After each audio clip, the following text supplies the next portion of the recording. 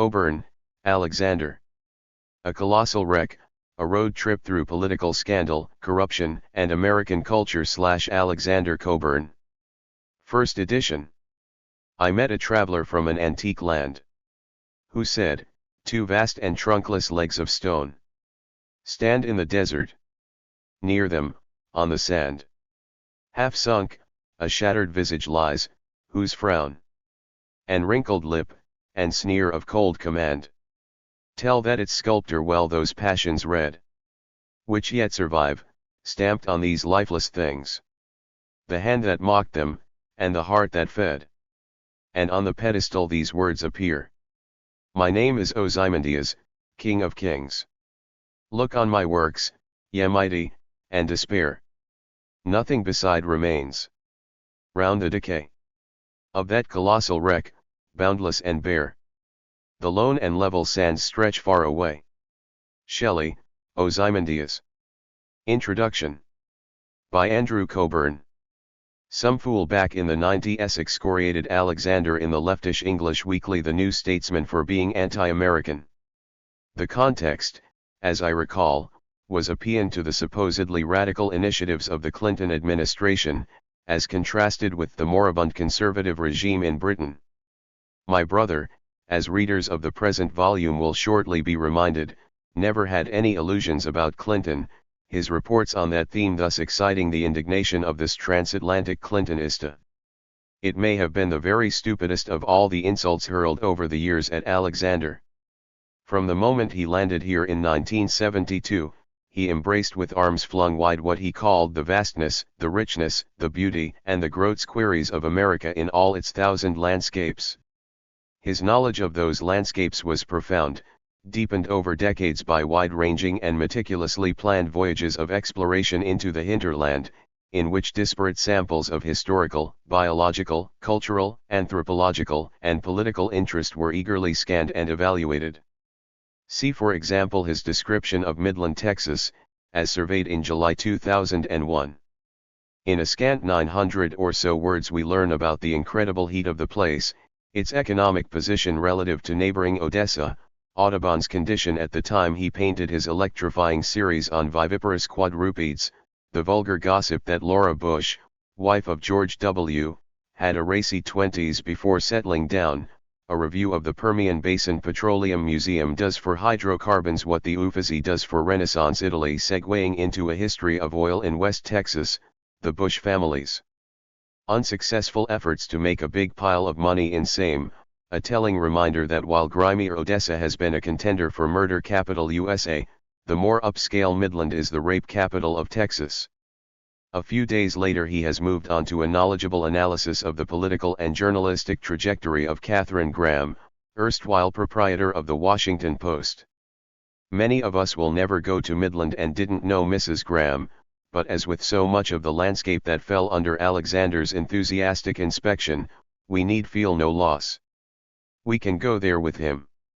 He could get interested in anything or anyone, which is why he got on so well with children. Rarely did he encounter someone for whom he had no kind word whatsoever, though exceptions included Barbara Bush, wife of 41, mother of 43, one of the meaner women I'd met in a long time, and various highway patrolmen insistent that some ancient vehicle had managed to exceed the speed limit. His ferrety little eyes swivel around the back of the station wagon, linger on some cactuses I picked up in a nursery in Truth or Consequences, linger further on my Coleman ice chest, and then came back to my car papers. The station wagon in question, a 1964 Newport, had spent the previous 6 years sitting in a field. A wood rat had built a nest in the glove compartment, and 3 of the 4 door locks were frozen. This was just one of the fleet of classics whose mechanical shortfalls were guaranteed to supply the necessary elements of chance and serendipity on his expeditions, connecting him to an archipelago of AAA tow truck operators, garage mechanics, motel desk clerks, barbecue chefs, and other denizens of the hinterland he loved. It was a better way than most of connecting with various emotional wellsprings in the American psyche, as on the day we pulled into a gas station in eastern Oklahoma in a newly acquired '59 Chrysler Imperial convertible sometime in the early 1980s, and a fellow customer broke down in tears at the sight of the proud machine, exclaiming that was when America was worth something. You ought to take that thing to Detroit and park it outside Chrysler headquarters so they'd be ashamed of themselves. Traversing landscapes both beautiful and grotesque, Alexander's last book in no way stints on the scandal, those vulgar rumors about Laura B., for example, and political corruption as promised in his subtitle. In fact, it delivers far more, presenting future generations with a high-resolution view of the great pileup, the colossal wreck, of the system as it careened off the end of the 20th century and into the rocky landscape of the 21st.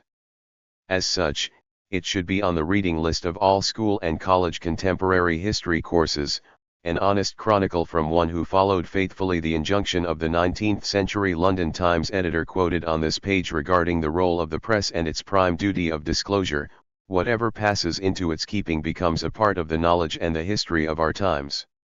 So, fortunately, future students puzzled by the Gadarene rush of America's economic overseers into the credit bubble and consequent financial smash-up may note his reaction to Treasury Secretary Robert Rubin's February 1995 statement of intent to repeal the Glass-Steagall Act that had kept Wall Street vaguely honest since the New Deal.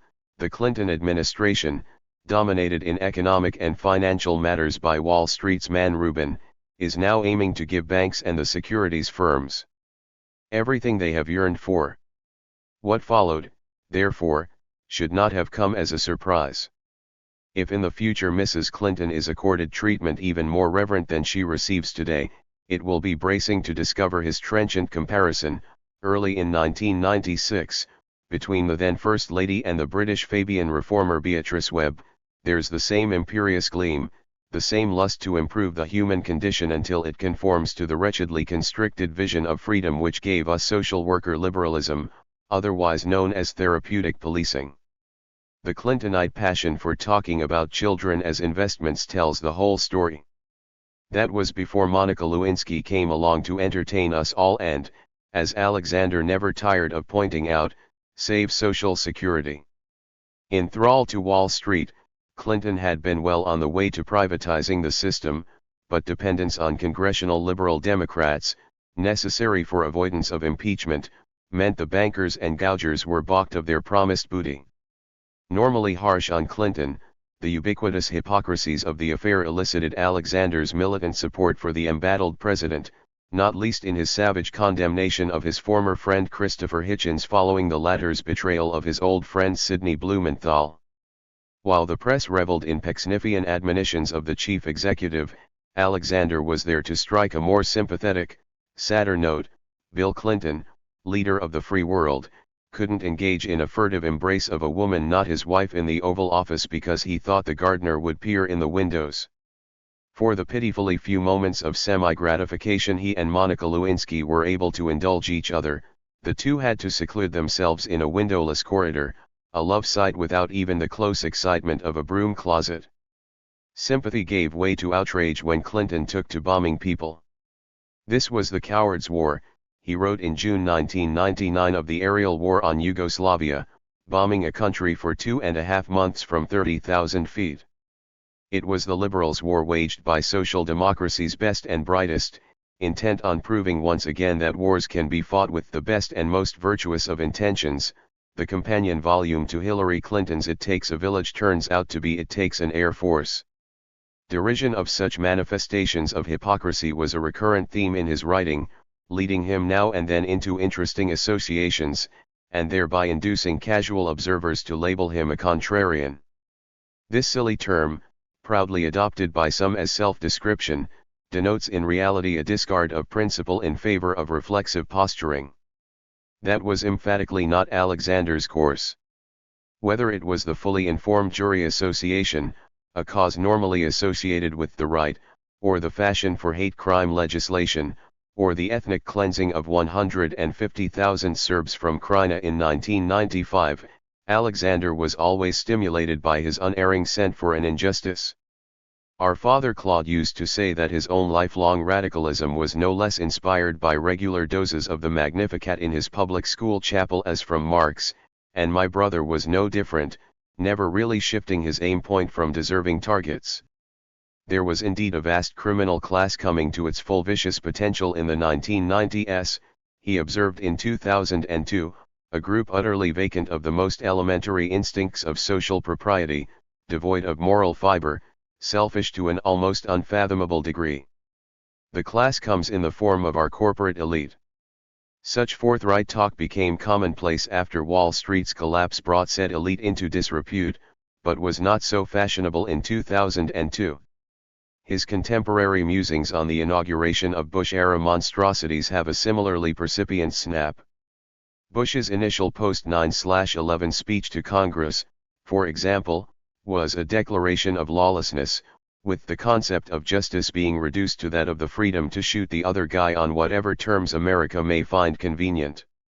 2 administrations and 12 years of drone killings later, we can see how right he was. Anyone commenting on the contemporary political scene, as Alexander did with unflagging energy for 40 years, might possibly sound a little depressing at times. The wonder of his long road trip, ending in a cancer clinic in a small German town, is that we never want to get off the ride. Part 1. 1995. January 1st. 2. Daisy Cockburn. Last year a Mexican muralist with nothing to do was here, and so I got him to do an 18-foot by 8-foot ceiling mural on the roof of my garage become library. Roof meaning ceiling. I said it should more or less address the theme of the meaning of the universe. So there were horses on the vault of heaven, and then being Mexican he had a peasant crucified to a corncob, and lower down a great big skull, and lower down Adam and Eve looking really bummed out. Then some nice birds and an owl with wings extended. After a year looking at this, I bumped into Daniel the painter back from Mexico and said that I was Anglo-Irish, not Mexican, and so I wanted everything more bushy-tailed.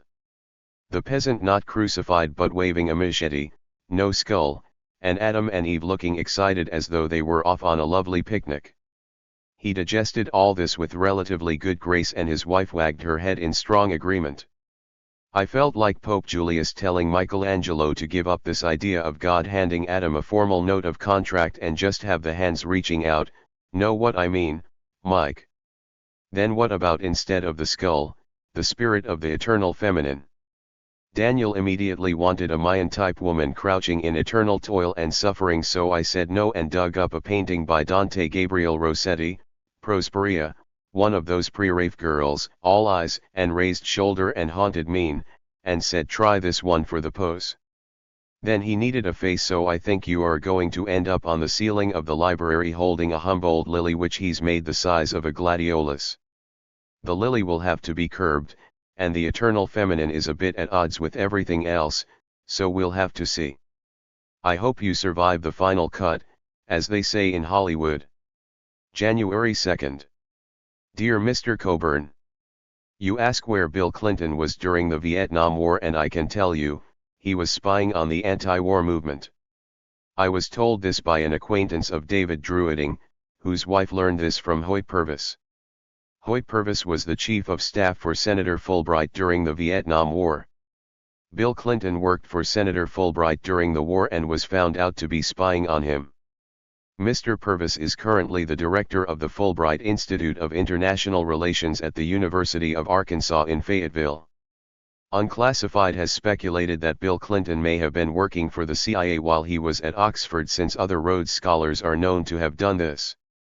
Edward G. Cobain, Austin, Texas. January 5th.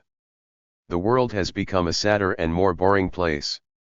On January 1st Gary Larson hung up his sketchpad, which means the end of the universe, as Larson has successfully managed to reconstruct it in the past decade and a half. Larson is not the first satirist to tell parables through beasts. But, before him, cows never had the sensitivities of Proust, nor dogs the wisdom of Solomon. There have been great painters of nature, but none with that exquisite precision which catches the taut excitement of an anteater as it sits in its burrow watching television and shouting, "Vera, come quick." Some nature show has a hidden camera in the Erickson's burrow. We're going to see their entire courtship behavior. Often the before and after narrative is obscure, as in the great cartoon showing a duck and one of Larson's patented mad scientists on a desert island, sinking ship in background, with the duck quacking triumphantly, "So, Professor Jenkins. My old nemesis. We meet again, but this time the advantage is mine. Ha. Ha. Ha." The joke comes out of the linking of the line from Old Kitsch Thrillerdom to the abashed Jenkins, triumphant duck confrontation. But what were those past circumstances? And what will the duck do? There was an uproar in 1984 when Larson drew a cartoon of a woman shouting out of the window, "Here, Fifi. Come on. Faster, Fifi." The eager little hound is dashing up the path, aquiver with doggy trust, but we can see that the dog door is stoutly barred on the inside and that Fifi is going to fetch up against it with a tremendous wallop, a wallop that was as nothing to the torrent of complaint from the sort of citizens you meet in the newsagents, buying birthday cards for their pets. Brooding on the fuss, Larson wrote, "The key element in any attempt at humor is conflict. Our brain is suddenly jolted into trying to accept something that is unacceptable." In one of his collections, The Prehistory of the Far Side, Larson offers what are purportedly childhood sketches saved by his mother from the kindergarten period of his career. These feature prison bars on the windows, slavering hellhounds, a father holding him above a crocodile's jaws and other fun scenes from the dark veil of infancy. In Prehistory, Larson offers some cartoons he never even bothered to send out for syndication. "Jesus rises from the grave," says the caption under a picture of a rather haggard Redeemer frying up some breakfast next to an open coffin and thinking, "I wonder what time it is. I feel like I've been dead for 3 days." January 11th. The duty of the press in over-roasted chestnut. For uplift we may turn to the editorials written by Robert Lowe for the London Times in 1851. He had been instructed by his editor to refute the claim of a government minister that if the press hoped to share the influence of statesmen, it must also share in the responsibilities of statesmen. "The first duty of the press," Lowe wrote, "is to obtain the earliest and most correct intelligence of the events of the time, and instantly, by disclosing them, to make them the common property of the nation. The statesman collects his information secretly and by secret means. He keeps back even the current intelligence of the day with ludicrous precautions, until diplomacy is beaten in the race with publicity. The press lives by disclosures. Whatever passes into its keeping becomes a part of the knowledge and the history of our times. It is daily and forever appealing to the enlightened force of public opinion standing upon the breach between the present and the future, and extending its survey to the horizon of the world. For us, with whom publicity and truth are the air and light of existence, there can be no greater disgrace than to recoil from the frank and accurate disclosure of facts as they are. We are bound to tell the truth as we find it, without fear of consequences, to lend no convenient shelter to acts of injustice and oppression, but to consign them at once to the judgment of the world. From which high-minded sentiments we may turn to the views expressed by Sir Melford Stevenson, who was a British High Court judge from 1957 to 1979. To a group of journalists discussing ethical procedures he remarked, "I think you're all much too high-minded. I believe that newsworthiness is a firm realization of the fact that there's nothing so much the average Englishman enjoys on a Sunday morning, particularly on a Sunday morning, as to read a bit of dirt. And that would be my test of newsworthiness." There is a curious synthetic halo around these people who are called investigative journalists. Now, so far as most courts are concerned, and I think most jurors, the concept of a journalist driven by moral fervor to investigate a public scandal is a lot of nonsense. He enjoys the comforting thought that he has a bit of moral fervor which is filling his pocket as well. And there are few more desirable positions in life than that. January 15th.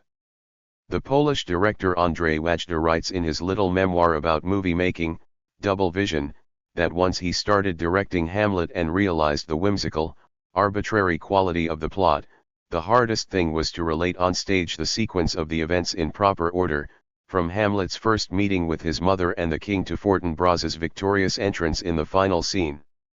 That sequence of events could have been different if 1. Hamlet had come to terms with his uncle, the king. 2. He had refused to believe in his father's ghost. 3. He had not succumbed to Ophelia's charms. 4. He had succeeded in killing the king while he was at prayer. 5. He had not killed Polonius by mistake, thinking he was the king. Plus a whole lot of other ifs.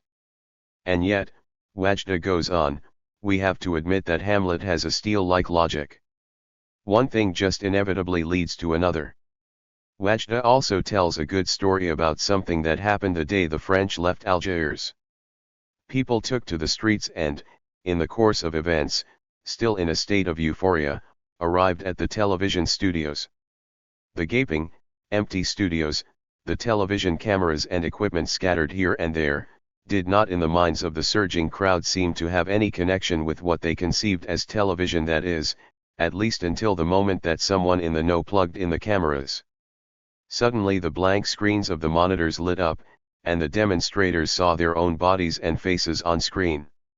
At first they were amused. Then they were emboldened. Hey, we're on TV. They realized if they could see themselves on the monitors, the rest of the population could also see them on TV sets throughout the city. Maybe even further. They began to sing, dance, recite. The result was an uninterrupted television show that for once was completely authentic. It finally ended, as do all such spontaneous demonstrations, with the arrival of the police and armed officers. January 18th. Being without electricity for 4 days here in storm-lashed Petrolia gives one a keen admiration for gas-fired water heaters. I enjoyed the recovered memory of living by lamplight, which I did for a number of years when I was growing up in Ireland. After 6 o'clock in the evening until about 7 o'clock in the morning, life becomes a matter of moving through a darkened house from one small pool of warm light to another. I have 2 lamps. Unlike the hard-edged world of the light bulb, everything is imprecise in outline. Everything looks like one of those dark 17th or 18th century paintings. Most of my friends look better by lamplight too. Cooking becomes a different enterprise, based much more on smell or on the noise of a sizzle or a rolling boil. I'm fairly short-sighted, but in lamplight, it doesn't matter, because you can't see much anyway.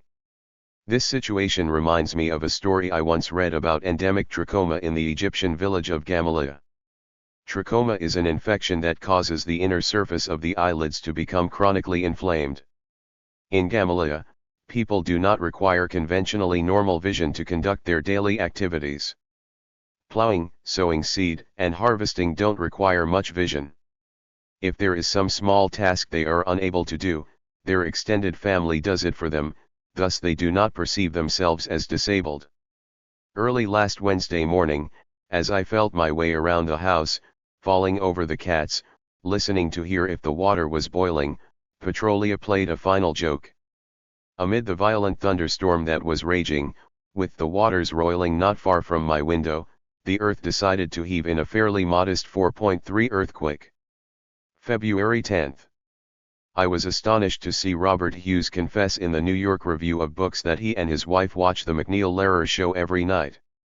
Imagine, day after day, week after week, year after year.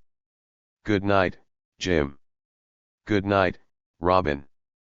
I parroted McNeil and Lehrer once in Harper's and that was it for Louis Lapham. They never forgave him or me. Robin McNeil, should one man own another? McNeil, good evening. The problem is as old as man himself. Do property rights extend to the absolute ownership of one man by another? Tonight, the slavery problem. Jim. Lehrer, Robin, advocates of the continuing system of slavery argue that the practice has brought unparalleled benefits to the economy.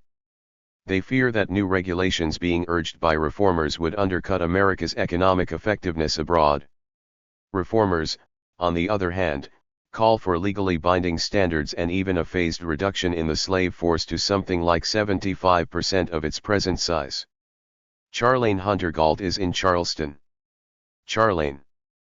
And so on. Bob is an old friend. We've fished together. We've even done that most intimate, secret of things, we went to a tax accountant together. Back in the mid-1970s we formed a mutual support group of two, forcing ourselves to get abreast of the federal tax situation. At Jason Epstein's instigation, Mr. Hoffman of Garlick and Hoffman agreed to see us. We arrived at the appointed hour with our shoeboxes filled with bus receipts and other records. Mr. Hoffman looked over the fine red velvet suit Bob had donned for the occasion. Filing a joint return, he asked cautiously. March 1st. On Monday, February 27, as Wall Street was digesting morning headlines about the Barings disaster, Treasury Secretary Rubin rose to address New York securities traders at a savings bond lunch. His chosen theme was modernization, which in Wall Street parlance, and Rubin, former chief of Goldman Sachs, is a Wall Street man. Par excellence usually means the sweeping away of any regulatory inhibition on the power to make as much money as possible, as fast as possible. And thus it turned out. Rubin announced that the Clinton administration plans to overturn the Glass-Steagall Act, which separates commercial and investment banking. Separate legislation will allow banking, insurance ties. Glass-Steagall was signed on June 16, 1933. It was designed to restore confidence in the nation's banking system, reeling after a series of runs and panics. It established the Federal Deposit Insurance Corporation. In return for federal support for their liabilities, the banks were required to submit to regulation. Glass-Steagall forbade banks from short-term trading of most securities and from underwriting corporate offerings. Issuance of stocks and bonds was left to the securities industry. It's the aim of every captain of finance to preside over a universal financial institution where the velocity of capital can approach the speed of light. Banks want to get into the securities industry because there's extra money to be picked up in handling stocks, bonds, and kindred short-term EAs. Securities firms want to get into the banking business because it gets them access to the Federal Reserve payments mechanism, whereby the Fed stands behind banks as their lender of the last resort. The Clinton administration, dominated in economic and financial matters by Wall Street's man Rubin, is now aiming to give banks and the securities firms everything they have yearned for. March 3. Dear Mr. Cockburn. On March 29, 1994, my friend and associate, June Weinstock, was severely beaten by a mob in San Cristobal, Guatemala. Her attackers were fired to hysteria by rumors that Americans were abducting Guatemalan children and selling their organs. Apparently unaware of the rumors, she approached and spoke with children at a bus stop in town. Meanwhile, nearby, a distraught mother called out for her child who had become separated from her in a crowd. A street vendor joked that the gringa took him, for body parts. June is presently hospitalized in Anchorage, slowly convalescing from major brain damage, at present unable to walk, but beginning to recover speech. I have been investigating the background of this event concerning child abductions and the so-called organ trade. I have read several journalistic accounts of the event and its surrounding circumstances. Do you know any of the documented cases that are trackable to a source? In particular, autopsy evidence would be compelling. Sincerely, Coert Olmsted. The body part story has been circulating for years. In the early 1980s the CIA even said that it was disinformation put out by the KGB to discredit America. At one time or another many investigators from TV documentary programs and newspapers have tried to follow the body parts trail but haven't come up with much. The best discussion of the whole subject I've come across is in the Nancy Shepper Hughes's book about the Brazilian Northeast, Death Without Weeping, where she discusses the not baseless fear of poor women there that their children will be kidnapped by middle-class women without offspring of their own. The body parts fear surfaces there too. There are genuine accounts from all over the world, most recently India, of people selling one of their kidneys and so forth. Asset transfer. March 23. It turns out that the directors of Barings Bank knew perfectly well that Nick Leeson, their man in Singapore, was staking their future on some bets on the movement of the Japanese Nikkei index. Since Leeson had made them a lot of money the previous year, they thought he was going to repeat his achievement. Then, in the hour of emergency, the Barings directors turned to the Bank of England to bail them out. The bank's top man was away skiing in Switzerland, so the decision fell on the shoulders of his number two, whose interest that Sunday evening lay not in saving one of the oldest private investment houses in England, but in advancing his adulterous liaison with an Irish girl with whom he was enjoying intimacies on the carpet of the governor's office. So the second-in-command said no to Barings, which promptly went belly up, though its directors still voted themselves enormous bonuses. The Irish girl decamped to her native sod, whence she communicated details of the adultery to the British press, much to the discomfiture of the second-in-command's wife, Helen J., who said she would stand by him, though not to the extent of appearing in photographs with her treacherous spouse. I went out with the very nice Helen briefly in the mid-1960s. She and her twin sister Catherine were once taken as symbolic of a youthful Labour Party, poised to snatch control of the nation's destinies from the palsied Conservatives who had been in power for 14 years, until they met in defeat in 1964 at the hands of Harold Wilson and his Labour cohorts. The pretty J twins attended the Buckingham Palace garden party that year dressed in the Mondrianesque clothes of the French designer Courreges and were thought to be striking exemplars of the new, go-ahead age of social democracy that was about to unfold. Meanwhile their father, Douglas J., became president of the Board of Trade in the Wilson cabinet. Owing to his nympholeptic tastes he was known as Mucky Doug. I remember having enjoyable late-night drinks with Gareth Stedman Jones and the twins in their father's Hampstead Heath house when suddenly the door of the living room was flung open and there stood the cabinet minister, resplendent in his pajamas and flourishing one of those red dispatch boxes like a small suitcase in which cabinet members proudly carry home their papers. I hoped he was going to invoke the nation's business, and he did, bellowing that he had the nation's business to attend to and would we please leave, which we duly did. Later Helen took up with Nicholas Tomlin, a well-known journalist who hired me as number two when he became literary editor of the New Statesman. The editor was Paul Johnson. Tomlin's adulteries with Helen tended to be the topic of his tipsy lunchtime reveries as we sat in some pub in Lincoln's Inn, of the sort later immortalized in fiction by my sister Sarah Caldwell. "Everything's good if the fucking is good," Tomlin would mumble as he slurped his way through his staple lunchtime bottle of white wine. His literary editorship was meant to spell a new life instead of the investigative journalism by which he had made his name, exposing French shippers for mislabeling their vintages. But soon he wearied of the kingdom of letters and went off to cover the 1973 Yom Kippur War, and was killed by the wire-guided missile of what Paul Johnson described in his memorial speech as a Syrian savage. Now Helen is with the assistant head of the Bank of England, which shows you the trend of events in Blighty. March 29. Here and there in the midst of American society you meet with men full of a fanatical and almost wild spiritualism, which hardly exists in Europe.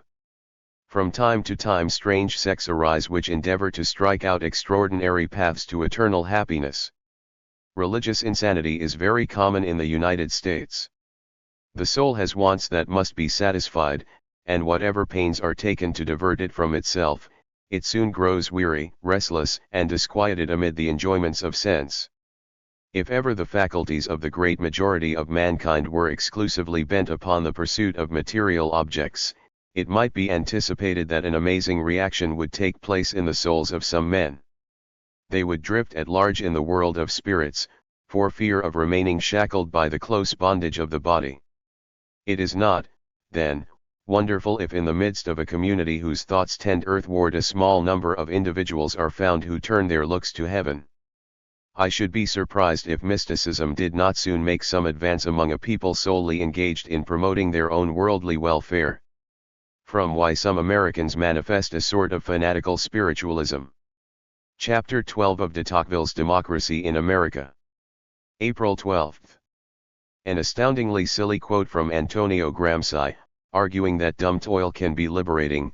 Once the process of adaptation has been completed, what really happens is that the brain of the worker, far from being mummified, reaches a state of complete freedom. The only thing that is completely mechanized is the physical gesture, the memory, reduced to simple gestures repeated at an intense rhythm, nestles in the muscular and nervous centers and leaves the brain free and unencumbered for other occupations. Read that to the next person who complains about carpal tunnel syndrome. I knew Lenin was a fanatic Taylorist, but it turns out AG was the same way. Gramsci came to this idiotic conclusion after considering type compositors whom he arrogantly supposed to be mechanistically transcribing without considering the text's often fascinating intellectual content. He wrote this about the same time the British type compositors at the London Daily Mail prompted the general strike of 1926 by refusing to typeset an article they regarded as anti-labor. April 14. In a significant shift in its admissions policy, Harvard University apparently no longer regards murder as a useful, even decisively impressive credential. When she was 14, Gina Grant killed her alcoholic mother, admitting to a South Carolina court that she struck her 13 times with a lead crystal candle holder. This was back in 1990. Grant pleaded no contest to voluntary manslaughter and spent 6 years in juvenile detention. Then a judge agreed that she could go north to Massachusetts and try for a fresh start under the supervision of her father's aunt and her husband. At first living with her relatives and then alone, Grant did extraordinarily well at Cambridge Rindge and Latin High School, getting straight A's, tutoring poor children, flourishing in the school's overall social life. Harvard offered her early admission. But now Grant's very achievements have turned back on her. The Boston Globe ran a story on Grant. The high school had recommended her as demonstrating unusual determination in overcoming obstacles. Publication brought a slew of newspaper clippings about the murder case, which had been widely publicized in South Carolina at the time. These clippings were sent anonymously to the Globe, and also to Harvard, which lost no time in snatching back the invitation of early admission. A spokesman for the university, Joe Wren, says that such an offer had been made under the Early Action Program for exceptional applicants but had been rescinded after careful consideration of new information that was not disclosed at the time of the application. Grant's lawyer says Gina thought the records of the case were sealed. When the Globe's reporter asked her about her mother, she'd answered that her death was a very painful matter she didn't want to discuss. Thus the new Harvard rule. Murderers, even those who've passed through the legal system and emerged the other end, need not apply. Now consider the case of Hector Gramajo. At the time Grant was having that terminal confrontation with her mother, Gramajo was defense minister of Guatemala. He has superintended the counterinsurgency program of the early 1980s, during the presidency of Rios Montt, in which many thousands of Mayan Indians were slaughtered. Indeed, Gramajo was key in designing the entire program to eliminate all opposition, using tactics including massacres, selective murders, disappearances, and torture. Nor was he ashamed of his role. In a 1991 article in a Harvard journal called International Review, Gramajo was quoted by Wellesley professor Schirmer as telling her that he was personally in charge of a commission that devised the 70%/30% civil affairs program. "You don't need to kill everyone to complete the job," Gramajo confided. "We instituted civil affairs which provide development for 70% of the population while we kill 30%." Schirmer asked him how he came up with the numbers, and Gramajo answered, "One said 30% just for the sake of saying it. We said 30% so that the repression would be less." As he once told another interviewer, "I consider myself a product of the American educational system, since the beginning of my basic training." And indeed he had been part of a U.S. early action program to pick out youngcomers, shuttling them north to attend military schools. Gramajo's final year as defense minister did nothing to diminish his blood-spattered reputation.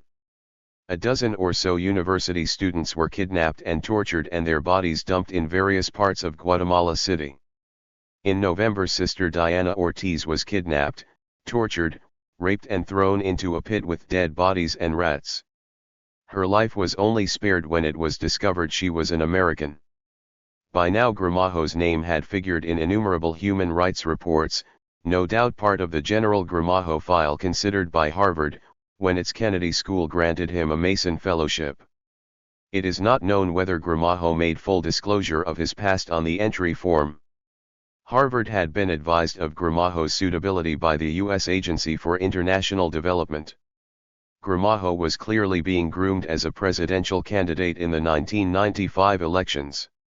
He stayed a year at Harvard, studying public policy and graduating in 1991 in a ceremony marred only by the serving on him of a civil suit brought by the Center for Constitutional Rights, seeking millions in damages for the torture and killing of 9 Mayan Indians. A separate suit served a week later stated he was responsible for the abduction of Sister Ortiz.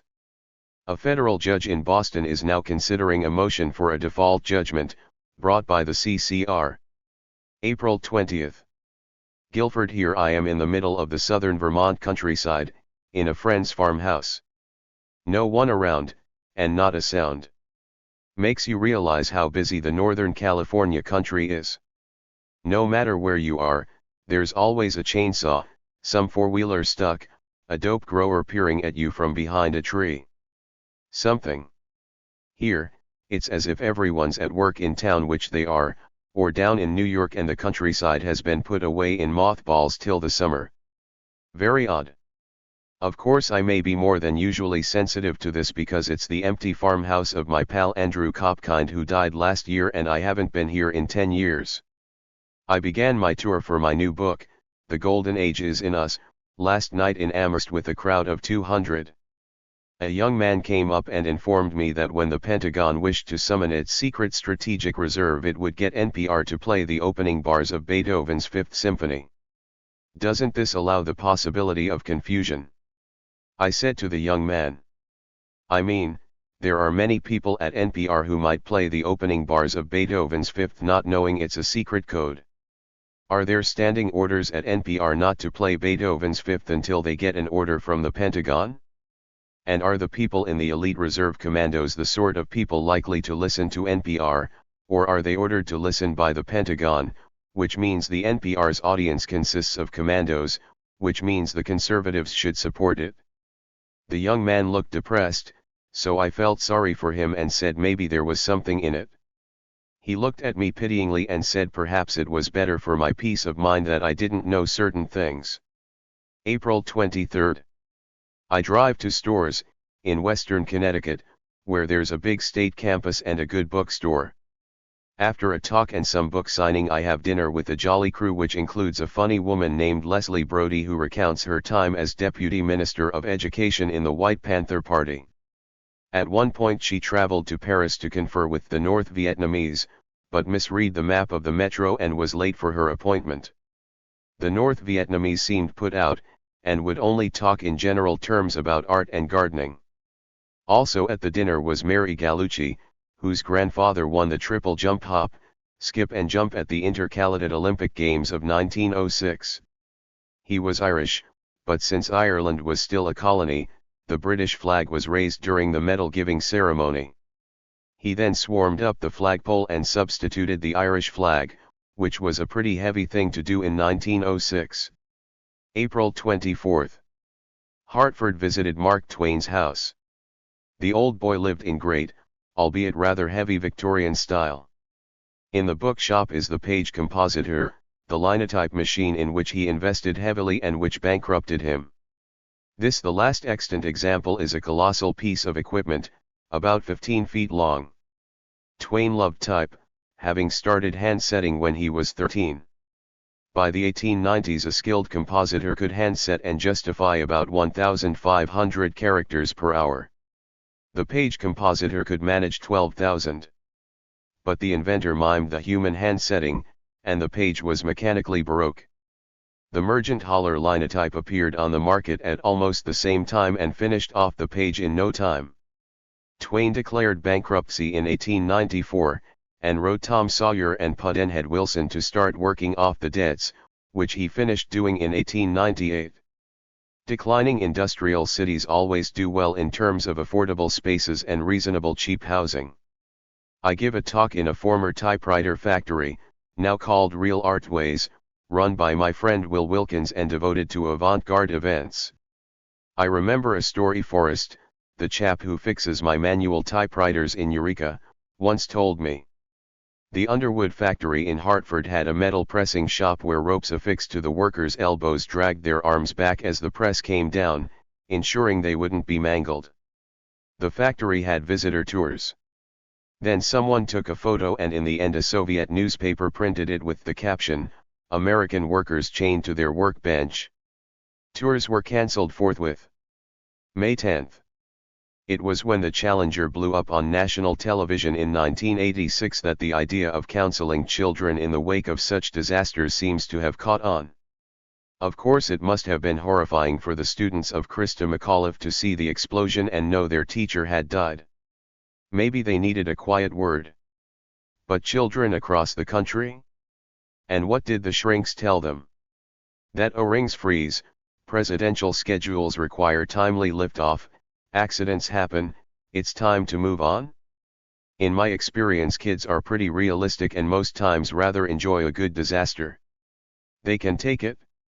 Maybe these occasional lapses into child counseling at moments of high national drama occur as substitutes for all the times children face mundane evil, and learn to accept it as part of the normal order of things, with no counselor at hand. Take the case of 8-year-old Marissa Means. Her dad Bill had been encouraged by his company, Structural Dynamics Research Corp., to bring her to the office as part of Take Our Daughters to Work Day celebrated on April 27 last. So Bill and Marissa arrived at company premises some 15 miles east of Cincinnati, Ohio, and went to his office. Not long thereafter Bill, a systems engineering manager who had been with the company for 2 years, was called in by his supervisor and fired. Next thing they knew, Bill was clearing his office in front of his daughter and then the two were escorted off the premises. Later, a company flack, Donald Newman, said the timing had been regrettable. What Marissa saw was not the work of a paranoid mass murderer as in Oklahoma, nor the frailty of equipment and judgment as with the Challenger. She saw a banal evil. The company that had invited her to bring a packed lunch and spend the day with her dad at work kicked him out. She saw her father humiliated and she'll probably carry the memory for the rest of her days. May 17. Detroit. The Gunstock 95 rally held at Freedom Hill, in Macomb County, on a gusty Saturday in mid-May had been advertised to me by local leftists as a potential mini Nuremberg of a far-right crowd. I drove north from Detroit expecting to find grim-jawed patriots toting awesome armament and mustard in their camos in defense of the Second Amendment. The right of the people to bear arms most certainly was upheld with lusty cascades of rhetoric, but the mood was amiable and the crowd of some 2,500 keenly enjoyed the speeches. No guns were visible and camo was forbidden. Discreet ribbons identified patriots. The most bellicose-looking creature was a rather weary Doberman pinscher, Brutus, wearing a collar of M60 bullets. Photographers from as far afield as France, hungering for images of angry white rightists, fell upon Brutus with cries of joy. As I came in, a man from Putting People First was lashing away at Jeremy Bentham, the English utilitarian, as part of a multi-pronged assault on environmentalists. The environmentalists, the speaker shouted, make no moral distinction between a rat and a human being. The blame for this appalling downgrading in the status of the most magnificent of all creatures ever to walk the face of the planet, man, was duly traced to Bentham, who, though the speaker did not quote him directly, declared about animals in 1780 that the question is not, can they reason? Nor, can they talk? But, can they suffer? Bentham said that as with human slaves, animals should not be tormented. As the crowd, many of them young auto workers from the plants around the region, followed with commendable attention, the speaker showed how Benthamite thought led to Nazism. Among civilized states, the Germans were the first to end vivisection. Hitler treated his dog better than the Jews. And they call us Nazis. Of course, if anyone in that crowd had kicked poor old Brutus, the Doberman, on the grounds that Bentham was wrong and dogs don't suffer, he would have been torn limb from limb. I toured the book and pamphlet tables. They contained a variety of alluring material, starting with a thick, spiral-bound volume, entitled Lethal Laws, subtitle, Documentary Proof, Enforcement of Gun Control Laws Clears the Way for Governments to Commit Genocides. This extremely interesting history of attempted and actual genocides, starting with assaults on Japanese Americans in World War II, had as its tightly argued premise the proposition that gun control is the key to genocide. Genocides occur when leaders with sure cures for national problems ram new ideas down the citizens' throats. Ordinary technologies expand government power over citizens. The three authors, J. Simkin, Aaron Zellman, and Alan Rice, identify themselves as members of Jews for the Preservation of Firearms Ownership, headquartered in Milwaukee. On the main stage, the organizer of the event, Michael Sessa, an intense man in his 40s, tried to abbreviate the lengthy speech he had, he told me later, sat up all night preparing. He was kind enough to hand it over. Most of it could have been delivered by a leftist in the late 60s without changing a comma. The name Martin Luther King, mentioned at the Gunstock rally by one of the speakers, got a cheer. Back in Detroit, leftist friends berated me for taking too friendly an attitude to the afternoon's proceedings. I told them we should have had our booths and literature up at the event, assuming the organizers would have let us. What's always missing from the populist right analysis is who actually runs the world. They say the Masons, or the Jews, or some other preferred candidate. But they always miss out on the corporations. Show them the Fortune 500 and they look blank. But these young workers should be getting decent radical analysis and some respectful attention. Tell someone he's a Nazi long enough, and he may just become one, just for the hell of it and as a way of saying F you to the powers that be. June 21st. A few years ago, my daughter and I visited the Huntington Library near Pasadena, California.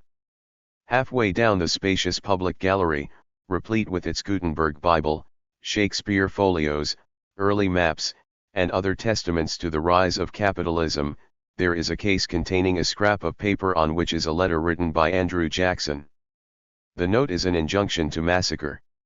He commands General John Coffee to destroy the Creek Indians in Tallahatchie, in the Mississippi Territory, and under a discreet officer, to envelop any Indians that may be spying on the southeast bank.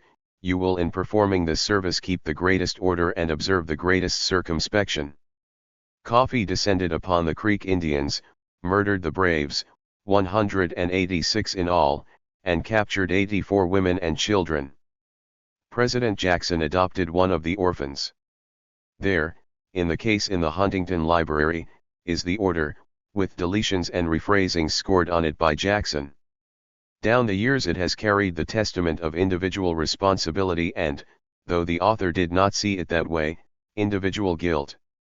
It is not a record that, in the age of electronic, industrialized consciousness, would have survived. June 28. This year is the 325th anniversary of the day when the jurors in the trial of William Penn refused to convict him of violating England's Conventicle Act despite clear evidence that he had openly preached a Quaker sermon. The judge promptly incarcerated 4 of these jurors and they spent 9 weeks in jail, after which their release and exoneration established forever as English and American legal doctrine that it is the right and responsibility of the trial jury to decide both on matters of fact and the validity of the law in the specific case before it. These rights are enshrined in the 5th, 6th and 7th Amendments, along with other rights enumerated in or implied by the Constitution. Since I started to write about the Fully Informed Jury Association, it's been somewhat demoralizing to discover how many liberals and leftists actually fear juries, and think our affairs would be better conducted without them, preferring panels of experts or qualified persons passed through all the usual filtration systems to produce people of conventional thought and moral posture. I'm just about ready to junk the whole left/right taxonomy as useless and indeed an active impediment to thought and action. Why should we be dominated by a political labeling system based on where people sat in the Constituent Assembly in Versailles in 1789 with factions gathered to the right and to the left of the President's desk? July 5. I talked today to M.I. Red Beckman, who once wrote a little book, The Church Deceived, which contains anti-Semitic passages. A reporter in the Wall Street Journal, Wade Lambert, charged that such writings by Beckman somehow compromised FIJA, of which he is an active member. I talked with Beckman on the phone at some length. His central focus seemed to be the government's abuse of power via the IRS, which he termed a terrorist organization. A Christian, he thinks all organized religions and governments use people ruthlessly. He says many adherents of Judaism are slaves of Satan, but he says the same of adherents to other religions, particularly those assenting to a 501 relationship with the state. He was against the Vietnam War. He says the pendulum swung too far to the left and people like him are working to stop it swinging too far to the right. He says Hitler was a criminal, Reagan was a criminal. He thinks. But, so far as FIJA is concerned, what Beckman thinks and says is not the point. To denounce FIJA because Beckman supports jury nullification is like denouncing the Fifth Amendment because communists used it in the 50s. All over America, constituencies written off as hopelessly uneducable have been abandoned to their own resources to deal with American capital moving abroad. The farm crisis, oil politics, NAFTA, the IMF, and the World Bank can produce simultaneously militias in America and Chiapas. The left should get off its high horse and re-examine the real-life grassroots resourcefulness in America, to acknowledge that abandoned constituencies have fallen back on the Bill of Rights, and that this turns out to be a pretty good compass, and to think about joining in the defense of the jury. July 12. The shadowy one-world government the militias worry about is the Fed and the big banks both here and abroad, plus the IMF and the World Bank and other multinational financial institutions reaching broad agreement on tight money and favorable business conditions, meaning enough unemployment to ensure that employers have the upper hand. These days banker bashing or Fed bashing, which used to be a decent national sport, is taken to be uncouth in respectable circles as though one was somehow ranting about the Freemasons. Rep. Jim Leach of Iowa, chairman of the House Banking Committee, recently suggested that such attacks were tantamount to anti-Semitism. So now it's anti-Semitic to attack banks and bond houses? When I lived in England back in the 1960s, one could hear Prime Minister Harold Wilson denounce the gnomes of Zurich on an almost daily basis. He was talking about the international bankers who made life difficult for his Labour government. No one accused Wilson of being anti-Semitic. People knew he was talking about the behavior of bankers, not the behavior of Jews. July 14. Dear Bruce. Remember that fellow I warned you about from the San Francisco Chronicle? I think his name was Jerry Carroll. Back at the end of the 1980s, this Carroll invited me to have lunch at what he described as a good place to eat. This turned out to be one of the most expensive restaurants, the Campton Grill in San Francisco. When the bill came, he asked me to put up $50, on the grounds that he didn't have enough money and the newspaper would never stand for it. Then, when he wrote up the interview, he derided me for eating in costly places. I swore never to eat another lunch with an interviewer. Of course I forgot and agreed on a rendezvous with Jack Schaefer, the new editor of the San Francisco Weekly. We had what I thought was a perfectly amiable lunch at a place of his choosing, pleasant and by no means pretentious, called George's Global Kitchen, somewhere south of Market in San Francisco. I knew almost from the moment I sat down that Schaefer had already written most of the story in his head, that he'd figured out his angle and it didn't much matter what I said. But everything passed off calmly enough, and he even faxed me a friendly note a few days later saying he'd enjoyed it. Then the actual piece comes through the fax machine from the Ava. Here's how it began. If you've ever handled a venomous snake, you already know what it's like to chat with Alexander Cockburn. Not just your average poisonous Marxist reptile, Cockburn is all grins and hisses and eye contact and bared Irish fangs as he chomps his soft-shell crab sandwich at George's Global Kitchen. It's a giddy thrill to be inside the kill zone of the greatest living exponent of bilious journalism, and in my reverie I ponder the original Irish diaspora in which St. Patrick chased the serpents from the island, and for a moment fantasize that Cockburn himself is descended from a race of socialistic bog-trotting snake people who escaped Ireland to sting and paralyze capitalists such as myself. How can you win? I smile at the man and this becomes all grins and hisses and eye contact.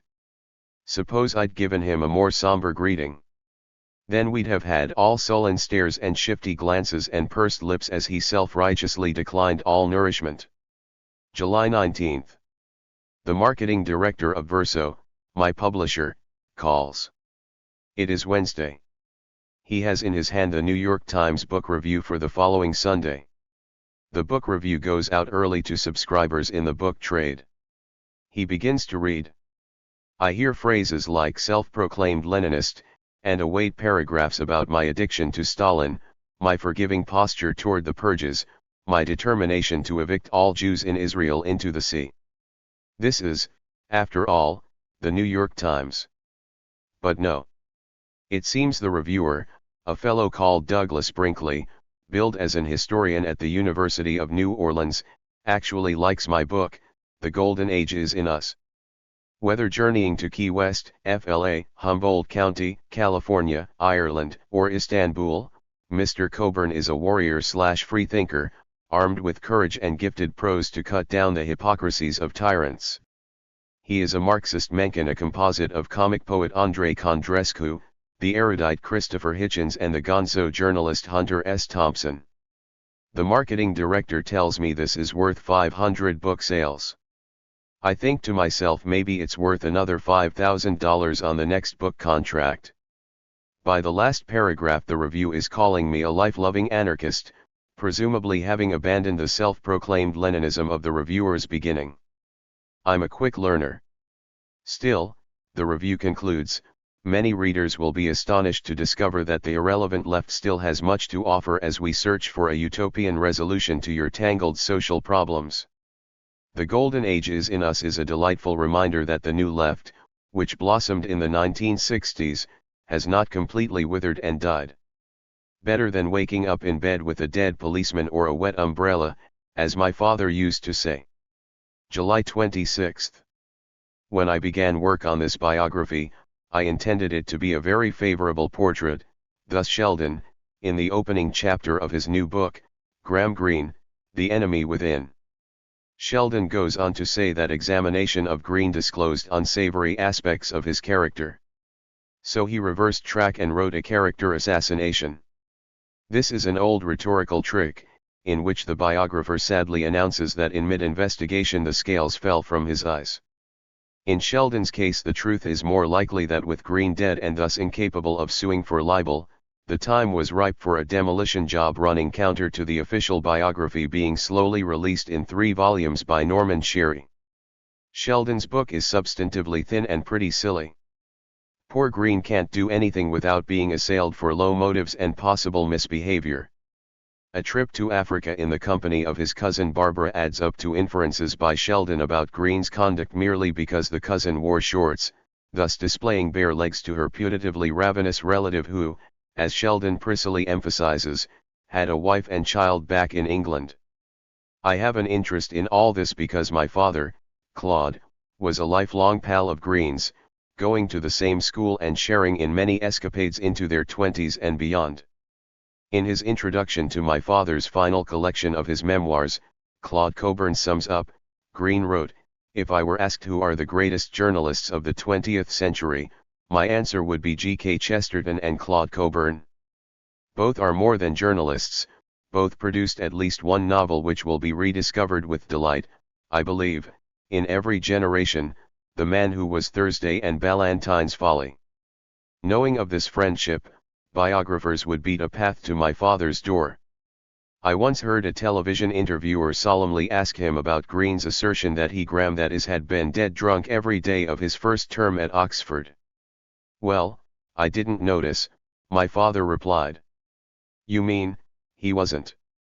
"No, Greene is a very truthful man, and if he said he was dead drunk every day, he was, and the fact that I didn't notice it must have meant I was equally drunk." The transcript of this conversation turns up in Sherry's first volume, plus my father's gloss to the assiduous biographer on what heavy drinking meant at Oxford in the mid-1920s. I got up fairly early, 8 a.m. I would then drink a large sherry glass of neat whiskey before breakfast and drank heavily throughout the day. I drank approximately a bottle and a half of whiskey every day, exclusive of wines and beers. God, the amount of liquor one took on board. How the hell could I notice how much Green had? I suppose I was too third-stewed the whole time. It seems to me I remembered everything perfectly alert and so on. In those days it was all right. Evelyn Waugh, my father's cousin and also at Oxford at that time, added helpfully that drinking is the greatest thing Oxford has to teach. Sheldon roots about, coming up with supposed dirt about Green's deviousness, penchant for dirty tricks and double crosses of a wife, mistresses, and friends. Under this sort of earnestly malicious scrutiny most people wouldn't look too good, and it takes an effort of will to turn aside from Sheldon's litany of presumptive encounters with women and young things of both sexes to remember that Green essentially had 3 serious relationships with women in his life: his wife, Vivian, Catherine Walston, the American heiress with whom he had a tortured life in the 40s and with whom he planned to have sexual congress behind every altar in Italy, and Yvonne Cleda, in whose company he spent much of the last quarter-century of his life. This is scarcely the helter-skelter progress of a committed Don Juan. Green's Catholicism is another irresistible opportunity for biographers to turn out page after page on guilt, the bite of conscience, the nature of evil and so forth. My father regarded Green's conversion in a more mundane light. I knew him before Vivian.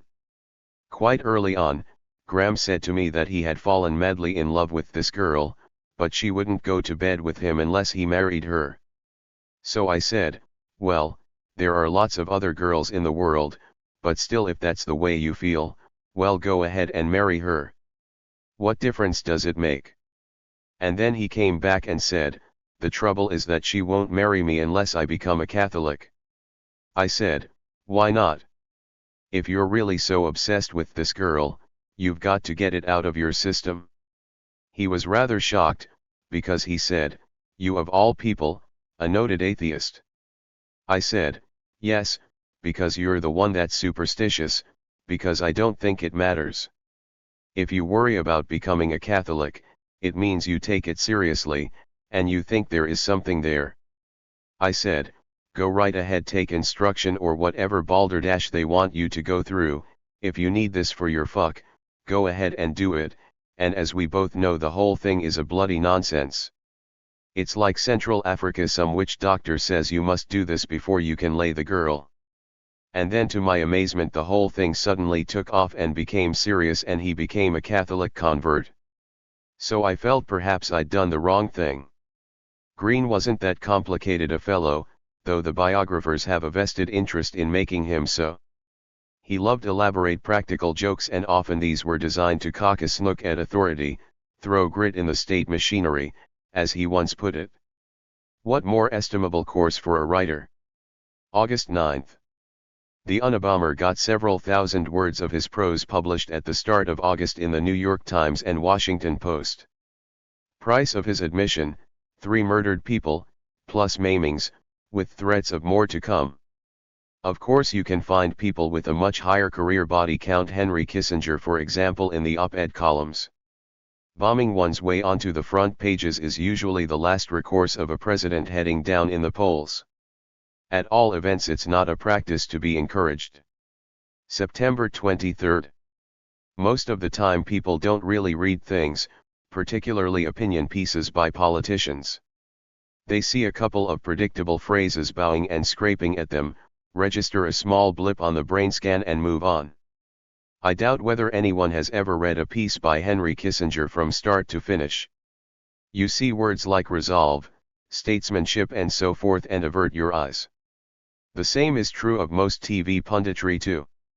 When my father was working in the Berlin office of the London Times, back in the late 1920s, he became irritated by the complacent obtuseness of the bureau chief and put a satiric report from our correspondent in Jerusalem on his desk. Small disposition here, cabled the correspondent, attach undue importance raised certain quarters result recent arrest and trial leading revolutionary agitator followed by what is known locally as the Calvary incident. The piece was obviously based on an off-the-record interview with Pontius Pilate.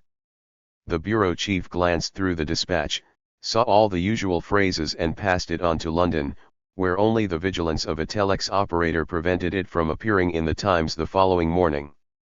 September 27. When Bosnian Muslims are shelled, driven from their homes or murdered, the world weeps. When Serbs are driven from their homes or are discovered with their throats cut, eyes stay dry. When Serbs do the cleansing, it's genocide. When Serbs are cleansed, it's either silence, or an exultant cry that they had it coming to them. The largest ethnic cleansing of the entire war, the expulsion of the Serbs from the Krajina region now overrun by the Croats, is a topic virtually unmentioned in any news forum in the United States. At least 150,000 Serbs have now fled the Krajina, abandoning the homes in which they and their ancestors have lived since the 17th century.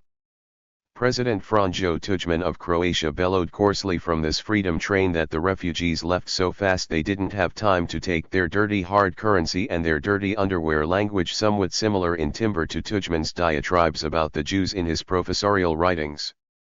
October 4. O.J. innocent. We the jury, to judge by most of the people I spoke to at the Petrolia store, at the post office and on the phone after the verdict, thought O.J. was guilty. Of course they, the real jury, found otherwise. The word nullification is now being wrongly thrown around for what the jury did. Don Doig of the Fully Informed Jury Association, which campaigns for the constitutional right of jurors to nullify, that is, to disregard law and the instructions of the judge, and to be told in advance of that right, put it thus: I believe that this verdict does not represent a nullification of the law against murder, but it may reflect the jury's distrust of the testimony of police and other prosecution witnesses.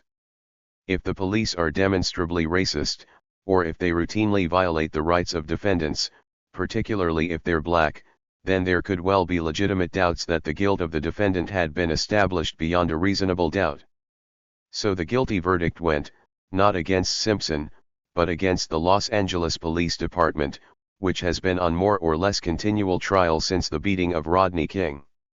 No juror has yet said so publicly, but I suspect that this decision against the police would include counts ranging from sloppiness, careless handling of evidence and botched procedures, to racism, as symbolized by Detective Mark Foreman's vicious reminiscences overshadowing all.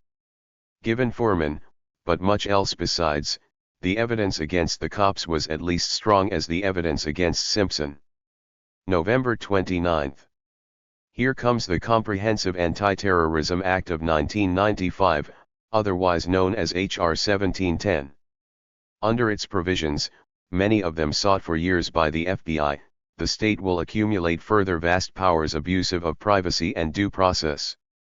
H.R. 1710 defines terrorism in terms so broad that offenses now treated as vandalism under state law would in federal law become terrorism. The use of a .22 caliber rifle to inflict substantial damage on a stop sign would become terrorism. Planning with one's friends, i.e., partaking in a conspiracy to shoot at the aforementioned stop sign, would become terrorism. Shooting at the stop sign and missing would similarly be terrorism, with all the fearsome sanctions attaching to any offense burdened with that description. Privacy, already severely eroded by predations upon the Fourth Amendment, would take another beating. Sections 302 to 304 and 310 of the bill would give the FBI access to an individual's bank accounts, credit cards, employment, and travel records, without a court order and without evidence of criminal activity. The target of such secret inquiries might never know of the FBI's scrutiny, or of the reasons that prompted it. The FBI could get data on an individual from a credit bureau merely by telling a judge that the target individual may be in contact with an agent of a foreign power. December 20. People are getting loonier all the time.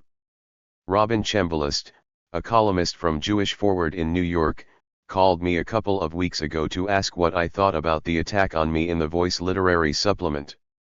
The VLS isn't big in Humboldt County. Maybe nowhere else either west of the Hudson, since no one from anywhere in the country has called to exult or commiserate or even say they'd seen it.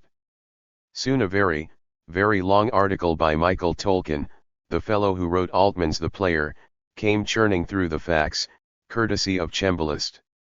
It was mostly about the Turner Diaries, with lunges at yours truly when the mood took him. Among my achievements, I'd driven him back to Judaism.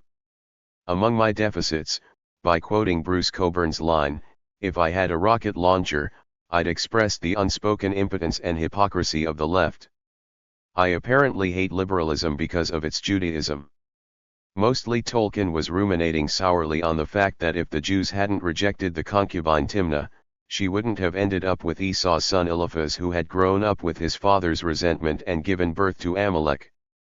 You'll recall the Amalekites whom the Lord God enjoined the children of Israel to smite and utterly destroy all that they have and spare them not, but slay both man and woman, infant and sucking ox and sheep, camel and ass. The divinely mandated genocide was duly performed, with Samuel himself finally hewing King Agag in pieces before the Lord in Gilgal. Apparently Tolkien feels all this could have been avoided if the Timnah crisis had been better handled. As things are, the book is the book of the order of Amalek. We cast them off, set them in motion, and wherever we're weak, there they are. So like the hound of heaven which pursued Francis Thompson to the Catholic Church, I have pursued Tolkien back into the synagogue he had abandoned. Most of what Tolkien wrote was either mad or incomprehensible, but he got furious when Chembalist told him she'd faxed me his ravings. "I think a Jew sending it is a betrayal," she reported him in the foreword as saying. "It's theoretically wrong for a Jewish paper to send it?" He went on, "If I'm trying to say something to fellow Jews, saying it in a language that may be difficult for non-Jews to understand, to bring it to the attention of non-Jews, may be dangerous to the Jews." The effrontery and demented self-righteousness. Imagine, if I publicly berated a columnist for faxing one of my articles to a Jew. 1996. January 4. Animal rights people in Arcata, the buckle of the PC belt here in Northern California, are buying lobsters out of restaurant tanks and shipping them back up to Maine to resume their submarine existence, at least until the next bit of rotted herring in the next lobster trap attracts their attention. The Maine lobstermen say that the do-gooders should watch a lobster tearing up a crab before getting so worked up. The big scandal in the lobster world remains that of Ralph, the 37-pounder being weighed some years back in the Boston Aquarium when he supposedly made a convulsive leap from the weighing tray and cracked his shell on the floor. Tears streaming down their faces, the aquarium folk broiled up Ralph on the grill the next day, which just happened to be July 4th. Avenge Ralph. All power to the Soviets. In April 1933, soon after they came to power, the Nazis preoccupied themselves with determining the most merciful way to dispatch crabs and lobsters. In 1936 a law was promulgated decreeing that they were to be thrown into rapidly boiling water. Scientists at the Nazi Ministry of the Interior had produced learned research papers on the kindest method of killing. January 5. Troglodytes have been on my mind since I found in Breasted's History of Egypt that King Sesostris III was a devoted fort builder and named one such structure on the island of Euronardi, repulse of the troglodytes. According to the Britannica, their burial rites were peculiar. The dead body, its neck and legs bound together with withes of the shrub called polyurus, was set up on a mound, and pelted with stones amidst the jeers of the onlookers, until its face was completely covered with them. A goat's horn was then placed above it, and the crowd dispersed with manifestations of joy. January 12. In Humboldt County, where I live, in the Mattole Valley, a couple of hours' drive south of Eureka, the ranchers here run cattle on the hills, or the river bottom or the King Range, which is controlled by the Bureau of Land Management. The sheep have come and mostly gone. Here it's cattle, raised and grazed and shipped off to the feedlots. I suppose my house goes through a couple of sheep, a pig, and a hindquarter of a cow each year. The pig would be one raised by a 4-H kid. Cisco Benamans was the best so far from around Ferndale, an hour over the hills, and killed and cut up by a local butcher. The cow for the last 2 years was called Moki, raised by Michael Evanson. At a Christmas party last year I ate a good piece of beef, said so, and Michael told me it was from Moki and sold me a hindquarter. He gave me this little piece of Homeric history about her origins, which go back to the early 1970s, when a number of counterculture folk headed north from the Bay Area and settled in southern Humboldt. Michael bought Moki's grandmother as a day-old calf in a Fortuna auction in 1972. She gave good milk in Michael's 3-cow dairy.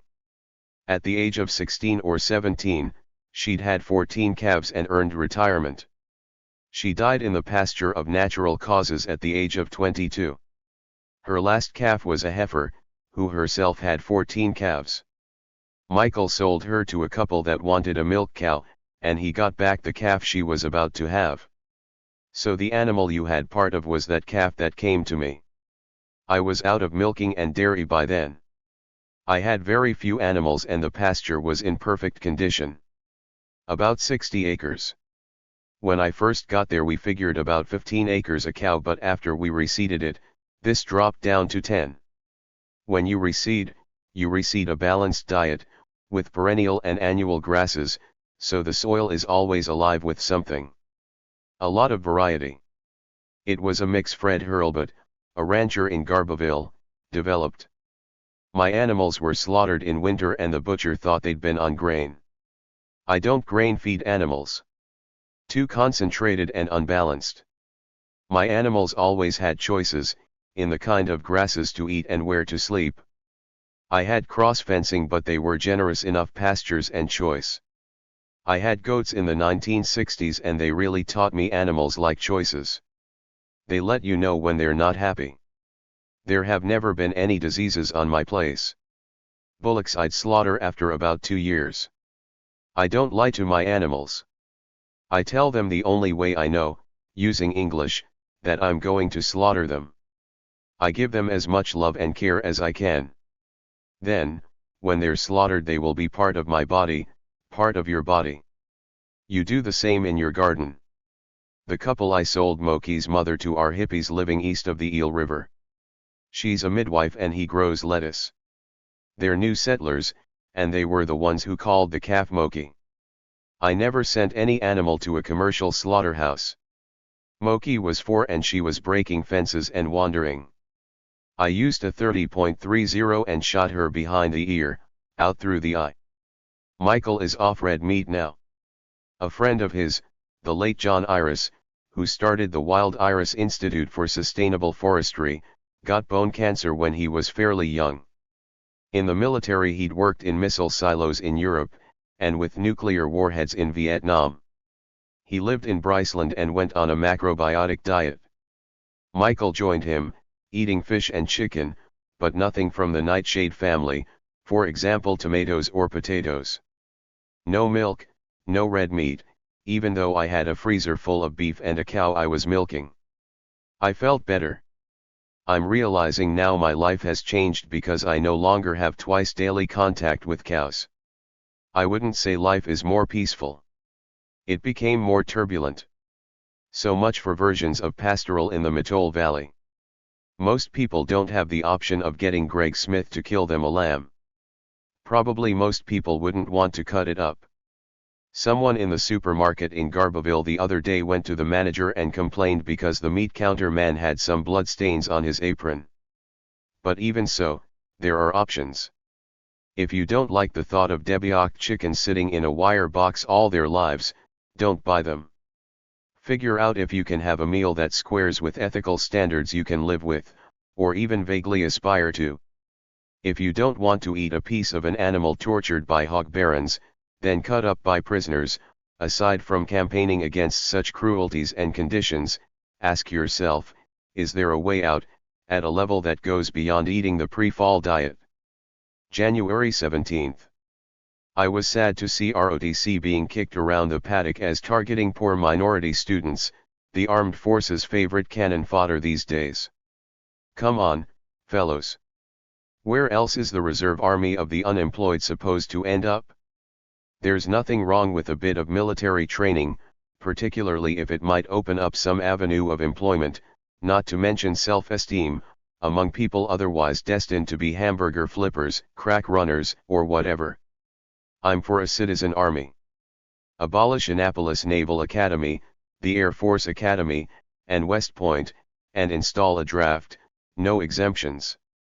The Pentagon is the U.S. economy's last line of defense, never forget it, and probably the only way that any money will get redistributed to the deserving. 99% to Lockheed and the other big firms, 1% to basic training, ROTC, and so forth. The only way many kids can get anywhere near college is on military scholarships. As in many other societies in history, the armed forces do offer an avenue for advancement when all else seems closed. January 24. Hillary Clinton is one of nature's blue stockings. The prime do-gooder blue stocking of all time was probably Beatrice Webb, who with her husband Sidney fostered the political tendency known as Fabianism, very influential in the evolution of the British Labour Party.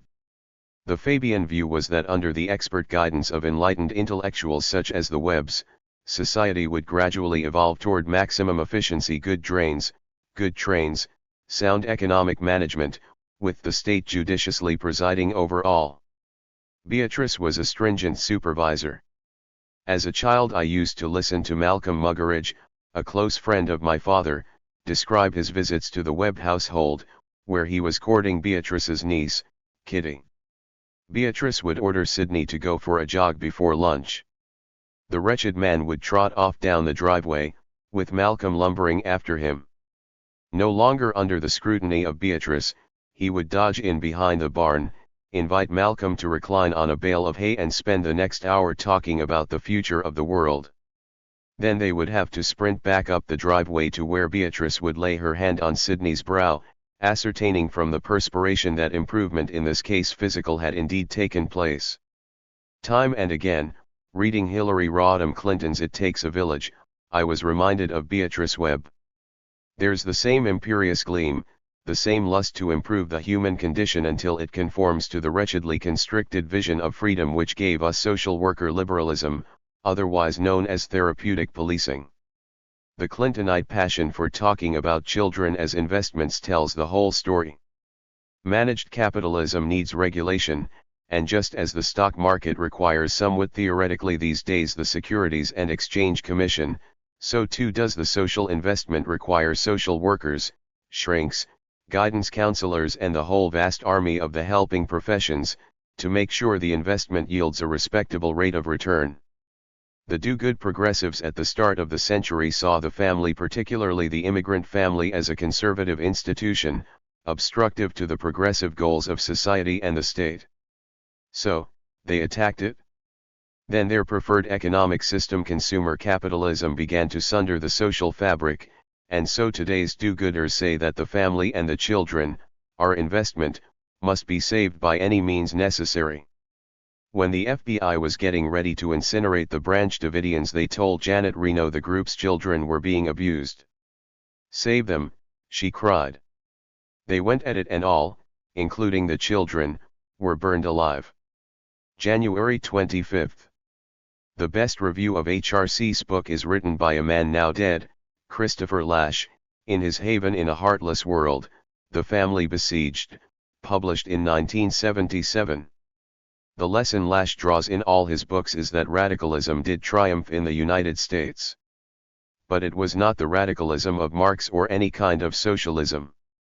Instead, what triumphed was the radicalism of the helping professions, transforming the state into the engine of therapy, because the no longer surprising fact is that therapy and bureaucracy have considerable affinity, each seeks rationalization, each is hierarchical and, above all, each is authoritarian.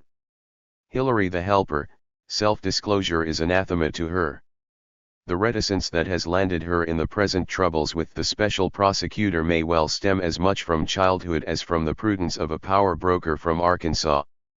Early in her book she writes with elegiac warmth about playing softball and kindred sports, all under the watchful eyes of parents. Then, a couple of pages later, she remarks sharply that in reality, our past was not so picture-perfect. Ask those who grew up in the picture-perfect houses about the secrets and desperation they sometimes concealed. That's as near as she gets to saying anything interesting about herself. January 31. Lady Olga Maitland, Member of Parliament for Sutton and Cheam, visits the proud nation of Turkey. She and her husband are sitting at a sumptuous outdoor banquet when the Turk next to her unzips his trousers. "Robin," She hisses to her husband, a phlegmatic barrister, "He's produced Mr. Mouse." Robin motions for her to be quiet, and the Englishman's great fear to avoid making a scene. "But Robin," Lady Olga whispers, "Mr. Mouse is standing at attention." "Just ignore it, dear," her husband advises, "and it will go away." "And do you know," Lady Olga later reports to her friends with great excitement, "when we finished lunch 2 hours later, Mr. Mouse was still standing at attention." February 7. Suddenly it's the trust crisis.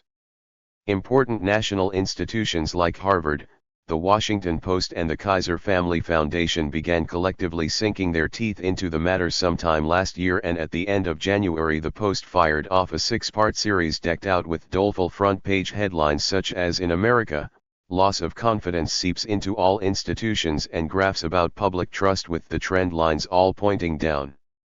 Cut your way through the thick underbrush of graphs and pizza slice graphics in the Post series and you find something simple. It's as if P.T. Barnum set forth across the country to see if one was still being born each minute, got to the edge of the Midwest, looked around and then muttered to himself with drawn features, "No suckers." The Post rests its whole waning trust thesis on a couple of vignettes in part 1 of its series. In the opening paragraph, Janice Drake, mother of 3 in Detroit, doesn't trust the neighborhood teenager who fails to pull his pants up properly. In paragraph 2, 18-year-old Lori Miller of Madison, Wisconsin, says she never knows who the next Jeffrey Dahmer might turn out to be. Drawing on this database, paragraph 3 says we've become a nation of suspicious strangers, and this is why we've lost confidence in the federal government. If Janice Drake had told the Post she puts in 3 hours a week running errands for old folk and young Lori said she relied on her friends for emotional backup, we wouldn't have had a crisis.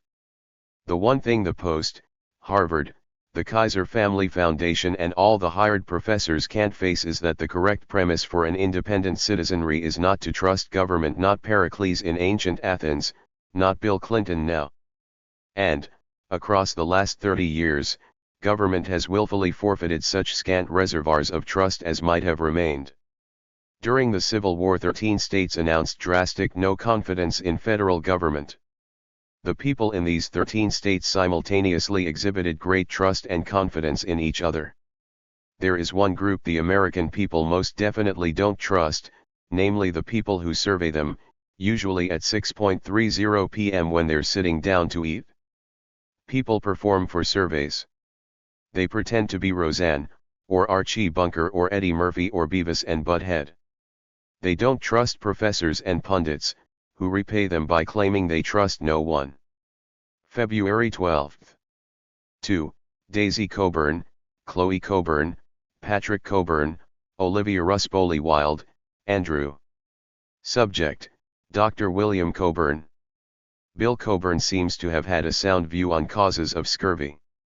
The citrus fruit cure was obviously a cover story put out by Seamen's Union.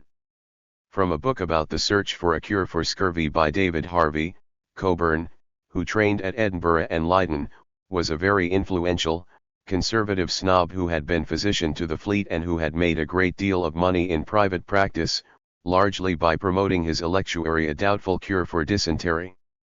This potion, which he kept secret, had been obtained in Italy. He claimed it had been used to cure Pope Clement XI in 1731, and despite complaints from Admiralty commissioners, his patron, Admiral Sir Cloud Esley Shovel, promoted its widespread use in the Navy. Despite his influence, his dull, inflexible approach resulted in a lack of conspicuous medical progress during his career. He was described as an old, very rich quack and is ironically the only naval physician to be buried in Westminster Abbey. Cockburn's big contribution to the processional discussion of scurvy was that it was caused by congenital laziness among the sailors. He did admit that fresh vegetables might help those already sick, and had even witnessed the efficacy of lemons, but on serious preventative measures he had nothing new to say. February 14. Here's a little parable from Oregon about the lesser of two evils. At one point in the U.S. Senate race between Ron Wyden and Gordon Smith, there was a green candidate called Lou Gold. Then, as the race came down to the wire, the Green establishment in Oregon told Gold that every vote counted and, if he stayed in, his third-party candidacy could throw the race to the man of darkness, Smith. So Gold stood down. The Oregon Green establishment took out ads saying it was a choice between the despoilers and protectors and that a vote for Wyden was a vote for the temple of nature. Wyden rewarded these expressions of support with stentorian speeches to the effect that the Clinton logging plan under whose auspices old growth is falling and the spotted owl going to its long home wasn't cutting enough. In the end Wyden beat Smith by 1.5%. The Green vote put him over the top. Now he's saying that since he represents all the people of Oregon, including the chainsaw faction who voted for Smith, he wants to lay Oregon waste, the same way Smith promised. February 21. For my harsh remarks about Hillary Rodham Clinton's book It Takes a Village, I am taken to task by Ruth Rosen, Prof of History at UC Davis. According to Rosen, writing angrily in the Los Angeles Times, anyone who is publicly savaged by William Safire and yours truly must be doing something right. Rosen thinks that attacks on HRC are not simply politics as usual and that HRC is the kind of strong woman that weak men love to hate, a brilliant woman who makes mediocre men feel incompetent. The left's attacks on HRC stem from a more visceral misogyny and that even today, there are still some liberal men who cannot grasp the radical nature of what they call women's issues. Rosen says that like Jane Addams and Eleanor Roosevelt, Hillary Clinton believes that a truly humane society places children, not corporations, at the center of its economic agenda and that she's the perfect scapegoat because she has a moral compass and is not afraid to follow it. The one thing Dr. Rosen couldn't bring herself to do was read HRC's book. Admiring Hillary usually depends on such omissions. Look at her book, or her commodity trades, or her membership on the board of an incinerator company, or her treatment of the employees of the White House Travel Office, and you like her less.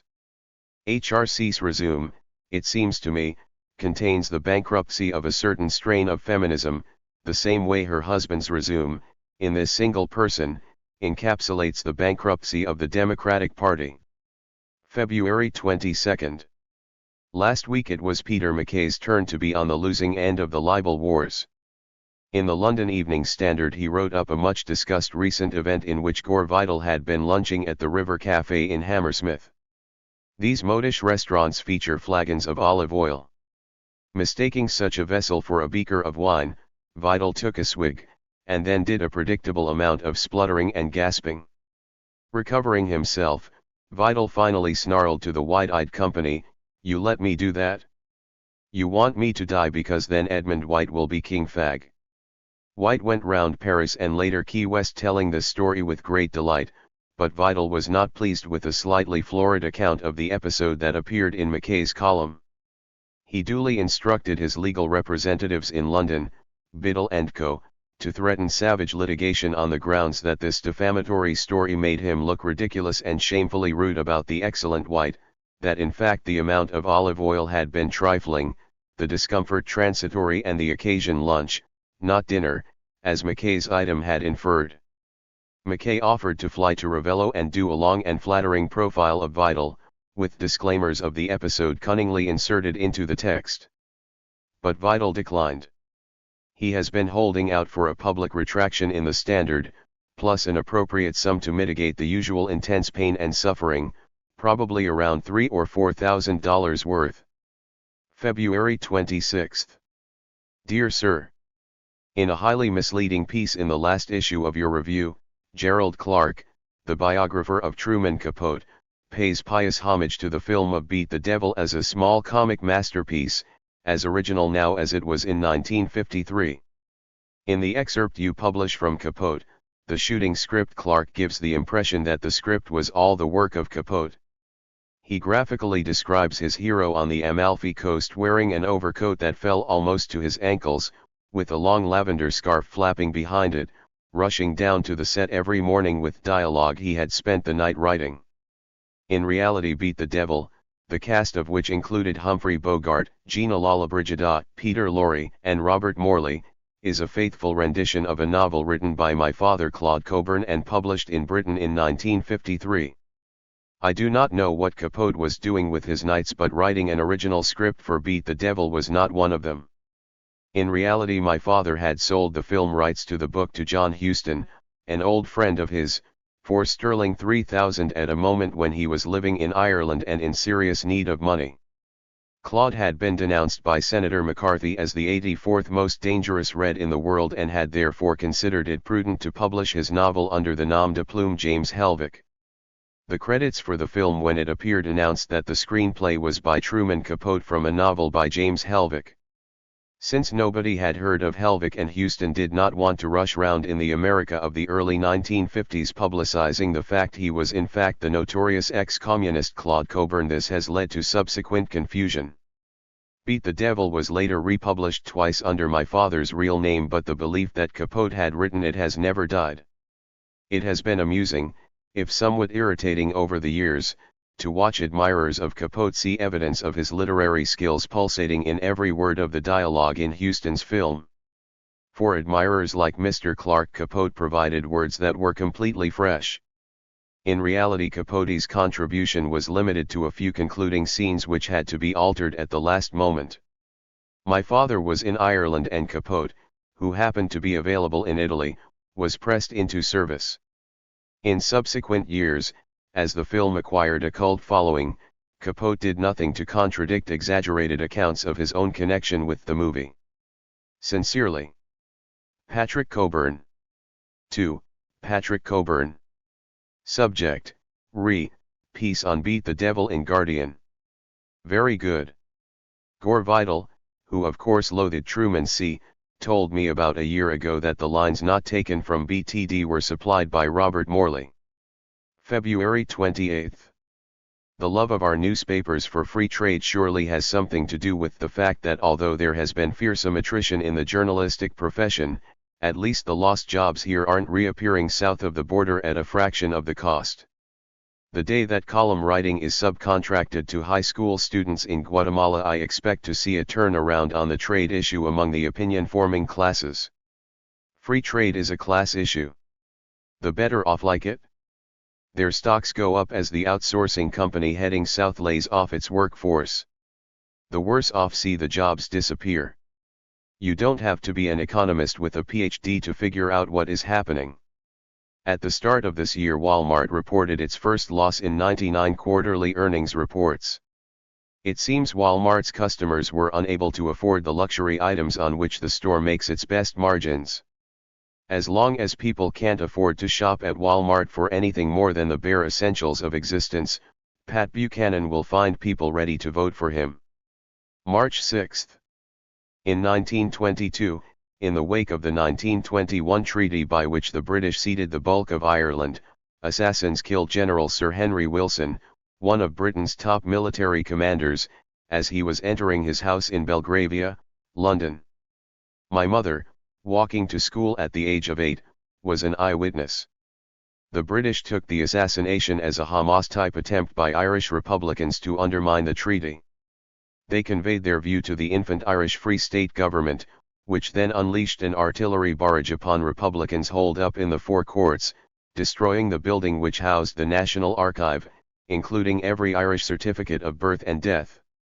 Coincidence: my mother, having watched General Sir Henry fall to Fenian bullets, went home and reported the episode to her parents. It turned out well for her.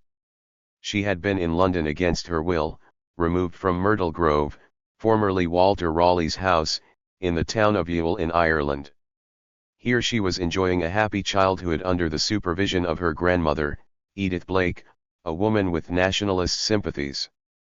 But her parents wanted her to come to London and go to school. With Wilson's murder they were now terrified that as a witness she might attract unwholesome attentions, of the police, Republicans, and so on. She was sent back to Myrtle Grove. 50 years later she was telling the story to a new friend, Veronica Anderson, mother of Perry, who grew up in Waterford, 45 miles to the east. Veronica listened and then said, "Did you see a milkman?" "No," replied my mother, very surprised. "Neither did I," Veronica agreed. Newspaper accounts of Wilson's shooting had featured a plucky, but imaginary, milkman who chased the assassins.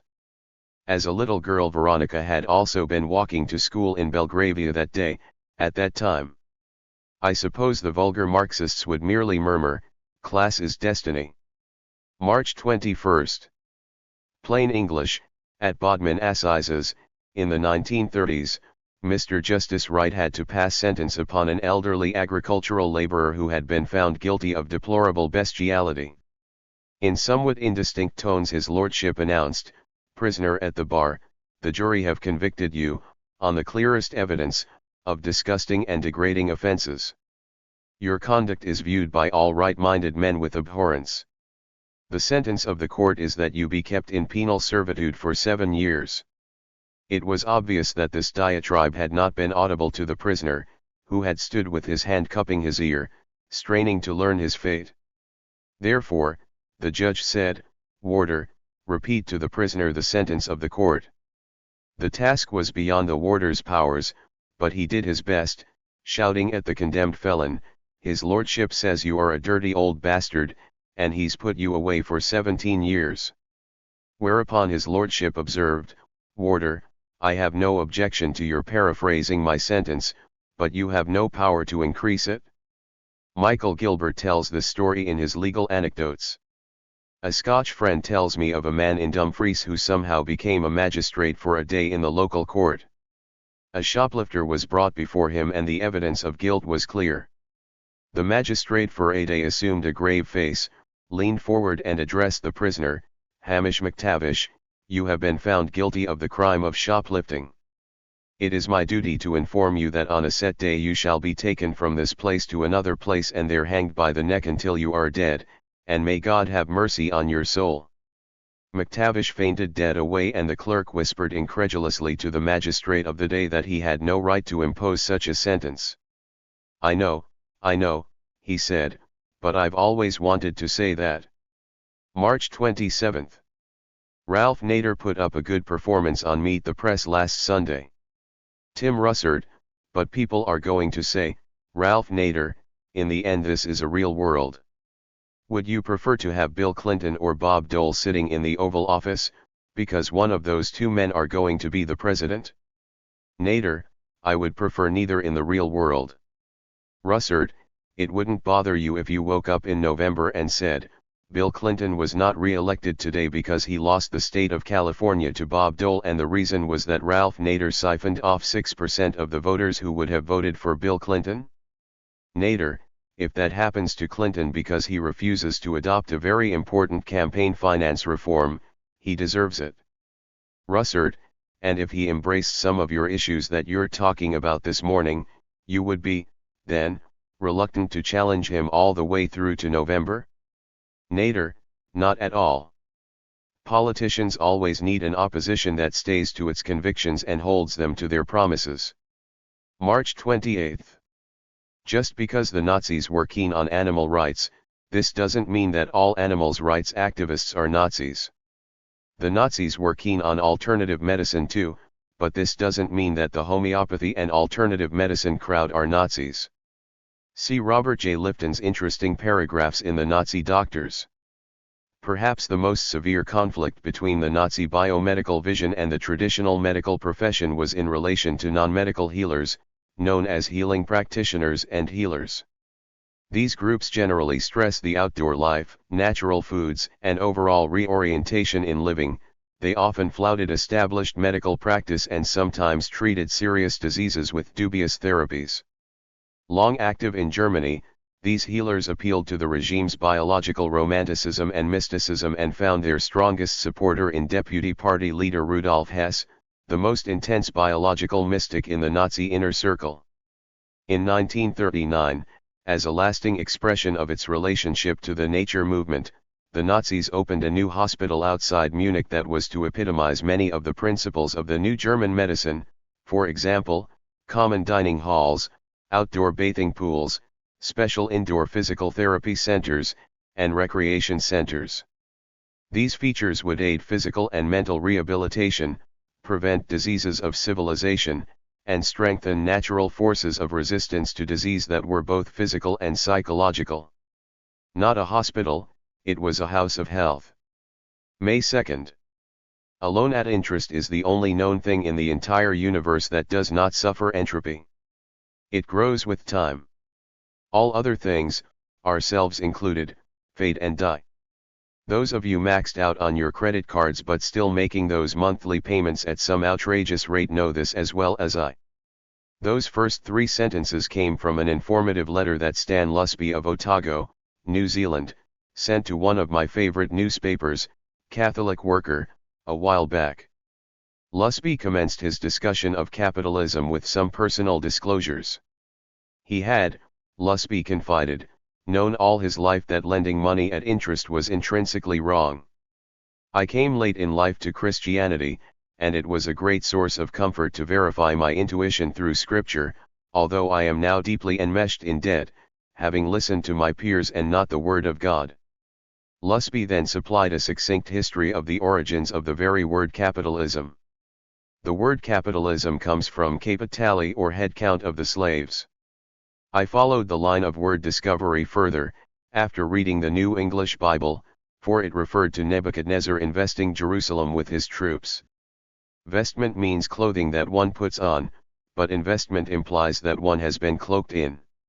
It was the Roman word for a military operation for the taking of slaves. Clearly, such a military operation called for a minimum physical injury to a saleable commodity, and what we now call siege tactics were deployed. The military word captain refers to the one who counts the heads of slaves. It is used in both the land and marine branches of military. Out of starvation, the defenders capitulated. On the long march back to Rome, the captain carved the daily head count into a horizontal component of the scaffolding of the tent in which the captives were housed at night. Even today, such a piece of scaffolding is still known as a ledger. To prevent the slaves breaking away, they were tied with a piece of leather called a bond to a long pole termed a bank. That word survives to this day in the expression a bank of oars, coming, as it does, from the galleys which were powered by slaves. Lusby should have added that the word also survives as the bank, to which we are held captive by the long thong of debt. May 8. On April 18, Israeli shells crashed into a United Nations compound, manned by Fijian soldiers, at Qana in southern Lebanon. They were 155 mm shells with M732 proximity fuses which detonated each round 7 meters above the ground, causing maximum casualties and what the military calls amputation wounds. They were fired from new American-made M109A1 howitzers, which need a forward spotter for precise targeting. Inside the compound itself, the approximate area of a city block, there were 2 buildings crammed with Lebanese villagers fleeing Israeli bombardment. Only these 2 structures, a chapel and a meeting hall, were destroyed. Nothing else in the compound was seriously damaged. No UN people were hurt. Estimates of the dead have edged up to around 105, but no one really knows. Did the Israelis know that refugees were in the compound? Yes. Some 48 hours before the massacre, a senior member of the UN staff in southern Lebanon had told an Israeli general that the UN was protecting 5,000 refugees in all its compounds, including Qana. May 9. The Nation magazine held a meeting on the 50s last week, at Town Hall in New York. A decent number of people, many of them of mature vintage, showed up. The last time I visited Town Hall was back in 1983, and that was another Nation event about the 1950s, in the form of an evening about the Rosenbergs. By the 3rd millennium maybe we'll hit the 60s? The big news about the recent evening was a strong attack on rock and roll. The onslaught was made by Fred Hell Ehrman of the Weavers, a group temporarily put out of business by the 1950s blacklist. Hell Ehrman, advanced in years but spry, denounced rock and roll as mindless and devoid of content, and held it no accident that it coincided with the worst years of the cultural blacklist. He singled out Bill Haley and Rock Around the Clock for specific abuse, and even essayed a kind of Shabbat cry. In response, Allen Ginsberg, also on the platform, cried out in apparent solidarity with Little Richard, "Awap bam boom." I was at school when the film of Rock Around the Clock was banned in Britain as being liable to madden youth and cause attrition of moral fibre. In 1975 my brother Andrew was working in London for a TV program on the year 1955. The film revolved around the memories of two men, George Melly and Derek Taylor, of 1950s Liverpool. George, very sensibly, was rather reticent on specific details of his own experiences. Derek, later press agent for the Beatles and a very nice man all round, had met his wife-to-be, Joan, at a dance in New Brighton, the leisure destination across the Mersey from Liverpool. Andrew thought he would recreate the occasion and rented the relevant dance hall for the occasion, asking the Vintage Rock and Roll Appreciation Society to furnish Teddy Boys, for a quid pro quo of beer plus the screening. Gratifying numbers of Teddy Boys turned out in their thick crepe solace, drainpipe trousers, drape jackets, and greased hair with duck's arse capillary deployment. Many of them were now mature in years themselves, with young UNS 3 generations in one case also garbed in proper 50s style. Andrew and his team screened Rock Around the Clock. The crowd rose to the occasion, dancing in the aisles during the screening and then doing what was to be expected of any audience in such circumstances, viz., they destroyed the movie theater and then moved down the main street smashing every window. The next day Andrew had to put about £2,000 worth of banknotes into a paper bag and walk down the same street, paying off the shopkeepers. May 22. The hysteria about teen violence is more than matched by the alarms about a pubescent rutting boom, with children having children and children giving one another AIDS. Bill and Hillary seldom stop sermonizing on this. Adults listen agog to the boastful lies of teenage boys and then rush to judgment.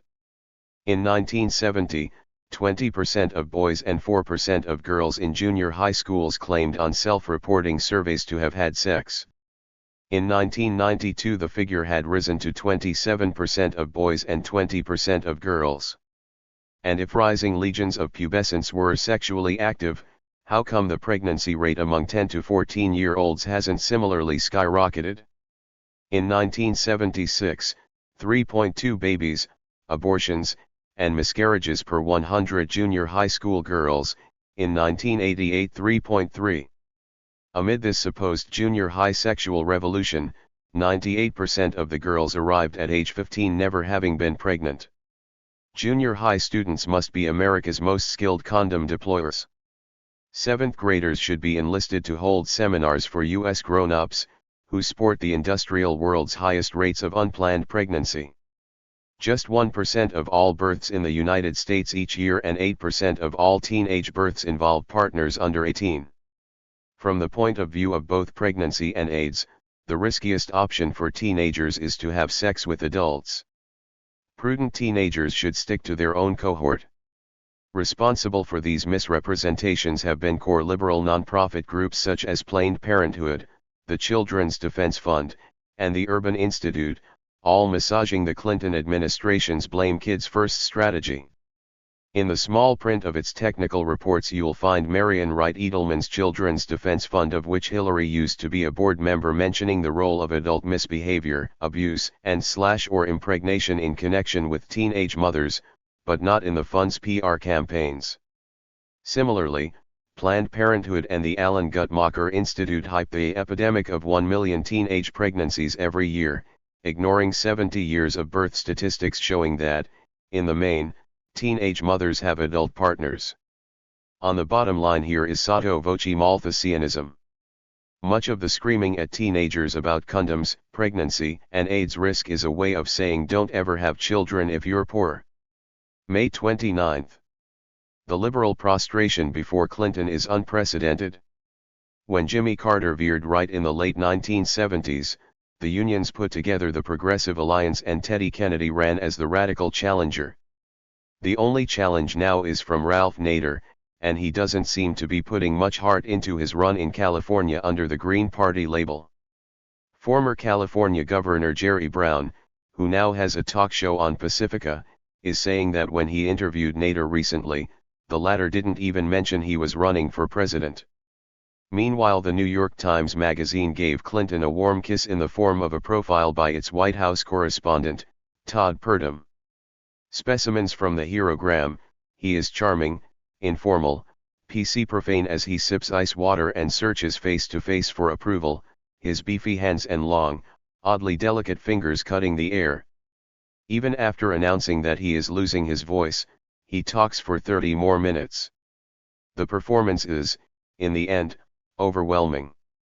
White House correspondents tend to find almost any president overwhelming.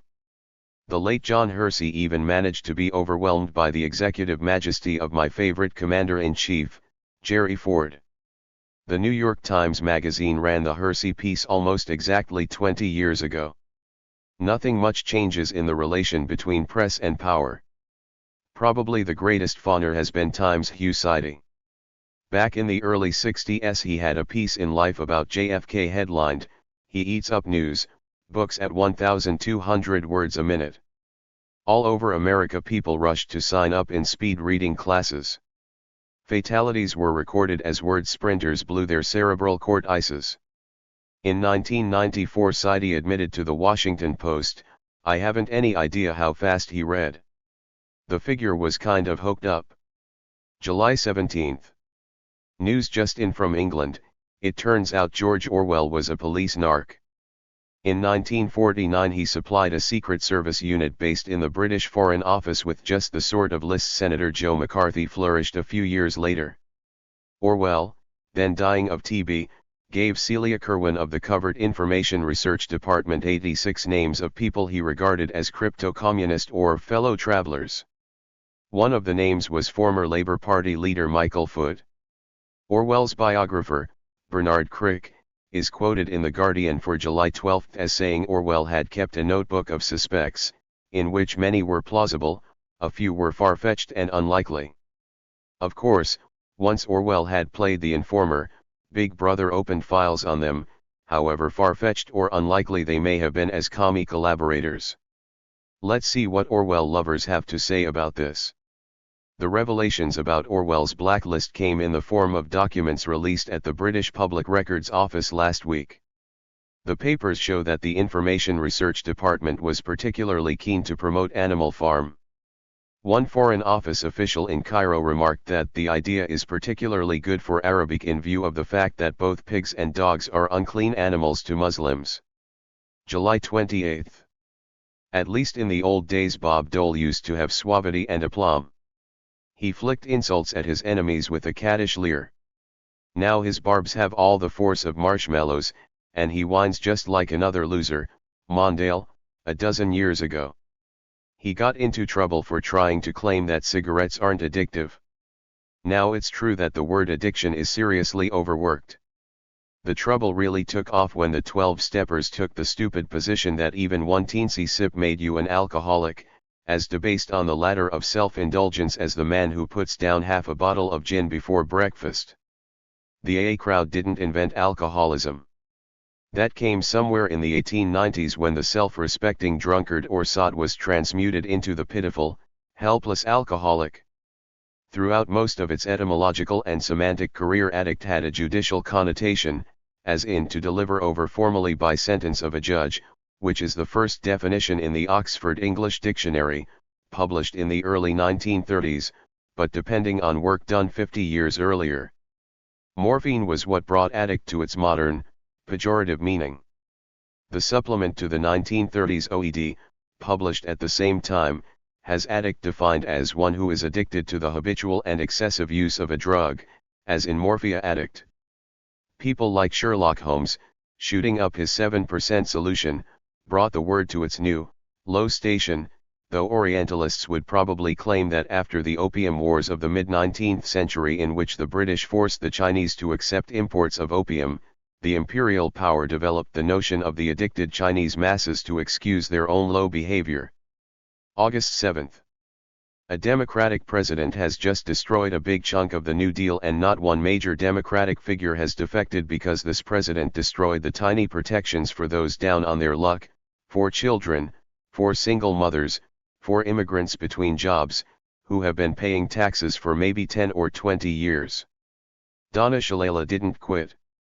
Robert Reich didn't quit. Peter Edelman of HHS did quit.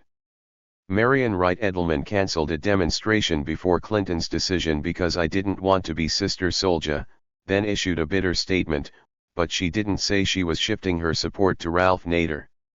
Ron Dellums's office was saying that he understood Clinton's need to hold the center.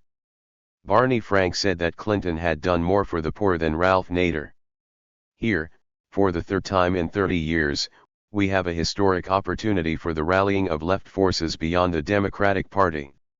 It happened in 1968 with Eugene McCarthy, and in 1984 and 1988 with Jesse Jackson. Now we have another chance. And who steps forward as our public champions? Bernie Sanders, the independent hot air factory from Vermont, requests everyone to vote for Bill Clinton. The Labor Party, born in Cleveland a month ago, insisted that no Labor candidates be fielded for the foreseeable future, and further stipulates that no Labor affiliate field independent candidates. Prominent Labor Party folk are simultaneously on the Democratic National Committee. Unions active in promoting the Labor Party have made a deal with the Democrats that the Labor Party will do nothing impertinent or subversive, such as actually run candidates against Democrats. From day one, with all that nonsense about doing nothing till 100,000 advocates are signed up, the entire Labor Party effort has been an exercise in demobilization, achieving the miracle of a third party that is the wholly owned subsidiary of the party it is challenging. This leaves us with Ralph Nader, who has the public status, the knowledge, and the right political instincts. August 21. Back in 1980, I spent a day on Senator Ted Kennedy's campaign plane amid his futile effort to wrest the Democratic Party nomination from Jimmy Carter. We flew to South Bend, Indiana, to get a photo op of Kennedy with some steel workers in front of a smokestack. Then we rushed to Nebraska to get another shot of the senator in front of a grain elevator, with farmers. Back then to New York to line up the next day's opening shot, which would be the senator eyeballing urban devastation in the South Bronx. I suggested to Kennedy's press man that it would surely be more a rational use of everyone's time and money to have a central campaign studio in the Washington suburbs, entrusted to one of the big theme companies. Here the essential theme rides of American electioneering could be permanently installed, under appropriate corporate logos. Campaigning politicians would be able to use the facility, getting the corporations to pick up some of the tab and collecting the balance from the press corps. The Convention World Theme exhibit mounted by the Republicans last week found its home most appropriately in San Diego, where techniques of theming and artful manipulation of space find expression at the famous zoo. Old-fashioned zoos had animals pacing about in cages, with labels giving information about their origins and the Linnean category of the denizens. The human visitors gazed from a safe distance. It was thus with political conventions, where informed commentators would discuss the social anthropology of state delegations, which would in turn often defiantly display themselves in vulgar shows. These days zoo staging has transmuted from older modes of confinement, whether the cages or moat enclosures derivative from romantic painting designed by the German Carl Hagen back at the start of the century. The trend now pioneered by John Coe and Grant Jones, who constructed the Woodland Park Gorilla exhibit in Seattle in the mid-1980s, is called landscape immersion, with visitors enveloped in the appropriate habitat of the exhibit. As Melissa Green put it in an interesting article for The Atlantic for December 1987, describing Woodland Park, there are no fences or walls against which to calculate depth, and the visitor's peripheral vision is deliberately limited. Wider vision might allow a visitor to calculate his position and give him an inappropriate glimpse of something at odds with the affecting gorilla experience. Convention World this month in San Diego showed that the Republican impresarios have taken all this to heart. There was no moat between podium and audience. Landscape immersion was so complete that when, for example, Republican Asian Americans were being themed, TV onlookers were allowed no peripheral vision of the white human landscape surrounding the relatively few Asian Americans present. SeaWorld, owned by the Anheuser-Busch Corp and host to about 4 million visitors a year, same as the zoo, was a favored venue for convention events, nourished by the kitsch atmospherics of Purity and La Mer, with dolphins and orca recruited with behavioral techniques to exhibit the fundamental harmony of creation, under corporate auspices. SeaWorld is non-union, with minimum wage levels for the attendants. In the polar bear exhibit, 3 of the bears had salmonella poisoning and were confined to what the guide brightly termed their bedrooms. This meant compulsory overtime for 18-month-old Chinook, who was putting in 13-hour days. I thought Chinook looked frayed and angry, but the guide insisted the cub was doing a real good job in exhibiting polar bearishness to the audience. Chinook could do with a union rep same way poor Dunda the elephant needed one a few years back when it was discovered she was being savagely beaten for disciplinary infractions. Don't snarl, organize. Every now and again orangutans organize an intifada. The last was in 1990, when the Bornean apes carefully built up reserves of rocks and caused $570,000 worth of damage to the 1.5 glass. September 11. When I was 16 I developed a passion for the Baroque and in my enthusiasm hitchhiked part of the way by barge up the Rhine. Price of the ride, playing chess with the captain to Würzburg to admire the bishop's residence with its ceilings by Tiepolo, which supposedly prompted Napoleon to say that if he could not be Emperor of France he would want to be Bishop of Würzburg. I made my journey in 1957 and now find from his very fine article in the Catholic Worker of June, July 1996, that Gordon Zahn was there at the same time. Zahn recalls how, at 9:20 p.m. on March 16, all the bells of Würzburg began to ring, a reminder of the time, 12 years earlier, when British bombs hurtled down, destroying 85% of Würzburg in 20 minutes and killing 3,000 men, women, and children now buried in a common grave in Würzburg cemetery. The bishop's palace was heavily damaged, though the Tiepolo ceilings were spared. Würzburg had no military significance. There was no reason for the raid, beyond the desire to exterminate and destroy. Like myself, Zahn had walked about Würzburg back in that 1957 spring, brooding on the apocalypse 12 years before. He'd been a wartime conscientious objector, and reflected on his Würzburg visit that the bombing must be described as a work of calculated barbarism and the slaughter of its inhabitants as calculated murder. But this piece in the Catholic Worker discusses a new memoir, The Withered Garland, by the RAF commander Peter Johnson, who led that raid. After reading The Withered Garland, Zahn now confesses that impossible though it may have seemed then, I believe that, were Peter Johnson and I ever to meet, we could be good friends. Johnson's father was a captain in the British Navy, killed in 1914, at the very start of World War I, in a German submarine attack. Young Peter grew up with a great hatred of Germans. World War II found him in the Royal Air Force. In 1942 he applied to join Bomber Command. Here he was soon furnished with vivid evidence of the moral context for his activities. Soon after he had assumed active command of his squadron, a visiting high-up from London was inspecting photographs of the results of a raid on Dusseldorf. The VIP woofed with satisfaction, "Capital, capital. This is really getting somewhere. I do congratulate you." Johnson looked over his shoulder and got a glimpse of the photos. I had never seen anything like them. Seen through the stereoscopic glass, the detail was staggeringly clear, showing just rows and rows of apparently empty boxes which had been houses. They had no roofs or content. This had been a crowded residential area, long streets of terraced houses in an orderly right-angled arrangement, covering virtually the whole of the 6-inch square photograph. There were 1 or 2 open spaces, but the chief impression was just those rows and rows of empty shells, a huge dead area where once thousands of people had lived. There were no craters, simply those burnt-out houses. Johnson began to have reflections and doubts.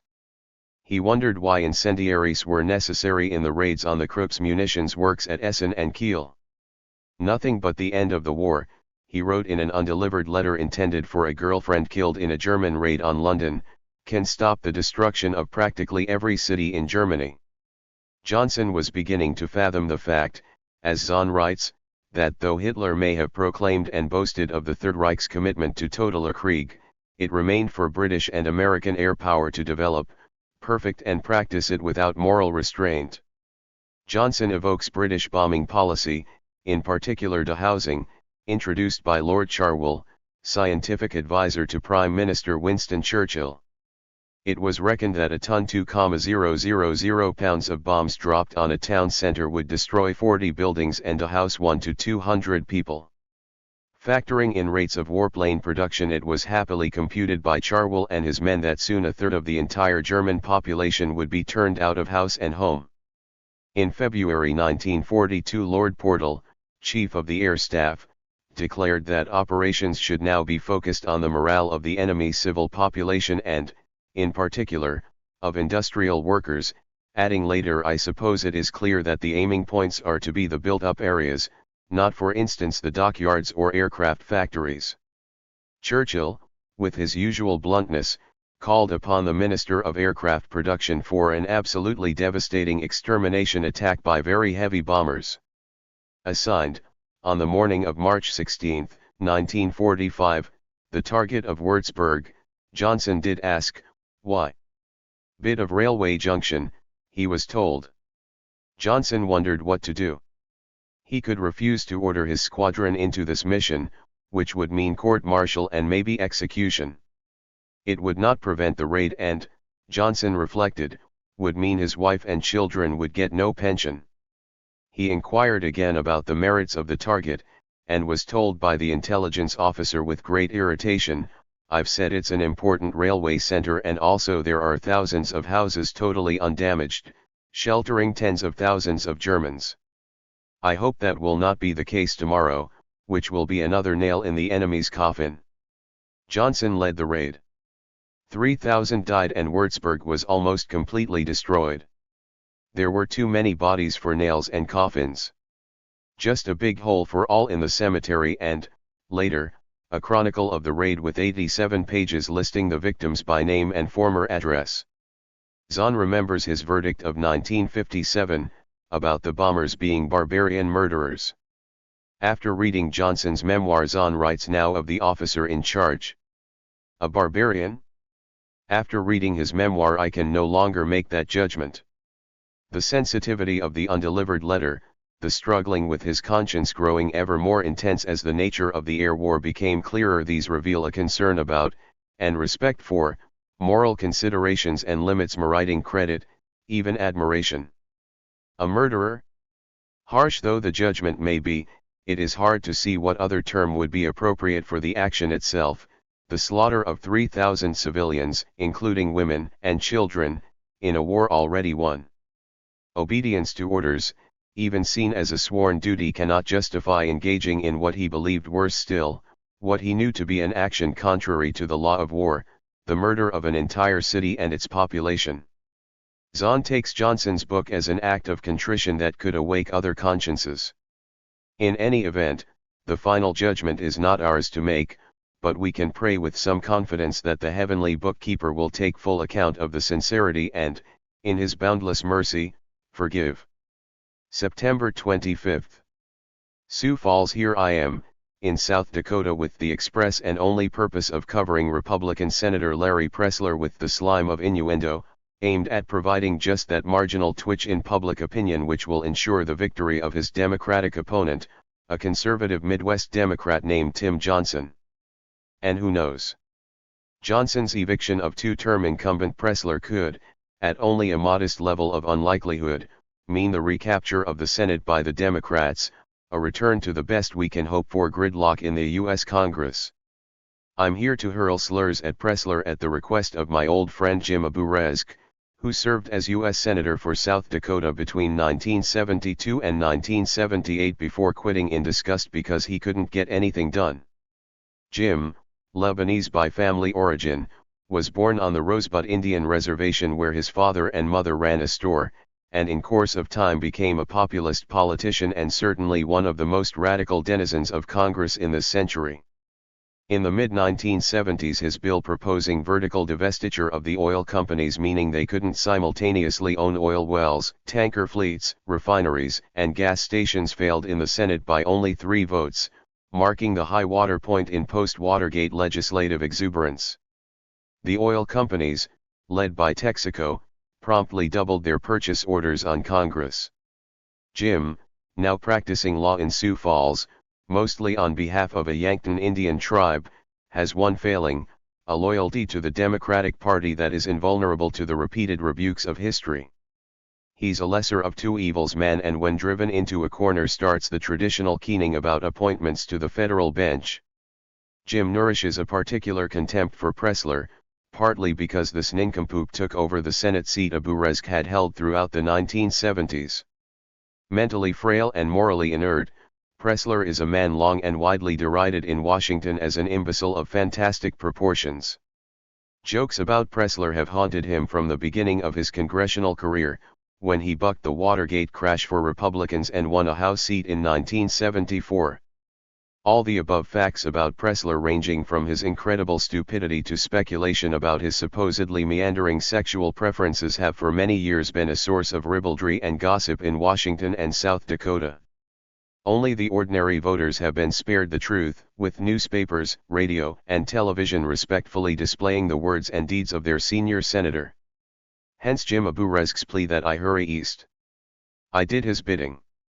On the appointed day in Sioux Falls, September 19, I faced a grueling schedule of 2 morning radio shows, an address to the City Club, a speech at the University of South Dakota's Vermilion campus, addresses at 2 bookstores, Zandbros and Barnes & Noble, plus sidewalk encounters. At each opportunity one derided Pressler. On one radio show a listener called in to ask whether the fact that my father Claude had once written for the English Daily Worker might perhaps have affected my view of the senator. At the City Club, Mrs. Pressler's daughter by a previous marriage rose to denounce my treatment of her stepfather. The local newspaper reported that she quavered words of denunciation of my brutality before sitting down amid stifled sobs. That may be, but she was seen 10 minutes later clambering into her car with a Pressler supporter, roaring with laughter. Kevin Schieffer, Pressler's former chief of staff, exhibited the imbecility of his boss by insisting on a lengthy exchange carried on public radio about the substantive evidence for my allegations. Pressler rushed out a statement saying that I was trying to ruin his life and that I was a tool of the Johnson campaign. When it was all over, the local Gannett paper, the Argus Leader, carried the charges and editorialized that I had failed to prove them. But perhaps, out there my words will have found their mark, sufficient to make the difference. Jim Aburezk pronounced himself satisfied. October 2nd. Like a death ship, its sails hanging limply off the spars, campaign Dole drifts ever deeper into a Sargasso Sea of disaster. Dole campaigns on the crime issue and the Justice Department reports that violent crime is down 10%. He hammers the Clinton economy and the Bureau of the Census announces that real income for the average American went up for the first time in 6 years, and that the number of Americans living in poverty dropped from 36.4 million, a tidy total, to be sure, by 1.6 million. Things are so bad for campaign Dole that the columnist Mary McGrory reckons its shining moment came when Bob fell off a platform in California. October 4th. Ever since leaving South Dakota, I've been moving westward in the 72 Imperial, noting the effects of political campaigning on the landscape. Bad. Driving into Yellowstone from Cody, the road was ripped for 60 miles, with several hundred bulldozers, loaders, oilers, dump trucks, and graders massed along terrain that looked like the plain of jars after 4 years of American bombing in Laos. This is Senator Alan Simpson's annual contribution to the economy of Wyoming, with millions poured into the effort to build something resembling the New Jersey Turnpike from Cody through to Old Faithful, then out the other side to West Yellowstone. After a night under canvas in sub-freezing temperatures in Yellowstone, never my favorite park, I turned southward into the Tetons, finally entering the town of Jackson Hole, a horrible spot now favored by President Bill, who told Vernon Jordan not so long ago that he much preferred it to Martha's Vineyard, since it was impossible to get pussy in the stuffy Massachusetts resort. Jackson Hole probably reminds Clinton of Hot Springs. October 9th. Back in 1991, when outing was a hot topic, I wrote about the matter and got the opinions of my friend John Scagliotti, maker of the famous historical documentary Before Stonewall. The test for outing, John said, should be: has the person benefited from being in the closet in careerist terms, in the sense of actively pretending to be something he or she is not. There's a difference between a passive closet, in which you simply survive and hope for the best, and the active closet, which involves putting on a heterosexual mask and promoting yourself as such, which is in ethical contradiction to your actual life. You've made the choice. You're living an actual lie, bringing girls to the company ball and so on.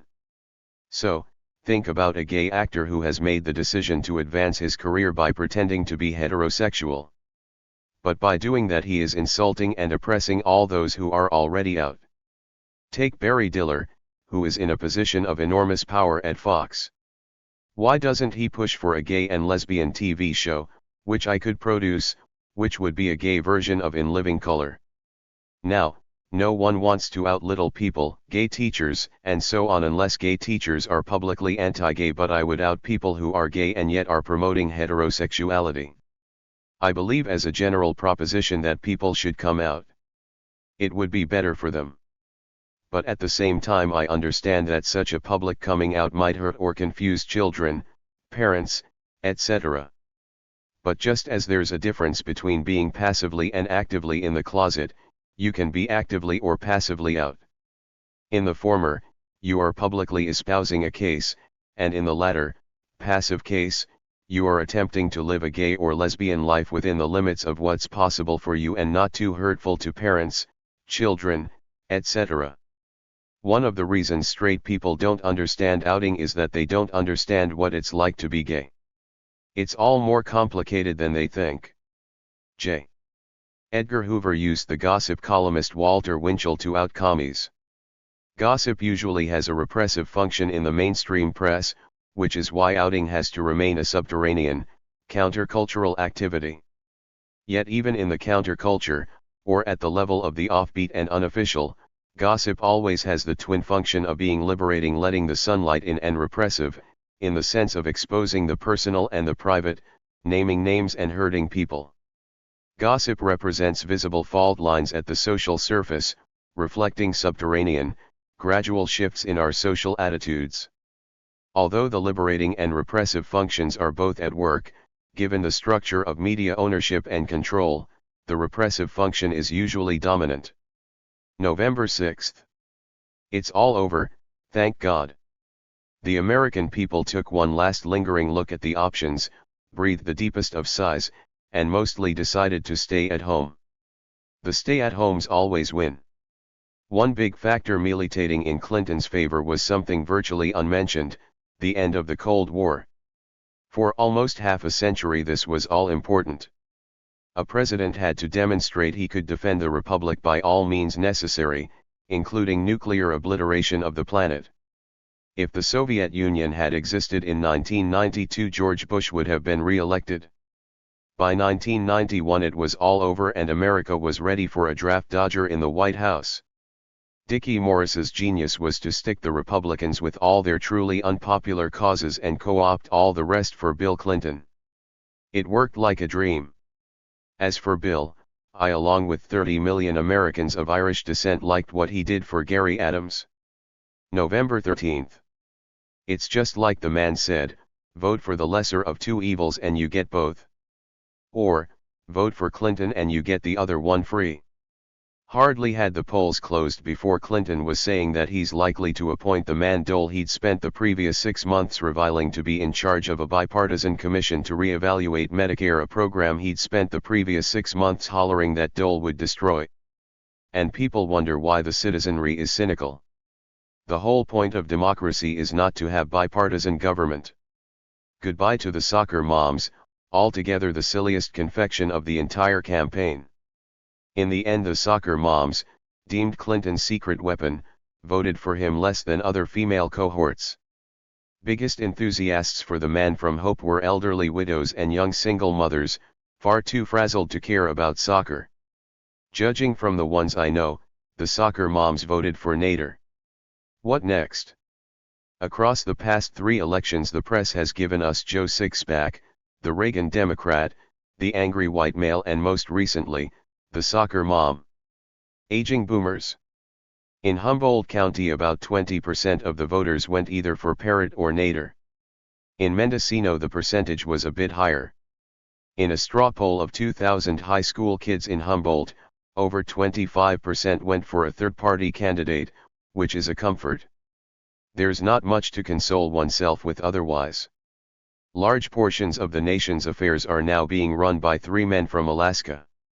Appropriations, the powerful committee that Hatfield used to run, will now be under the sway of Ted Stevens, who really would drill through his mother if he thought there was oil in substrates below her coffin. Energy policy is under the sway of Alaska's junior senator, Frank Murkowski. In the House, natural resources are overseen by Rep. Don Young, a former trapper and riverboat captain whose congressional office resembles a cheap Ketchikan taxidermy, its wall covered with the skins of Alaskan grizzlies, the lacquered corpses of king salmon and severed heads of Roosevelt elk and Sitka black-tailed deer. Young does have a certain charm. Animal rights advocate Mary Tyler Moore once read a poem about the cruelty of steel-jaw leg-hold traps before the Merchant Marine Subcommittee, on which Young was serving. Accompanying Moore was Cleveland Amory, who periodically inserted a pencil into a trap, causing it to snap shut. The moment was highly charged, and Young, as a hunter, trapper, and taxidermist, realized dramatic action was required to turn the tide. His solution was to place his hand in a trap he had brought along and then begin calmly to question a witness as though nothing unusual had occurred. "I never told anyone, but it hurt like hell," Young later confided to a congressional aide. November 14. Goodbye, Larry. The only incumbent U.S. Senator turned out of office was, yes, you've guessed it, Larry Pressler of South Dakota. I claim the victory. He went down by about 5,000 votes, against the trend in the state, where Republicans mostly carried the day. Before I traveled to Sioux Falls at the invitation of Jim Aburesk, Larry was running even with Tim Johnson. After my slurs on his character, his standing briefly rose, as Dakotans made a show of standing by their man, then sank steadily as solidarity was overwhelmed by rank prejudice. I am responsible for the Democratic majority in the Senate. Take that, you work within the system types. November 20. In the early 1970s, Mobil decided to fight back against the consumer lobby, denouncing it for price gouging in the wake of the oil shocks of 1973. The company's boss, William Tavularius, and his vice president for public relationships, Herb Schmertz, decided to capture just the sort of middle and upper income support sought by Texaco 30 years earlier with opera sponsorship. Schmertz did this by successfully placing Mobil commercials on public television, while simultaneously winning for himself the reputation of being the most munificent patron of culture since Lorenzo de' Medici. He managed this amazing feat by getting Mobil to sponsor Masterpiece Theater on PBS.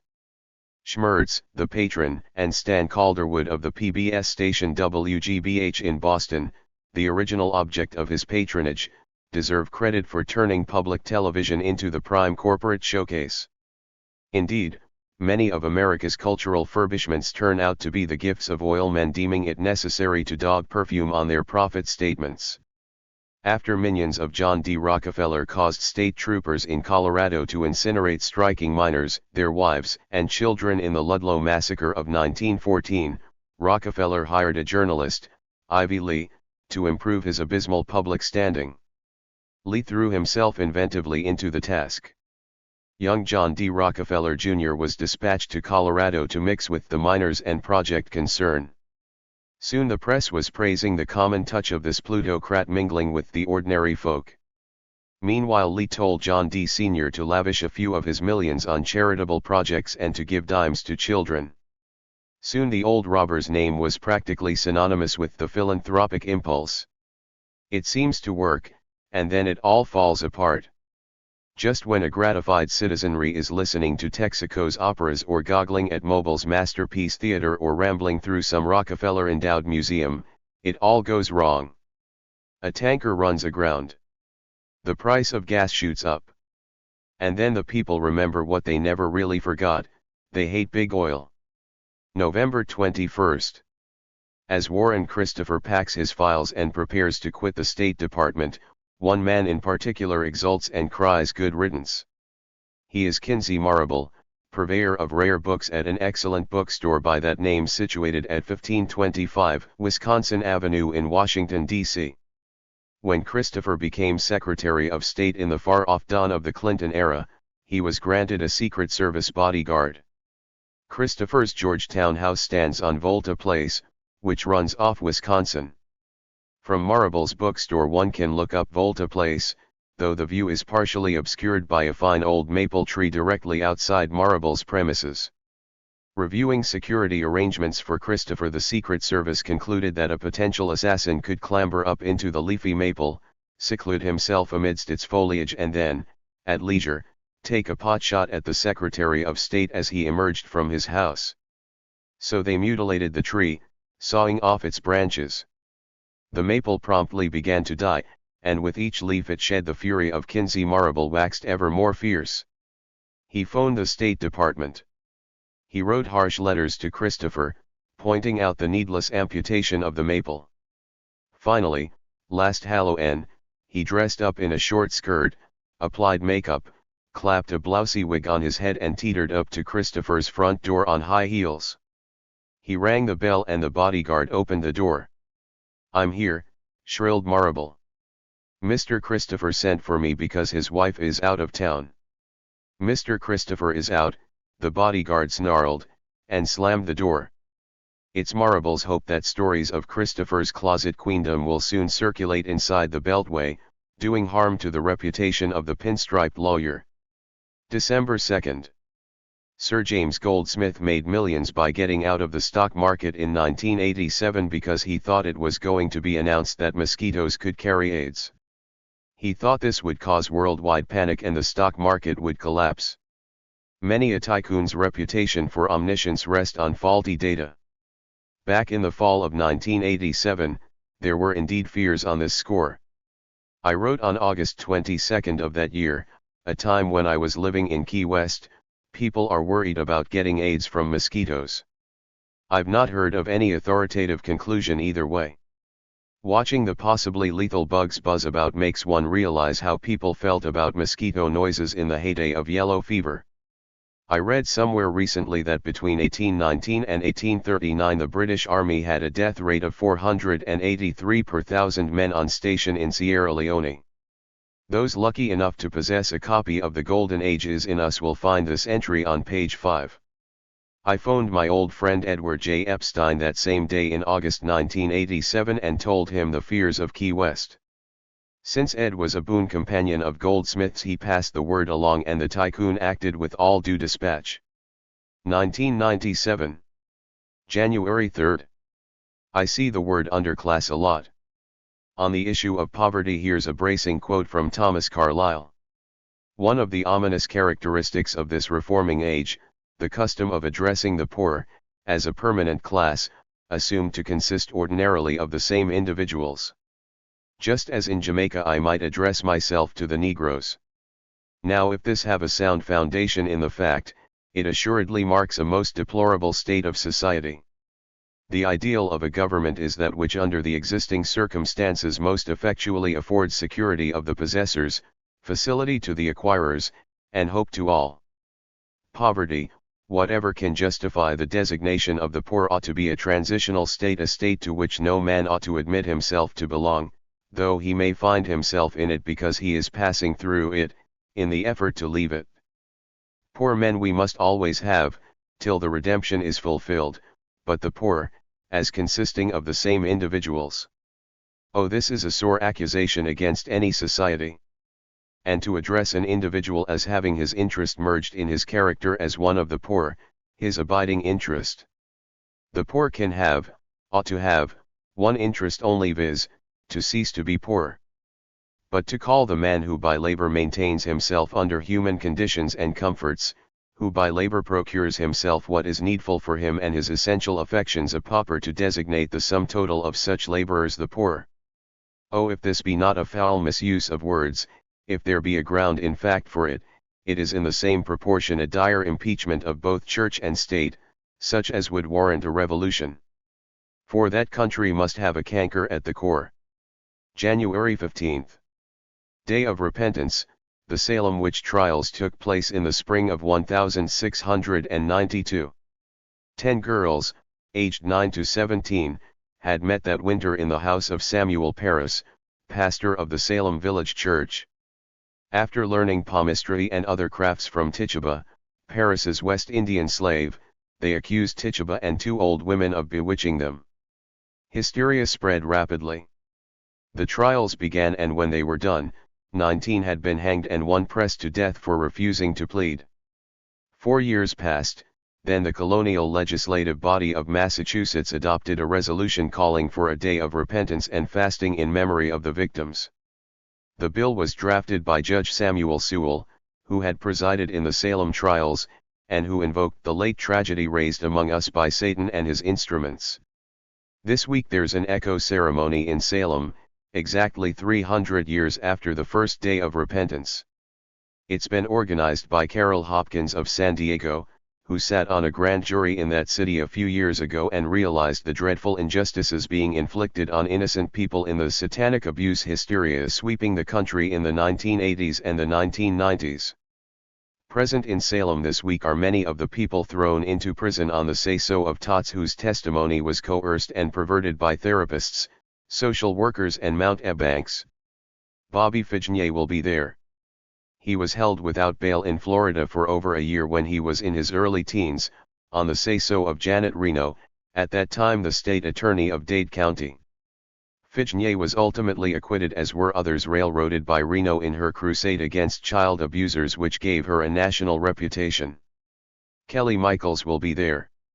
So will Peggy and Ray Buckey, victims of the infamous McMartin proceeding, the longest and most expensive trial in U.S. history. On the night of January 13, the Candlelit Walk proceeds to Salem's memorial to the witch trial victims. The 14th is the 300th anniversary of the Day of Repentance. These days, Hopkins says, the Salem-style persecutors don't talk much about satanic abuse in daycare centers. In fact, they're keen not to raise it. They've moved on, to the recovered memory nonsense, and to facilitated communication. January 22.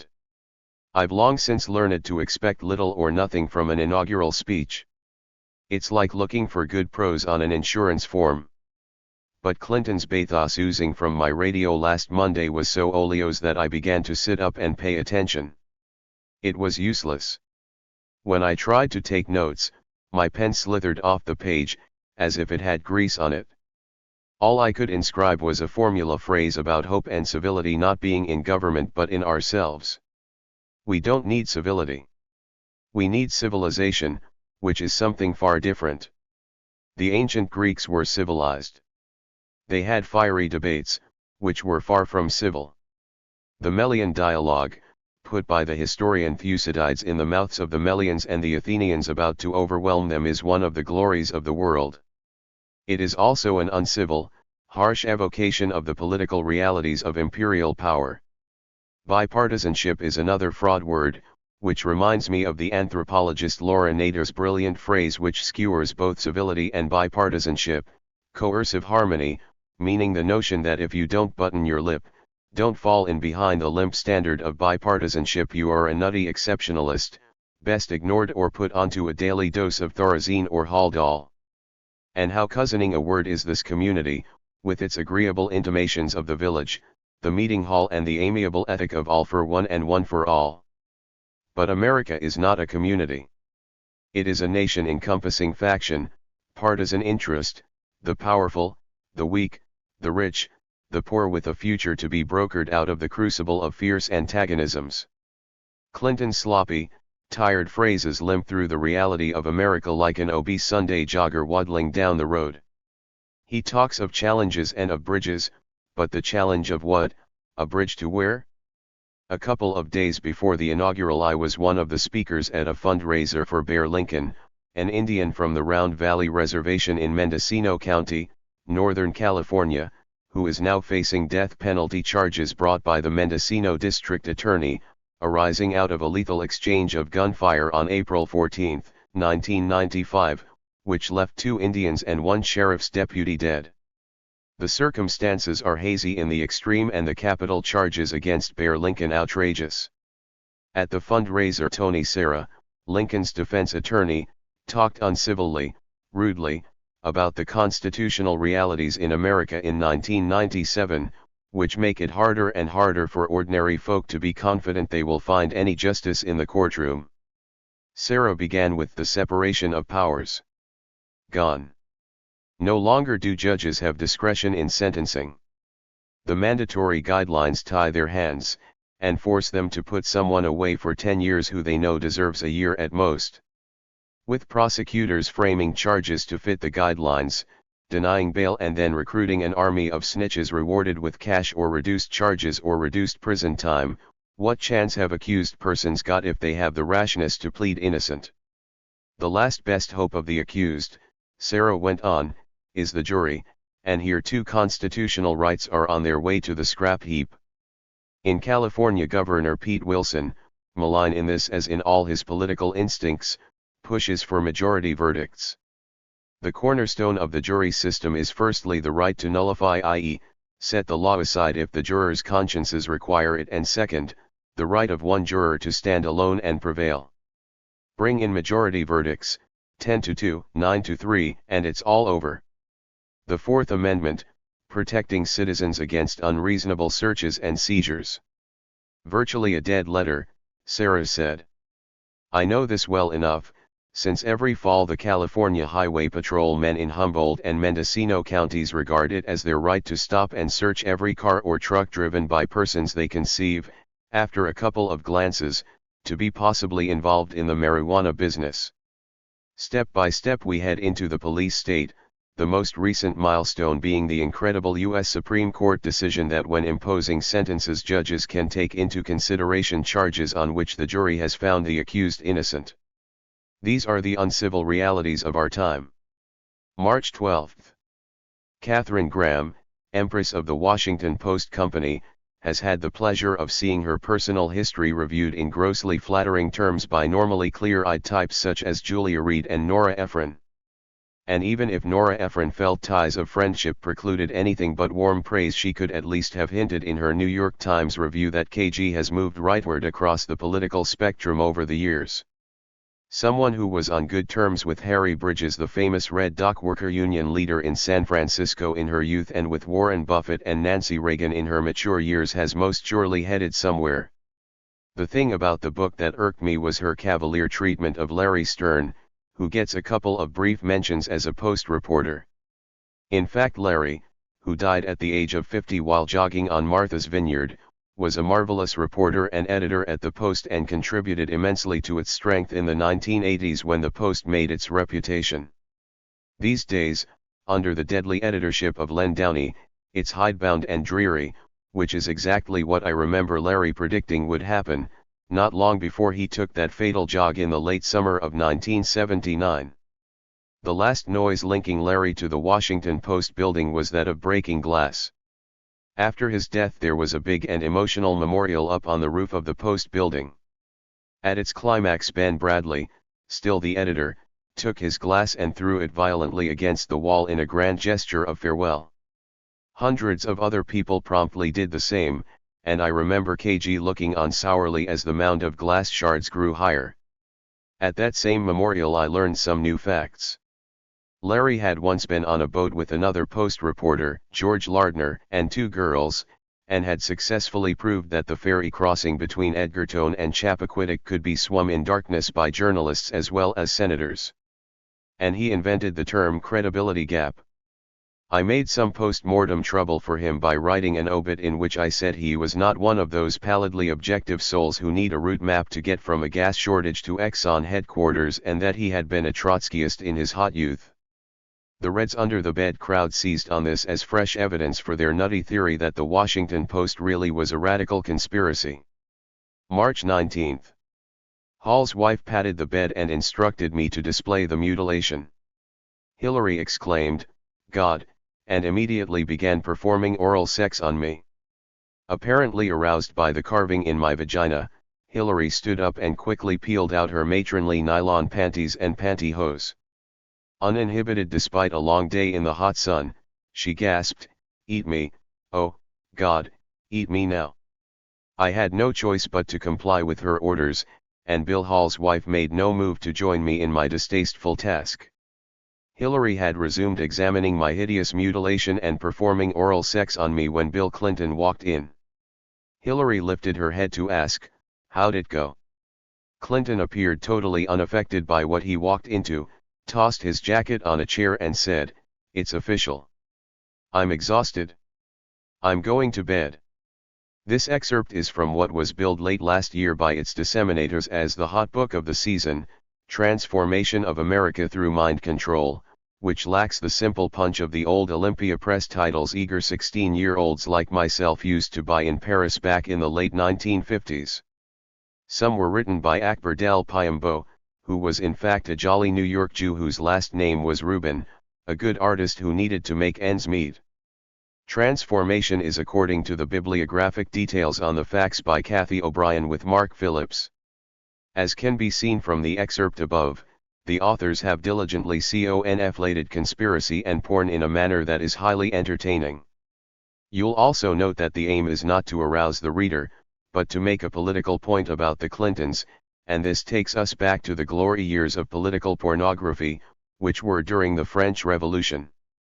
There's a good account by Lynn Hunt in the concluding chapter of the 1993 book she edited for Zone, called The Invention of Pornography, Obscenity and the Origins of Modernity, 1500 to 1800. Between 1774 and 1788, the eve of the Revolution, the number of titles in the genre of political pornography rose steadily and, according to Hunt, took off after the Revolution burst in 1789. Les aristos were portrayed as impotent, diseased, and of course debauched. The central figure was Marie Antoinette. Hunt describes one very pornographic pamphlet called L'Autrichienne en Goguettes, i.e., the Austrian's Frolics. Marie is portrayed in embraces with her brother-in-law, the Comte d'Artois, and with her favorite, the Duchesse de Polignac. Hunt says that in these pornographic pamphlets the Queen was often depicted as a lesbian and that in them sexual degeneration went hand in hand with political corruption. Counterpoised, most often only implicitly, to the degenerate aristocrat and the sodomitic priest of the ancient regime was the healthy love of the new patriots. In my cousin's house in Ireland there's a portrait of Marie Antoinette done by an elderly Frenchman from memory, for my great-grandmother. He'd been a page boy at Versailles. Maybe he was cherubin, though the portrait is dignified. I wonder if there was a spasm of political porn in England in the Thatcher years. Certainly many cherished sexual fantasies about her, mostly of an S/M variety. The late Pablo Escobar, of the Medellin cartel, once told his friend Mario Arango, who passed it on to my brother Andrew, that he thought Thatcher the most desirable woman in the world. March 26. One of the more radical minds in America left us last week. Colonel John Boyd died in Florida at the age of 70, and though the U.S. Air Force honored him Thursday, March 20, with a funeral in Arlington, complete with guard and flypast, there are doubtless many souls in the Pentagon relieved that so troublesome an intellect is no longer on active service. When people want to make a gesture toward military strategic thinking, they usually come up with a couple of quotes from Sun Tzu or von Clausewitz. Boyd's was not a widely known name among the general public, but among theorists of conflict he was unrivaled. It is no exaggeration to set him on the plinth next to Sun Tzu. No one challenges received ideas without being an incendiary soul, and Boyd's first sign of mutiny against the militarist tradition came in late 1945 in Japan. As an enlisted man in the occupying U.S. forces, Boyd became irked at the fact that his fellow conscripts had to sleep without blankets on the freezing floors of abandoned Japanese hangars, while their officers luxuriated in pleasant circumstances, indifferent to the condition of their men. With the tactical daring that was to characterize his career, Boyd led his fellows in burning down the hangars. Threatened with disciplinary retribution, he held up a copy of the Uniform Military Code, which he had taken the time to study, and pointed out that though he might be guilty of arson, the officers had breached one of the fundamental tenets of the code, that they had to take care of their men. An embarrassed silence was followed by the dropping of all charges against Boyd and the subsequent provision of warm blankets. Boyd flew missions over Korea, and here is where his ideas first began to take form. As he pondered the reason for the better kill ratio of the American F-86 fighter plane over the theoretically superior Soviet MiG-15, it occurred to Boyd that the U.S. plane's advantage lay in the fact that the pilot had a far better field of vision from his cockpit, and that though the MiG-15 could perform discrete maneuvers more efficiently, the F-86 was superior in transitioning from one maneuver to the next. Thus germinated Boyd's concept of the underlying patterns of conflict, and how the upper hand in any conflict could be obtained. Boyd summarized this in a mnemonic, OODA, or as he called it, the OODA loop, with the letters standing for observation, orientation, decision, and action. Key here is the ability to run through the OODA loop, or a series of these, quicker than your foe. Boyd had noticed that as an opponent is continually outlooked, he becomes progressively disoriented and eventually loses all ability to respond rationally. This loss was most vividly demonstrated by the fact that outlooked fighter pilots sometimes simply flew into the ground. When he was a fighter pilot instructor at Nellis Air Force Base in Nevada in the 1950s, Boyd, applying his own principles, became known as 42nd Boyd, by reason of the standing bet he had with any pilot that he could beat them in a mock dogfight in 40 seconds or pay $40. He never lost. Put in these schematic terms, Boyd's OODA loop might seem to be simply a common-sense precept, like many a military mnemonic. But the radical implications became apparent when Boyd applied the concept to the design of aircraft, which is where he began to tread on some sensitive toes. The military and its prime partners, the defense contractors, were mighty happy with the orthodoxy that a plane that was a faster, more heavily armed and more freighted with complex gadgetry was the proper weapon to procure. The more complex the plane, of course, the more contented were the arms builders, as they pocketed the taxpayers' dollars. Boyd conceived of a simple lightweight fighter plane appropriate to his doctrine of OODA loop maneuverability. The Pentagon high brass and their business allies resisted bitterly. Boyd deployed his strategic and tactical ideas in a brilliant campaign of bureaucratic warfare. With allies in what became known as the fighter mafia, Boyd captured the attention of James Schlesinger, Secretary of Defense, in the early 1970s, and persuaded him to back their vision, which ultimately took the form of the F-16. All through the 1980s the Boyd reformers fought their battles through the Armed Services Committees and through thousands of patient explanations to sympathetic journalists who were furnished with the headline-making exposés about fake tests and kindred lies of the arms lobby. Boyd, by now out of uniform, became an underground hero in Washington, delivering his ideas in what was known as the Boyd Briefing. In its ultimate form, this briefing took 13 hours to deliver, as Boyd gave enthralled audiences, often military officers, what amounted to a unified field theory of human activity, ranging from the tactics of fighter combat to the rivalries of economic and political systems. The briefings were open to anyone interested. Among the keenest students of Boyd were a bunch of young Republicans, including Newt Gingrich, who lost no time in inviting Boyd to lecture at the Republican Campaign Academy, Gingrich's staff college. Though Boyd would have been equally willing to instruct Democrats in the art of war and maneuver, not a single one ever bothered to show up at his talks. Boydians would say that they certainly paid a price, as the Democrats were consistently outmaneuvered in the early 1990s. Boyd had that rare talent, relentless intellectual focus on the task at hand. To hear him dissect tactics employed at the Battle of Leuctra, when the Thebans beat the Spartans in 371 BC, was as overwhelming as to hear him discuss the relevance of Gödel, Heisenberg, and the second law of thermodynamics to human behavior. Beyond all that, Boyd was an honest, modest, populist who never lost his humanity amid a life devoted to the consideration of war. April 9. Maddened by what she regarded as my insufficiently alarmed posture on the population crisis and my censorious remarks about coercive family planning, a woman from the Santa Cruz area on California's Central Coast accuses me of ignorance, prejudice, and hypocrisy.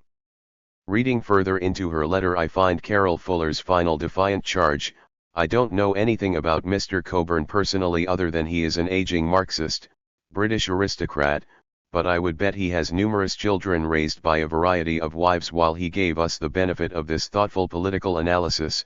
So much for Santa Cruz. Aging, I grant you.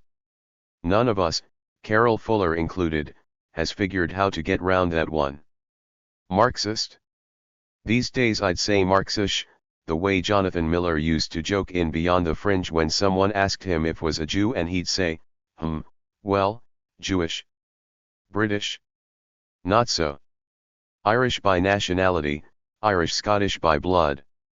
Just 2 wives, which is probably well below the average, and 1 daughter. So there are my credentials for talking about population. I'm a mongrel underbreeder. The best and brightest have always been the most assiduous advocates of population control. The gung-ho, can-do spirit of these fanatics was embodied by Reimert Ravenholt, a director of USAID's population program. Like a spring torrent after a long, cold winter, the United States has moved with crescendo strength during recent years to provide assistance for population and family planning throughout the developing world, he wrote in 1973. In a 1977 interview in which he said that his agency's goal was to sterilize 1/4 of the world's women, Ravenholt warned that a population explosion, by supposedly causing a fall in living standards in the South, could spark revolt against the strong U.S. commercial presence in the Third World. The policy underlying Ravenholt's exuberance was National Security Study Memorandum 200, commissioned and prepared in 1974 when Henry Kissinger was head of the NSC. In a prefiguring of the present empowerment nonsense, case planners stressed that the U.S. should help minimize charges of imperialist motivation behind its support of population activities by repeatedly asserting that such support derives from a concern with the right of the individual to determine freely and responsibly the number and spacing of children.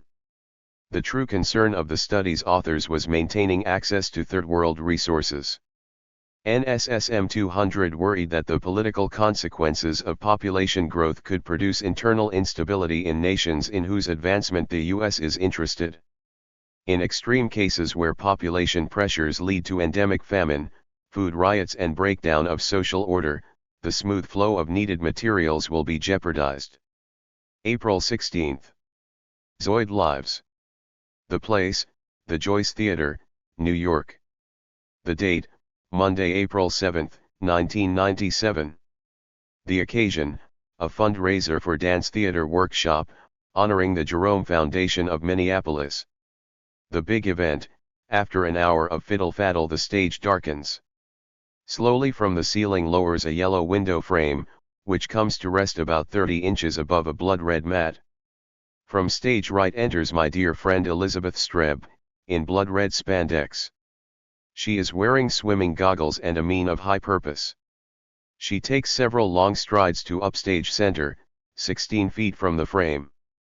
The audience is now looking through the dangling frame at Elizabeth, who executes a pop turn to the left, now facing the crowd. After a lengthy period of spiritual preparation, in which a profound silence falls upon the perplexed audience, she starts her run toward the frame, issues a sharp war cry and dives headfirst through what turns out to be glass. There is an explosion of shards, a perfect hole, and Elizabeth lands safely in a perfect line on the mat, her movement moment triumphantly achieved. The new dance is called Breakthrough. Meanwhile the wealthy donors mustered in the front 2 rows delicately and nervously dust the glass from their prosperous bodies. June 18. Down in Los Angeles a couple of weeks ago I passed swarm after swarm of bicyclists whizzing down the Pacific Coast Highway, and it wasn't long before I realized this was an AIDS charity ride, all the way from San Francisco. Later I met someone who'd been to the triumphal concluding ceremonies.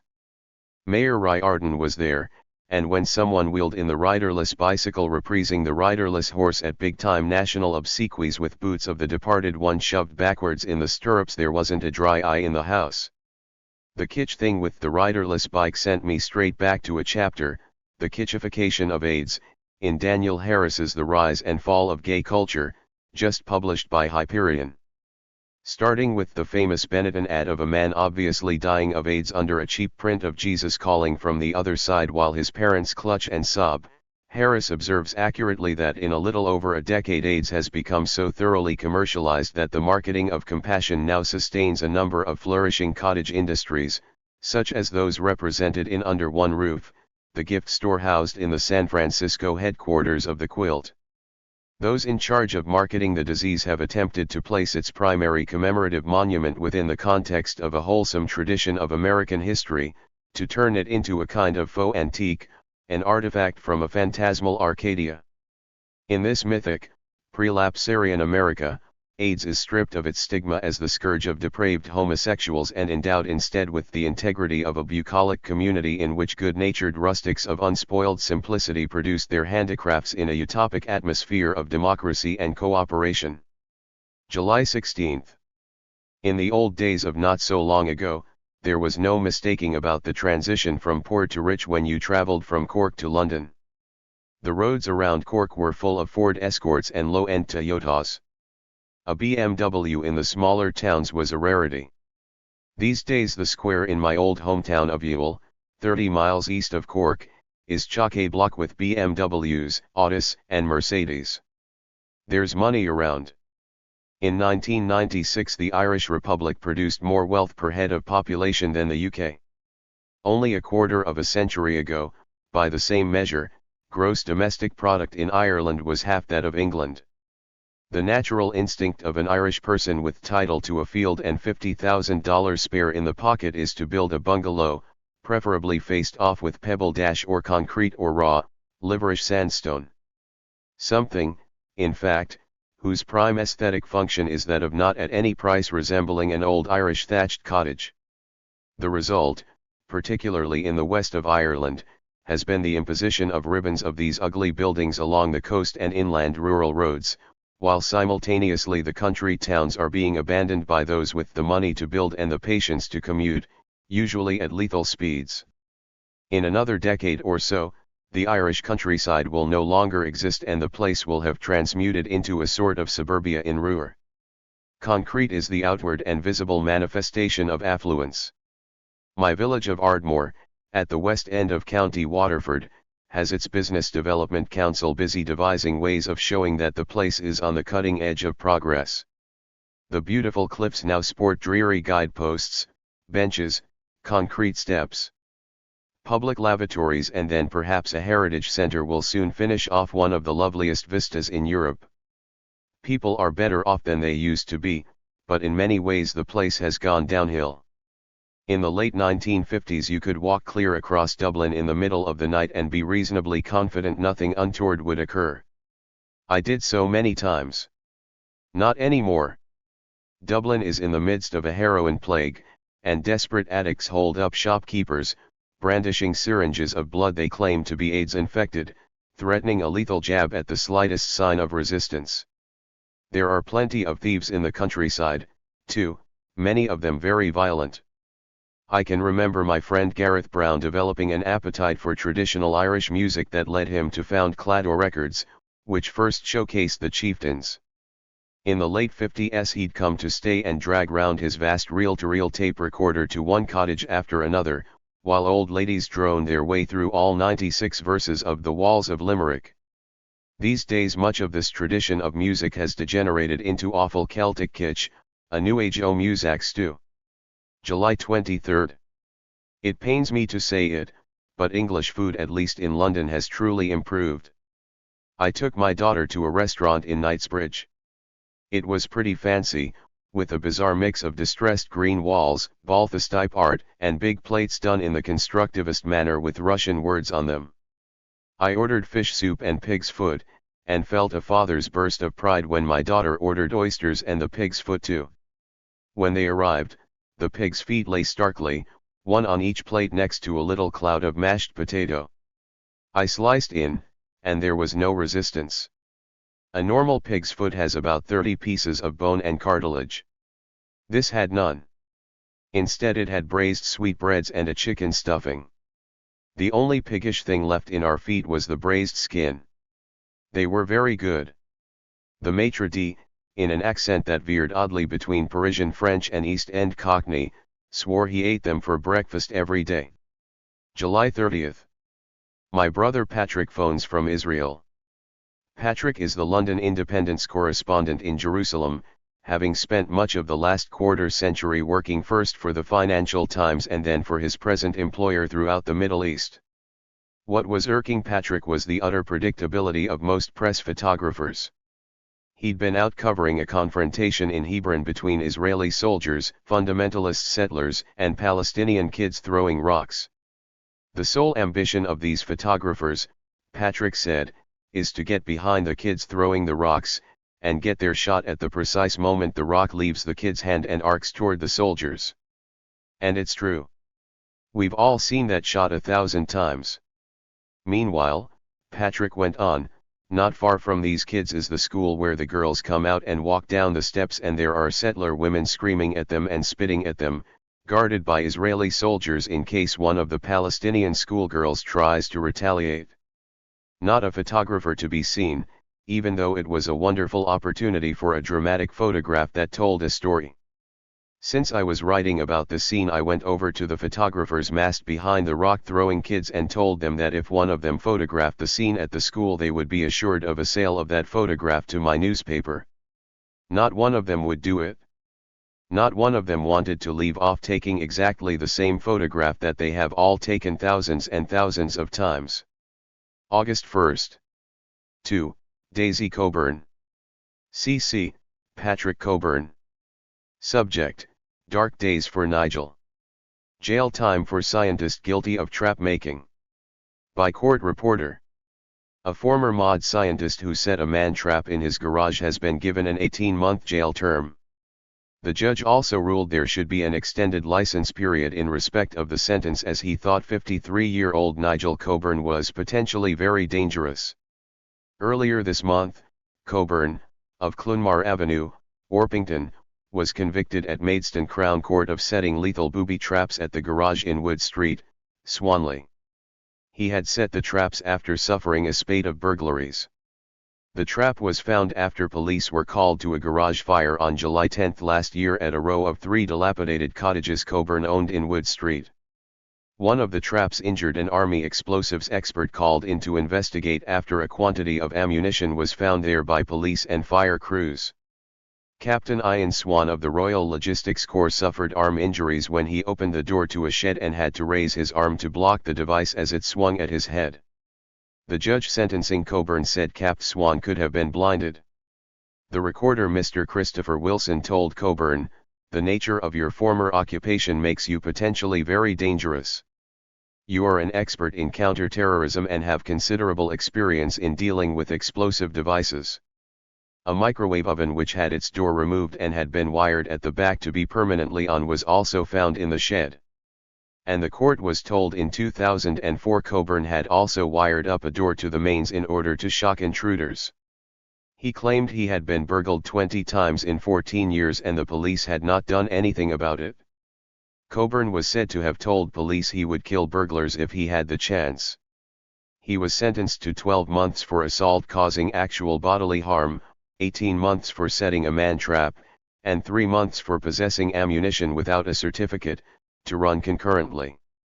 Cockburn, who worked for the mod for 36 years, had denied the charges but was found guilty. He was cleared of wounding with intent. September 3.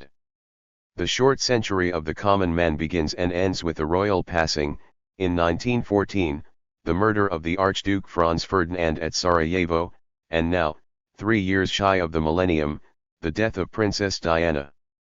The Diana cult, for what else can we call it, offers her as the people's princess, but this is merely the sleight of hand of the old fairy tales, where the prince most admirably displayed his royal essence by moving among his subjects as a commoner.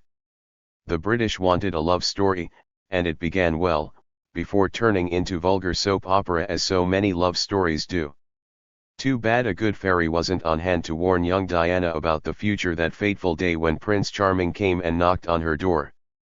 In the end, she only truly seemed to come into her own when in the company of people in worse shape than herself.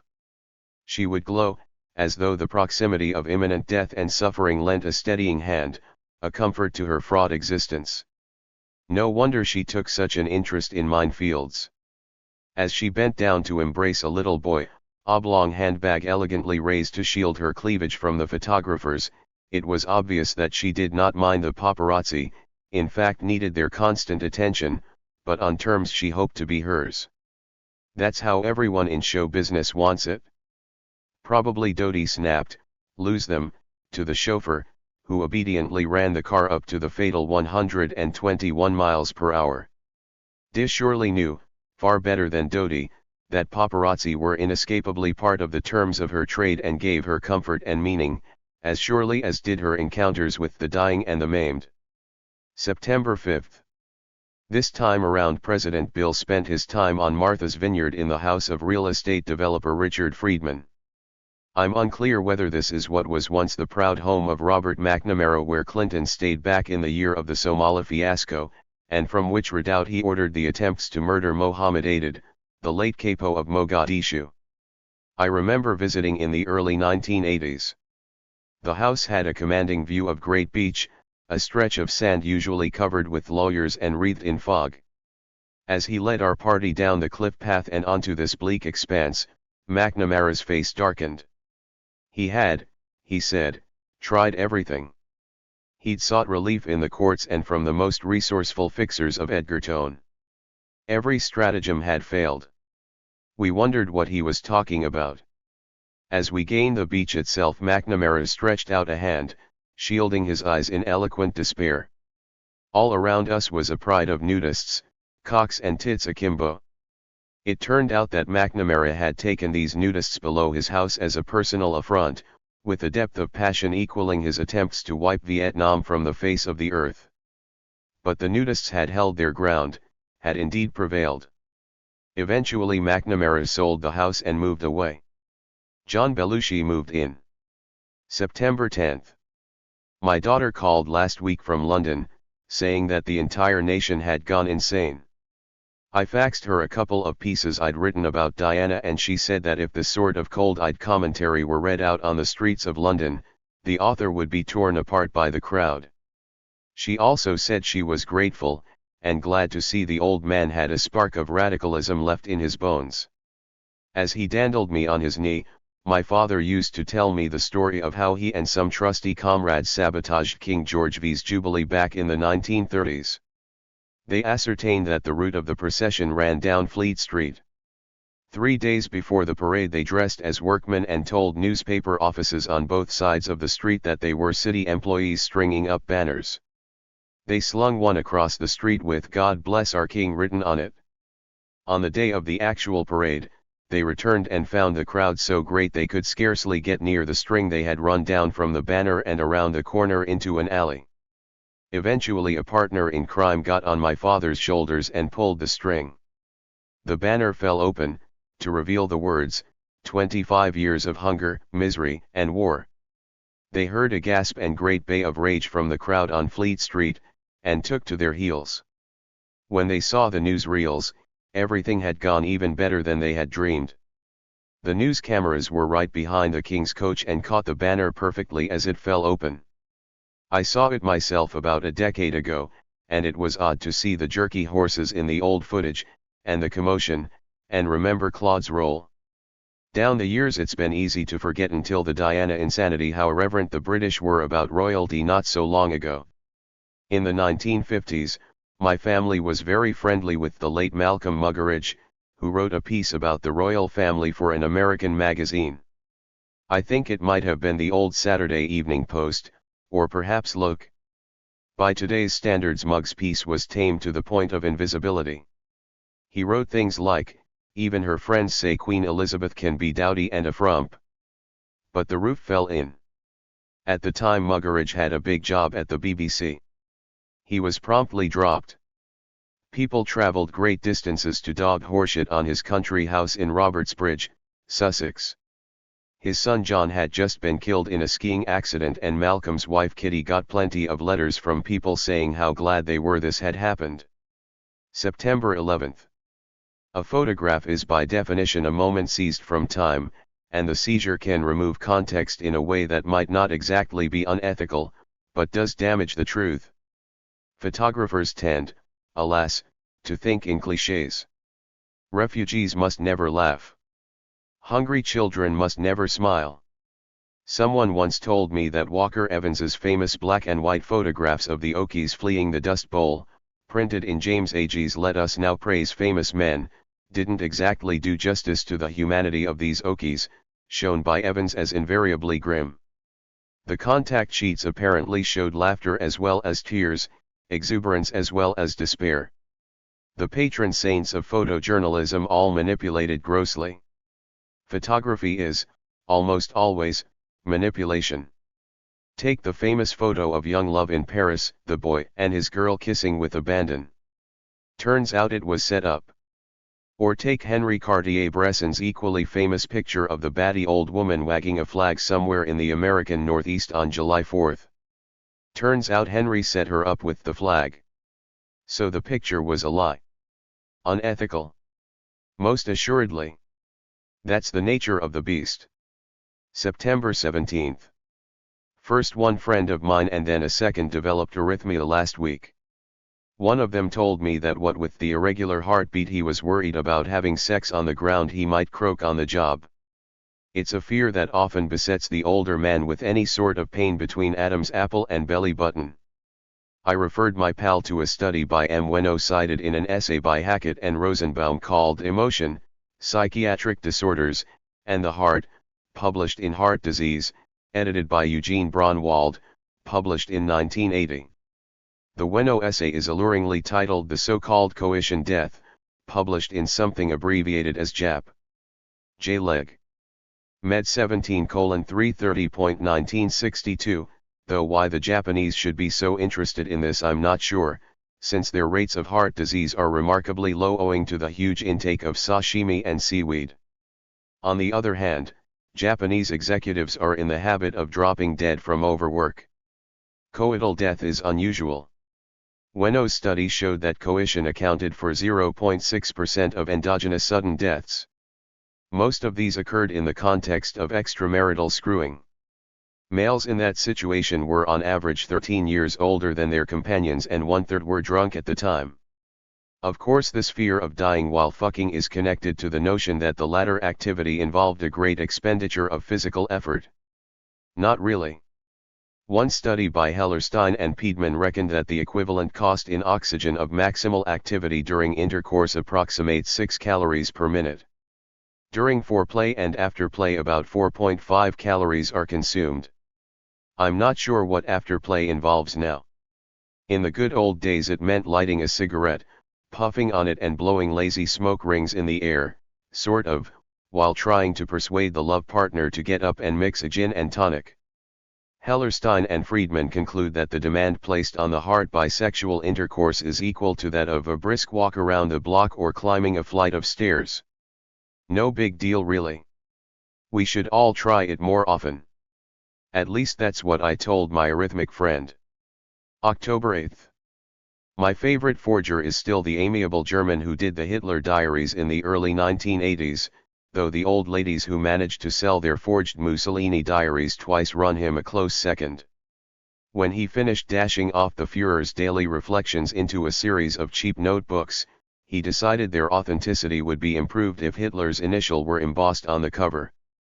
So he hastened off to the stationery store to buy some letter set, only to discover that the letter A had run out. He decided to use F instead. So each notebook had FH. Not a single one of the experts noticed. One of Princess Di's ancestors fell for a forgery by an Italian called Joseph Vella, who claimed in 1794 he'd unearthed the 17 lost books of the Roman historian Livy. His story was that he'd got them from a Frenchman who'd stolen them off a shelf in Santa Sofia in Constantinople. They were, Vella said, in Arabic, which was not implausible, since the Arabs translated classical works, which is how many were saved. Vella persuaded Di's ancestor, Lady Spencer, to put up the money for a translation into Italian, and quickly made a specimen page, which he claimed was the whole of the 16th book of Livy's history. Now Vella got the bit between his teeth and reported another great find, the ancient history of Sicily in the Arabic period, across 200 years, plus all the correspondence between the Arab governors of Sicily and their superiors in Africa. The King of Naples showered Vela with medals and other gratuities, including a pension. There was a problem. The only Arab text he had was a book about Mohammed. But though his knowledge of Arab orthography was scant, he inserted dots, curlicues and similar flourishes that looked like Arab script. When he published a facsimile, further praise was heaped upon him for translating these illegible scribbles. Vela said he'd almost lost an eye after poring over the manuscript, and the view was he should get a higher pension. Vela's work was published throughout Europe, until finally an Orientalist examined the manuscript, declared it to be the history of Mohammed and family, and Vela went to prison. October 15. I've been following the gastronomic excursions of Vogue's Jeffrey Stingarten with increasing concern. The man is out of control. October's Vogue features him in an excursion to Rome as the climax of an obsessive 3-year quest to make pizza bianco and pangenizzo. The former is a kind of bread, a bit like focaccia, and pangi is a wholemeal bread. Stingarten's approach evokes the single-mindedness of a Mars shot as prepared by the Jet Propulsion Lab in Pasadena. He notes his arrival time in Rome. He scuttles to his target bakeries to measure and collate, oblivious to the charms of the city, or indeed of his companion, soon one surmises bored to distraction by her employer. It's all a bit reminiscent of someone engaged in sex with eyes fixed not on the beloved but on some Masters and Johnson diagram of neural responses. Stingarten represents the ultimate triumph of positivism. He races to collect samples of Italian flour, malt, and water for later analysis in U.S. labs. He reports excitedly that one Italian manufacturer had overestimated the protein content of its flour by nearly 3%. Enraptured by such triumphs of U.S. lab analysis, Stingarten has nothing to say about the vital gluten levels in the flour that are both a feature of the flour and a consequence of the way in which the dough is kneaded. Such omission is emblematic of Stingarten's approach, which sees bread making as an activity akin to manufacturing rocket fuel, rather than as the outcome of an interaction among domestic yeasts, wild yeasts, and variabilities in wheat strains and water. Fermentation involves not just the introduction of domesticated yeasts, but also the chance invasion of wild ones. Bread is a living thing that involves both. As anyone who regularly bakes bread well knows, bread becomes better not purely as a function of technique or careful measurement and proper ingredients, but rather because the kitchen becomes progressively colonized by wild yeasts. This is why European bakeries, somewhat messy than the sterile kitchens of this country's commercial U.S. bakers, produce better, tastier bread. The dough-encrusted towel, the unsterile bowl all play their part in providing a haven for wild yeasts. Stingarten describes how his researcher, Martina, begins to pale as he outlines his scientific endeavor. By the time my oration has finished, Martina's nutty skin has turned a ghostly white. At least she has grasped the heavy responsibility that now weighs upon her handsome shoulders. Actually, Martina was grasping the dreadful truth that she had to spend the next several days with an idiot thinking that science alone can capture the ineffable. November 5. One of the Republicans' problems is they've always overstated the case against Clinton, so they've devalued the currency of abuse. Now no one pays any attention and Bill's popularity ratings remain high, whatever dirt laps about his knees. The thing to do is wait until he's dead and then let him have it. This is what happened to the Roman Emperor Nero. The sweaty plebs of Rome liked him. He was populist in political tilt, snoot the upper crust senators and threw terrific parties, to which the ordinary folks were invited. But history took its revenge, in the form of the denunciations of Nero by Tacitus, Suetonius, and the rest, propagandists for the Roman upper crust. But the Christians hated him too, for obvious reasons. Then after nearly 2,000 years of maltreatment by these mythographers, poor Nero got chewed up again by the French religious mythographer Ernest Renan, who depicted him in pitiless terms as the Antichrist. Eagerly reading Renan was a Polish nationalist, Henryk Sienkiewicz, who wrote Quo Vadis, serialized in Gazeta Polska between 1894 and 1896, earning him the Nobel Prize in 1905. Nero got excoriated once more, not only as the great beast, but also as somehow the proto-foe of Polish nationalism. The first Quo Vadis came in 1901, and by 1912 Enrico Guazzini produced the third adaptation, running for a full 2 hours and blessed with incredible success, including a premiere at the Royal Albert Hall in the presence of King George V, and in New York, where it was the first film ever to play in a Broadway theater. With Guazzini's Quo Vadis, the new medium reveled in long shots and pans around crowds enjoying the martyrdom of Christians, under the supervision of Nero. By now, Quo Vadis was becoming a weapon of the Catholic Church in Italy in its battles with the new secular state, and once again Nero proved useful in his beastliness. Next came DeMille's The Sign of the Cross in 1932, once again offering the easy contrast between the depravity of Charles Laughton and the Christian purity of Murcia. Nero's doom was sealed in 1951 with the release of Mervyn Leroy's Quo Vadis, when he was represented by Peter Ustinov in all his foreign decadence, set against the manly strength of Robert Taylor and the American way. So Nero stood for Stalinism and everything foul. The voiceover at the start of the movie talks about AD 64 as a period when the individual is at the mercy of the state, and rulers surrender their subjects to bondage. But simultaneously the hounding and suicide of the novelist Petronius is taken by Maria Wyke as an allegory of Hollywood blacklists. November 19. Nannygate is winding down. At its height it represented the fiercest stress to Anglo-American relations since the War of 1812, when my ancestor Admiral Sir George Cockburn burned down the White House, then hastened along to the National Intelligencer to avenge himself on the press which had treated him roughly. Sir George told his men to destroy the newspaper's type fonts, saying, "Be sure that all the C's are destroyed so the rascals cannot any longer abuse my name." Woodward wasn't a nanny but an au pair. Back in the 1950s in Britain the au pair was usually a Swedish girl. The headmaster of my boarding school had two, the only females under the age of 30 in our fastness in Perthshire. Fitzpaine and I faced expulsion for having tea with them in the headmaster's study at a time we thought the man was safely absent on some official function. The nanny was the pivotal figure in male upper-class character formation. Mothers were seen once a day for about 30 minutes, when the youngster was brought down from the nursery quarters to be displayed in the drawing room. After the onset of boarding school at the age of 8, these contacts between mother and offspring shrank to the 4 months vacation time. The son and heir's maternal substitute was of course the nanny, in Churchill's case along with many others the only woman such men loved. Heirs to large estates would get their own back on mummy by booting her out into the dower house, a structure sometimes converted stables detached from the main house. Among the many anguishing rites to passage was the transition from care by nanny to supervision at the boarding school by matron, in my case an austere figure in starched white who would line all us little boys up and then, one by one, have us come forward so she could briefly cup our testicles in her chill hand. There might be useful employment for Emerald prosecutors here.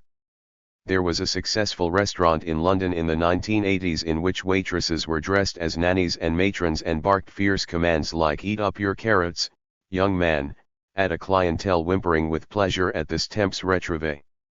After matrons' ministrations we would head off to chapel and once a term have the pleasure of hearing the headmaster announce that we would now sing the 136th Psalm, verses 1 to 6. We would naturally look at the omitted verses which concluded with the psalmist's delighted cry, "Blessed be he who taketh the little children and dasheth them against the stones." I should note that in my case contact with Mama was extended far beyond the half-hour display at cocktail time, since she bred horses and we all rode a lot though we feared the dangers of the chase. How we yearned for snow and ice in the winter months, which meant riding was off, instead of which we would hear the exuberant, ominous cry, "Lovely day for hunting." November 23. Behind every fortune lies a crime, Balzac wrote, and no doubt that was true in the case of the Steele dynasty of Jones and Laughlin, in Pittsburgh. But the Laughlin side of that enterprise produced James Laughlin, who shunned the family business in favor of publishing and launched New Directions, the most sustained presentation of good writers in the history of one publishing company, Pound, William Carlos Williams on down. I said to my friend Ben Sonnenberg, the day after Laughlin died last week, that it was probably one of the most culturally productive uses of surplus extraction in the history of American capitalism. Ben suggested the melons, but that's because Ben is an Anglophile and loves those 18th century paintings of horses the Mellon family purchased out of Gulf oil loot. Think of what some of the other American fortunes have produced, from Singer sewing machines to the New Republic. I asked Ben, who used his patrimony to found Grand Street, whether he thought crime lay behind his dough, and he said that alas, it wasn't a fortune. I suppose tidy sum would better describe it? Ben Sonnenberg Sr., the famous publicist, wanted to have written on his gravestone, "At least I never took a cent from Joe Kennedy or Howard Hughes." His house was number 19, Gramercy Park South, and Ben Jr. once told me his father's butler sneaked out late one night after his master's death and planted the urn under some bush in the square itself. We turned to discussion of another productive fortune, that of Pirandello's father, who was in the sulfur business on Elba, enabling young Luigi to get on with his writing. Last week I saw Pirandello's final play, The Mountain Giants, at the La Jolla Theater, well acted and staged by students in the theater department of the University of California at San Diego. It is a wonderful piece of work and not, so far as I could see, particularly unfinished as it is usually described. Ben Jr. said that in the years when he'd been active in New York theater he'd tried endlessly to get The Mountain Giants produced there, but without success. Then he told me a good joke. Grasshopper goes into bar. Bartender, "Good Lord, we've got a drink named after you." Grasshopper, "Why would you call a drink Bob?" November 26th. Oswald's Tale. Dear Mr. Anderson, Alexander Cockburn, ever obstinate, is of the opinion that JFK's assassin, Lee Harvey Oswald, shot the president because he believed, not without reason, that this deed would help save the Cuban Revolution. Oswald disagreed. From his arrest until his summary execution, Oswald spent almost 48 hours in police custody. Reportedly, 12 of those hours were spent in interrogation by state and federal police. There are no stenographic or taped records of these interrogations, and Oswald was denied legal representation. However, memoranda by some of the investigating officials were published in the Warren Commission report. These officials report that Oswald vehemently denied shooting either the president or Officer J.D. Tippit, and two of these officials also report that Oswald expected Cuban policy to remain unchanged with the death of JFK. According to Inspector Thomas J. Kelly of the Secret Service, said there would be no change in the attitude of the American people toward Cuba with President Johnson becoming president because they both belonged to the same political party and the one would follow pretty generally the policies of the other.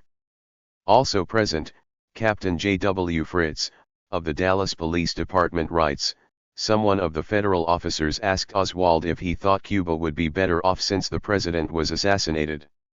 To this he replied that he felt that since the president was killed that someone else would take his place, perhaps Vice President Johnson, and that his views would probably be largely the same as those of President Kennedy. Sincerely yours, Jock Penn, Petaluma. P.S. Alexander Cockburn urges Alex Cox to concentrate on making a decent movie for once, instead of uttering Malthusian heresies. Cox's latest movie is more than decent.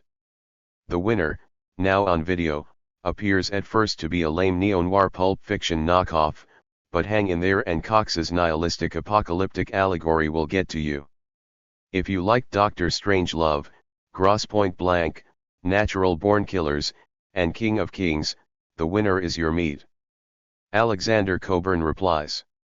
If we proceed with my view that Oswald was a rational assassin, it's not likely that he would have told the authorities cited by Penn that he killed Kennedy to save the Cuban Revolution. He would have said as he did that he didn't kill the president and that it would make no difference to U.S. policy toward Cuba that JFK was dead. A pro-Cuba Oswald would certainly not wish suspicion to be directed toward Cuba.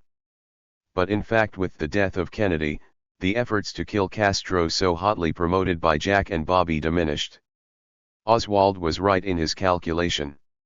December 3rd. One area in which British journalism is indubitably superior is in the writing of obituaries. Sometimes the New York Times will produce something readable, even piquant, but jaunty frankness about the departed one is not tolerated.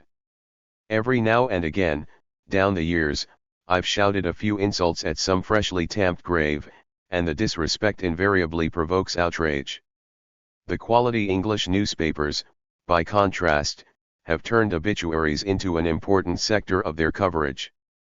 In this respect, the Independent and the Daily Telegraph are particularly well edited. Before me this Friday, November 28, is the Telegraph's obituary of Dan Farson, covering 2/3 of a page of this respectable broadsheet, read mostly by an upper and middle class conservative audience. Farson was a famous homosexual drunk, emblem of London's Old Soho, whose pubs and restaurants my father took me to in the early 1950s.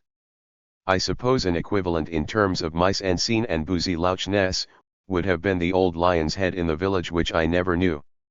Dan was the son of Negley Farson, a famous U.S. correspondent who wrote for the Chicago Daily News in the early 1930s, reporting from Europe. His memoirs, Way of a Transgressor, often turn up in the second-hand bookshops. Dan made his living as a photographer and journalist. The Telegraph's obituarist evoked his life with humor and bracing honesty. The obit begins in traditional style and then rapidly changes tempo. Daniel Farson, who has died aged 70, was a talented television journalist, writer, and photographer. He was also a nightmare drunk. I doubt you'd get such a lead in the New York Times. From that opening, the anonymous obituary keeps up an ebullient tempo of reminiscence. He never lost his hair, which was fair. In old age he presumably dyed it.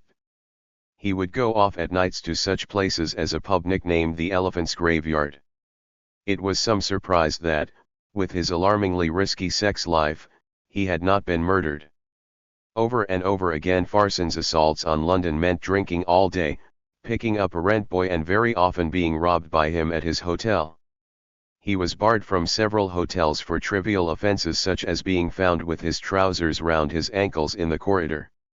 One Sunday afternoon in the Coach and Horses, an angry rent boy came into the pub and tried to shame Farson into paying for his afternoon services. Farson was shameless. "But you didn't bloody do anything," he shouted back. "And I bought all the drinks." With such anecdotes, the obituarist not only offers good entertainment but draws a vivid picture of the old Soho, frequented by painters such as Lucian Freud and Francis Bacon, about whom Farson wrote a book called The Gilded Gutter Life of Francis Bacon. The old Soho, where Karl Marx also lived his Soho life in terms once excitedly described by a Prussian spy, is certainly dead and gone. Farson's obit concludes, "On the day of the funeral of Diana, Princess of Wales, Farson went to the Coach and Horses in Soho, straight from a trip to Sweden. He stood at the bar, noisily impersonating a friend, Sandy Fox, bursting into tears. Behind him young people told him to shut up because they were trying to hear the speech of Earl Spencer on television. Such had become the Bohemia that he was shortly to leave for the last time." December 4. The British Public Records Office is releasing 70-year-old material, including Home Office files on Lord Alfred Douglas, aka Bosie, Oscar Wilde's young lover. In 1923 Douglas was jailed for criminal libel of Winston Churchill, having alleged in a pamphlet that Churchill had accepted a bribe from a German-born financier named Sir Ernest Cassels, to publish a misleading report about the Battle of Jutland. For this Bosie pulled 6 months. While languishing in Wormwood Scrubs prison, Douglas wrote De Excelsis, a reprise on Wilde's De Profundis, written in Reading Jail. The jailers confiscated this and never gave it back, on grounds that it repeated the libels Douglas had been imprisoned for. Douglas bitterly contrasted his treatment with the more generous attitude toward Wilde, when Oscar Wilde wrote in prison a filthy and blasphemous screed entitled De Profundis, which consisted largely of abuse of myself and others then living, and contained an apology for every kind of vice and abomination. The Home Office made no difficulty at all about allowing him to take out his Miss. While it was denying Lord Alfred Douglas's request, the Home Office was also upholding a ban on Radcliffe Hall's pioneering lesbian novel, The Well of Loneliness. The Home Secretary, Shooter Ada, was sympathetic, noting carefully that the perversion which it is supposed to celebrate is more widespread than commonly thought. But the ban lasted until 1968. And after 60 years the Home Office has released papers showing that David Lloyd George, Prime Minister in 1917, successfully sought the release of Alice Weldon, a suffragette who had tried to poison him on the grounds that World War I, for which she apparently held Lloyd George partly responsible, had slowed the cause of women's rights. Weldon had engaged in arson and sabotage in the feminist cause. She was a former postmistress who ran a second-hand clothes shop in Derby, fighting her battles with her daughter Hetty at her side. Alice got 10 years for trying to poison the PM, a lenient sentence by modern standards. But Lloyd George had her released after a brief period on the grounds that her incarceration was a PR disaster and she was unwell and might die in prison. December 17. Edward said, passing through London on his way to India, gave a talk at an event sponsored by the New Left Review and the London Review of Books on coexistence. Edward's point was that after the wreckage of Oslo and the poison of Netanyahu and the Into the Sea with them irreconcilables, it behooves intellectuals in the Jewish and Arab diaspora to talk about coexistence inside Israel/Palestine. The intellectuals mustered for the occasion, such as George Steiner, agreed, though one can ask, why just allocate the great task to Jews and Arabs? What about the rest of us, mongrels though we mostly are? Later, everyone gathered at one of those functions the liberal/left excel in organizing, in the narrow, noisy basement of an indifferent restaurant, offering dank meatballs to be eaten with one's fingers. I sat down next to Edward to say hello and almost immediately a man I'd never previously met and didn't recognize rose up and addressed me directly. Allow me to say I think you are a fucking asshole. Before I could ask for clarifying evidence, he dashed from the restaurant. It turned out to be Salman Rushdie. Rushdie was presumably still simmering from criticisms, richly deserved, that I made about him for his disgusting behavior after the Shavaz massacre. Some Turkish secularists had gathered in the town of Shavaz to make a public reading from Rushdie's satanic verses. The same sort of Islamic fanatics as support the fatwa against Rushdie then set fire to the hotel in which the secularists were staying, and more than 30 were burned to death. Rushdie promptly denounced the secularists as acting in a manner he had not authorized. It was a chicken-hearted display. This happened a few years ago. The Islamic arsonists have just been convicted. December 29. 2. Patrick Cockburn. Subject: Bad King John, proto-Islamo-fascist. Did you know he seriously considered becoming a Muslim? I'm reading R.W. Southern's Western Society and the Church in the Middle Ages, Volume 2 of the Pelican History of the Church. In it Southern notes that King John of England, while excommunicated by the Pope for nearly 4 years, gave serious thought to becoming a Muslim. The steps King John took in this direction were recounted in detail by a contemporary chronicler, Matthew Paris, laid out in Chronica Majora, ed. H. R. Lourdes, in R.S. 1874, 2, 559-64. I'm getting hold of this vital text which will no doubt be in Latin, unless Lourdes translated it. 1998. January 7. The Kennedys never go quietly, do they? Somehow it's beyond their powers. And if you had to define an Kennedy manner of passing, Michael's would surely be it.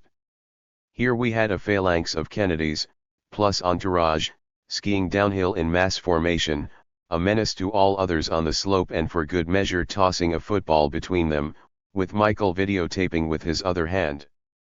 The assassination buffs are agog. For them, the question is, who moved the tree? A home video taken by a German tourist the day before the fatal encounter shows the tree at least 15 feet east of its final rendezvous with the speeding Michael.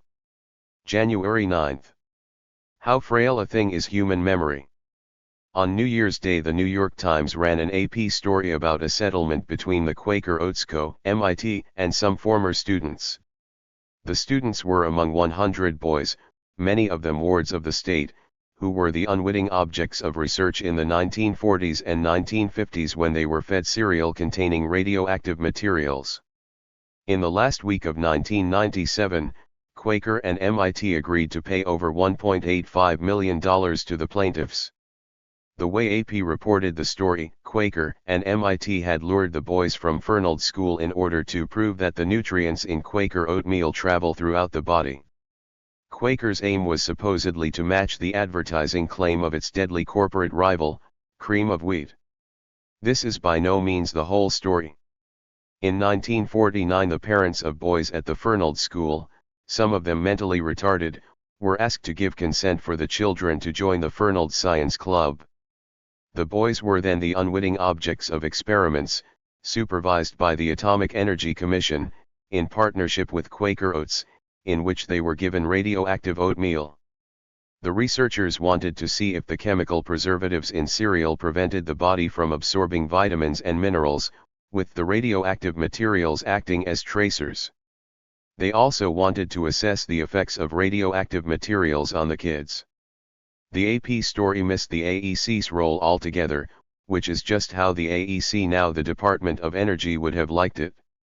There are many experiments from that era that sound like a continuation of the Nazis' researches in the labs at Dachau, which is scarcely a coincidence since the CIA spirited out many of those same Nazi scientists, bringing them to work for the AEC and other bodies in the paperclip program, as the CIA codenamed it.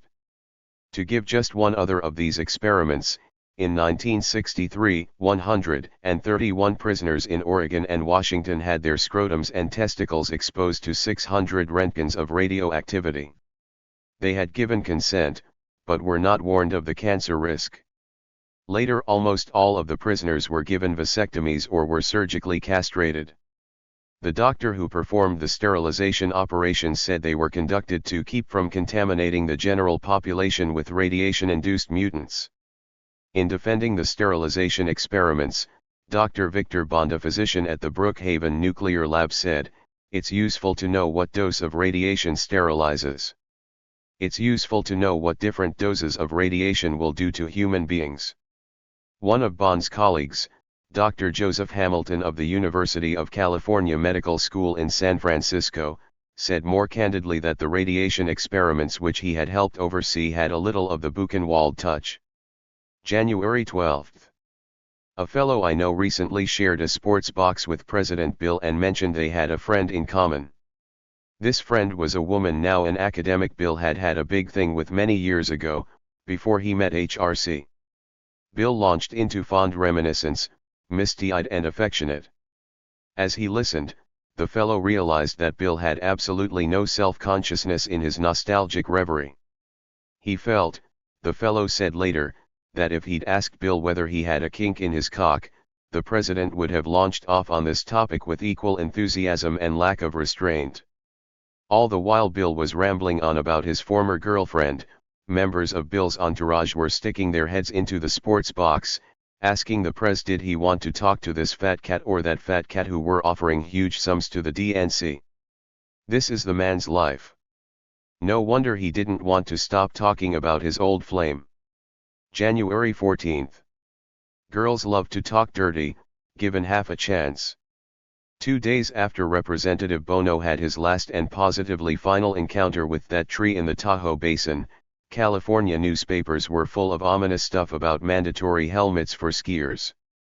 I read this in the San Francisco Chronicle in our local store and remarked to RNA, the two women behind the counter, that in any given 24 hours in America there must be at least a dozen fatalities involving people falling out of bed while screwing, bashing their heads on the floor, etc., and that the way things were going we'd soon all have to wear helmets before getting it on. The girls lit up. And mandatory knee pads against carpet burn, cried A. And mandatory pads against tile burn in the shower, shouted R merrily. A couple of minutes later they were laughing about doing it in airplanes. Racy stuff. I headed for the door, ears a tingle. January 15th. The big New Year's resolution is the same one I always make. Really good tax records. This time, for $15 I bought a diary which has a whole page for each day. January 1st was a snap. I put the miles I drove in my car, plus charitable dispensations, plus cost of meals and brief reason why they could be counted as business-related entertainment. Then I put down the cost of all my newspapers. I entered check numbers, totals and deductible disbursements.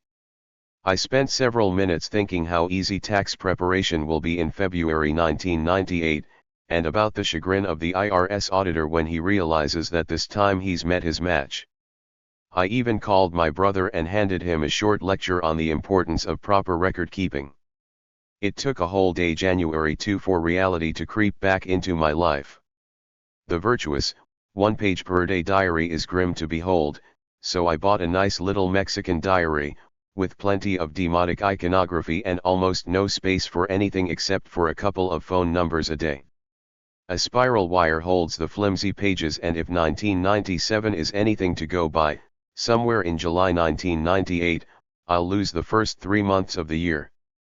I'll fall behind in my estimated quarterly payments.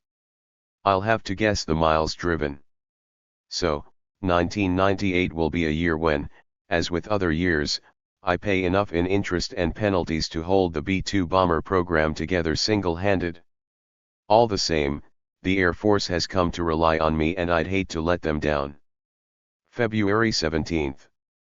Many people go through life rehearsing a role they feel that the fates have in store for them, and I've long thought that Christopher Hitchens has been asking himself for years how it would feel to plant the Judas kiss. And now, as a Judas and a snitch, Hitchens has made the big time.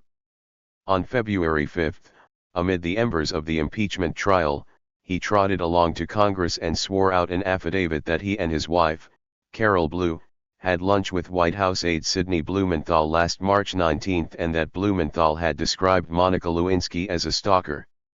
Since Blumenthal had just claimed in his deposition to the House impeachment managers that he had no idea how this linking of the White House stalker stories had started, Hitchens's affidavit was about as flat a statement as anyone could want that Blumenthal has perjured himself, thus exposing himself to a sentence of up to 5 years in prison.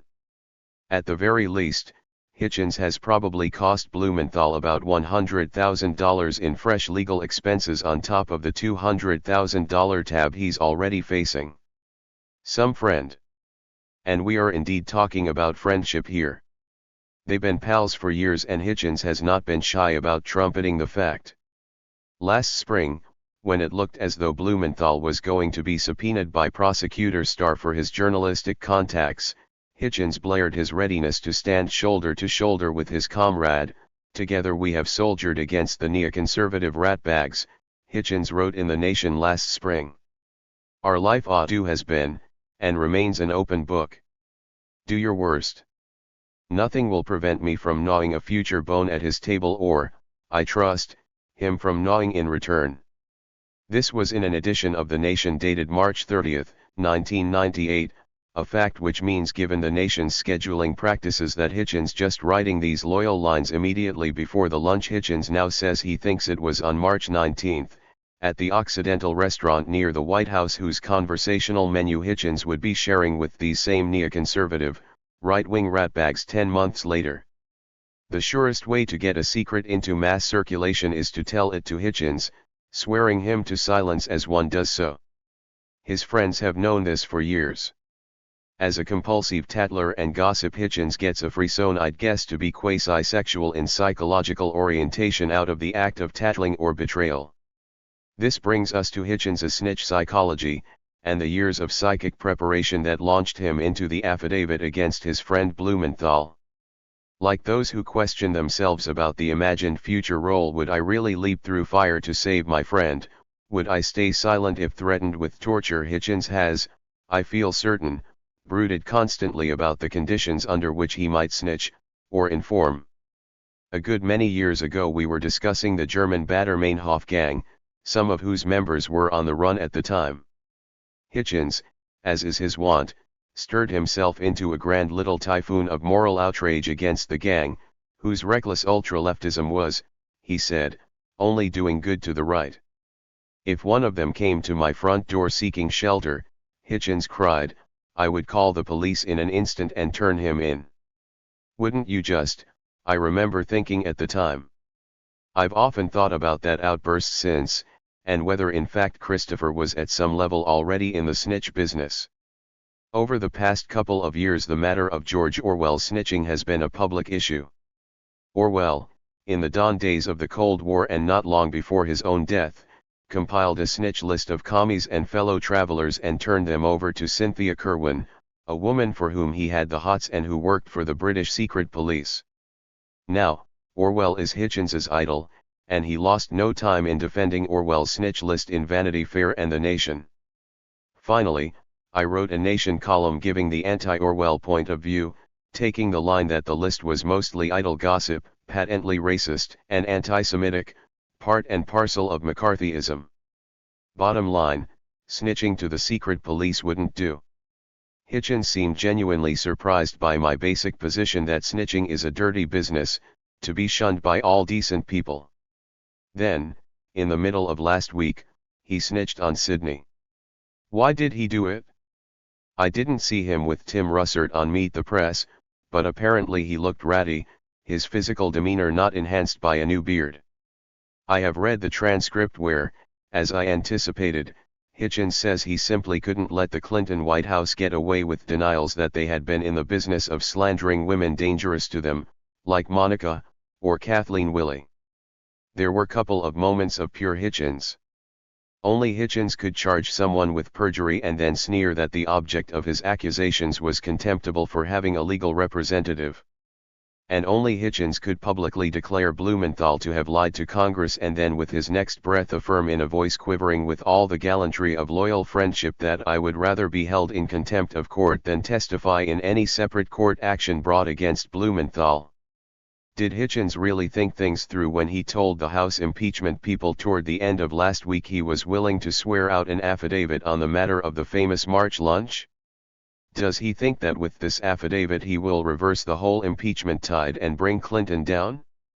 Or is he, as Joan Bingham told Lloyd Grove of the Washington Post, merely trying to promote a forthcoming book?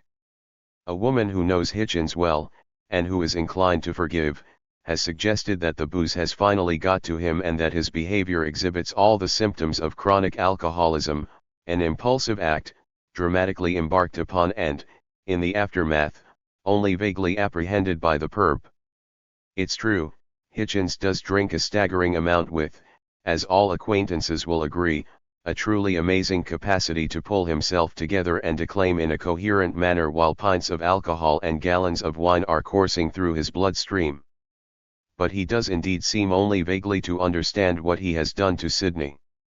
On Sunday, February 7, he was telling one journalist that he still thought his friendship with Sydney could be saved. By Tuesday, he was filing a Nation column, once again reiterating his friendship for Blumenthal, intimating he'd done him a big favor, blaming Clinton for everything he, Hitchens, was doing to Blumenthal and concluding with a whine of self-pity that the whole affair would probably end with him, Hitchens, being cited for contempt of court. Perhaps more zealously than most, Hitchens has always liked to have it both ways, identifying himself as a man of the left while in fact being, as was his hero Orwell particularly toward the end of his life, a man of the right. There is the final question, is Hitchens making it all up, about the March 19 lunch? Blumenthal says he has no recollection, and adds, as all agree, that there had already been hundreds of references in the press to Monica being a stalker, and he may just have repeated to Hitchens and Blue what he'd read in the papers. It was a month, remember, when the White House was being very careful in what it was saying about Monica because they were uncertain which way she would jump and didn't want to anger her.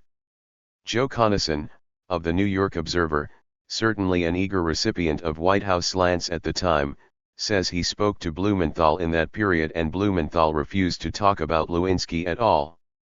It's true, Hitchens can be a terrific fibber, but, short of willful misrepresentation, maybe, Amid this insensate hatred for Clinton, he remembered the conversation the way he deemed it to have taken place rather than the way it actually happened. In his own affidavit, Hitchens did not say that Blumenthal had directly cited Clinton as describing Lewinsky as a stalker, and on CNN he tagged only Blumenthal as describing Monica thus. Yet, in her affidavit, filed after her husband's from the West Coast where she has been staying, Carol Blue said that Blumenthal had indeed cited Clinton as describing Lewinsky as a stalker and also as crazy. It seems extraordinary that Hitchens and Blue couldn't get their affidavits straight, and it seems that Blue's affidavit was filed purely with the intention of further damaging Blumenthal, which indeed it has. Hitchens has done something despicable. It wasn't so long ago that he was confiding to a Nation colleague, in solemn tones, that for him the most disgusting aspect of the White House's overall disgusting behavior was what they have done to my friend Sidney. He's probably still saying it.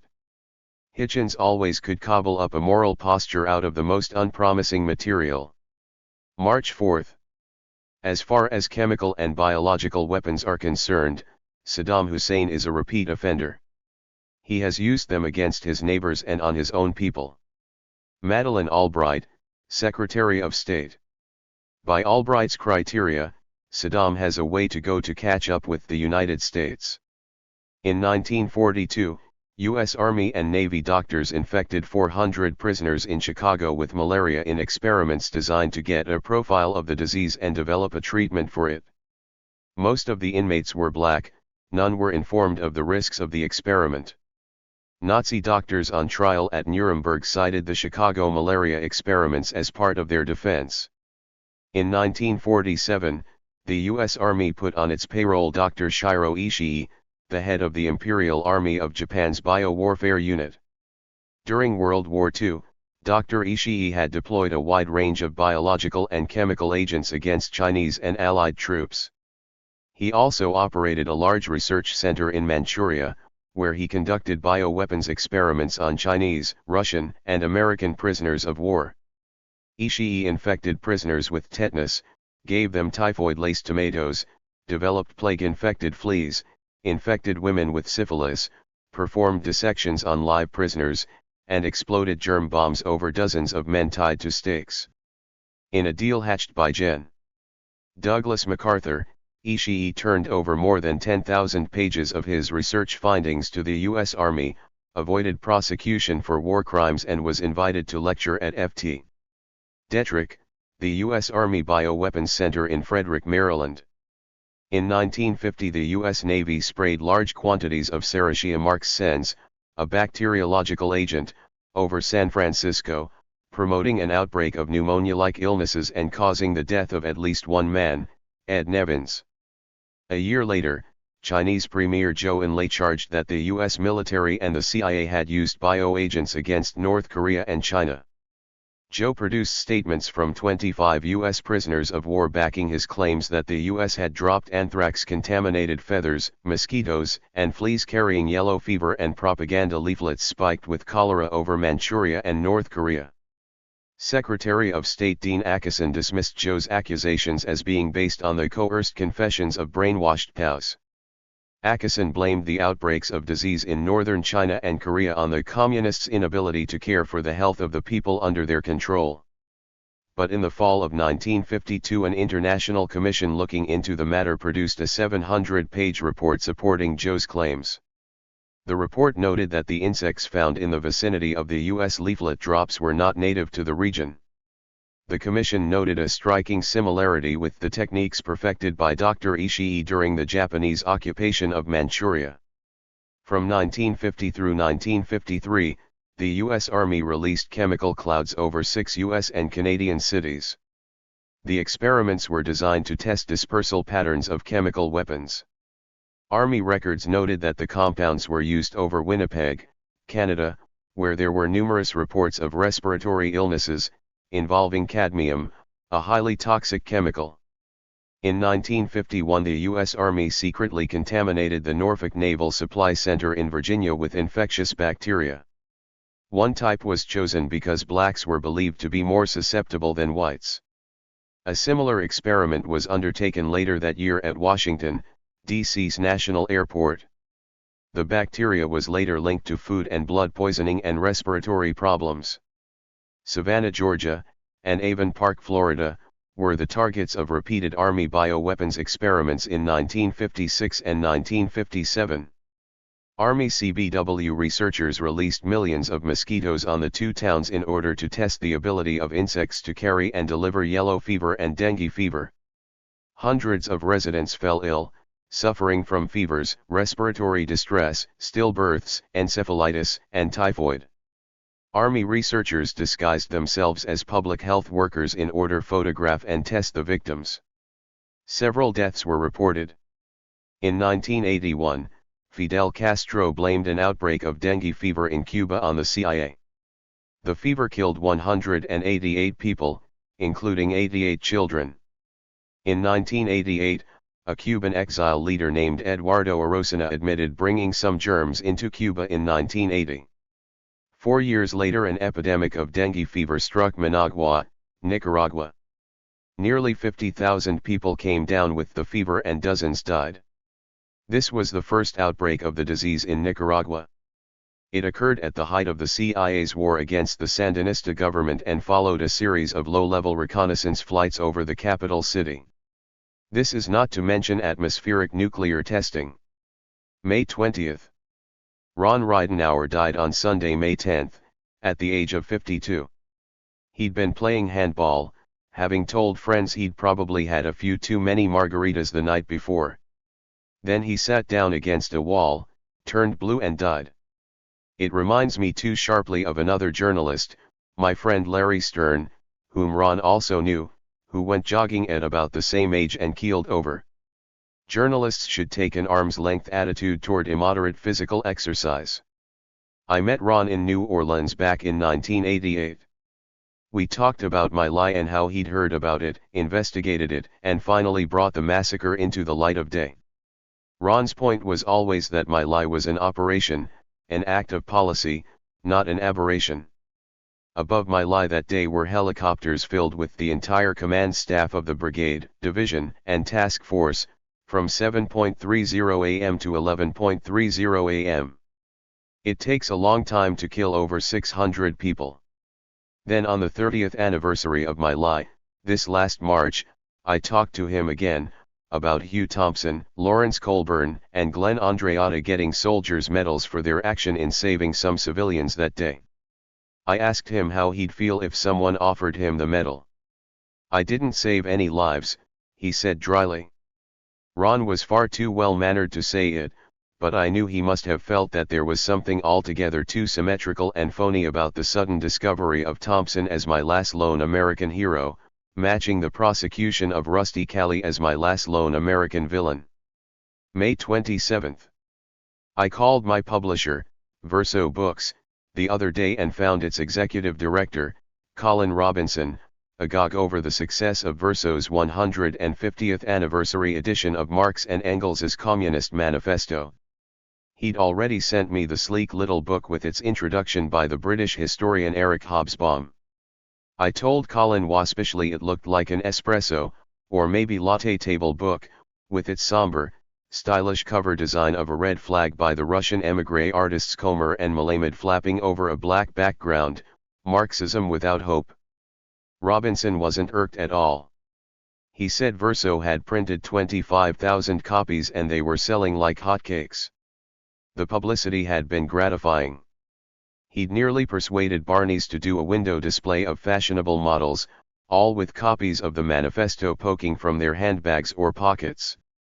On his desk, he boasted, were great piles of excited articles that had run in the U.S. press, all touting the new Marx craze. I don't like Verso's edition. It looks like a memento rather than a manifesto. The old Moscow publishing house booklet which I read back in the late 1950s looked like it meant business. It was aimed at people who wanted to overthrow capitalism, and said so right away. Hobsbawm says the proletariat is a failure and maintains that these days the prime countervailing force is environmentalism. Not the environmental movement, please note. The movement, which springs in part from utopian socialism, implies action and struggle. Hobsbawm seems to see environmentalism as prudently managed capitalism on a global scale, with social engineers nicely equipped with the appropriate degrees in charge. Back in 1958, the American sociologist Louis Fuhrer introduced his edition of the Manifesto, writing that the revolutionary intellectual of the 30s has been replaced by the managerial intellectual of the 50s, and with this change in social temper the philosophy of Karl Marx would be consigned by many persons to the museum of their youthful indiscretions. In 1998 these same managerial intellectuals want to manage the entire planet, and Hobsbawm, who had a few youthful indiscretions of his own, sees barbarism as the only alternative to such planetary supervision by credentialed, scientific professionals. So Versos is a manifesto without class struggle, without revolution. How different an attitude to history than Marx's. In his last edition of the Manifesto, in 1882, he excitedly used news of the class struggle in Russia and America to adjust his revolutionary gunsights. His aim remained true, as did his commitment. But to divorce the Manifesto from revolution, as does Hobsbawm, is indeed to produce a Marxism without hope. Marx merely becomes a preface to the great German sociologist Max Weber, who once described capitalism as mechanized petrification embellished with a sort of convulsive self-importance. Many reviewers of Versos' manifesto have tended to see it as a celebration admittedly acerbic of global capitalism, sweeping away all hindrances to the basic task of accumulation. Both the neoliberal New Yorker and conservative Times literary supplement have praised Marx for his perspicacity and overall up-to-dateness in seeing which way capitalism was headed, while saying that where he truly messed up was in his revolutionary politics. Marx gets whacked with words like Promethean or utopian, to show how he sent communism off down a blind alley. September 16. The more minutely we are able to examine the private side of vastly powerful public persons, the more pity we should feel for their condition. For many years the Emperor Franz Joseph, leader of the Austro-Hungarian Empire, used to try to get an extra kettle of hot water brought along miles of corridors in his palace to warm his bath. His orders were given a respectful hearing, then ignored. Bill Clinton, leader of the free world, couldn't engage in a furtive embrace of a woman not his wife in the Oval Office because he thought the gardener would peer in the windows. For the pitifully few moments of semi-gratification he and Monica Lewinsky were able to indulge each other, the two had to seclude themselves in a windowless corridor, a love sight without even the close excitement of a broom closet. The Star Report, released on September 11, on the intimacies of the President and the White House in turn, must surely rank as one of the most bizarre documents about the sex life of a public person ever given to the world. 1,000 years from now, cultural anthropologists will marvel at the insensate detail of its portrait of what happened when a president in his late 40s was seduced by a rich girl from Beverly Hills. The Star Report is Clinton's legacy, as striking a symbol of our time as was the scaffold of Louis XVI to the late 18th century. This is not to undercut the demented nature of the Star Report, which has as eerie a feel to it as a proceeding from the Spanish Inquisition or one of those court sessions from the Middle Ages when animals were placed on trial for heresy.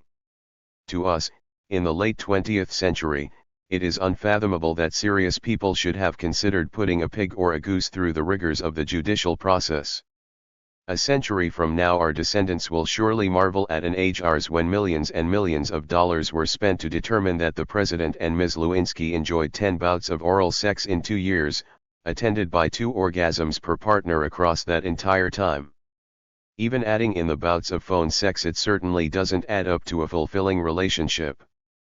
The sparsity of sexual fulfillment makes a previous White House incumbent, Warren Harding, look like Casanova by comparison.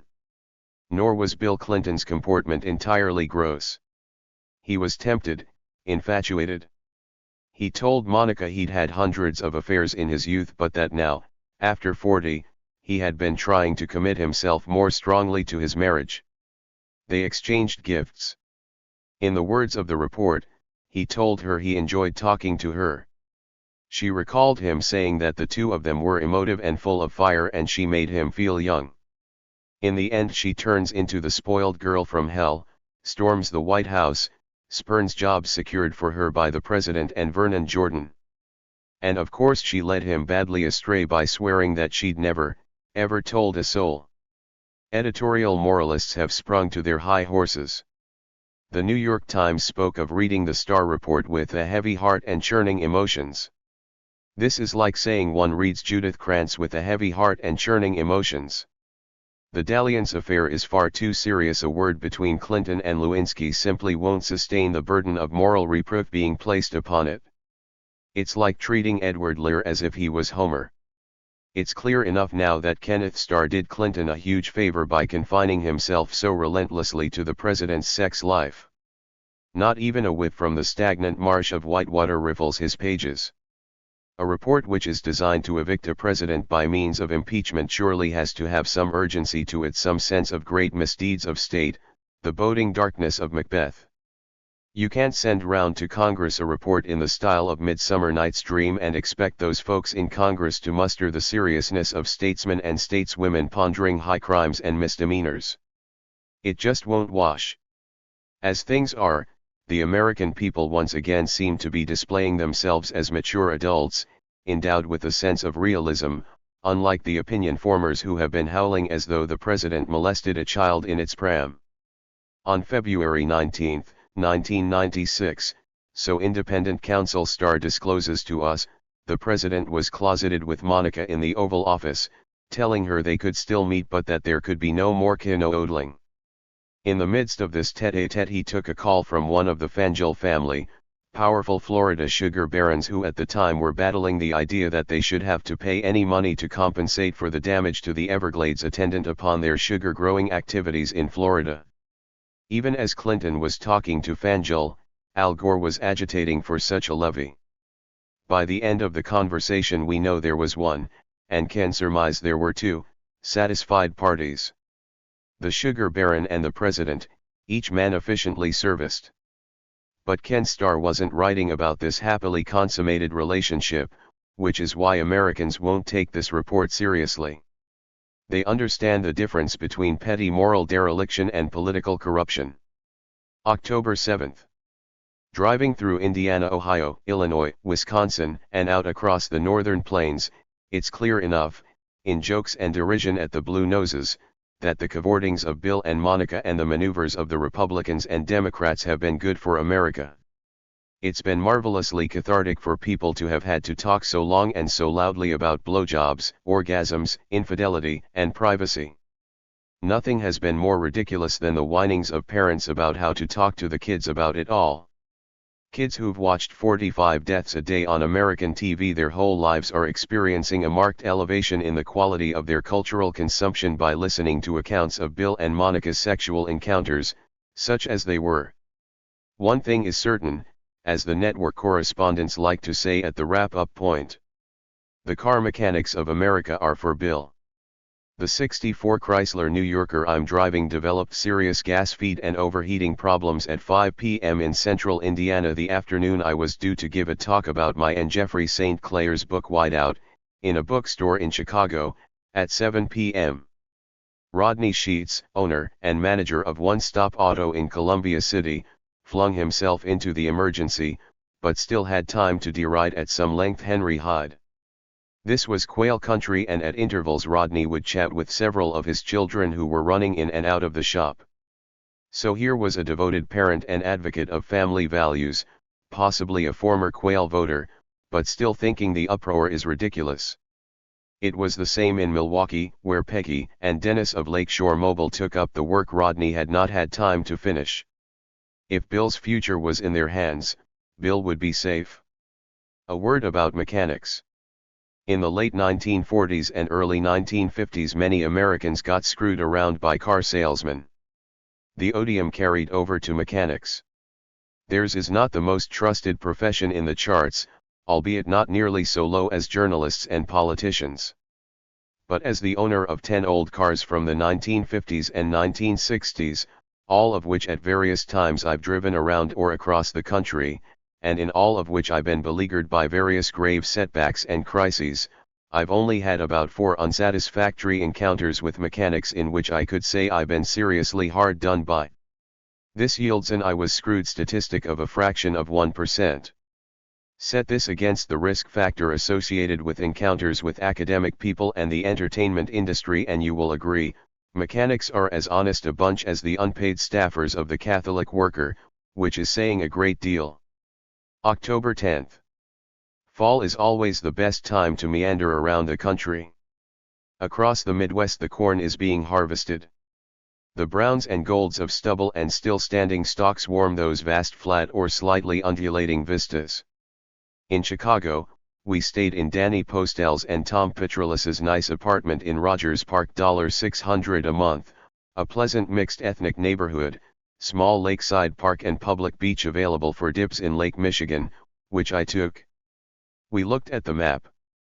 The decision, as always, is whether to head southwest along Old 66, or straight west through Iowa and Nebraska, or take the northerly routes through the Dakotas. This time we aim to go along Upper Missouri, right under the Canadian border, maybe go through Glacier National Park. The old Lewis and Clark route, more or less.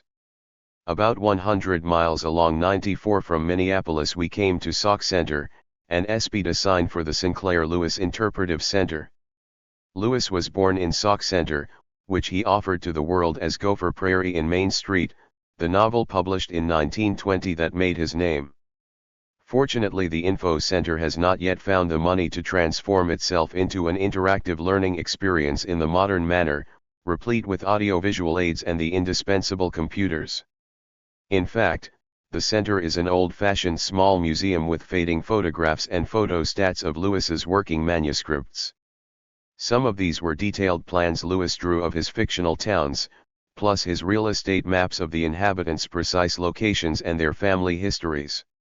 Every time he visited a graveyard, he'd take down names for future use. The center, unsurprisingly, presented Lewis as a man of letters, gravely posed in tweeds. The only indication that he might have been somewhat of a rip-snorter was a photograph of Marcella Powers, the young aspiring actress with whom Lewis began a 5-year relationship in 1939, when she was 18 and he was 54 and still married to Dorothy Thompson. From her later letters, Marcella, who died in 1975, seems to have been a lively and intelligent person. My father, who met Lewis in Berlin in the late 1920s, recalled Red Lewis as a boozer of formidable proportions. I'd forgotten how good a writer Lewis was. This is America, he wrote in the epigraph to Main Street. Main Street is the climax of civilization. That this Ford car might stand in front of the Bon Ton store, Hannibal invaded Rome and Erasmus wrote in Oxford cloisters. What old Jensen the grocer says to Ezra Stowbody the banker is the new law for London, Prague, and the unprofitable Isles of the Sea, whatsoever Ezra does not know and sanction, that thing is heresy, worthless for knowing and wicked to consider. To give some longer sense of perspective, the Interpretive Center also has an interesting photograph of a Viking altar stone into which Norsemen, wandering across the prairie, drilled 4 holes to support a canopy under which a priest had celebrated Mass in 1362. Bishop George Spetz rededicated the stone in 1975. We left the Interpretive Center and headed for Sauk Center's greatest pride, Main Street, though the citizens were naturally furious when the novel was first published. Now the banner on Main Street says, "A view of the past, a vision of the future." October 15th. Orwell's shit list. Dear Mr. Anderson, in Alexander Cockburn's recent frenzied attack on George Orwell and his now infamous shit list, he quotes Peter Davison as saying that Cockburn's father was Orwell's political foe. The following might be of interest to those fans of the deadly ideological wars of the 1930s and 1940s. Cockburn's father, Claude Cockburn, was a communist who Graham Greene called one of the 2 greatest journalists of the 20th century. Unfortunately, the one collection of his work that I've seen, Cockburn in Spain, doesn't live up to this accolade.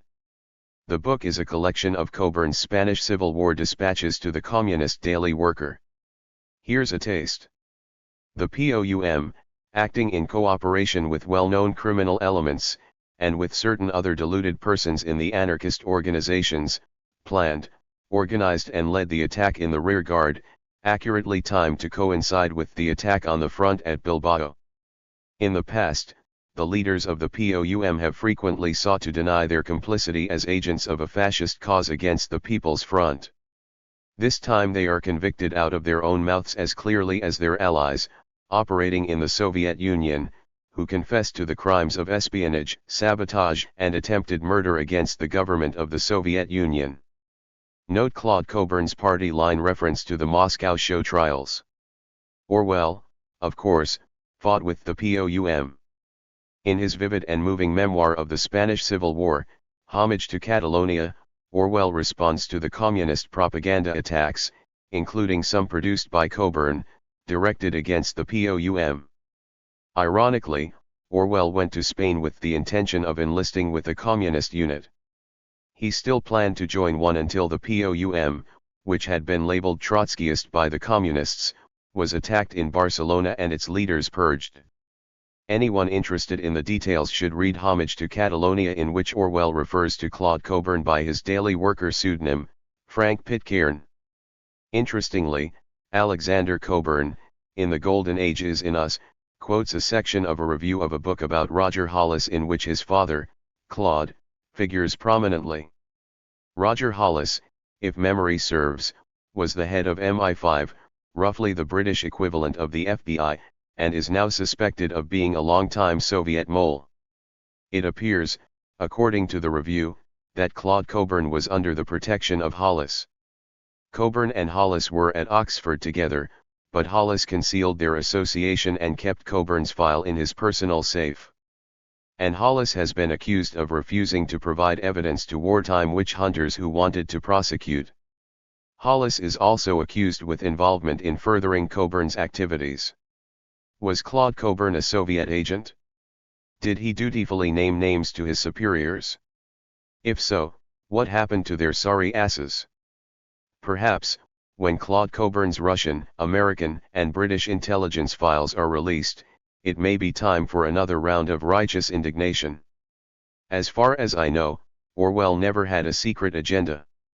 His political views and his political loyalties were out in the open. I suspect that Orwell would have given the same assessments of the same people to anyone who asked. Also, according to Cockburn, the list displays Orwell as suspicious of Jews, homosexuals, and blacks. This is an interesting statement coming from a journalist whose Mossad file is probably as thick as Noam Chomsky's. Moreover, when I sent an earlier version of this letter to the Ava in September 1996, it wasn't printed because Alexander Cockburn was unable to respond. Cockburn, it seems, was busy fact-baiting in the Dakotas. As I recall, Cockburn outed some senatorial candidate who Cockburn later took partial credit for defeating. But, of course, Cockburn was only battling hypocrisy. Sincerely yours, Jacques Penn, San Rafael. Alexander Cockburn replies, anyone who wants to test Graham Greene's high estimate of my father's work should read his memoirs, issued under various titles including A Discord of Trumpets, I Claude, In Time of Trouble, and Cockburn Sums Up. A Discord of Trumpets shows up from time to time in second-hand bookstores here, or on internet sites. Cockburn in Spain was a reissue of Reporter in Spain, my father's dispatches from the Spanish Civil War for the Daily Worker, written under the name Frank Pitcairn. There were good things in that collection, and stuff that reads badly now. It was done at great speed during the Spanish Civil War to rally popular support for the Loyalists, and sold in great numbers and translations around the world. He believed in the treason trials then. So did a lot of other people. Later, he ceased to believe in them. In 1946 he stopped working for the party. Unlike Orwell, he didn't rush to secretly squeal, on his comrades to the British Secret Service. There's enormous myth-making about POUM and Spanish anarchism today. I don't think my father, in hindsight, would particularly modify his views. Penn uses a passage from Golden Age very disingenuously.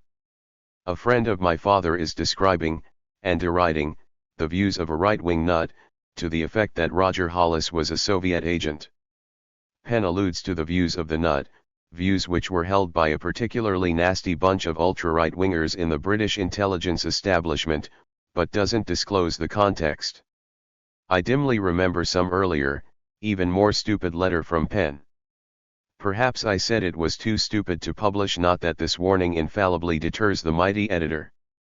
I do remember with pride my excursion to South Dakota in 1996 to point out to the citizenry that Senator Larry Pressler was a hypocrite. The citizenry evidently agreed, in the only upset of a Republican senator that year. I don't understand the paragraph about the Mossad. Orwell certainly was suspicious of Jews, blacks, and homosexuals. My father was a communist agitator. No, he didn't send Orwell-type lists to Moscow. October 16. Hucksterism in the name of good causes is now as embedded in the liberal life and mind style as hookworm in the foot of an African child.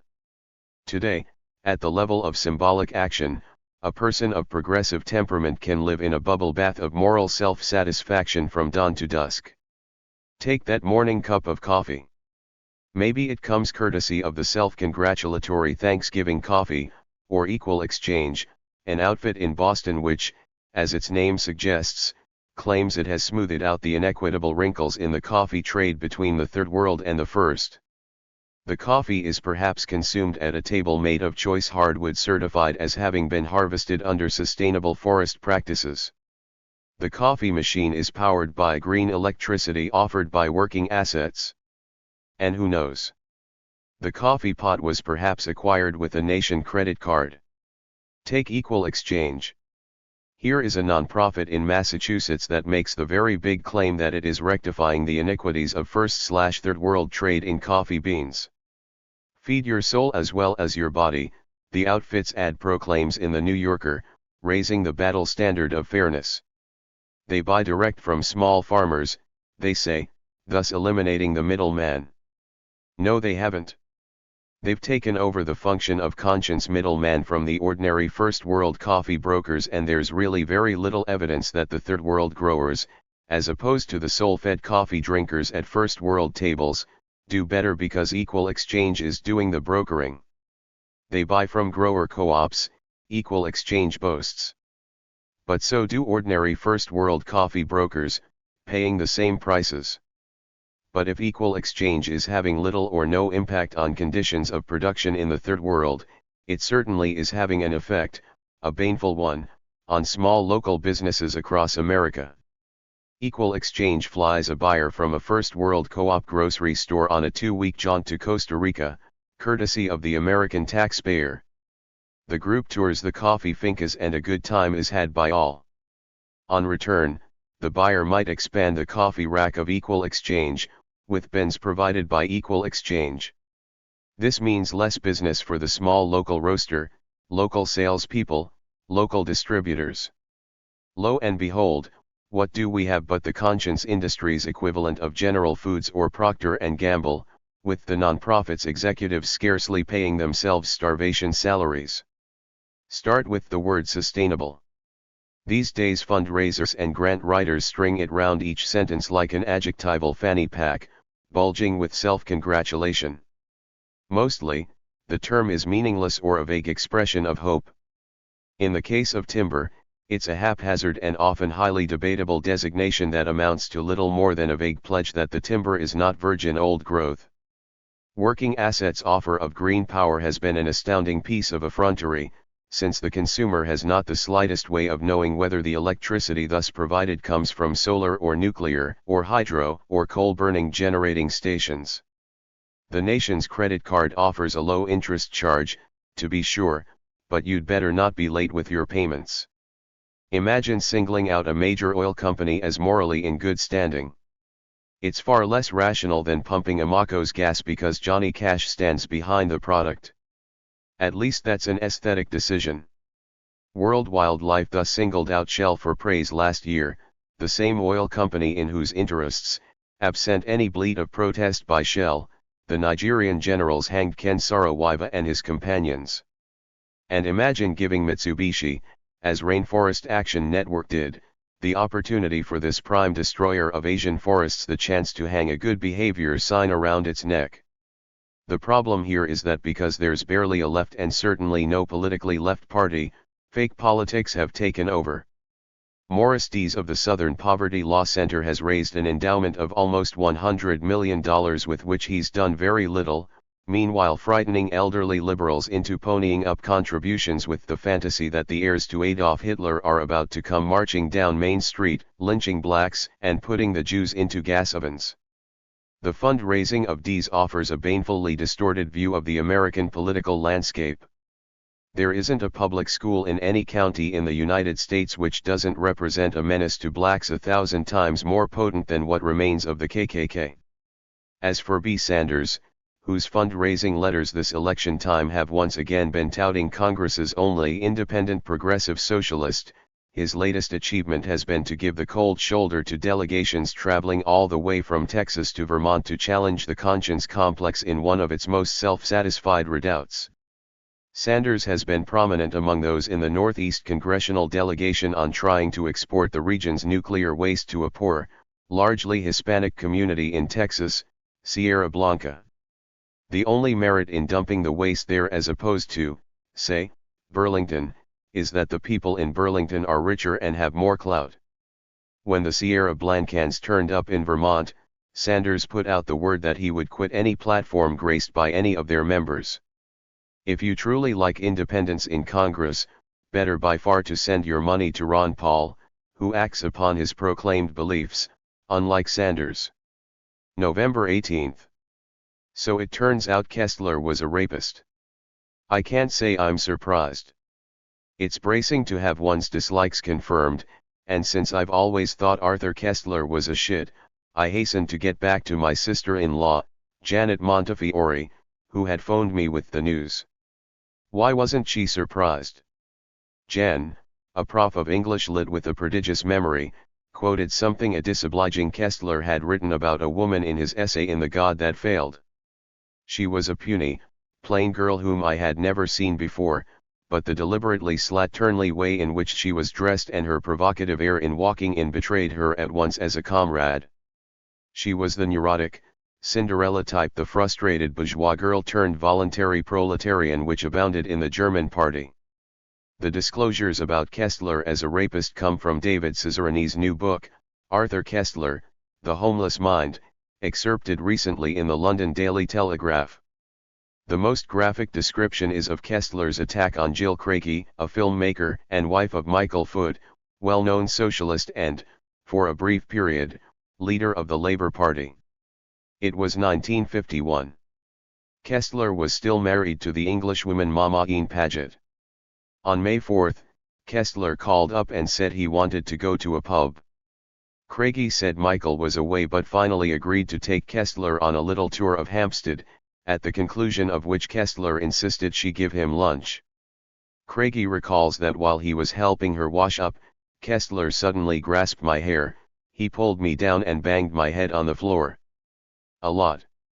Kessler was very, very violent, but Craigie managed to struggle free and rush outside.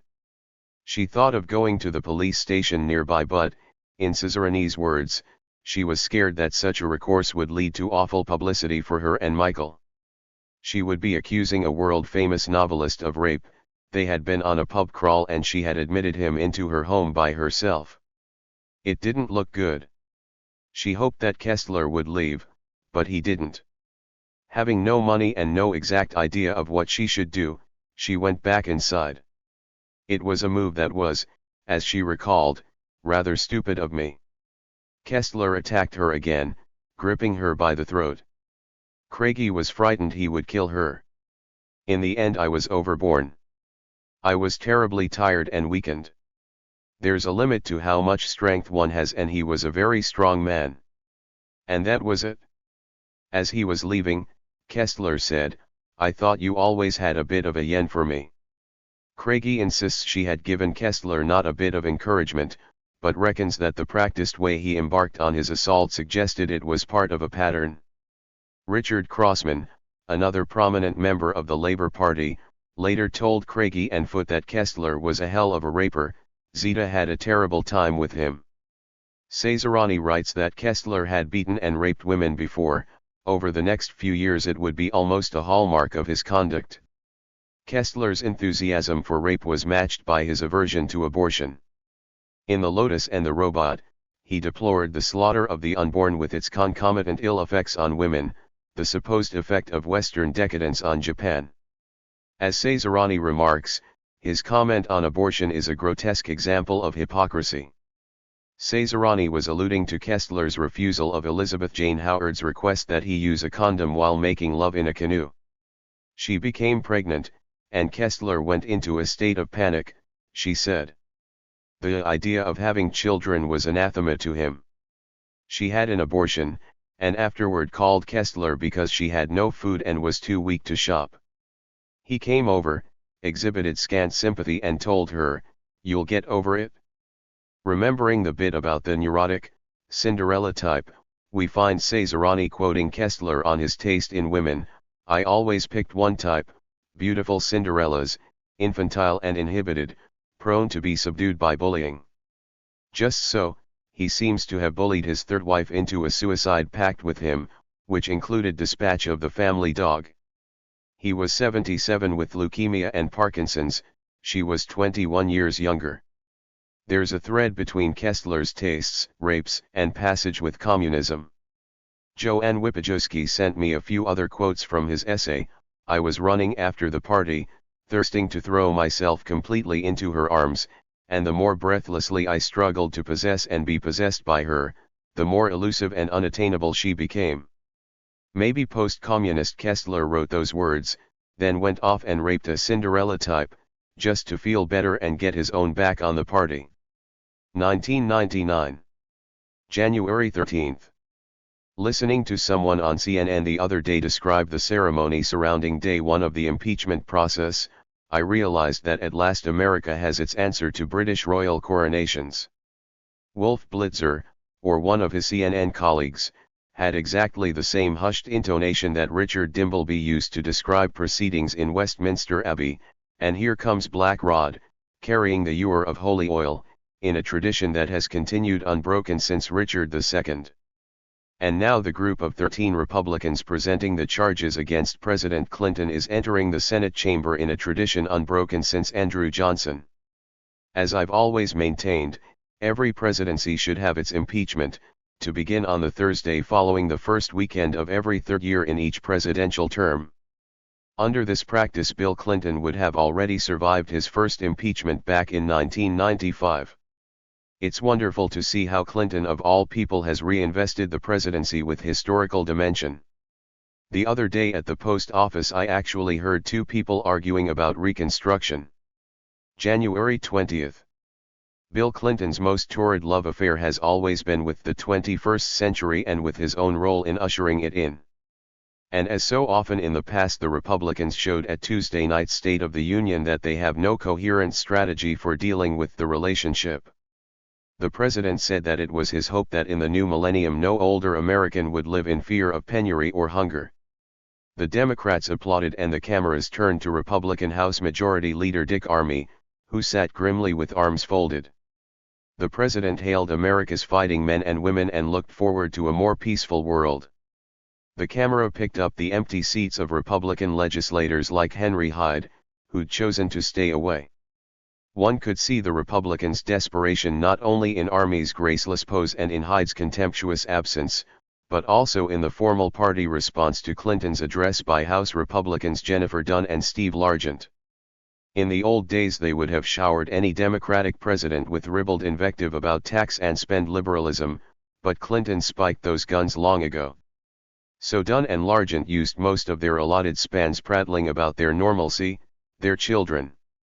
Perhaps the idea was to strike a contrast with the satyr of 1600 Pennsylvania Avenue, but if so, it didn't work. To beat Bill Clinton at the game of launching America into an even more prosperous future, you need an orator of equivalent effrontery and political hucksterism, like Newt Gingrich. But Newt, who loves gassing about the 21st century as much as Bill, is gone, and the Republicans are clearly in dire straits. To watch them these days is like watching a gambler mortgaging everything to one rash bet. In the Republicans' case, it's the hope that after a year of steadily mounting evidence to the contrary, some new disclosure, some toxic affidavit from Jane Doe, an appearance by Monica Lewinsky as witness at the Senate impeachment hearings, will turn the tide. Maybe it will happen, but the chances seem dim. Meanwhile, Clinton's speech Tuesday night shows the political mess they're in, quite aside from the unpopularity of their attempts to kick Clinton out of office. If there's a president who has managed to touch more political buttons in one speech, it's hard to recall him. For the Liberals and the AFL-CIO, there was the president's call for the minimum wage to go up by $1. For Wall Street, there was a gesture to the great goal of privatizing Social Security and handing it over to the mutual funds industry. Law and order types got the pledge to keep people in prison till they are drug-free, and the military got its promise of a hike in defense spending.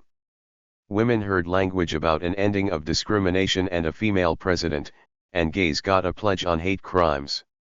To be sure, Clinton's speech was ripe with brazen affronts to reason and justice. His proposed reform of Medicare included an injunction to sick old people to be smart shoppers. He permitted himself a populist sneer at international trade agreements and then threw in a plea for presidential fast-track authority to make them. The man who spoke in emotional tones about humanizing international trade agreements is the same Bill Clinton who once helped to push through the inhuman multilateral agreement on investments. One could go on like this, with a radical riposte to every second paragraph in Clinton's lengthy address. America's precious heritage. This is the administration that's throwing the rest of Alaska's Arctic plain to the oil industry. But here again the Republicans have saved Bill Clinton from the insistent criticism from the left he deserves. Who among liberals and leftists wants to be on the same side as the Republican House managers? Rhetorically speaking, the president does well when he is in peril.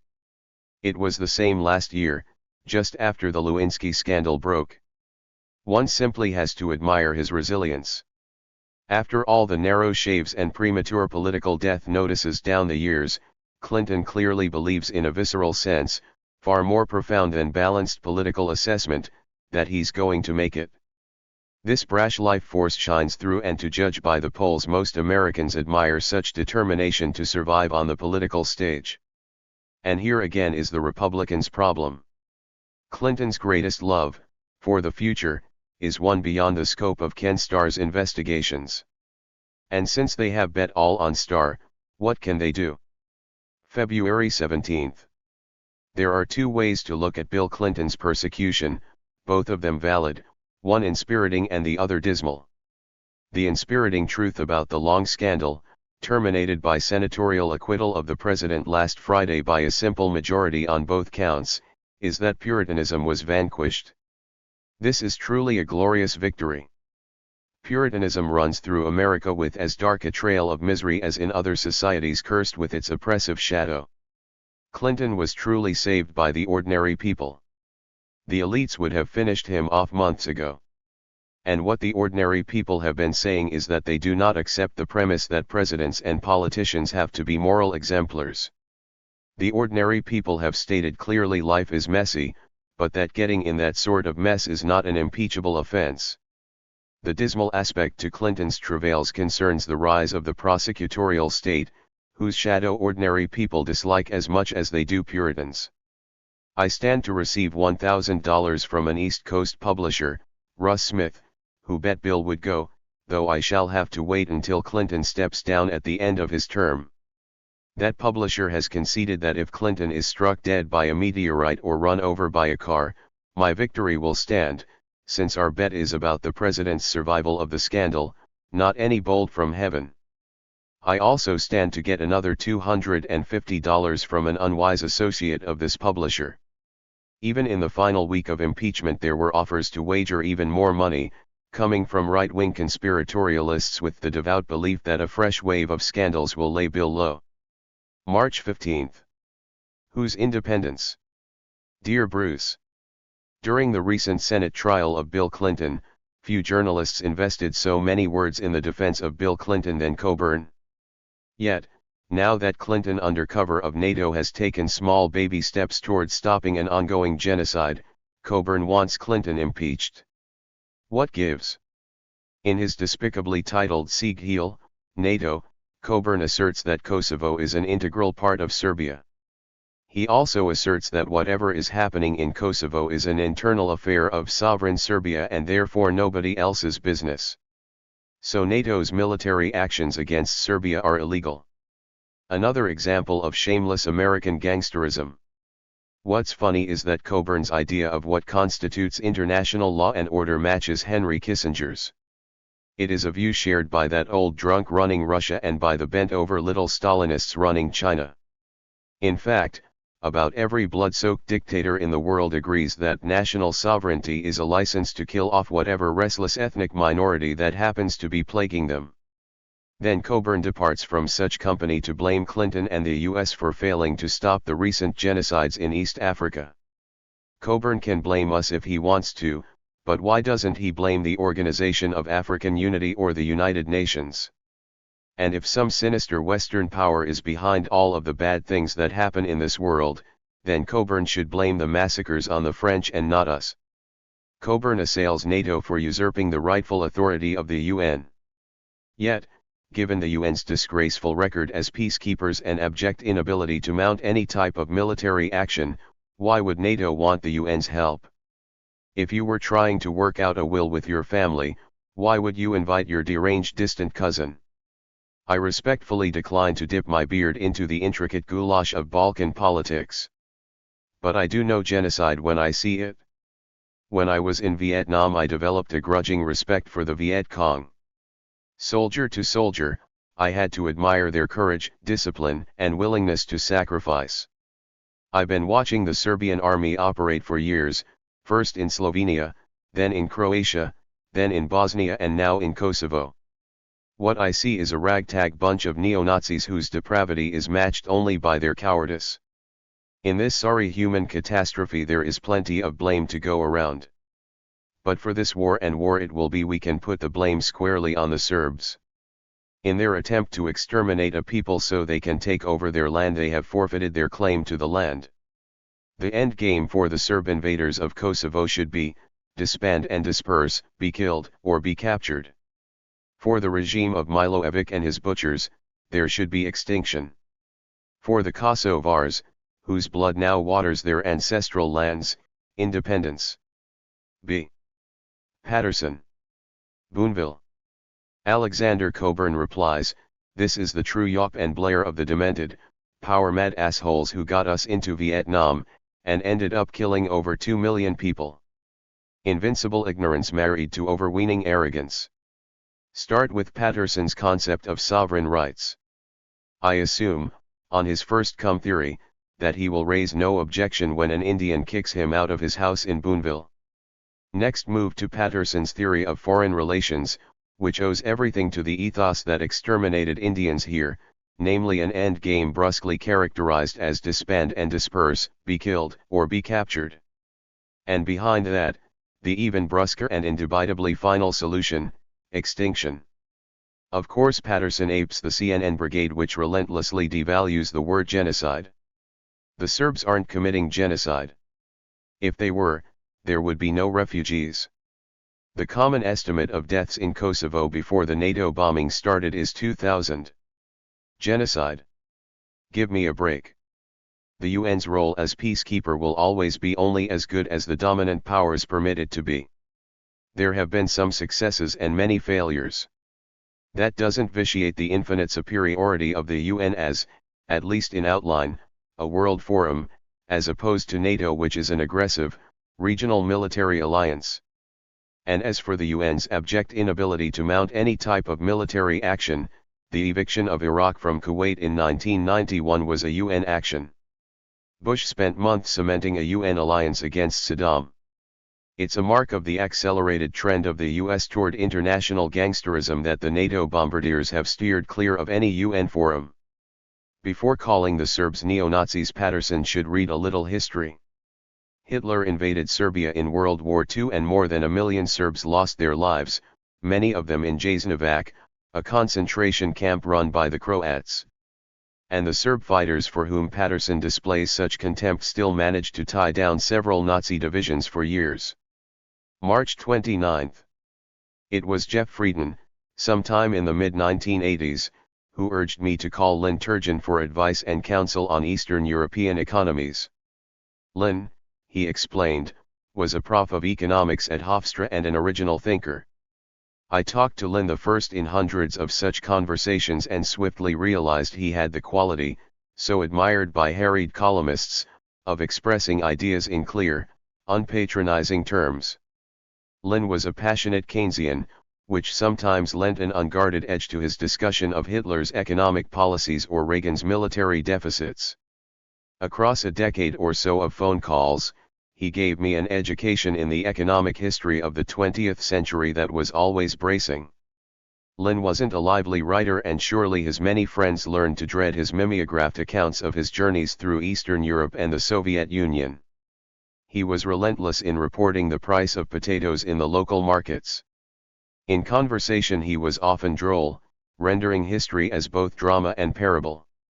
A conversation could slide from myths about the consequences of Weimar inflation, Britain's policy on the gold standard, to Hitler's Keynesianism, to Bretton Woods, to Mariner Ecclesiastes, to Leon Kaiserling's evolving of military Keynesianism in the Truman era, to the Kennedy arms spending spree, to Volcker's spell at the Fed, to the factors that finally did in the Soviet Union.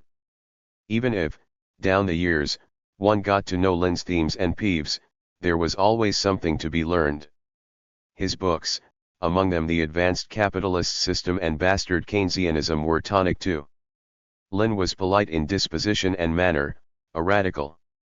His mother lived to be 100, and I thought he'd be around for years, but cancer took him off at the age of 76 in early March. He navigated an intellectual and analytic course that, over the years, left him far more often right than wrong. March 31st. It's bracing to see the Germans taking part in NATO's bombing. It lends moral tone to an operation to have the grandsons of the Third Reich willing, able, and eager to drop high explosive again, in this instance on the Serbs. To add symmetry to the affair, the last time Serbs in Belgrade had high explosive dropped on them was in 1941 by the Sons of the Third Reich. To bring even deeper symmetry, the German political party whose leader, Schroeder, ordered German participation in the bombing is that of the Social Democrats, whose great-grandfathers enthusiastically voted credits to wage war in 1914, to the enormous disgust of Lenin, who never felt quite the same way about Social Democrats ever after. Whether in Germany or England or France, all social democratic parties in 1914 tossed aside previous pledges against war, thus helping produce the first great bloodletting of our century. Today, with Social Democrats leading governments across Europe, Schroeder, Blair, Jospin, Prodi all fall in behind Clinton. This is, largely, a war most earnestly supported by liberals and many so-called leftists. Bernie Sanders has voted aye, and in London Vanessa Redgrave cheers on the NATO bombers. There's been some patronizing talk here about the Serbs' deep sense of grievance at the way history has treated them, with the implication that the Serbs are irrational in this regard. But it's scarcely irrational to remember that Nazi Germany bombed Belgrade in World War II, or that Germany's prime ally in the region, Croatia, ran a concentration camp at Jasenovac where tens of thousands of Serbs along with Jews and Gypsies were liquidated. Nor is it irrational to recall that Germany in more recent years has been an unrelenting assailant of the former Yugoslav Federation, encouraging Slovenia to secede and lending determined support to Croatia, in gratitude for which Croatia adopted, on independence in 1991, the German hymn, Danke Deutschland. So much for Serb feelings about Germany.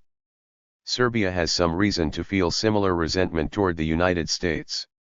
The biggest single ethnic cleansing of the mid-1990s in the former Yugoslavia was conducted by Croatia under the supervision of the United States, whose military generals and CIA officers issued targeting instructions to Croatian artillery for the ethnic clearing. The targets were Serbs, living in Serbian territory, in the Krajina. Heading the Croatian cleansers was President Franjo Tudjman, who has rehabbed Nazi war criminals. Yet somehow it is Serbia's Milojevic who is demonized here as Hitler. April 14. Just like the blacks and Hispanics we've been reading about lately, I get pulled over once in a while by the cops and it's clear they think I'm a possible drug transporter. I make a distinction here between the pretext stops and the speeding offenses. Drive over 75 miles an hour regularly and you'll get a ticket once in a while. And since everyone in America except people carrying high explosives drives at some point over 75 miles per hour, everyone in America at some point gets a ticket. I commute fairly regularly between Petrolia in Humboldt County and Berkeley, a distance of about 350 miles. The other day I was driving a 1964 Newport station wagon north and was astounded suddenly to see a red light go on behind me, somewhere near Ukiah, and a pissy young CHP officer, on the short side, come around to the passenger door, hand on holster. By the time a police officer reaches the passenger door, any prudent driver should already have license, registration, and proof of insurance held between finger and thumb, with both hands high on the driving wheel and no sudden movements, thus hopefully averting what we may term the Diallo effect. I did everything wrong, the reason being that the Ziploc bag holding my papers was under the driver's seat, and so, contrary to procedures just outlined, I was bowed down with my head under the steering wheel trying to find the bag. The officer stared tensely as I finally surfaced with the bag and leaned over to try and get the passenger door open. This is a station wagon that had been sitting in a field for the preceding 6 years. All the door locks, except for the driver's side, had frozen. There had been a wood rat nest in the glove compartment, which was why the papers were under the seat. The passenger door handle broke when I tried to wrench it open. Finally I got the passenger window down. The cop said, as though already testifying in court, that he had been heading south, rounding a bend and had seen me come the other way, overtaking a car as I did so, in the outside lane. At this point a CHP officer will usually have sized you up, figured you are no major menace to civilization, not drunk, and computer check on license pending maybe not the big catch of the evening. Courteous behavior by the driver usually yields rewards, with the ticket written up for 72 miles per hour instead of a reckless driving citation for going over 90. I was polite, peppering my remarks with officer. It got me nowhere. I'm going to my car to write the citation, he snapped. His costume was the blue fatigue jumpsuit that the French riot police used to wear back in the 1960s. He had a particularly large gun. Off he trotted to run my license, and after 5 minutes came back with a ticket accusing me of driving at 78 miles an hour, a speed which, he remarked, he would have thought this old car incapable. Did you just eyeball the car or get me on the radar? I asked, and he, rather too quickly, said radar. This seemed to me intrinsically unlikely, given the circumstances. The problem here is that the California Highway Patrol has organized things so that now local counties get a larger cut of the fine. If no one drove over the limit in California, there would be an immediate cash crunch in the administration of the state. Speeding here is a civic duty. The fines are getting higher and higher too, with add-ons and extra penalties and special taxes and fines of one sort and other, so that running an amber light can see the offender writing out a check for $150 by the time it's all over. The pretext stops, as related to the drug war, are of a different order. 3 years ago I was taking a 1972 Imperial two-door hardtop, known to the conoscenti at the time as a hardtop convertible, across the country and was driving along Interstate 90 through Montana. Not far out of Butte I could see the state trooper behind me.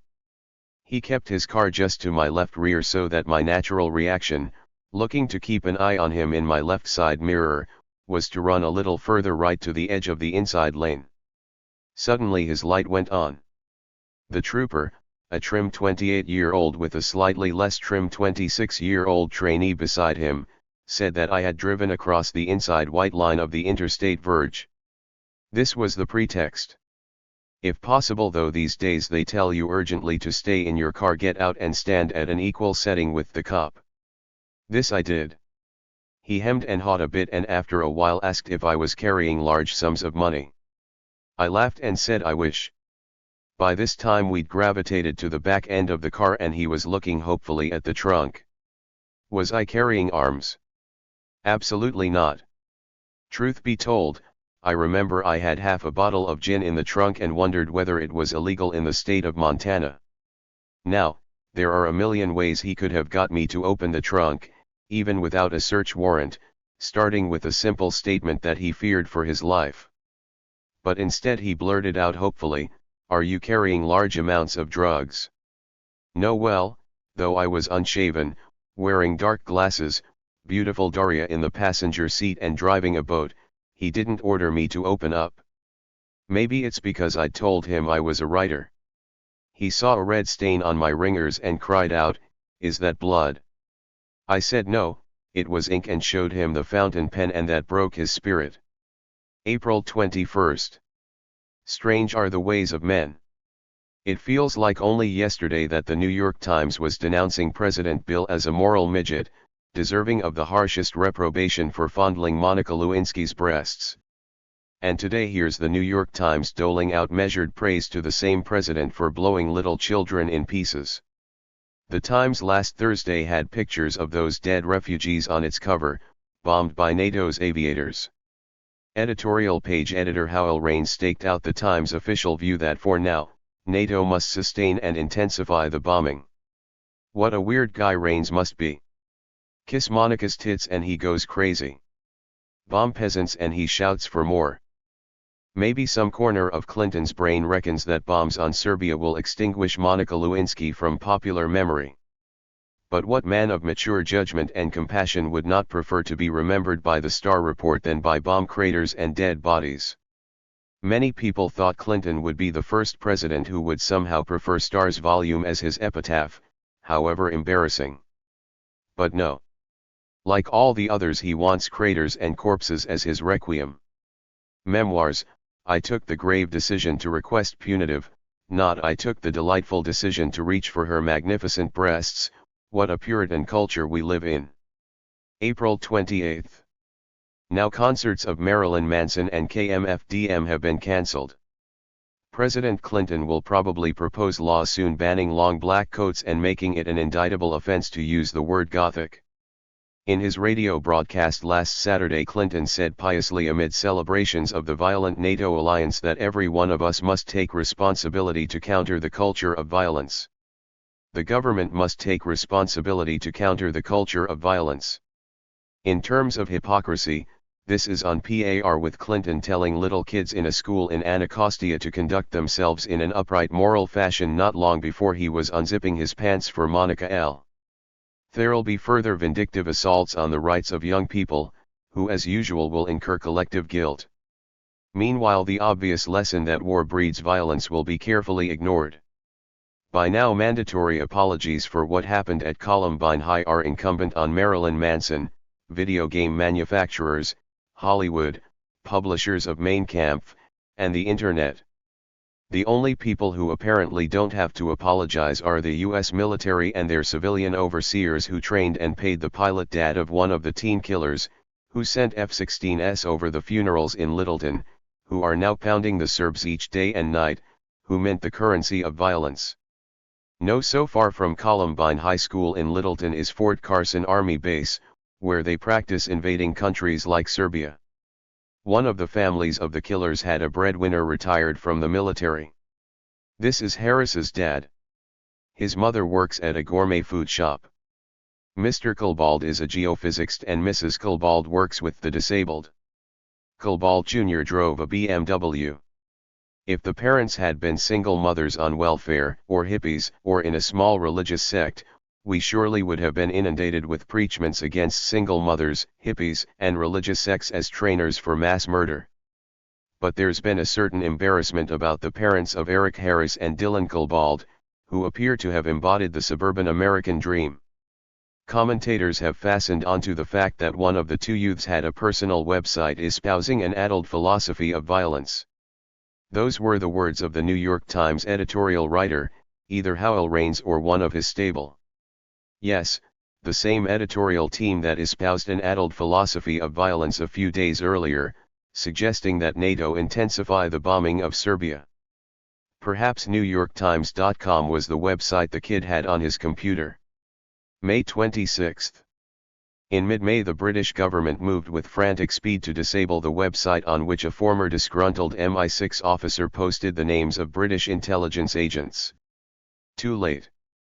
On May 14, the Larouchis posted the list, heading it with the statement "The MI6 factor in the murder of Princess Diana," and announcing that the Larouchis' Executive Intelligence Review had already identified 3 MI6 agents as suspected culprits acting on behalf of the House of Windsor, under the personal order of Prince Philip. The Larouchis claim that Sir David Speeding, head of MI6, was ordered presumably by Prince Philip and his consort to murder Diana and her consort. Toward this end he sent his assistant to Paris, along with other MI6 personnel. May 30. It seems that Bill Clinton's staff schedules 3 hours each day for the commander-in-chief to read books and make phone calls. Michael Kaufman disclosed this in the New York Times last Saturday.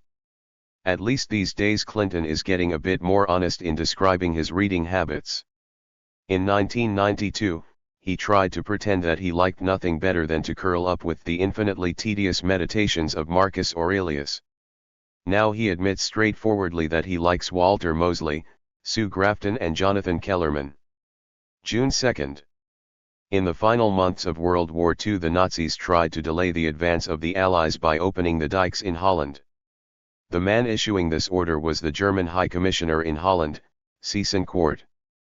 By the end of 1944, about 500,000 acres of land had been flooded, leading to what historian Gabriel Kalko called the most precipitous decline in food consumption any West European country suffered during the war. Of the 195 Nazis indicted at Nuremberg, Seyss-Inquart was one of 24 sentenced to death. Seyss-Inquart merely opened dikes in Holland.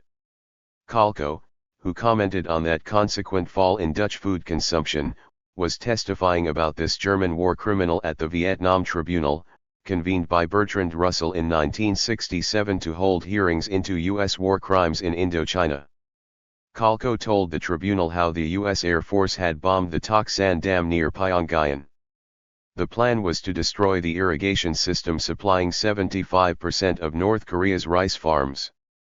A subsequent U.S. Air Force study of the bombing of the Tok San and Chasan dams noted, these strikes, largely passed over by the press, military observers, and news commentators, constituted one of the most significant air operations of the Korean War. Of these deeds, the U.S. Air Force historian remarked equably that the timing was aimed to be devastating in its psychological effect, when the exhausting labor of rice transplanting had been completed, but before the roots had become firmly embedded. The bombing of the North Korean dams was a rousing success. Water bursting through the holes in the Tok San Dam made by U.S. bombs scooped clean miles of valley below, with the added bonus of not only wiping out the rice paddies but also drowning Korean civilians in underground shelters. The U.S. Air Force study exulted that to the communists the smashing of the dams meant primarily the destruction of their chief sustenance, rice. The Westerner can little conceive the awesome meaning that the loss of this staple food commodity has for the Asian starvation and slow death. Another study detected Oriental fatalism in the way the North Koreans carried on desperate repair efforts without regard for the delayed action bombs also dropped around the target area. Similar successful assaults were made on dams in Vietnam. In 1969, Henry Combe, a New York Times reporter, recounted how there had been a dam south of Hue blasted by American jets to deprive the North Vietnamese of a food supply. Combe returned later to find that the paddies had then been destroyed by salt water encroaching from the South China Sea. June 9. The sole purpose of the bombing was to demonstrate to Serbia and to the world NATO's capacity to bomb, thus killing nearly 2,000 civilians, destroying much of Serbia's infrastructure, and prompting the forced expulsion and flight of around 1 million Kosovars. Wars have been triggered by the friendliest of excuses and prolonged on the slightest of rationales. This was the Cowards' War, bombing a country for 2.5 months from 30,000 feet.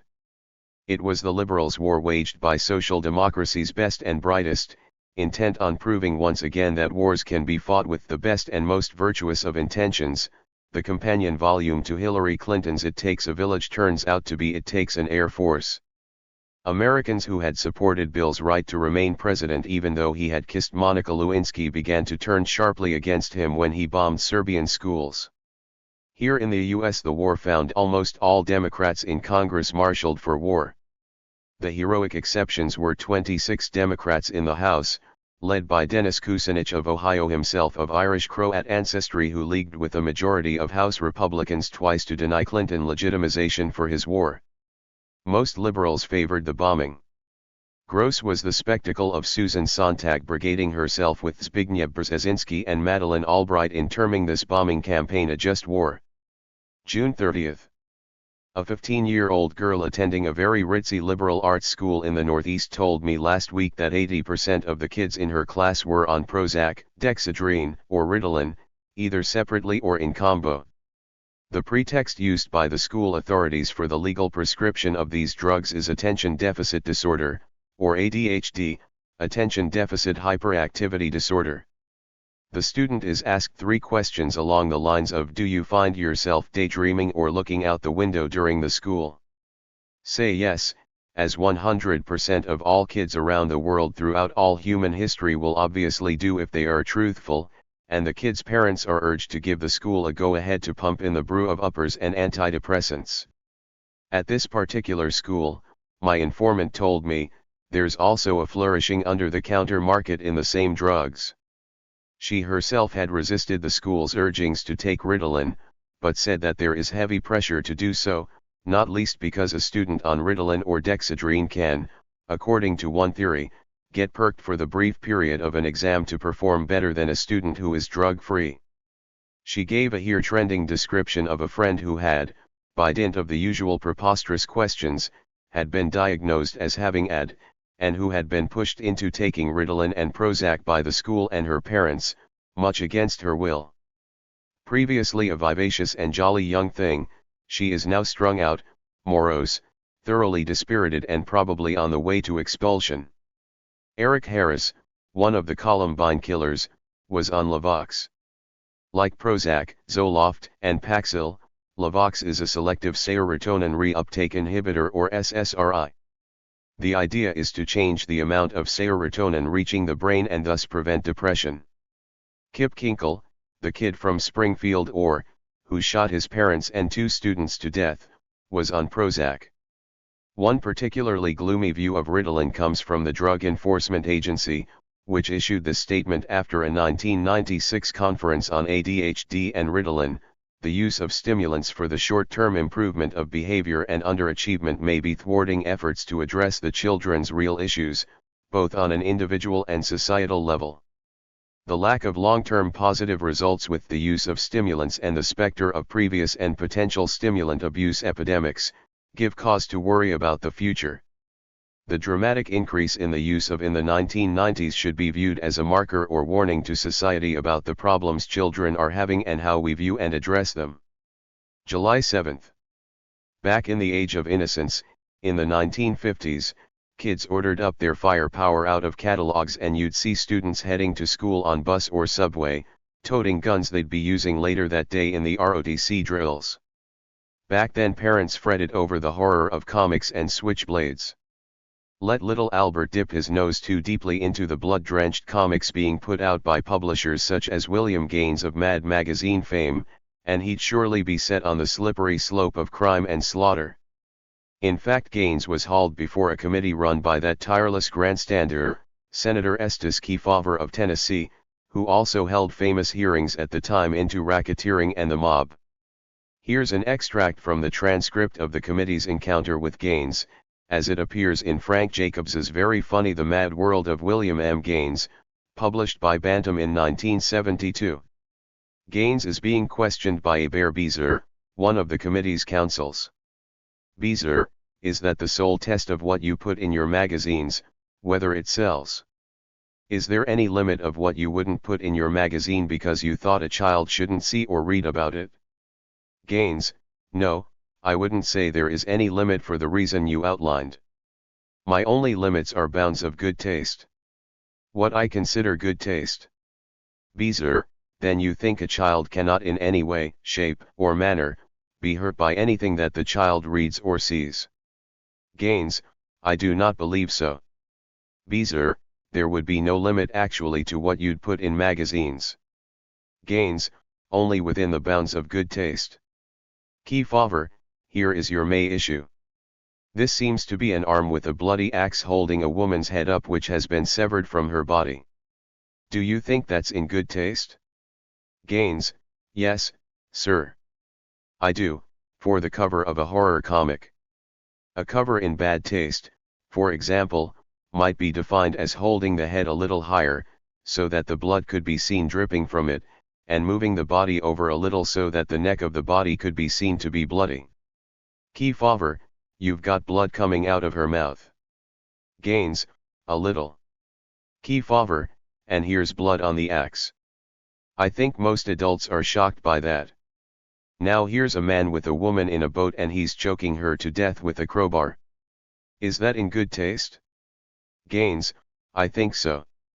Hancock, how could it be worse? Hennings, Mr. Chairman, I don't think it is really the function of our committee to argue with this gentleman. Jacobs reports that Gaines more than held his own in the initial hours of testimony, but then faded abruptly, seeming harassed and defensive. The reason was that he'd ingested a bracing dose of dexedrine, thinking he'd ride through the session on its coattails only to find that the drug's effects had worn off abruptly, leaving him high and dry. July 9. One of the joys of talking to Larry Pratt, president of the Gun Owners of America, is that one can hear Charlton Heston denounced as a cocktail-swilling, brie-nibbling Hollywood sellout, only too delighted to betray the Second Amendment if it means he gets his face on network TV and taken seriously on Capitol Hill. And it's true. Heston's NRA collapsed in the wake of the Columbine killings in Colorado. Only a combo of House conservatives and liberals was able to beat back the recent gun bill. Even so, Pratt still fears that another House bill could get conferenced with New Jersey Senator Frank Lautenberg's Senate Bill 254, which could introduce laws making it all but impossible for gun shows to continue to operate. Liberals hate gun shows, regarding them as the seedbeds of all that's wrong with America. This is nonsense. Gun shows do of course attract people eager to exercise their Second Amendment rights, collect or exchange various types of firearms and so forth. They are also vibrant rendezvous for important elements of popular American culture. They are anti-government, genuinely populist and lots of fun. Which is why the better element, Lautenberg in the lead, wants to do them in. Pratt's solution to the schoolyard killings, let the teachers bear arms, just like they do in South Africa, where one instructor recently gunned down a bellicose student. Pratt also faxed me an interesting recent study on urban delinquency, put out by the Office of Juvenile Justice and Delinquency Prevention in 1994.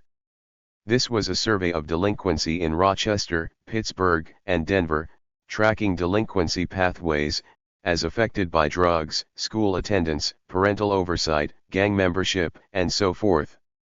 The study shows clearly enough that one way of keeping kids out of trouble is to let them carry legal guns. Out of 1,000 boys and girls surveyed in Rochester in the early 1980s, some 7% of the boys owned illegal guns by the 9th and 10th grades. Legal guns are held by 3%. There is a strong correlation between illegal guns and delinquency and drug use. 74% of the illegal gun owners commit street crimes, 24% commit gun crimes and 41% use drugs. Then the Justice Department study continues, boys who own legal firearms, however, have much lower rates of delinquency and drug use and are even slightly less delinquent than non-owners of guns. July 14. Gore and George W. are alike as two peas, right down to the same slightly dazed look that comes of having big-time politicians as fathers and interesting encounters with powerful drugs in their formative years. I don't know anything about Gore's mother, but Barbara Bush was one of the nastier women I've ever interviewed. Maybe there's a difference here. In fact, a debate between Al and George W. on the subject of their parents might be the sole means of putting together an exciting debate in 2000. Imaginatively staged, with both men injected with sodium pentothal, and moderated by Geraldo Rivera and Gail Sheehy. Such an encounter might scrape off the dreadful rime of banality that cakes their public personae and reveal the wounded egos beneath. As a force capable of reinvigorating our political DNA, the left is in terrible shape. The radical right, which has contributed 80% of the political energy in the country for the past 20 years, is almost as impotent, although more healthily endowed with a hostility to state power. The left will never break away from the Democratic Party to any important degree, since the institutional ties between Labor and Democrats will never allow it. Who else might precipitate a reinvigoration of the system? July 21. You would have thought that after Chappaquiddick the Kennedy clan would have imposed a permanent ban on any visits, or attempted visits, to Martha's Vineyard. The problem in that family seems to be an incapacity to assess odds properly or absorb the lessons of the past. So here we have John, arriving late with his wife and sister-in-law at that airport in New Jersey, calling it wrong. He must have known he would have to land at dusk or after. He knew he would have to rely on his eyes, since he didn't know how to fly on instruments. At this point a prudent person would have thought twice. A prudent person wouldn't have skied down a slope, playing a ball game and holding a video camera. A prudent person. It's a miracle half the ruling class isn't wiped out around Martha's Vineyard every year. That hateful island is often shrouded in fog, normal commercial flights are cancelled and the rich then whistle up charter flights, often with pilots either weary or half drunk. Even the ferry from Woods Hole isn't entirely safe for the bigwigs. Back in the Vietnam-era, Defense Secretary Robert McNamara was nearly wrestled over the side by an anti-war zealot. I'm not sure what the exact averages are, per person mile flown, but small planes are unwise forms of conveyance. Helicopters are even more lethal. Even so, the last time, back in the early 1980s, I was on Martha's Vineyard, I was desperate for escape, so much so I declined even to wait for the ferry. Instead I chartered a small plane, instructing the pilot to fly myself and my daughter to Keene, New Hampshire. That's the sort of effect the island has on one. August 11. Steve Levitt, an economist at the University of Chicago, and John Donahue III, a law prof at Stanford, have been circulating a paper reported in the Chicago Tribune on August 8 arguing that the legalizing of abortion in the early 1970s has contributed to the falling crime rate in the 1990s. Indeed, they claim that legalized abortion may account for as much as half the overall crime drop between 1991 and 1997. Levitt says abortion provides a way for the would-be mothers of those kids who are going to lead really tough lives to avoid bringing them into the world. The authors cite statistics from 5 states that legalized abortion before the Roe v. Wade decision of 1973. These 5 states with high abortion rates in the early 1970s had greater crime drops in the 1990s. The Trib story quotes Corey Richards, a policy wonk at the Guttmacher Institute, as saying, "This is an argument for women not being forced to have children they don't want to have. This is making the point that it's not only bad for the women, but for children and society." So, from the social engineering, crime-fighting point of view, the reintroduction of the death penalty in 1977 had the legalization of abortion in 1975 the Roe v. Wade decision as its logical precursor and concomitant. And the death penalty for undesired embryos has had the advantage of being a lot more certain, and cheaper to administer, than the death penalty for undesired adults. I don't think it's the way the women's movement put the choice issue back in the early 1970s, but I can certainly imagine Hillary arguing for abortion as socially therapeutic. August 20. Nabbed back in March for speeding in my 1964 station wagon. I finally made it to traffic school last week. Under California law you can thus shield your rashness from the insurance companies, provided there's at least an 18-month interval from your last citation. Down the years, here in the Golden State, I've been to a few such sessions, which have to last 8 hours. My first such school, back in the late 1980s, was in Riverside, on the eastern margin of the greater Los Angeles area. The composition of the 30-odd people was 50% white, 50% black. At all classes the initial routine is for each person to divulge name and cause of citation. In the Riverside class almost all the blacks said they'd been cited for going a few miles over the limit, in urban areas, 30 miles per hour instead of 25. So reasonably enough, all the blacks thought they'd been framed. Almost all the whites had been caught speeding on the highway, doing 70 and over. They all thought they'd been breaking the law. My next class, in Santa Cruz, was run by a California Highway Patrol officer who spent most of the session giving us useful hints on how to avoid being caught speeding. In Berkeley a couple years ago, our class was run by a former alcoholic who underwent visible nervous breakdown throughout the 8-hour session, saying the breakdown was prompted by his daughter's driving skills and her indifference to her father. As he issued our certificates he tearfully thanked us for sharing. The class in Eureka last week was run by a former cop from San Diego, who divides his time between running a driving school and representing tax deadbeats before the IRS. He offered a torrent of statistics. The most dangerous time to drive, Friday evening, closely followed by Saturday night, closely followed by Sunday night. The safest day is Tuesday. The last 24-hour period in California in which no one was killed on the roads was on May 1, 1991. Amid this deluge of numbers he paused to review the best way to deal with the officer as he approaches your car. It's best, he said, to have your hands up on the wheel. The instructor plunged into cop's eye view about what it was like to approach a car. Death could be waiting. There was no job, he told us, more perilous than that of the police officer. I told him I didn't think this claim was true, that in fact police work is among the safer occupations, that the likelihood of being killed in the line of duty was exceedingly slim. He held his ground, but the figures support my view. If you tot up the numbers of local police, sheriff's deputies, state police, special police, and all sworn officers both full and part-time, the total in 1992 was 661,103. The total of police killed accidentally and feloniously in that year across the country was 129, which seems to be about average in any year. This gives a death rate per 100,000 cops of 20, most of whom are probably killed in car crashes. The rate of death per 100,000 in coal mining was 38 in 1995, making it the riskiest job, followed by other forms of mining, oil and gas extraction, agriculture, forestry and fishing.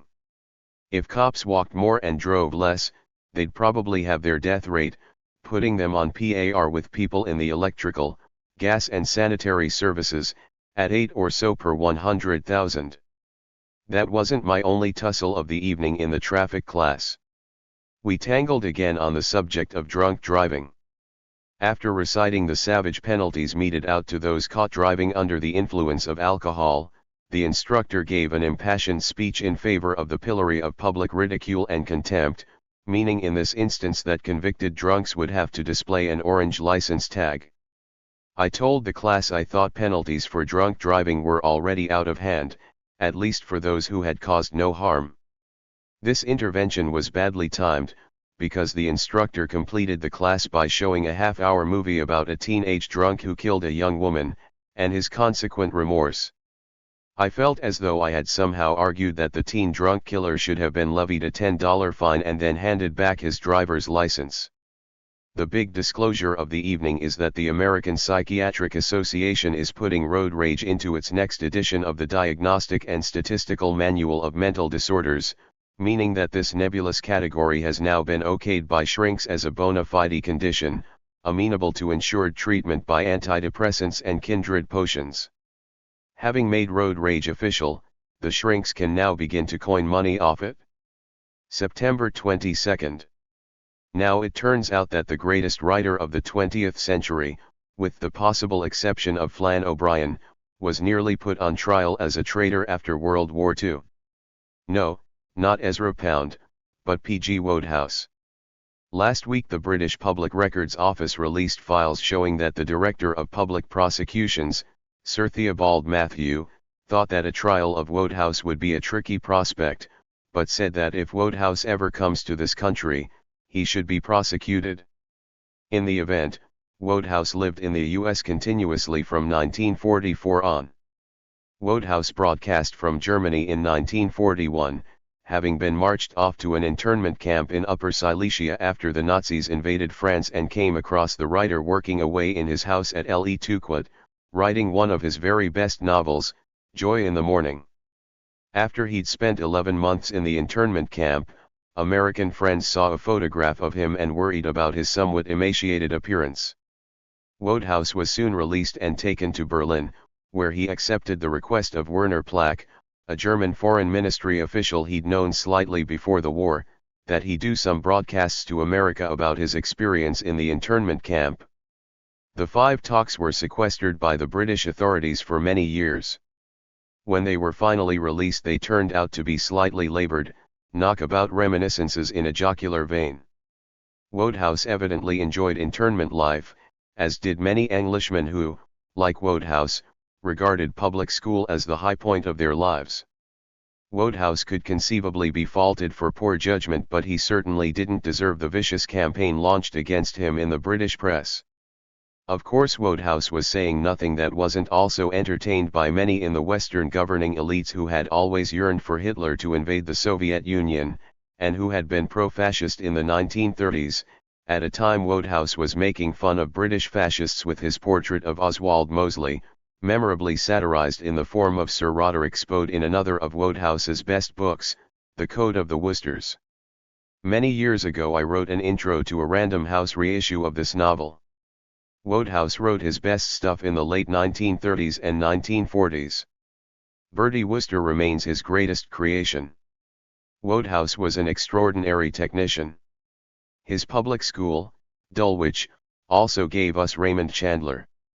Both of them emigrated here, and forged prose styles that made use of a highly formalized mannerism, while remaining a supple and fluid language, like Shakespearean English. October 13. From the typographical clamor raised in the New York Daily News, you'd have thought New York press columnist George Samouli had been caught committing satanic abuse in a daycare center. But it turned out that Samouli's great crime was to have taken too many books. 580 is a number that shows up in the press reports out of the New York University Library, and been remiss in giving them back. The News and other newspapers have exultantly noted that Samouli faces an overdue fine of $31,000, plus charges of grand larceny and possible jail time. John Beckman, described as a university spokesman, strutted through the news stories like some frontier sheriff twirling his 6-gun, "Don't mess with NYU librarians." Some of the news stories noted that among the books held by Samouli was Hegel's Phenomenology of Spirit. It's well known that only Hungarians have the fortitude to grapple with this exhausting work. The last person I know to have read it thoroughly was my dear friend Nicholas Crasso, a student of Lukács who fled Budapest for England in 1956. We spent a lot of time together in the mid-1960s, and Nicholas was forever quoting from the Phenomenology, which he said was best studied under the influence of LSD. Poor Nicholas fell asleep reading one night, and died in the smoke caused by the cigarette that fell from his drooping hand. Hegel was probably on the bed somewhere, probably the London Library's copy. What a fitting way for a copy of the Phenomenology to go. Another of the books cited by the news stories, this particular one was on the AP Wire, was Thoughts on Machiavelli. So, how many other NYU students have any interest in Leo Strauss? A simple test. If Samouli pleads innocent and opts for a jury trial, as I very much hope he will, let his attorney make a pile of the books in the courtroom, and then, let the jurors note how many times these books had been checked out before the erudite Samouli got his hands on them. Probably most of them sat ignored, awaiting the moment NYU decided to sell them off to a book broker. NYU should be glad and thank Samouli for freeing up its shelf space. Samouli may be charged with grand larceny. 2 or 3 centuries ago, the standard was simple: stealing books is not a crime unless the books are sold. There's no evidence Samouli was popping along to the Strand to flog off editions of Hobbes. He held those books for admirable reasons, such that a jury would understand. He needed them for the same reasons my shelves groan with volumes I may never get to, may never reread. To surrender them is to confess that, yes, I may die before I get around to reading Hegel properly, or all the dialogues of Plato, or all Balzac's novels, or all the volumes of Motley's Rise of the Dutch Republic. I may die before I write the column or the essay or the book that requires absolutely that these books be instantly to hand. November 1st. Riding the BART across to San Francisco, I heard two young black women who'd presumably got on the train at North Richmond, deep in conversation. Girl number one, when I first heard something, my baby started to wake up, so I was patting him on his back, and we were talking for a few more minutes, and then I heard, no, no, I ain't got nothing, I ain't got nothing. Stop. Then I said, don't that sound like Tony? And my brother said, nah, girl, and I said, yes, it does, so I jumped off the couch and by this time they were already by my front door. Then I heard, oh man, come on, I ain't got nothing. Then I said, Rich, get out there and help. So I opened the door and he was laid down on my front doorstep. Girl number two, was he on his knees? Girl number one, no, on his butt, kinda to the side with one of them on him with a shotgun pointed him and the other one was in front of him with a gun, so when I opened the door he put the gun in my face and I said, oh shit, and shut the door. Girl number two, you looked at him and he looked at you? Girl number one, yes, I looked right at him. Then I shut the door back, and I got stuck. I was stuck. I didn't know what to do. I said, oh my god, shit. Then I locked my door and heard someone say, take off you coat, punk, what yo got in yo pockets, and Tony said, I ain't got nothing, and they were hitting him. Then I don't know if he got up by hisself or if they pulled him up and they keep saying, give me what you got, punk. Tony said, I ain't got nothing, please don't kill me, don't shoot me. Then they said, stop crying like a little bitch, 2 times, then what the fuck is you looking at, 2 times 2, and then Tony said, please, don't kill me, don't shoot me, and one said, shut the fuck up. Bop, bop. Girl number two, what's bop bop? Girl number one, a gun was fired and I didn't hear Tony no more. November 3rd. The Day of the Dead, aka Halloween, posed the usual dilemma, what to wear. For many years, back in my New York days, I would rent an alligator's head from a store called I Think Animals Into People. It was heavy, but striking. Low types thought it amusing to stub out their cigarettes in my papier-mâché jaws. My brother Andrew used to caper on the dance floor as a penguin and his wife Leslie as a bear. Up in Petrolia, in the backwoods of Northern California, alligator jaws are hard to come by, so for the past few years I've been hauling out black tie, tails, and top hat. But this year I was down in Berkeley and tails seemed too normal for dancing at Ashkenaz to the California Cajun Orchestra. In the end Barbara and I went as a pair of gypsies, 2 of 7 I spotted in the course of the evening. Also popular were Arab sheiks, nondescript Dracula lookalikes, earth goddesses too numerous to count, plus a dazzling cocktail waitress in fishnet tights, gripped all too firmly by a fellow in cut-price monster rig. Lucky brood.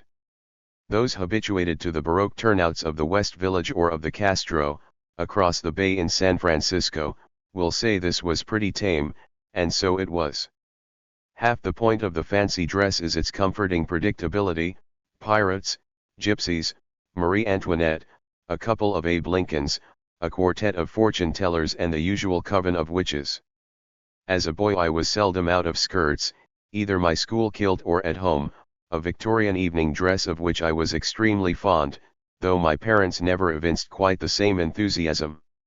Great was their relief when I laid aside the petticoats and bustle and pulled on the drainpipe pants and drape jacket of a mid-50s rocker. November 24th. Amid the latest batch of Nixon tapes there's a ripe one from May 13, 1971, recently described by James Warren in the Chicago Tribune. Discussing welfare reform with Haldeman and Ehrlichman, the president snarls about the little Negro bastards, before remarking indulgently that I have the greatest affection for them, but I know they're not going to make it for 500 years. The leader of the free world and his senior advisors then drift into a chat about homosexuality, occasioned by the president's viewing of an All in the Family episode featuring Archie's son-in-law, described by the press as obviously queer, wears an ascot, but not offensively so. Nixon: I don't mind the homosexuality, I understand it. Nevertheless, goddamn, I don't think you glorify it on public television, homosexuality, even more than you glorify whores. We all know we have weaknesses. But goddamn it, what do you think that does to kids? You know what happened to the Greeks.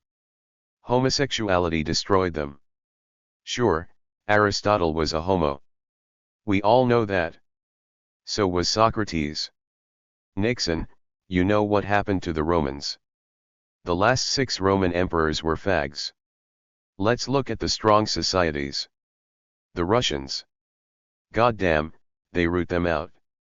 Mention of the morally robust Soviet Union prompts Nixon to contemplate its decadent antithesis, Northern California. He tells Ehrlichman, San Francisco has just gone clean over. Nixon: it's not just the ratty part of town. The upper class in San Francisco is that way. The Bohemian Grove, which I attend from time to time. It is the most faggy goddamn thing you could ever imagine, with that San Francisco crowd. I can't shake hands with anyone from San Francisco.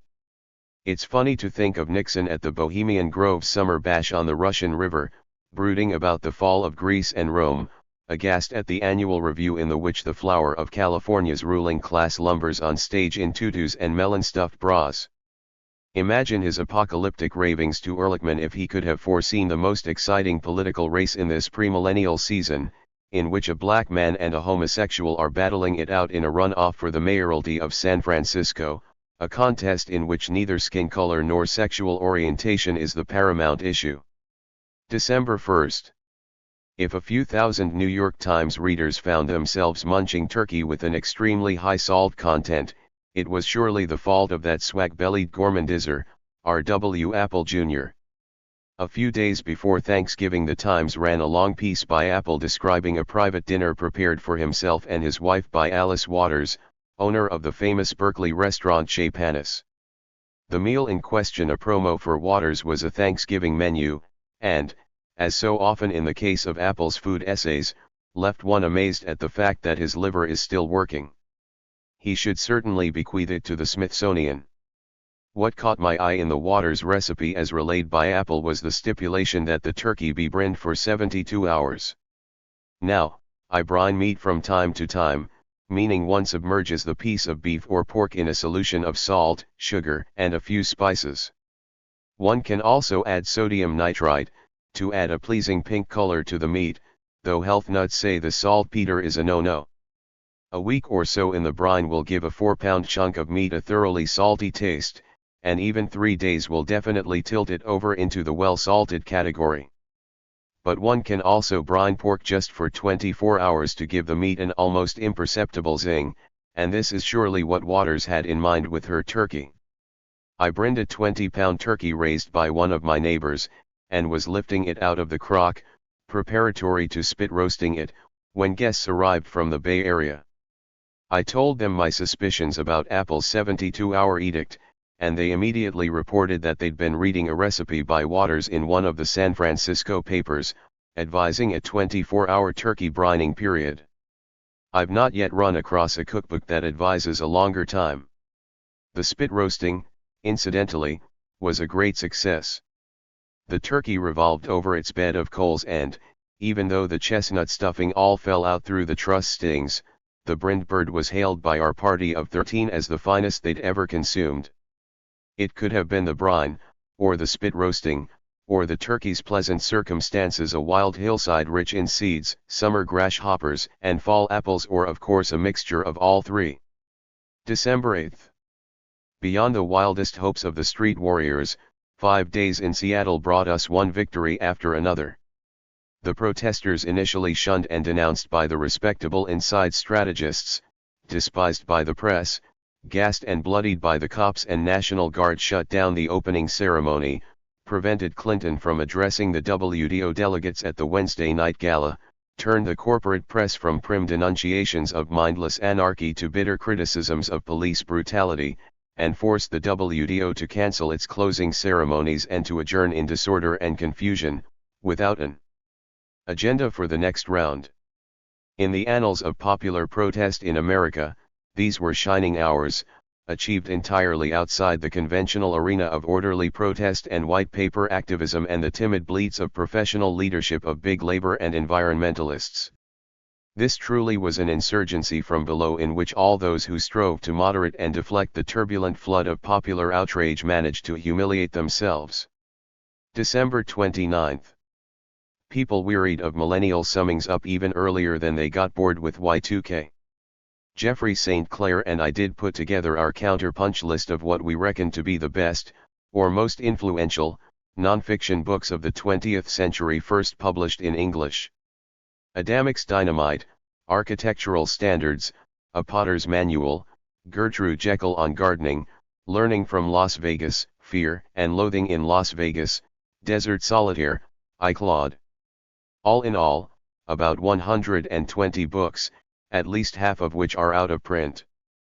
Probably the ones on our list I look at most frequently are the 11th edition of the Encyclopaedia Britannica and the Oxford English Dictionary. Those who imagine the OED to be a 19th century publication should know that by 1900 only the volumes covering A, B, C, D, E, F and H had been published. As a reader has already pointed out to us, the 13th edition of the Britannica is even better than the 11th, containing all the material in the earlier one, plus useful stuff on World War I. I'd like to say that a century producing the 11th edition and the OED can't be all bad, but then again in both cases the animating force behind these vast projects was 19th century energy and intellectual style.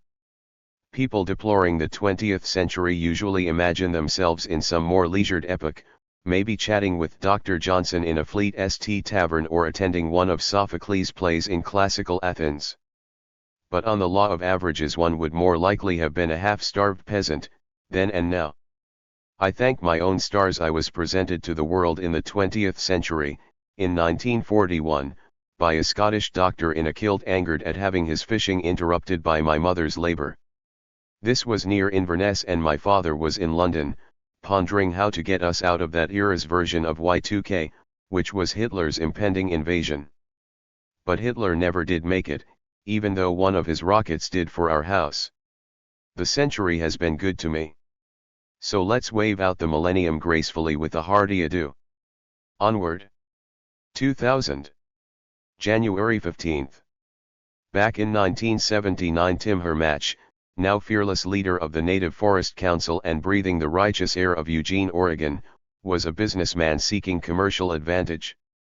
In 1979 the search took him to Little Rock, Arkansas, where his associate Tookie McDaniel said the swiftest way of getting a certificate of origin necessary for a rebar deal was by conferring personally with the new governor of the state.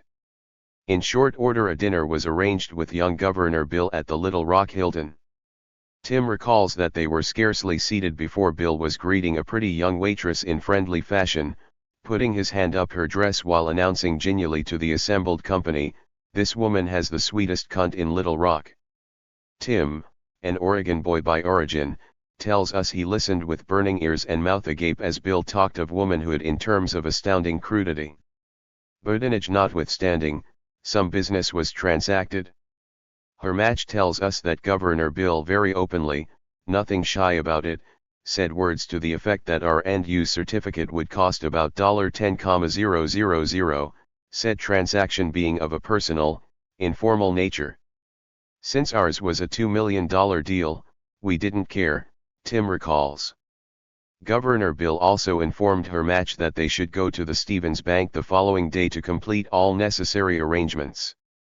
These tractations concluded, Governor Bill repaired to the Hilton's nightclub with boon companions, where they cavorted lewdly with sundry flowers of Little Rock before repairing to bedrooms in the upper regions of the hotel. January 26. Before his election as state attorney general in 1976, Bill and Hillary had lived in Fayetteville, instructing youth at the University of Arkansas. To celebrate his marriage, Bill had bought a small house, much disliked by his bride. Great was her relief when the voters' nod compelled their removal to Little Rock. Now the small house on California Boulevard had to be rented to supplement the modest income of Arkansas's chief legal officer. Here's an account of Bill as landlord from a woman who, back in those years, was the best friend of one of the first tenants to pay, in person, the monthly check to the state attorney general. In his self-appointed role as property manager, Bill Clinton personally set the qualifications required to rent the property. Chief among them was the requirement to be young, attractive, and blonde. Landlord Bill would show up regularly at 9 a.m. Saturday mornings, the day of any home Razorback football game. He would invite one of the young renters to attend the game with him, then spend the rest of the afternoon and evening with them, exploring matters of mutual interest. Bill developed a particularly keen interest in our source's friend, who happened to be from Dallas, of striking appearance and a cheerleader for the Razorbacks. Bill's Saturday morning arrivals at the house on California Boulevard were not welcome to the cheerleader. Nor were what she described as his incessant gropings.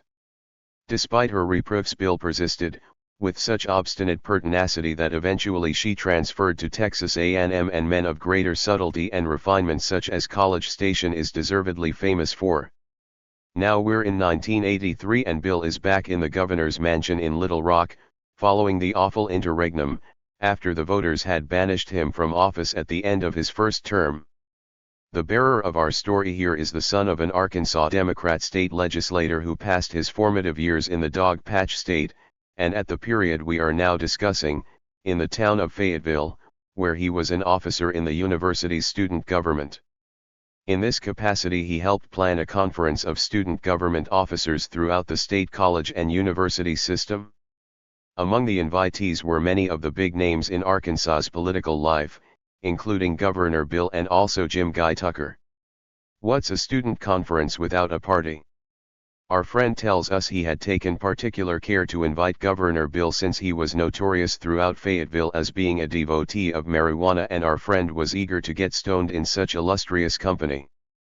Both Clinton and Tucker signaled that they would gladly attend the gathering. The conference opened with a formal speech by Governor Bill, and our friend noted that the attention of Arkansas's chief executive wandered somewhat during his oration, his eyes seeming to drift with increasing frequency to a nice-looking young woman sitting in the front row.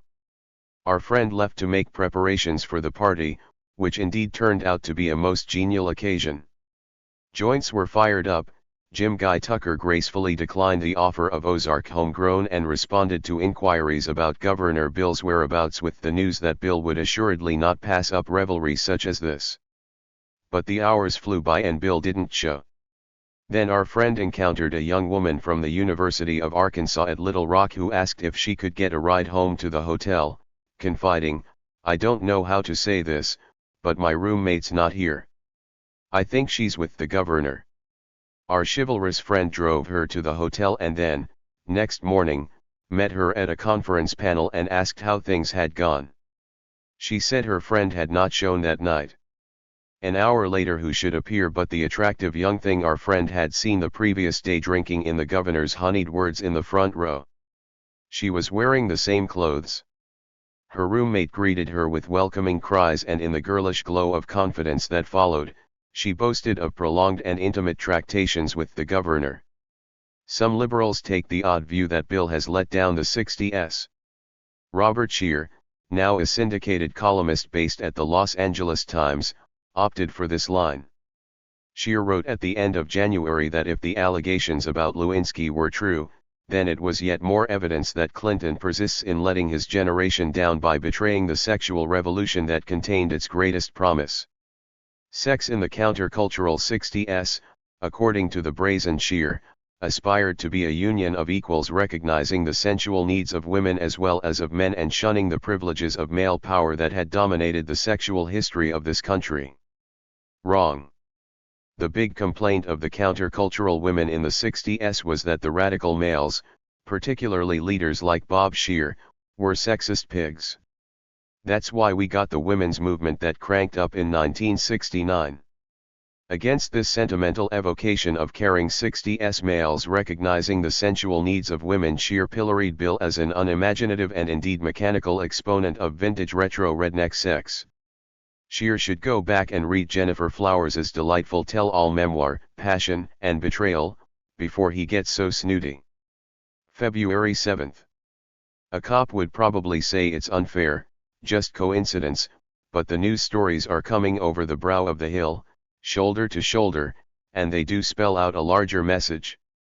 The police chief of Los Angeles, Bernard C. Parks, announces his department's reckoning that 99 people were framed by disgraced ex-officer turned informant Rafael Perez and partners. Parks is calling on de Gil Garcetti to dismiss the cases en masse. Illinois Governor George Ryan suspends his state's imposition of the death penalty, declaring that he cannot support a system which has proven so fraught with error. Since 1977, Illinois has executed 12 and freed 13 from death row after their innocence had been conclusively established. In New York, 4 officers are going on trial for fatally riddling an unarmed man, Amadou Diallo, with 41 bullets. A generation's worth of wars on crime and of glorification of the men and women in blue have engendered a culture of law enforcement that is all too often viciously violent, contemptuous of the law, morally corrupt and confident of the credulity or complicity of the courts. Those endless wars on crime and drugs have engendered not merely our 2 million prisoners but a vindictive hysteria that pulses on the threshold of homicide in the bosoms of many of our uniformed law enforcers. A lot of cops are walking time bombs. Even soothing words spoken to them in a calm voice can spark a red gleam in their eyes. God help you if you're black. The other day a black man in LA described the time he spent each day figuring out routes across the city to reduce his chances of getting pulled over, maybe beaten, maybe framed, maybe imprisoned. Police work is far from being one of America's more dangerous occupations, but cops assiduously cultivate that impression. Police funerals are getting to be on a par with the obsequies of European royalty 50 years ago. Recently 2 San Francisco policemen crashed in their helicopter during a routine maintenance flight. Their funeral was attended by a huge throng of police from across California, state officials, and the mayor of San Francisco. Would a city engineer or maintenance woman get this kind of send-off, even if their jobs demonstrated a higher statistical risk? The press feeds obsessively on these fallen hero rituals. On January 12 in Unity, Maine, 6-year-old triplets died in a house fire.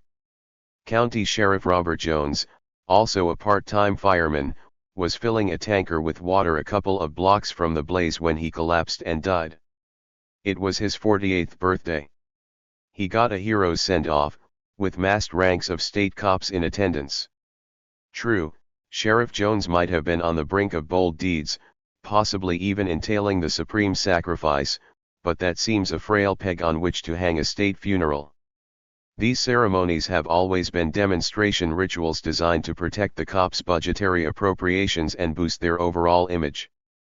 At least some of this often lethal cop edginess surely comes from a fractured sense of class status and function. After all, most police come from the working class and the vast majority shift class loyalty in the course of duty. Historically, this switch was recognized and fostered, especially during the time of police union organizing. In the early industrial period, police wages began to run at about double those of similarly unskilled workers, and this doesn't even take into account bonuses for strike breaking. Better working conditions meant greater allegiance to semi-military organization. Yet despite such job perks for cops, morale often lagged. One of the grander ideas for the necessary morale boosting came from big city mayors, elevating cop death to the status of near sainthood by flying the flag at half-mast and cajoling entire city staffs to turn out for a blue funeral. March 6. In Monroe, Louisiana, Kathy Looney, 29, convicted of abusing 3 of her 8 children, was ordered at the end of February to undergo medical sterilization or face lengthy jail time. District Judge Carl V. Sharp issued a 10-year suspended sentence and placed Looney on 5 years of probation. I don't want to have to lock you up to keep you from having any more children, so some kind of medical procedure is needed to make sure you don't. Looney's lawyer asked the judge to reconsider. The eugenic impulse is always lurking. These days it's surfacing once again, not only in old-fashioned coercive sterilization such as that imposed by the Louisiana judge but in programs of genetic improvement, using all the new splicing technologies. During the years when Americans were being involuntarily sterilized as part of a multi-state eugenics program dating back to 1907, what did the leading medical journals here have to say on the topic in their editorials? The editorial record of the New England Journal of Medicine in the early 1930s was awful. Editorials lamented the supposed increase in the rate of American feeble-mindedness as dangerous and the economic burden of supporting the mentally feeble as appalling. In 1934 the journal's editor, Morris Fishbein, wrote that Germany is perhaps the most progressive nation in restricting fecundity among the unfit, and argued that the individual must give way to the greater good. But by the mid-1930s, particularly after the report from the Neurological Association and energetic interventions by the chairman of its special committee, Abraham Myerson, the New England Journal had a change of heart and declared that sterilization laws to prevent propagation were unwise and sterilization should not be mandatory. The Journal of the American Medical Association followed the same curve. In 1974 U.S. District Court Judge Gerhard Gesell said that over the last few years, an estimated 100,000 to 150,000 low-income persons have been sterilized annually in federally funded programs.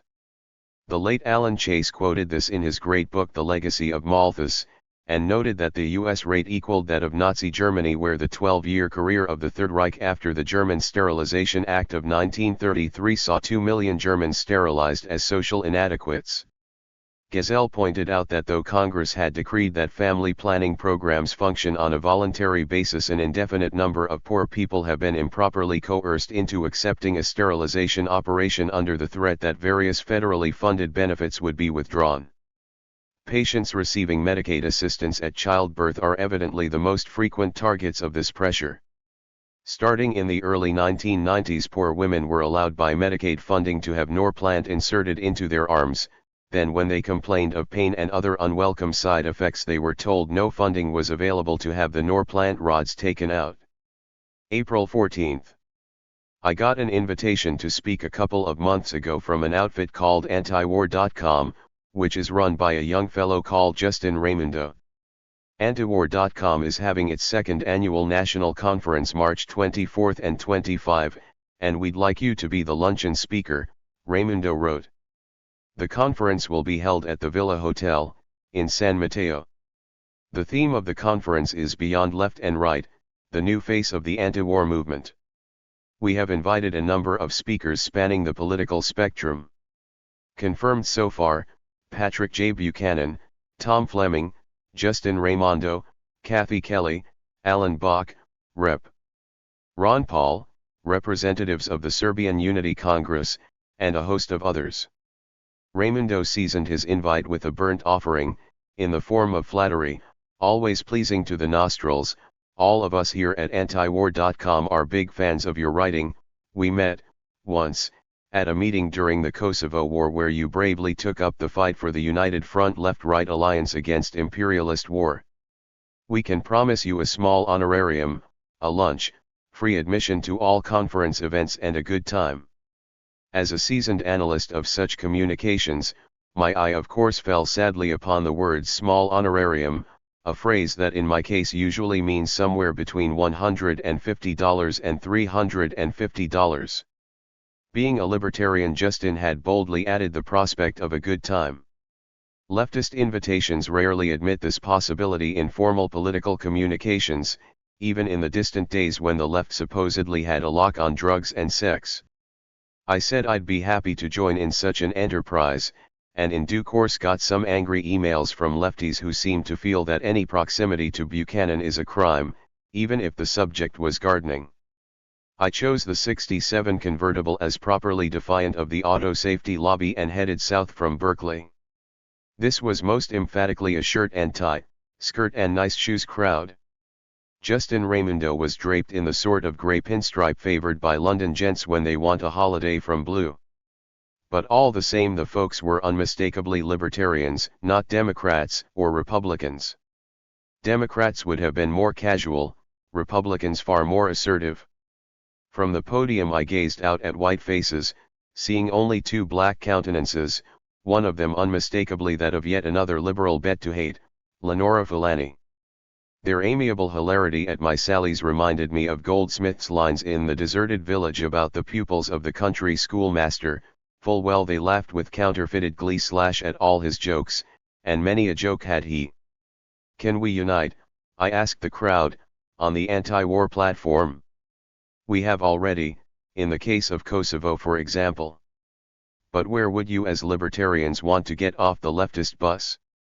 A leftist says capitalism leads to war. Capitalism needs war. But you libertarians are pro-capitalism, so you presumably have a view of capitalism as a system not inevitably producing or needing war. Lefties have always said capitalism has to maximize its profits, and the only way you can maximize profits in the end is by imperial war, which was the old Lenin thesis. I think the old categories are gone. I see no virtue to them. I see Bernie Sanders listed as an independent socialist in the US Congress. I see what Bernie Sanders has supported, starting with the war in Kosovo. And then I see Ron Paul, on the other hand, writing stuff against war which could have been written by Tom Hayden in 1967. Driving back to Berkeley with $300 in cash in my pocket, I mentally toasted antiwar.com. Alas, not many leftists will ever want to have much to do with them. April 18th. At the end of April we'll have arrived at the 25th anniversary of the end of the Vietnam War, when the last fugitives clambered into helicopters at the U.S. Embassy compound in Saigon. For years the anti-war left was told to be embarrassed about the 60s, put through re-education rites designed to elicit the confession that excesses were committed, mistakes made. Of course mistakes were made, starting with the failure to stop the war 8 years earlier, in 1967. We misread the larger calendar. After TED, after the May-June events in Paris, we thought revolution was around the corner. The TED offensive of 1968 remains one of the great moments of the 20th century, even though one can see in retrospect that General Gipp's desperate throw signaled the fact that the Americans had indeed been successful in exterminating the National Liberation Front in South Vietnam. We make mistakes all the time, again and again, however much we try to draw the correct lessons. Big deal. History isn't like a bus, conveniently carrying a destination sign above the windshield. Every time I go to a political gathering on the left, it's filled with people, self included, who have made mistakes about the way history was headed, about the vulnerability of capitalism, but who were on the right track all the same. The most mistaken people of all are those so frightened of making mistakes they end up missing the right bus when it finally comes round the corner. May 9th. Barbara had that coy, breathless, somewhat defiant way of coming into the house that told me the whole story. I knew she was about to tell me she'd just found a dog, just caught sight of the one and only. Actually Barbara, aka Barbara Yaley, was good about it. She said she was about to get a dog and that my inevitably favorable opinion would be duly taken into account. Jasper was at that point in time on display by the Milo Foundation of likely dogs rescued from the shelters before they get the needle. In Berkeley the Milo Foundation musters the dogs on 4th St, a couple of blocks north of University Avenue, every other weekend. We headed off to 4th St, and in short order headed back with 40 pounds of dog, a stray from up north in Laytonville where the ranchers dump whole litters of border collies by the side of the road. By the look of him Jasper was part border, part lab, plus those self-important whiskers that tell you that terrier is in the genetic splice. Okay, I think he's a terrific dog, and, well aware that he'd been nose to nose with the Reaper, Jasper thinks we're terrific too. Who says endless gratitude becomes cloying? These days, when we're in Berkeley, we load up Jasper and head down University, over I-80 and onto what was once a proud garbage dump, then North Waterfront Park and now Cesar Chavez Park. It's one of the most beautiful vantage points in the Bay Area. Due west across the water is the Golden Gate Bridge, then swinging one's gaze south, the towers of downtown San Francisco, the Bay Bridge, and due east the Berkeley Hills. 17 acres of this pleasing expanse are available to off-leash dogs, an incredible achievement of Berkeley dog lovers who spent about 7 years of delicate political maneuvering to secure, last year, pilot project status for the off-leash area. To win it they had to surmount fierce opposition from the Audubon Society, the Sierra Club, and the Citizens for an East Shore State Park, eager to seize the acreage of Cesar Chavez Park and add it to their domain. State parks in California have never yet held off-leash areas. The whole off-leash thing cranked up nationally about 5 years ago. I can't verify my instinct here, but I think it has been at least in part the consequence of organizing work of midlife radicals bringing the war home, discovering that winning a little legroom for Fido is one cause whose fruition is something we might see in our own lifetimes. The usual gripes of the anti-off-leash forces? They try to seize the high moral ground by giving us the old either/or. Why should we be seeking playgrounds for dogs when we aren't giving them to children? Answer: civilization is not a zero-sum game. Let's have both. Kids and dogs. Dog poop. Dogs on leashes do it as much as dogs running free, and surveys show that, once they win their off-leash area, dog lovers self-police with all the vigilance of a neighborhood committee of public safety in the Paris of Robespierre and Saint-Just. The off-leash area in Cesar Chavez is probably the cleanest acreage in the East Bay. A dog that can run free is a happy dog, uplifter of domestic morale. Owners are healthier too, dashing along after dogs like Jasper. May 16. Now it's Al Gore, crime fighter, outlining his plans in a recent speech in Atlanta. The erstwhile dope smoker from Tennessee fears the erstwhile cocaine user from Texas has the edge on the crime issue. Hence his dash for the low ground. Among the Atlanta pledges, the minute he settled into the Oval Office and signed a pardon for the former incumbent, President Gore will be calling for 50,000 more cops and for allowing off-duty cops to carry concealed weapons. No, it's unlikely President Gore will endorse medical marijuana, despite his erstwhile post-Vietnam therapy with opium-laced marijuana in the days when he worked for the Tennessean. In the words of his friend John Warnock, Al smoked as much as anybody I knew down there, and loved it. Among Gore's other big plans to combat crime, he wants to target telemarketers who prey on seniors. What about telemarketers who prey on people sitting down to dinner? Gore knows all about addiction. His sister Nancy, as he reminds us from time to time, was killed by cigarettes, unable to kick the habit even as she was breathing with one cancerous lung. He also knows about congenital dispositions. His wife, Tipper, is a depressive.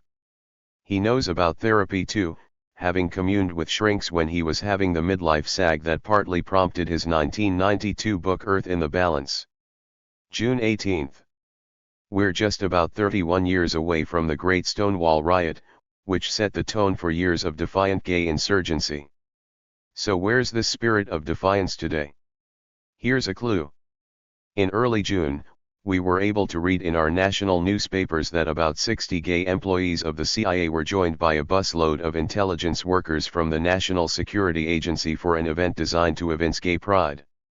Present were top officials, including George J. Tenet, the Director of Central Intelligence. Addressing the gay spooks was Barney Frank, the noted gay republic from Massachusetts. Taste the ironies. The gay spooks, albeit proud, were still unidentifiable, and then returned to their tasks of planning the sabotage of the Cuban economy, the undermining of Libya, and other staples of the agency's daily fare. How would the Stonewall rioters of the late 60s have reacted to that? Gays have always had an uneasy relationship with the state and with the authorities, for sound reasons. Down the decades they've been hunted, entrapped, arrested, sentenced, persecuted. With increasing vigor and effect since Stonewall they've fought back. But now we have the repugnant spectacle of many prominent gays and gay groups oblivious to this long history. Take the death penalty. There's no more glaring expression of the inequities of race and class than the manner in which the death penalty is operated in our society, yet many gay rights groups have been silent on capital punishment, including the richest and biggest of them all, the Human Rights Campaign. They're mute as the state hauls off the poor and the black to die, and save their lungs for hate crime laws, for longer prison terms, for more repression by the state. Listen to Richard Himes, of the New York City Gay and Lesbian Anti-Violence Project. Hate crimes legislation would remove the decision-making process regarding plea bargaining and reduced or dismissed sentences out of the judge's hands because they set a benchmark of punishment for each offense which cannot be pleaded, bargained away or dismissed. In other words, the zeal to deal with anti-gay violence now leads to advocacy of laws which threaten justice, due process, and civil liberties. Years ago, a great criminal court judge in Detroit, Justin Ravitz, explained the criminal justice system as America's only working railroad. And now many gays are toiling to make sure that the railroad runs on time, even on overtime. About half the states now have hate crime laws that include language on sexual bias. Not a word in any of those laws in any of those states will stop a gay person being attacked, not a word will reduce discrimination in our society, not a word will erode the repression against which those Stonewallers fought 31 years ago. July 18. A Democrat in the White House is no guarantee of a liberal on the court. Gerald Ford picked John Stevens, one of the court's current liberal champions and indeed the only justice to rule against two oil companies in one of the recent batch of Supreme Court decisions. Nixon's nominee, Harold Blackmun, wrote the Roe v. Wade decision. 20 years later, Bush Sr.'s nominee, Souter, probably the most liberal justice today, wrote the Planned Parenthood v. Casey decision in 1992, reaffirming the essential holding of Roe v. Wade, and arguing that choice was now installed in the national culture. The court echoed that view in its recent upholding of the Miranda Rule. And why had choice become thus installed? Why was the essential holding being reaffirmed? Through the activity of social movements, through the political pressure of millions of people. The idea that our moral fabric, the tenor of our culture, the texture of our freedoms derive from the U.S. Supreme Court, and therefore somehow depend on whom Gore or Bush may or may not nominate, is ludicrous. The U.S. Supreme Court, like all ruling state institutions, bends in a benign direction only under the impulse of powerful social movements. Throughout the nation's history, the U.S. Supreme Court has generally been a reactionary force, and it will no doubt be so whether Gore or Bush is elected in November, or whether the Democrats or Republicans control the Senate. A partial exception was the Warren Court, which had the coincidence of three great justices, Black, Douglas, and the Eisenhower-appointed William Brennan, and which was prompted by the rise of the civil rights movement and the political assertion of black people to try and head off more drastic social explosions. In so doing, it buttressed a federal government that was unflinchingly hostile to the interest of working people, minorities, and the environment. Reynolds v. Sims, in 1966, turned many rural counties into Third World latifundia. August 30. In AD 193, the Roman Praetorian Guard murdered the Emperor Pertinax and proceeded to auction off the imperial throne to the highest bidder. Until this year, the most strenuous emulation of this feat by the U.S. military came in 1980, when the Joint Chiefs of Staff took bids on the White House from the ramparts of the Pentagon. Despite fierce bidding by Jimmy Carter, the chiefs had no hesitation in accepting Republican pledges and in proclaiming that only Ronald Reagan would keep the empire strong. We are in the climactic moments of the 2000 auction. September 22. The collapse of the government's case against Wenholy last week represents one of the greatest humiliations of a national newspaper in the history of journalism.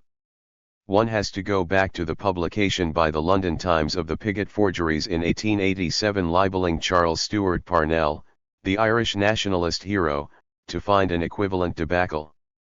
Yet not a whisper of contrition, not a murmur of remorse, has as yet agitated the editorial pages of the New York Times, which now righteously urge the appointment of a politically independent person of national standing to review the entire case. No such review is required to determine the decisive role of the New York Times in sparking the persecution of Wen Ho Lee, his solitary confinement under threat of execution, his denial of bail, his shackling, the loss of his job, the anguish and terror endured by the scientist and his family. On March 6, 1999, The Times carried a report by James Risen and Jeff Gerth entitled "Breach at Los Alamos," charging an unnamed scientist with stealing nuclear secrets from the government lab and giving them to the People's Republic of China. The espionage, according to a security official cited by Risen and Gerth, was going to be just as bad as the Rosenbergs. 2 days later, Wen Ho Lee, an American of Taiwanese descent, was fired from his job. Ahead of him lay months of further pillorying in a racist witch hunt led by the Times, whose news columns were replete with further mendacious bulletins from Risen and Gerth, and whose op-ed page featured William Safire using their stories to launch his own calumnies against Wen Ho Lee and the Clinton administration. Guided by Safire, the Republicans in Congress pounced upon the Wen Ho Lee case with an ardor approaching ecstasy. By the spring of 1999, their effort to evict Bill Clinton from office for the Lewinsky affair had collapsed. They needed a new stick with which to beat the administration, and the New York Times handed it to them. In Safire's insinuations, the Clinton White House was an annex of the Middle Kingdom, and the transfer of U.S. nuclear secrets merely one episode in a long, dark narrative of treachery to the American flag. Former U.S. Senator Warren Rudman went on NBC's Meet the Press and declared flatly, "The agenda for the body politic is often set by the media." Had it not been for the New York Times breaking the story of Chinese espionage all over the front pages, I'm not sure I would be here this morning. The most preposterous expression of the Republican spy crusade against the Clinton administration came with the release of the 900-page report named after California Rep. Christopher Cox, filled with one demented assertion after another, including the memorable though absolutely false claim that the stolen information includes classified information on 7 U.S. thermonuclear warheads, including every currently deployed thermonuclear warhead in the U.S. ballistic missile arsenal. Yet Risen and Gerth's stories had been profuse with errors from the outset. Their prime source had been Notre Trullick, an embittered security official in the Department of Energy intent upon his own vendettas within the DOE. Risen and Gerth eagerly swallowed his assertions. From him and other self-interested officials they relayed one falsehood after another, that Wen Ho Lee had failed a lie detector test, that the Los Alamos lab was the undoubted source of the security breach, that it was from Los Alamos that the Chinese had acquired the blueprint of the miniaturized W-88 nuclear warhead. Had the New York Times launched its campaign of terror against Wen Ho Lee at the height of the Cold War, it is quite likely that Wen Ho Lee would have been swept to his doom, most likely with a sentence of life imprisonment amid vain efforts of his defenders to get the scientist a fair hearing. It is doubtful that U.S. District Judge James Parker in New Mexico would have had the courage to denounce the Justice Department for a shabby case and to order the release of Wen Ho Lee after harshly criticizing the 59-count government indictment and the demeaning, unnecessarily punitive conditions in which Wen Ho Lee had been held. But we are no longer amidst the fevers of the Cold War. And though the Pentagon has wanly tried to foment a budget-boosting campaign to suggest that China represents a fearsome military threat, it has not been taken with any great seriousness. The exaggerations of Chinese might are simply too egregious. So, in these post-Cold War years, Wen Ho Lee did have his sturdy defenders. Some were government officials evidently appalled by the Times campaign. Some commentators, most notably Lars Erik Nelson of the New York Daily News, were scathing about the case against Wen Ho Lee. In July of 1999, the New York Review of Books published a long piece by Nelson which explicitly criticized the witch hunt and noted the malign role of the New York Times. Nelson pointed out how many of the supposedly filched secrets had been publicly available for years. By September of 1999, the New York Times had evidently entertained sufficient disquiet to publish a long piece by William Broad which decorously, though without any explicit finger-pointing, undermined the premises of Risen and Gerth's articles. None of this helped Wen Ho Lee escape terrifying FBI interrogations in which an agent flourished the threat of execution. He was kept in solitary, allowed to exercise 1 hour a day while shackled, kept in a constantly lit cell.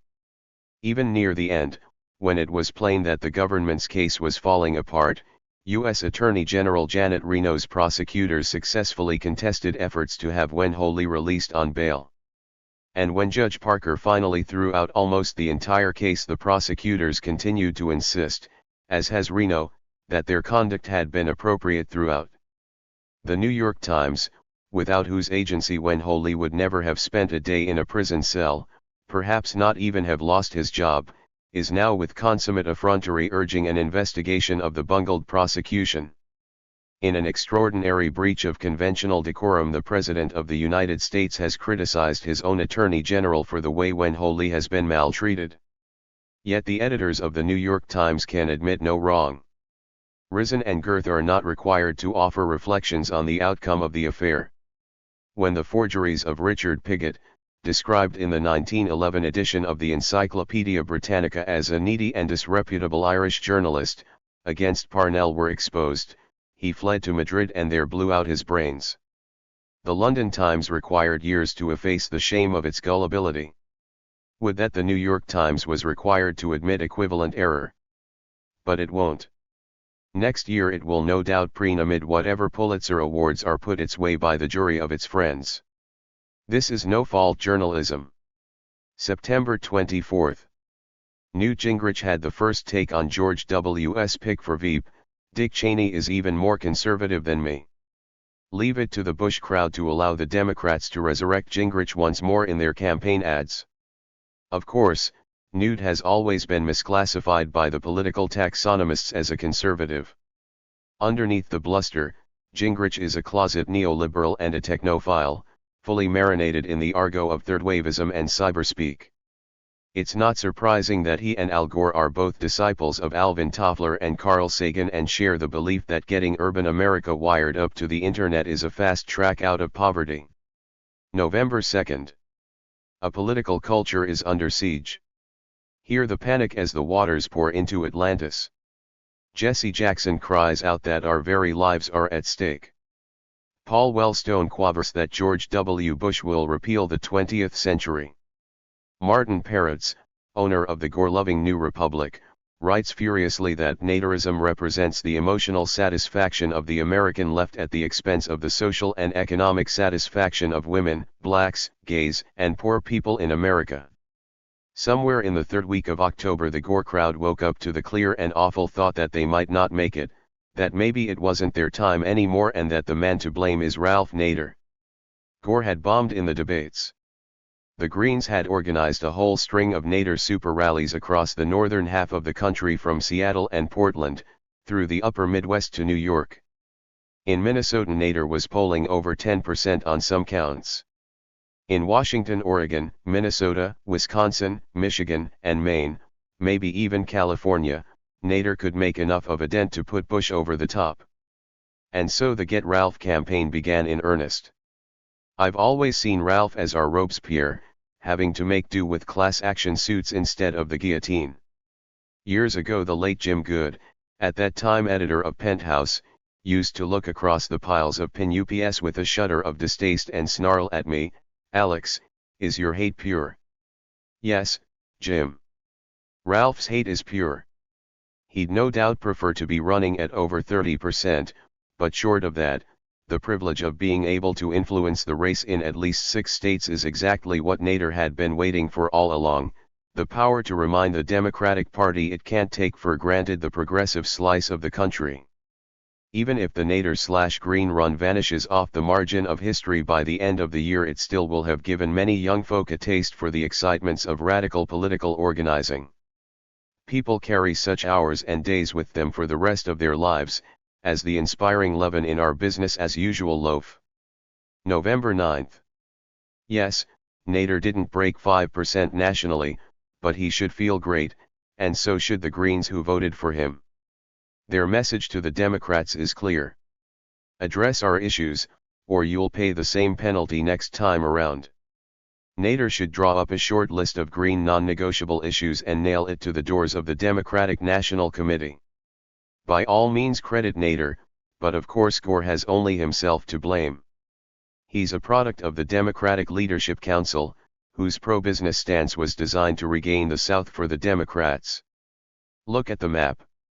Bush swept the entire South, with the possible exception of Florida. Gore's electoral votes came from the two coasts and the old industrial Midwest. The states Gore did win mostly came courtesy of labor and blacks. Take Tennessee, where voters know Gore best. He would have won the election if he'd carried his home state. Gore is good with liberals earning $100,000 to $200,000. He can barely talk to rural people, and he made another fatal somersault, reversing his position on handguns after telling Tennessee voters for years that he was solid on the gun issue. Guns were a big factor in Ohio and West Virginia too. As for Nader holding the country to ransom, what's wrong with a hostage taker with a national backing of 2.7 million people? The election came alive because of Nader. December 13th. On the one hand, the calls for closure, finality and national unity. On the other, Justice John Paul Stevens's bitter summation: in the interest of finality, however, the majority effectively orders the disenfranchisement of an unknown number of voters whose ballots reveal their intent, and are therefore legal votes under state law, but were for some reason rejected by the ballot counting machines. Although we may never know with complete certainty the identity of the winner of this year's presidential election, the identity of the loser is perfectly clear. It is the nation's confidence in the judge as an impartial guardian of the law. Part 2. 2001. January 18th.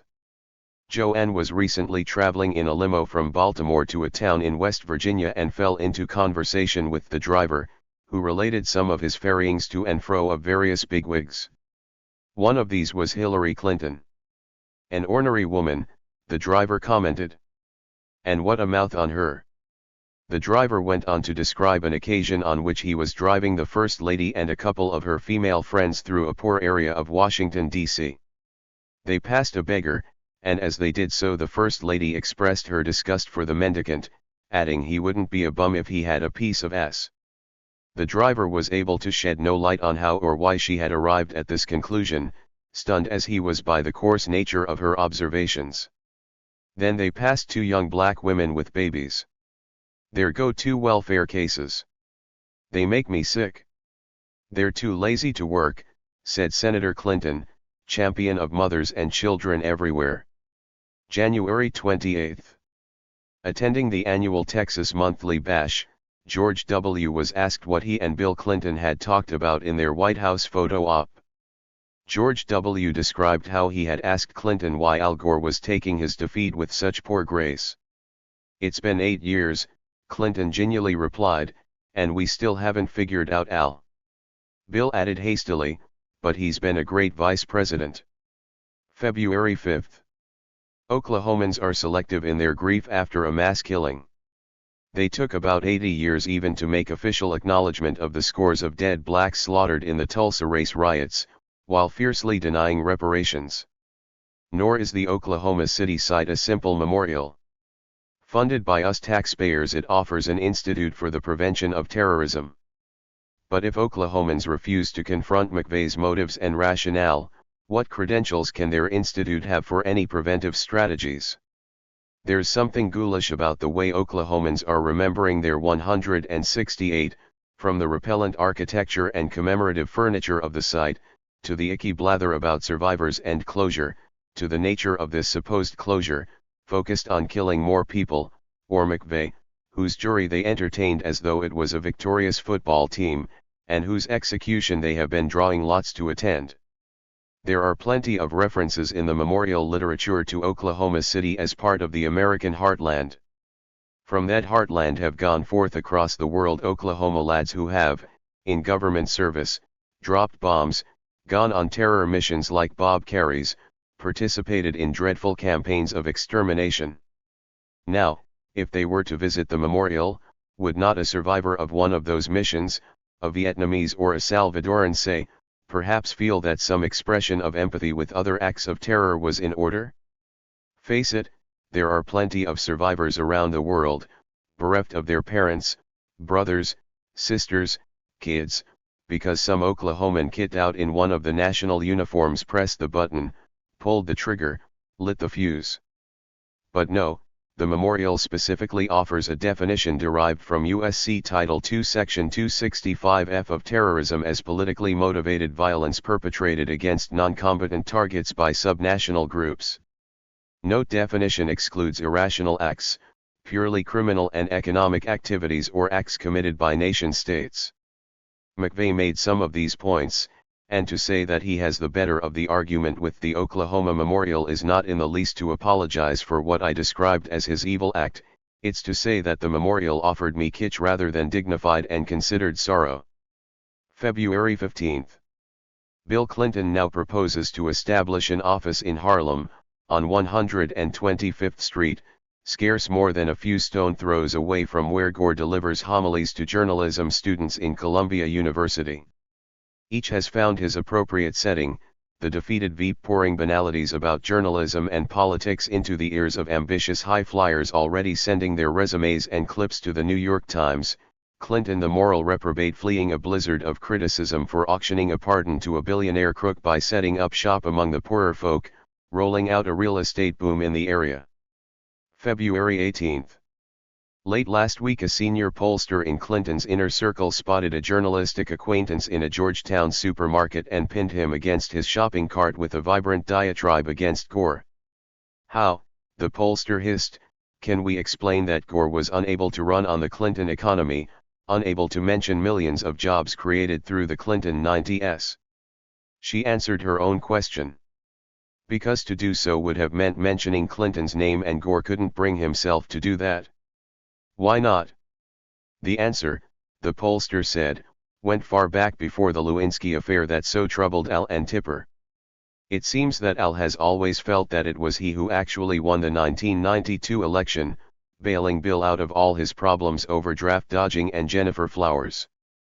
Through Clinton's 2 terms, Al's conviction that he rather than Bill should buy rights by sitting in the Oval Office throbbed painfully in his psyche. Result, he never spoke to the boss and couldn't bear to ask him to help in those last desperate campaign days. March 3. A few weeks ago I found myself at a small theater in Soho, attending what had been billed to me as a recreation of Weimar and the world of Sally Bowles. This same Sally Bowles, as first created in a short story by Christopher Isherwood, then in I Am a Camera, a stage version that transmuted into cabaret, was based on Jean Ross, my father's second wife, a charming woman. Naturally, I've always taken an interest in the fictional versions of her time in Berlin. The production in Soho turned out to have nothing to do with Berlin and everything to do with Giuliani, since the strippers ousted from gainful employment in their usual premises were regrouping under the banner of art. In fact, it was a big relief not to listen to pastiche songs in the manner of Kurt Weill. It was the occasion of the much-heralded snowstorm that menaced New York the day of George Bush's inauguration, so the audience of 6 was heavily outnumbered by the strippers. The acts were okay, though not particularly rousing. The star of the evening didn't take off so much as a petticoat, being a magician who, since we're on the subject of Weill, looked slightly like Lotte Lenya in her cameo appearance as the KGB officer in From Russia with Love. She ogled the sparse audience gloriously as she bumbled her way through her tricks. Jean Ross was a gentle, cultivated and very beautiful woman, not a bit like the vulgar vamp displayed by Lisa Minnelli. Jean died before her time at the age of 62. Her daughter Sarah, my half-sister, wrote wonderful detective stories under the name Sarah Caldwell, among them The Shortest Way to Hades, The Siren Sang of Murder, Thus Was Adonis Murdered, and, posthumously published, The Sibyl in Her Grave. Before she turned to crime, Sarah was a barrister, and a very good one. She used to negotiate my contracts with Verso and I'd pay her by taking her to lunch at the Ritz. As in any other venue, she'd light up her pipe, then when waiters rushed up to protest, fling the thing into her handbag, from which smoke would soon begin to wreath our table. Sarah felt strongly about Isherwood's use of her mother, and wrote a piece about it in the British weekly, The New Statesman, in the mid-1980s. Her mother Jean, she wrote, never liked Goodbye to Berlin, nor felt a sense of identity with the character of Sally Bowles, which in many respects she thought more closely modeled on one of Isherwood's male friends. Sarah's point was that Isherwood, supposedly so avant-garde, was actually very conventional. The convention does not permit an attractive young woman to have much in the way of intellectual accomplishments, and Isherwood follows it loyally. There is nothing in his portrait of Sally to suggest that she might have had any genuine ability as an actress, still less as a writer. My mother, on the other hand, was at least talented enough as an actress to be cast as Anitra in Max Reinhardt's production of Peer Gynt, and competent enough as a writer to earn her living, not long afterwards, as a scenario writer and journalist. Above all, the convention requires that a woman must be either virtuous or a tart. So Sally, who is plainly not virtuous, must be a tart. To depend for a living on providing sexual pleasure, whether or not in the context of marriage, seemed to the ultimate denial of freedom and emancipation. The idea so deeply repelled her that she simply could not, I think, have been attracted to a man who was rich, or allied herself permanently to anyone less incorrigibly impecunious than my father. She did not see the question as one of personal morality, but as a political one. The pipe smoking did in Sarah in the end, presumably causing the cancer in her esophagus that killed her at the age of 60, last year. I knew her best at Oxford in the early 60s, where she intrigued successfully to have women admitted to the Oxford Union. She was always exclaiming about so-and-so's wonderful profile, pursuing dons with this particular asset. One don was known for watching television, and Sarah, amid the ashes of her love, sent him this verse. I cast aside my modesty, I laid aside my shame. And on my knees I offered love, or something much the same. You brushed my powder from your sleeve, with elegant precision. And murmured, conversation is killing television. March 8. In Intelligence Committee rooms on Capitol Hill and in briefing sessions in the FBI, CIA, and other redoubts of the national security establishment, the air now quivers with gloomy assessments of the secrets compromised by the FBI's Robert Hanssen, a senior official who stands accused of working for the Russians since 1985. If you believe the FBI affidavit against him filed in federal court, Hanssen betrayed spies working for the U.S., some of whom were then executed. Among many other feats, he allegedly ratted on an entire technical program of enormous value, expense, and importance to the United States, which turns out to have been the construction of a tunnel under the new Soviet embassy in Washington, D.C. He trundled documents by the cartload to dead drops in various suburbs around Washington, D.C., often within a few minutes' walk from his house. It's amusing to listen to the U.S. counterintelligence officials now scorning Hanssen for lack of tradecraft in using the same drop week after week. These are the same counterintelligence officials who remained incurious across the decades about the tinny clang of empty drawers in their top-secret filing cabinets, all contents removed on a daily basis by Ames and Hanssen, who deemed the use of copying machines too laborious. In just one assignment, the CIA later calculated, Ames gave the KGB a stack of documents estimated to be 15 to 20 feet high. Hanssen was slack about tradecraft because he knew just how remote the possibility of discovery was. The only risk he couldn't accurately assess was the one that brought him down, betrayal by a Russian official privy to the material he was sending to Moscow. April 5. Gallup, NM drive across the United States, mostly on Interstate 40, and you have plenty of time to listen to the radio. Even more time than usual if, to take my own situation, you're in a 1976 Ford 351-ton, plowing along at 50 miles per hour. By day I listen to FM. Bunked down at night, there's some choice on the motel's cable systems, all the way from C-SPAN to pay-as-you snooze filth, though there's much less of that than there used to be, or maybe you have to go to a Marriott or kindred high-end place to get it. By contrast, the choice on daytime radio, FM or AM, is indeed a vast wasteland, far more bleak than the high plains of Texas and New Mexico I've been looking at for the past couple of days. It's awful. Even the religious stuff has gone to the dogs. I remember 20 years ago making the same drive through the Bible Belt and you'd hear crazed preachers raving in tongues. These days hell has gone to love. Christian radio is so warm and fuzzy you'd think you were listening to Terry Gross. By any measure, and you don't need to drive along I-40 to find this out, radio in this country is in ghastly shape. Since the 1996 Telecommunications Reform Act, conceived in darkness and signed in stealth, the situation has got even worse. 20, 30 years ago broadcasters could own only a dozen stations nationwide and no more than 2 in any single market. Today the company Clear Channel alone owns more than 800 stations pumping out identical muck in all states. Since 1996 there's been a colossal shakeout. Small broadcasters can no longer hack it. 2 or 3 companies with 8 stations each control each market.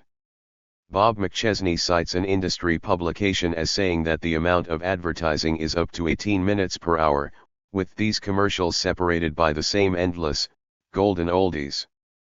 On I-40 in Tennessee alone I listened to Help, at least 16 times. April 10th.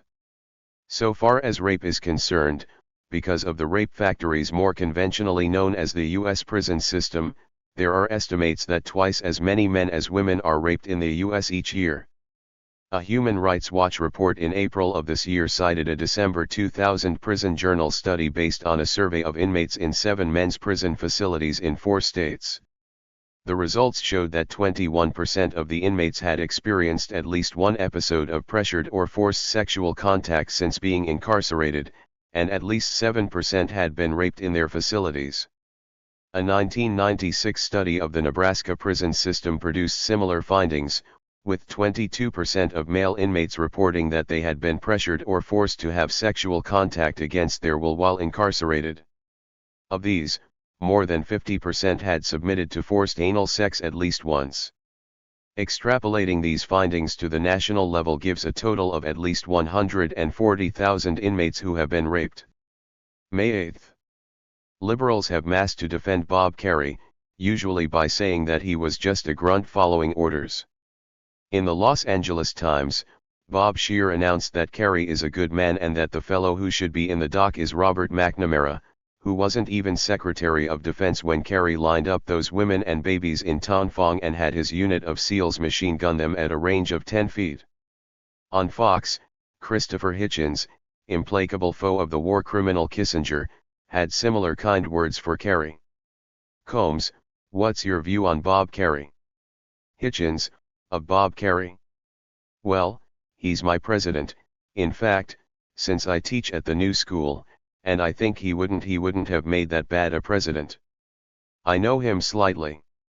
I like him very much. But look, none of the people he killed were raped. None of them were dismembered. None of them were tortured. None of them were mutilated, had their ears cut off. He never referred to them as gooks or slopes or afterwards. So, for one day's work in a free fire zone in the Mekong Delta, it was nothing like as bad as most days. Why does Scheer say Kerrey is a good man and Hitchens confide to the Fox audience that I like him very much? There's far more evidence to say Bob Kerrey is an evil man. His political career offers meager evidence to back any plea that Kerrey improved the human condition, and if we are to say that he is a good man solely because he voted against the war on Iraq, then we have to call Sam Nunn good too, and we doubt that even Scheer would want to do that. Kerrey's an admitted war criminal. Just listen to his disgusting disclosures to Dan Rather in 60 Minutes too, Monday night. Rather, if in fact it did happen. If there was an old man, an old woman and 3 children being killed. Was it or was it not within the rules of engagement for you and your men as you understood it, if necessary, to kill those people? Kerrey, yes, again, I don't know how you're gonna cut this tape, but I don't have any doubt that the people that we killed were at the very least sympathetic to the Viet Cong. And at the very most, were supporting their efforts to kill us. Rather, old men, women, and children. Kerrey, yes, I mean, the Viet Cong, in a guerrilla war, the people that get caught in the middle are the civilians. And the Viet Cong were 1,000% more ruthless than any standard operating procedure that any American GI or Navy SEAL had. Last month you didn't know that Kerry had left a ditch full of civilians behind him and accepted a medal for an action that read officially phrased 21 VC Kia. That means 21 Viet Cong, killed in action. So a liar as well as a killer, since he knew the figures were falsified. This month you do know. So perhaps by the water cooler or in the corridor we hear, "Oh hi Bob. Shit happens, right?" June 10th. What happened to trout? Of all the farm-fed fish they're the most tasteless. Order one in a restaurant these days and you get something tasting like blotting paper. It was different once. Listen to the French writer, Jean Genot in La France à table. Never with butter, never with almonds, that is not cooking, it is packaging. With the exception of True Eat and Blue, nobody knows how to cook a trout. It is the most unfortunate fish on earth. If an atomic bomb destroyed the world tomorrow, the human race would vanish without ever having known the taste of a trout. Of course, I am no more talking of tank-bred trout than I would give a recipe for cooking a dog or a cat. So, a fine fat, or several fine fat, trout from the river, fresh, gutted, scaled, etc. A frying pan previously rinsed out with flaming wine vinegar. Make this empty pan very hot. Into this very hot pan, a mixture of water and virgin olive oil. Let it boil fast. Add a bouquet of thyme and nothing else whatsoever except 2 crushed juniper berries and some pepper. Reduce the mixture, and when there is nothing but a centimeter of fast boiling liquid left in the pan, put your fine fat, or several fine fat, trout gently into the liquid. Do not turn the fish over. Cover the pan and boil 1 minute, then 3 minutes very gently, and serve. This rapid boiling of oil and water is the way to make bouillabaisse, which is fast food, the way fish should always be. Get the mix boiling, just like Genot says, then throw in your firm-fleshed fish like bass or snapper with the smaller stuff 5 minutes later. Take it all off after another 3 minutes, put a slice of bread in each soup plate, a dish of aioli in the center and go to it. When I was a schoolboy in Scotland I used to catch little, pink-fleshed burnt trout, roll them in oatmeal, then fry them. Hard to forget. A couple of years ago, on a pack trip in the Golden Trout Wilderness in the California Sierra, I moodily noted the lack of any trout in a stream of high repute and was told that biologists from the state's Fish and Game Department had decided the resident trout were alien and poisoned them with rotenone. If they'd introduced trout with the correct birth certificates, they hadn't survived. Fish-wise, the stream was dead for the next year, and we're now told by our friends Tim and Odette Larson, who regularly pack mules into the wilderness, there are trout back seemingly identical to the ones purged by Fish and Game. July 20th. I love scrubby old state highways, warm with commercial life. Highway 90 runs from Florida through Alabama and Louisiana, then on across Texas. I got onto it at Mobile and trundled westward into New Orleans, in time to go along and pay my respects to John Sinclair, formerly of the MC5 and now one of the city's prime musical figures, notably on his radio show. The night I got into town Sinclair was presiding over a benefit at the House of Blues, on Decatur St. for Coco Robichaud, to whom some disaster has befallen. Robichaud was wearing a bright purple suit. Sinclair is tall and has a goatee beard, which juts out, a bit like Don Quixote's. Sinclair told the crowd that a year earlier he and his wife had been grateful recipients of the proceeds of a similar benefit. Later he told me that the Coco Robichaud benefit was the third in a recent series of fire recovery events, starting with Eddie Beau's fire in what Sinclair thought to be 1999.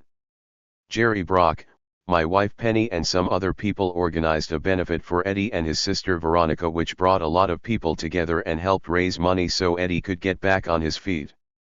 Then our own house burned up in January 2000 while we were out of town, and we would have been completely devastated if Jerry Brock and Bill Taylor hadn't quickly put together a benefit concert at the House of Blues with music by Eddie Beau, Snooks Eaglin, Deacon John, Wild Magnolias, Treem Brass Band, John Cleary, Kermit Ruffins and the Barbecue Swingers, James Andrews, John Mooney, Coco Robichaud, and others. The show raised $12,500 at the door and another $7,500 in donations and sales of donated items that night, which allowed us to replace all our equipment, furniture, and household essentials and get back on our feet after the fire.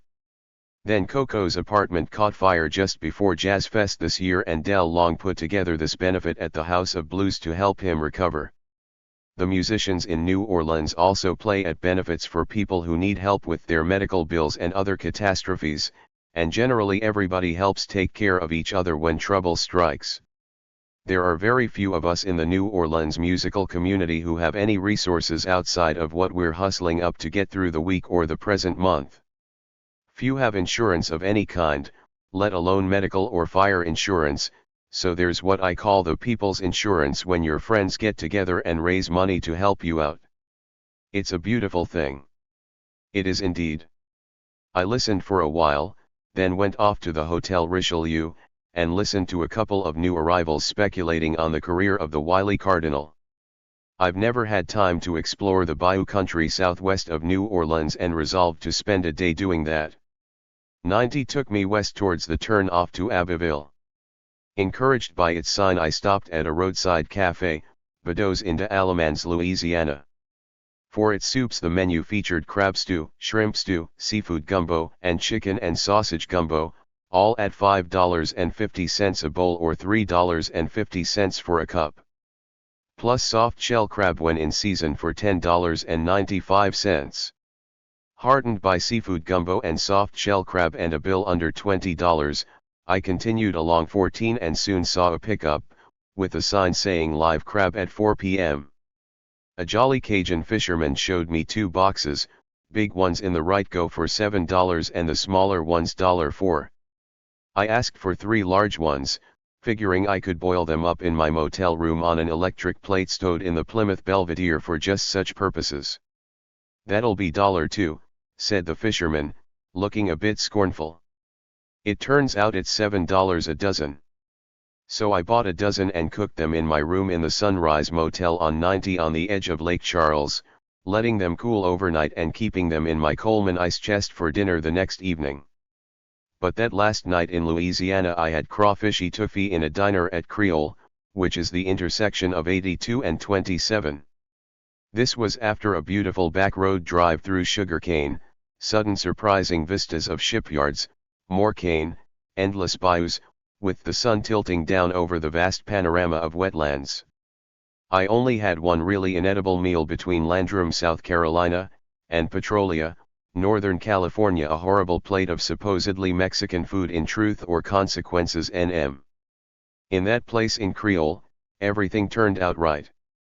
Amidst Cajun oil riggers or fishermen belching and cursing over their Budweisers, I had a great plate of crawfish in peppery rice for $10 and got back on the road with an optimistic outlook on the human condition.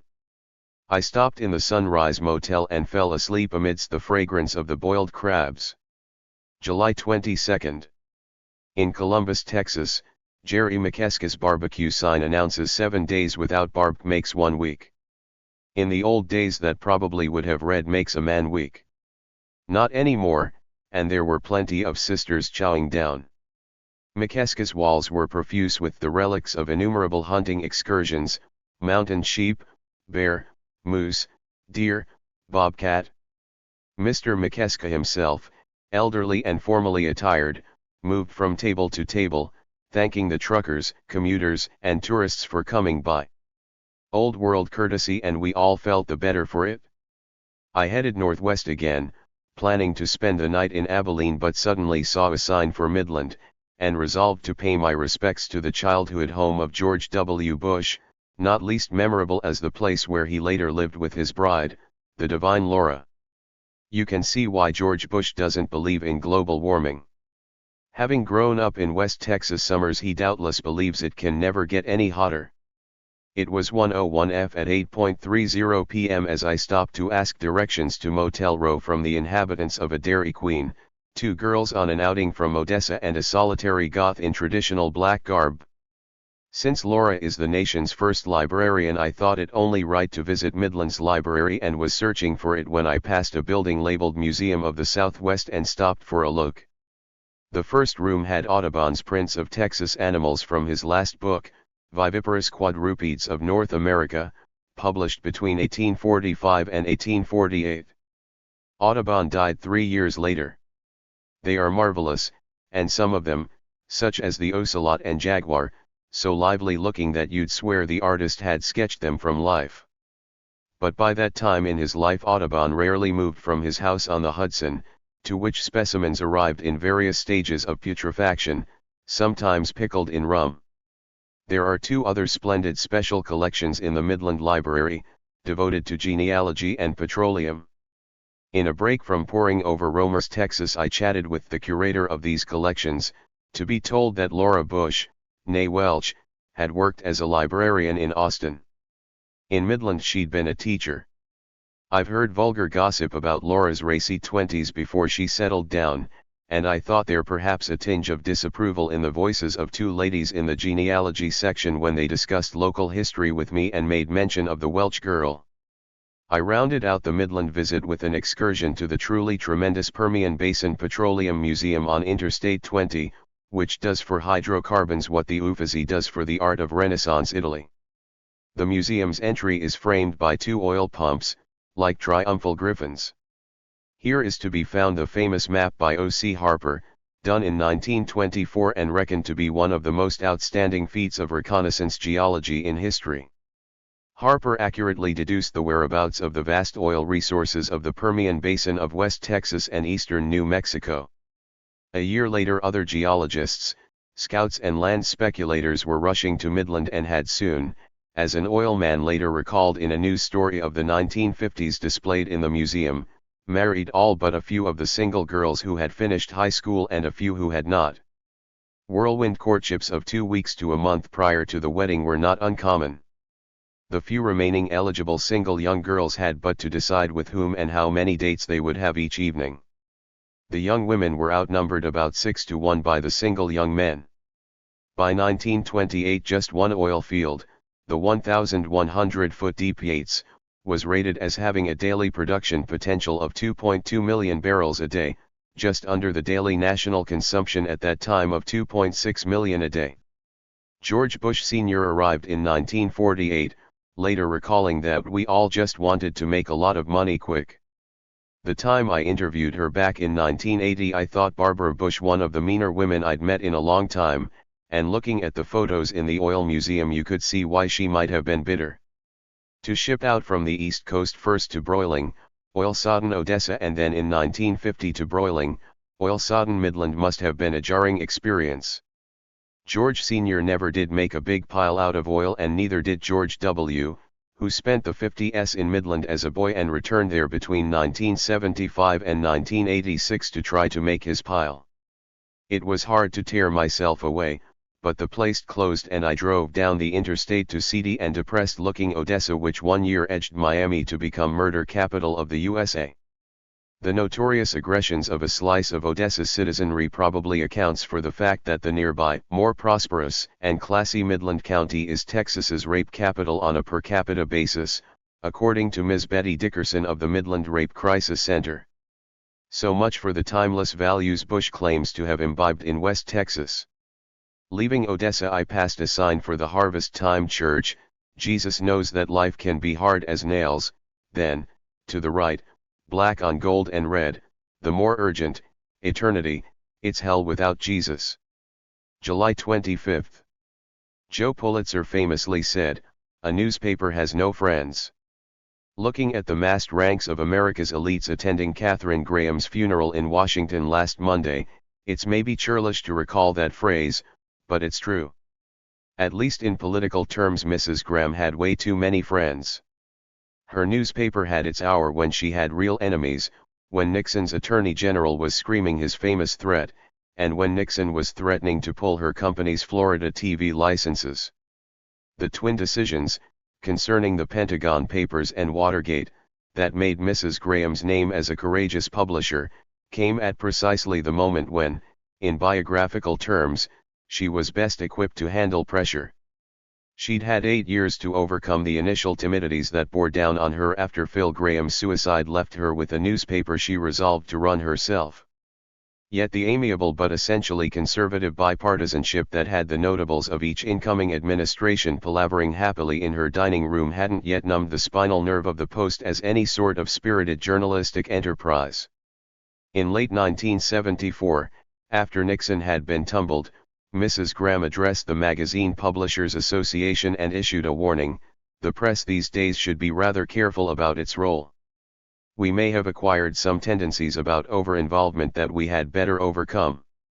We had better not yield to the temptation to go on refighting the next war and see conspiracy and cover up where they do not exist. She called for a return to basics. Journalists should stop trying to be sleuths. In other words, the party's over, boys and girls. It's not our business to rock the boat. Did Mrs. Graham privately strong-arm her staff to follow her line?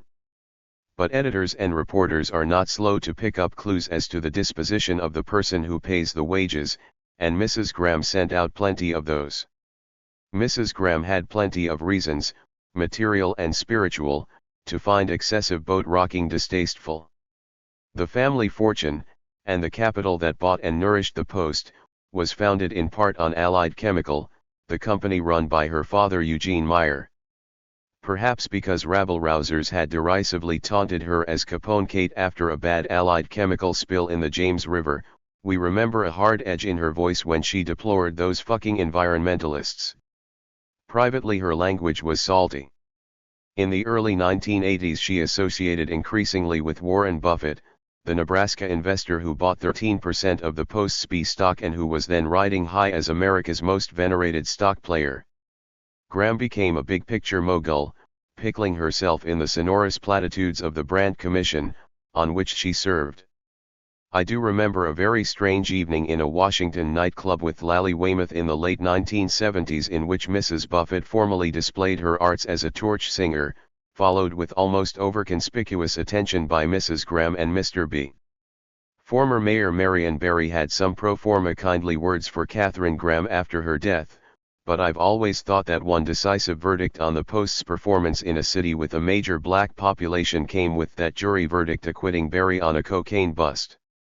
Those jurors knew that the Post, along with the other powers that be, was on the other side from Barry, and we've no doubt that firmed up their assessment of the evidence. In that quarter, for sure, neither the Post nor Mrs. Graham had an excessive amount of friends. September 12. Did Osama bin Laden outwit U.S. intelligence agencies in a deadly game of decoy or double bluff? 3 weeks before the attack of September 11, security at the World Trade Center was abruptly heightened. 6 weeks before the attack, a U.S. Army base in New Jersey was placed on top security alert. As regards the heightened security at the Trade Center, we are told that according to a businessman working in World Trade Building No. 7, security was heightened 3 weeks ago, including the introduction for the first time of sniffer dogs and the physical search of all trucks prior to their being waved into the entrance from the street.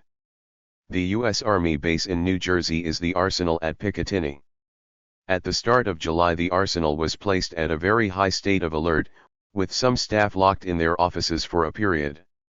Set this information against the fact that Osama bin Laden, now prime suspect, said in an interview 3 weeks ago with Abdelbari Atwan, the editor of the London-based Al-Quds Al-Arabi newspaper, that he planned very, very big attacks against American interests. So, was there an attempted attack sometime in August, or was it merely a feint by the bin Laden units, to prompt an alert, then a relaxation of U.S. security procedures? The Pearl Harbor base containing America's naval might was thought to be invulnerable, yet in half an hour 2,000 were dead, and the cream of the fleet destroyed. This week, within an hour on the morning of September 11, security at 3 different airports was successfully breached, the crews of 4 large passenger jets efficiently overpowered, their cockpits commandeered, and navigation coordinates reset. In 3 of the 4 missions the assailants succeeded probably far beyond the expectations of the planners.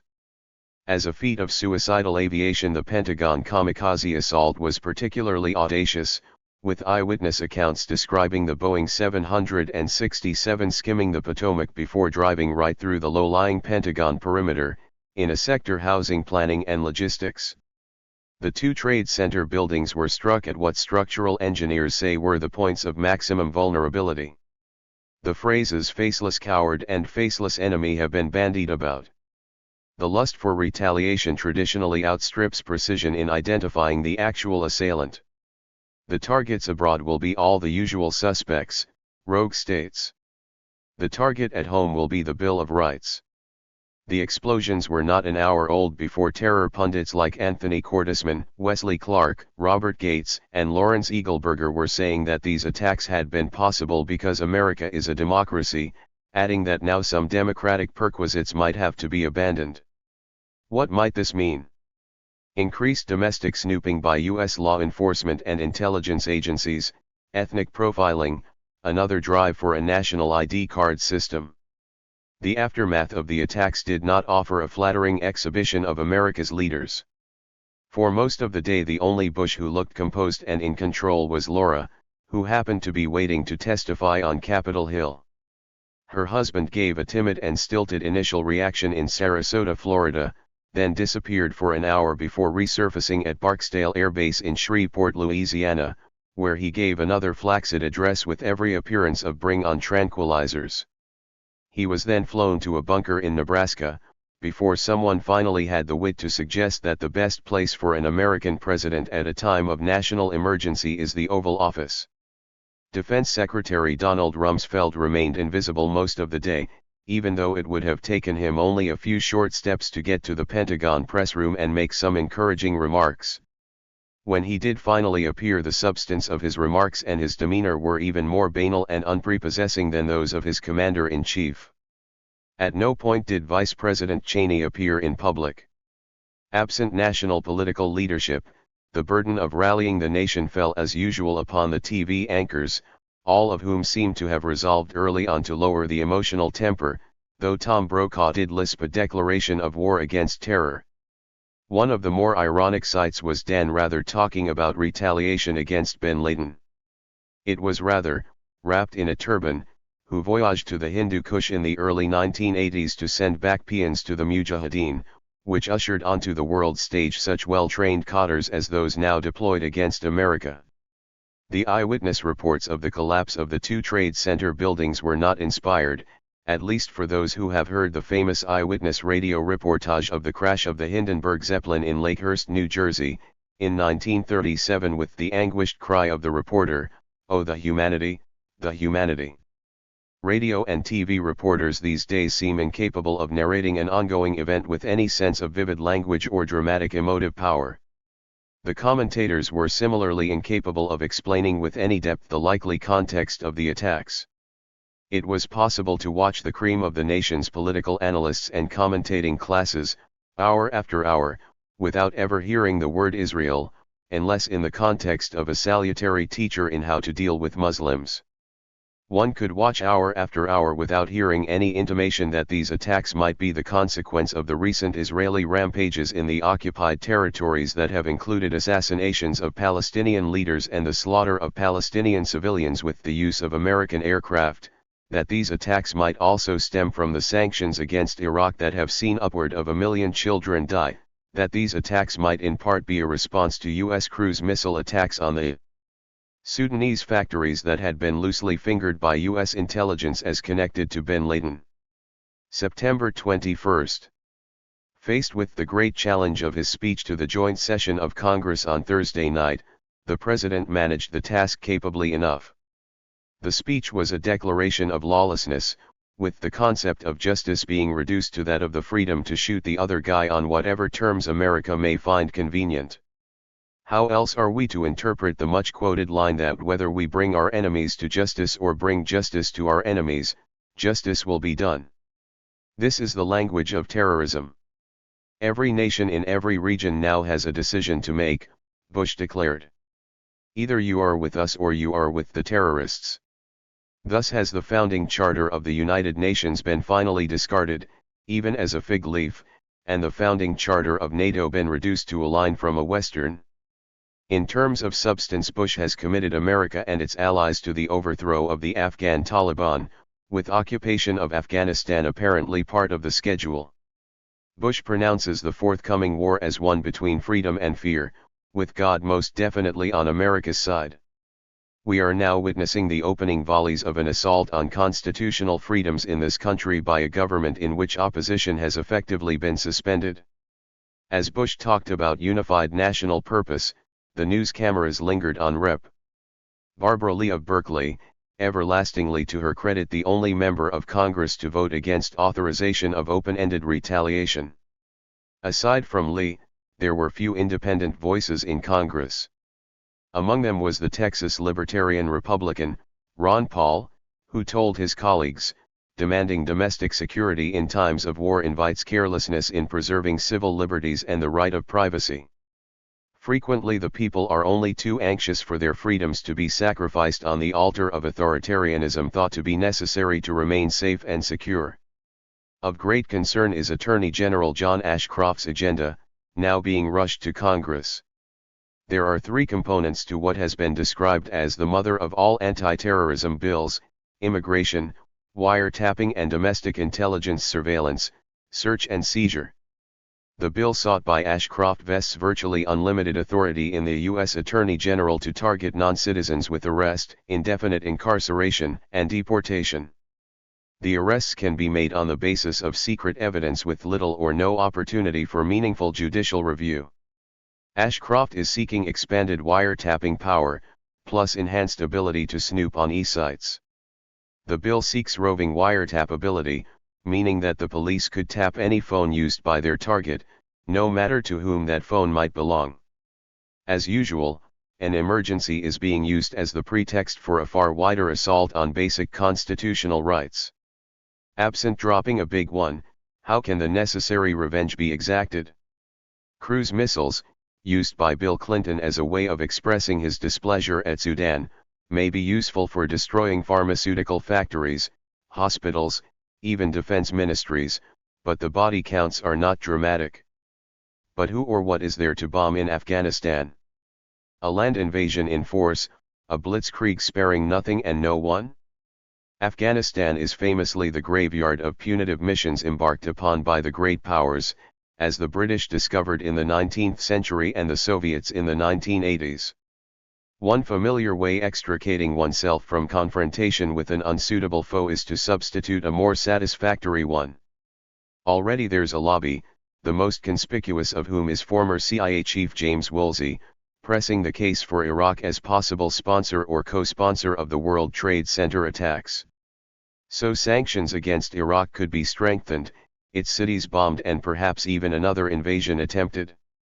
Bush's entourage have been talking in Mao-like terms about protracted war, or a war in the shadows. The purely nominal ban against U.S. government-sponsored assassination will be lifted.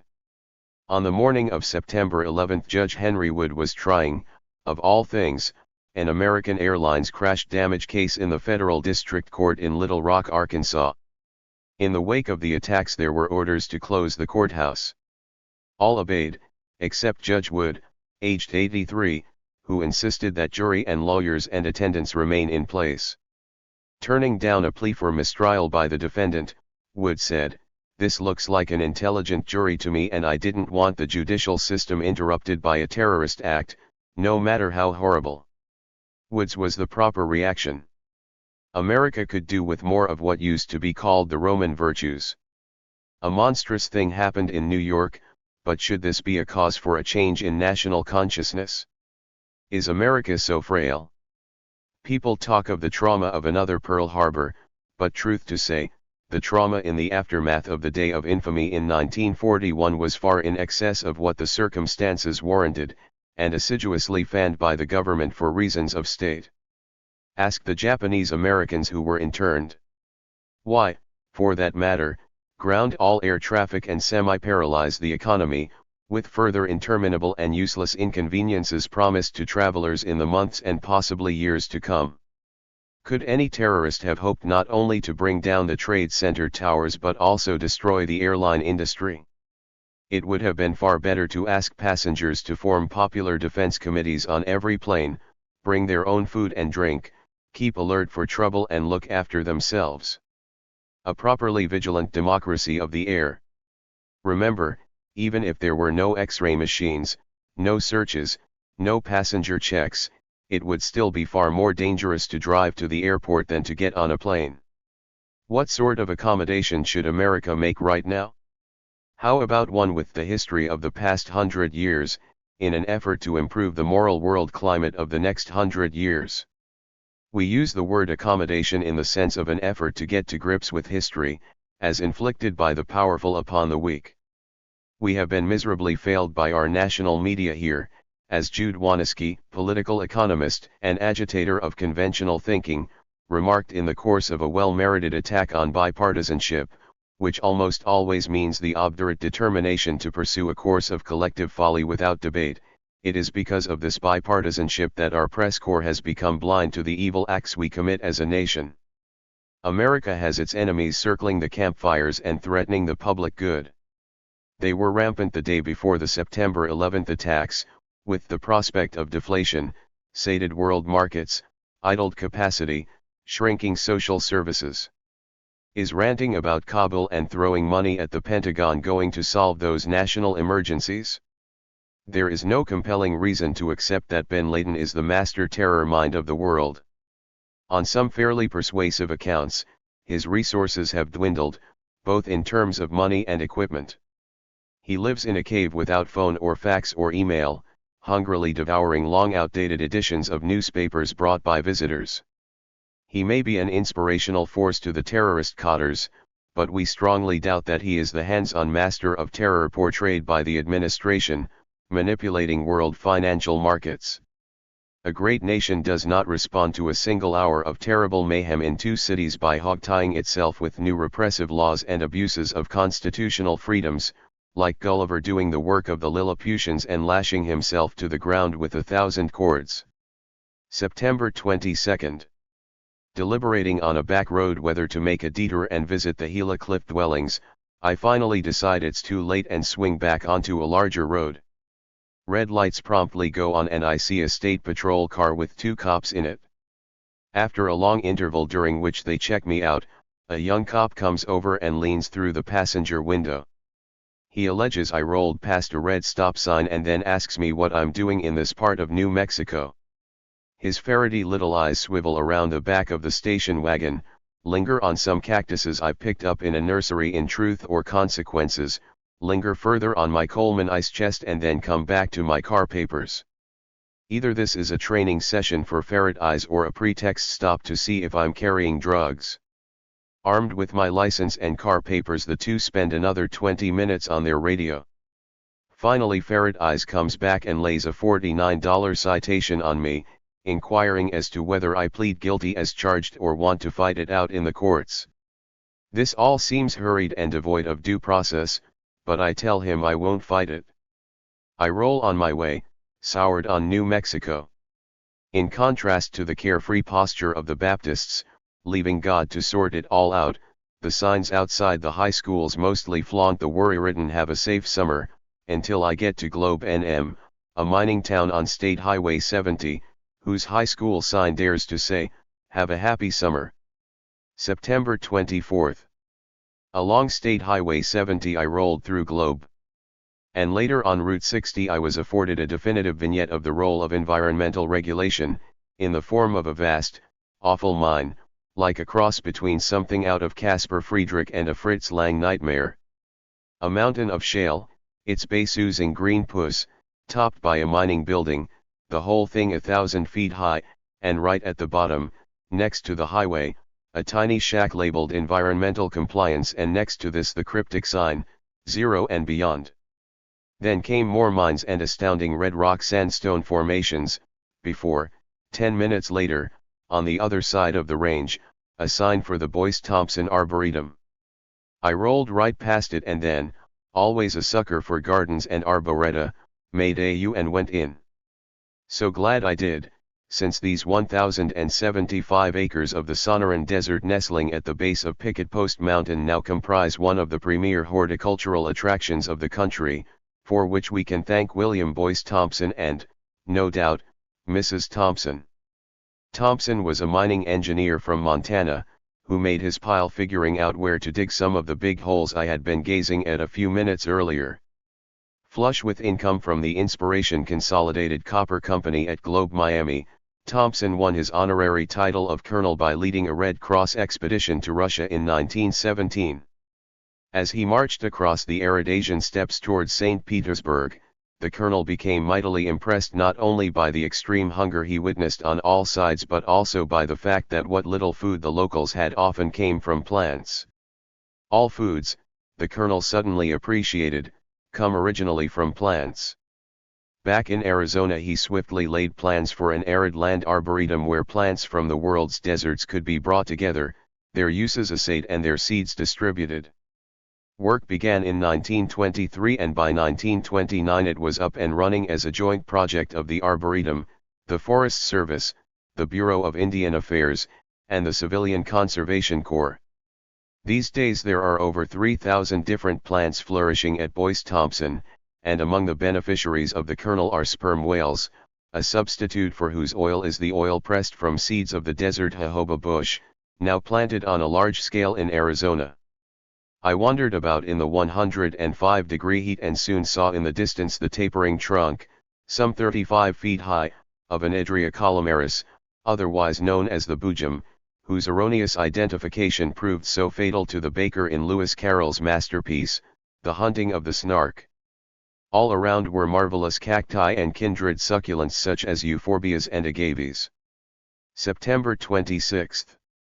I had been planning to head straight across Texas to El Paso with a detour south to Big Bend Ranch State Park which sits on the north bank of the Rio Grande, also passing through Marfa which used to, maybe still does, feature Rock Hudson's house in Giant, then coming north again to the Balmorhea Springs, with beautiful stone work done by the Civilian Conservation Corps in the 1930s.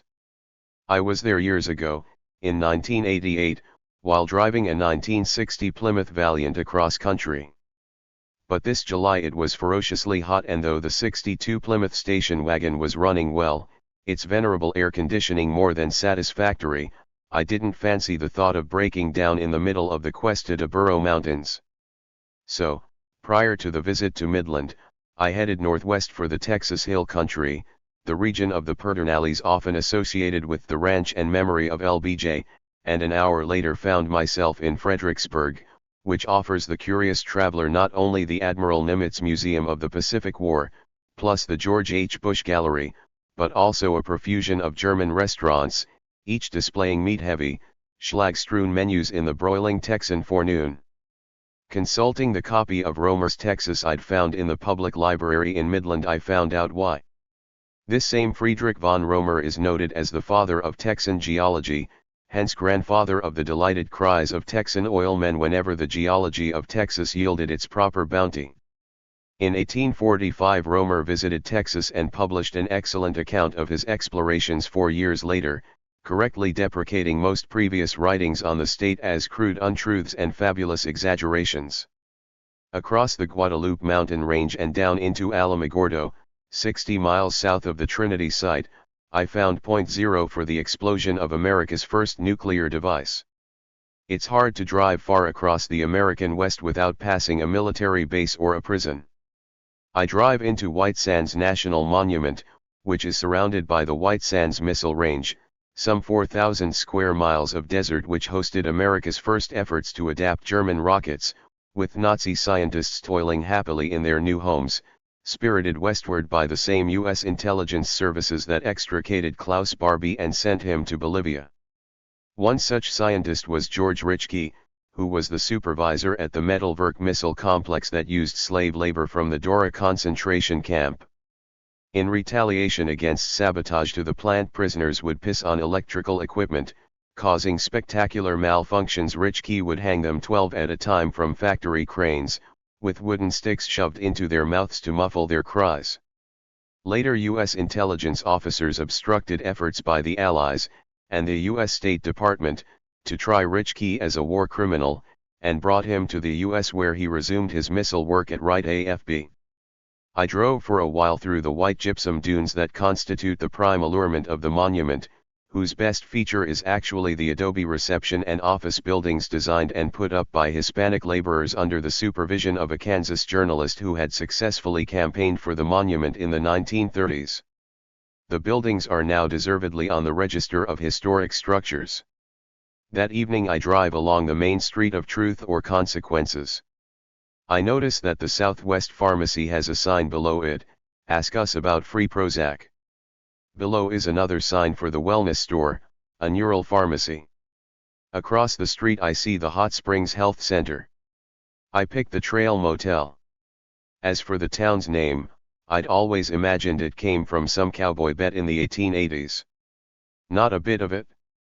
In 1950, so the chaparral guide in my motel told me, NBC TV and radio producer Ralph Edwards took the occasion of the 10th anniversary of his program Truth or Consequences to put out the word that he wished some town in the US liked and respected our show so much that it would like to change its name to Truth or Consequences. The Mexico State Bureau of Tourism promptly relayed his hope to the manager of the Hot Springs Chamber of Commerce, at long last an opportunity to shake off the town's status of second best to Hot Springs, Arkansas, playpen of Boy Clinton. In a special election, 1,294 of the citizenry voted for the change with 294 opposed. Amid cries from the vanquished traditionalists, there was soon a second poll with the same result. The people were asked to vote again on the matter in 1964 and yet again in 1967, which suggests the diehards were still fighting. September 28. Drive through the interior of California and you drive past prisons. In Adelanto, the mother and daughter who ran the local Days Inn told me that they already had 2 in town, 1 state and 1 federal, and were scheduled for 3 more. Higher up Interstate 5 you pass Avenal and Coalinga, with others over the horizon. In San Jose the headlines spoke of further implosion in the e-markets. Hewlett-Packard was set to lay off thousands worldwide.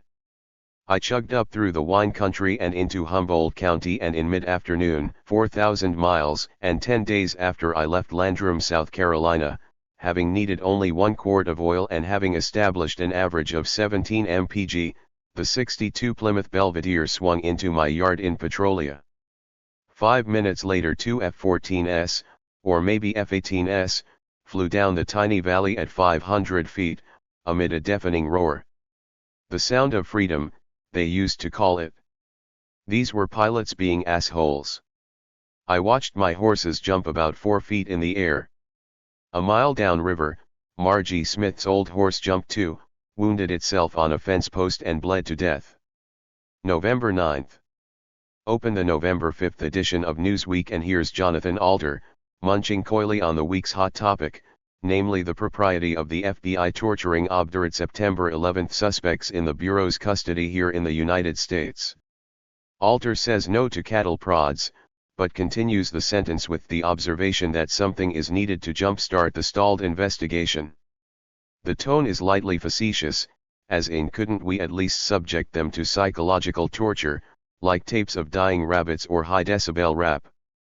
There are respectful references to Alan Dershowitz and to Israel, where, until 1999 an interrogation technique called shaking was legal.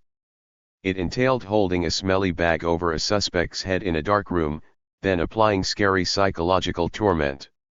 Even now, Israeli law leaves a little room for moderate physical pressure in what are called ticking time bomb cases. As so often with unappealing labor, Alter arrives at the usual American solution: outsource the job. We'll have to think about transferring some suspects to our less squeamish allies, even if that's hypocritical. What's striking about Alter's commentary and others in the same idiom is the abstraction from reality, as if torture is so indisputably a dirty business that all painful data had best be avoided. One would have thought it hard to be frivolous about the subject of torture, but Alter managed it. 2002. February 22. The hoofprints of Lucifer are everywhere. And since this is America, eternally at war with the darker forces, the foremost enemy within is sex, no quarter given.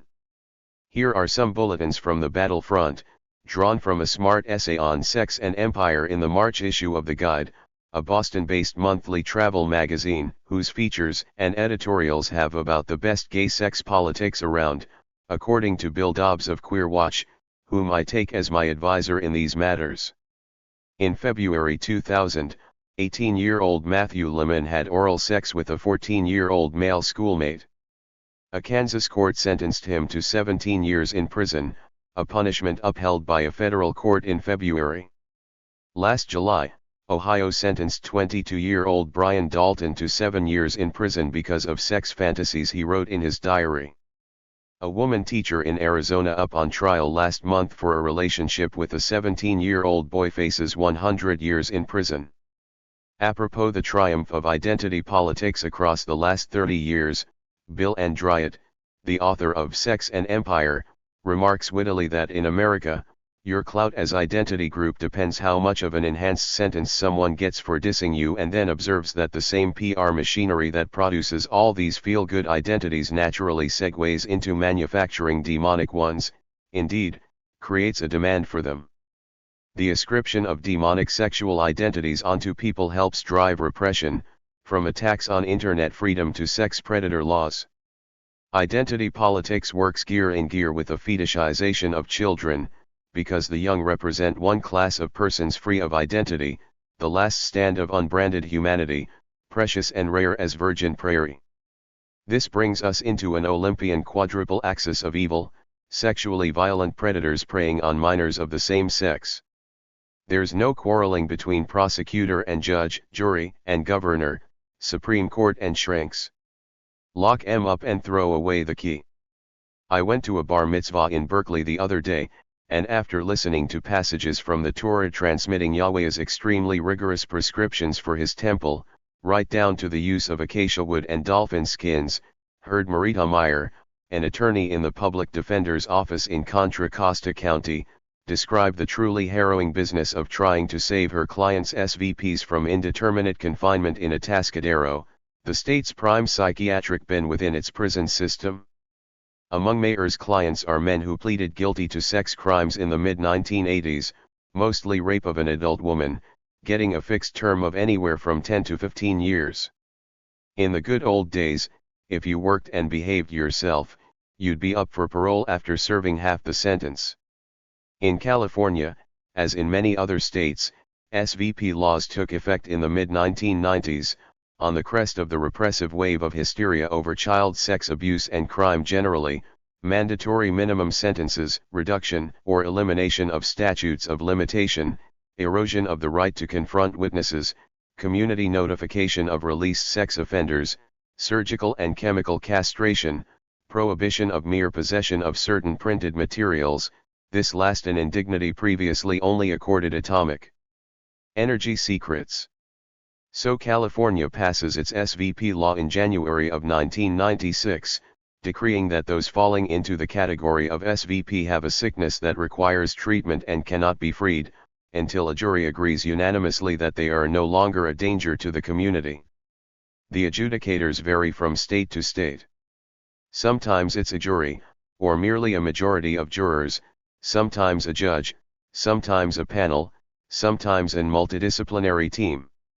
Mayer's clients, serving out their years in Pelican Bay or Vacaville or San Quentin, counting the months down to parole date, suddenly find themselves back to jail in Contra Costa County, told they've got a mental disorder and can't be released till a jury decides they're no danger to the community. Off to Atascadero they go for a 2-year term, at the end of which they get a hearing, and almost always another 2-year term. Many of them refuse treatment, Meyer says. They refuse to sign a piece of paper saying they have a mental disease. Of course they do.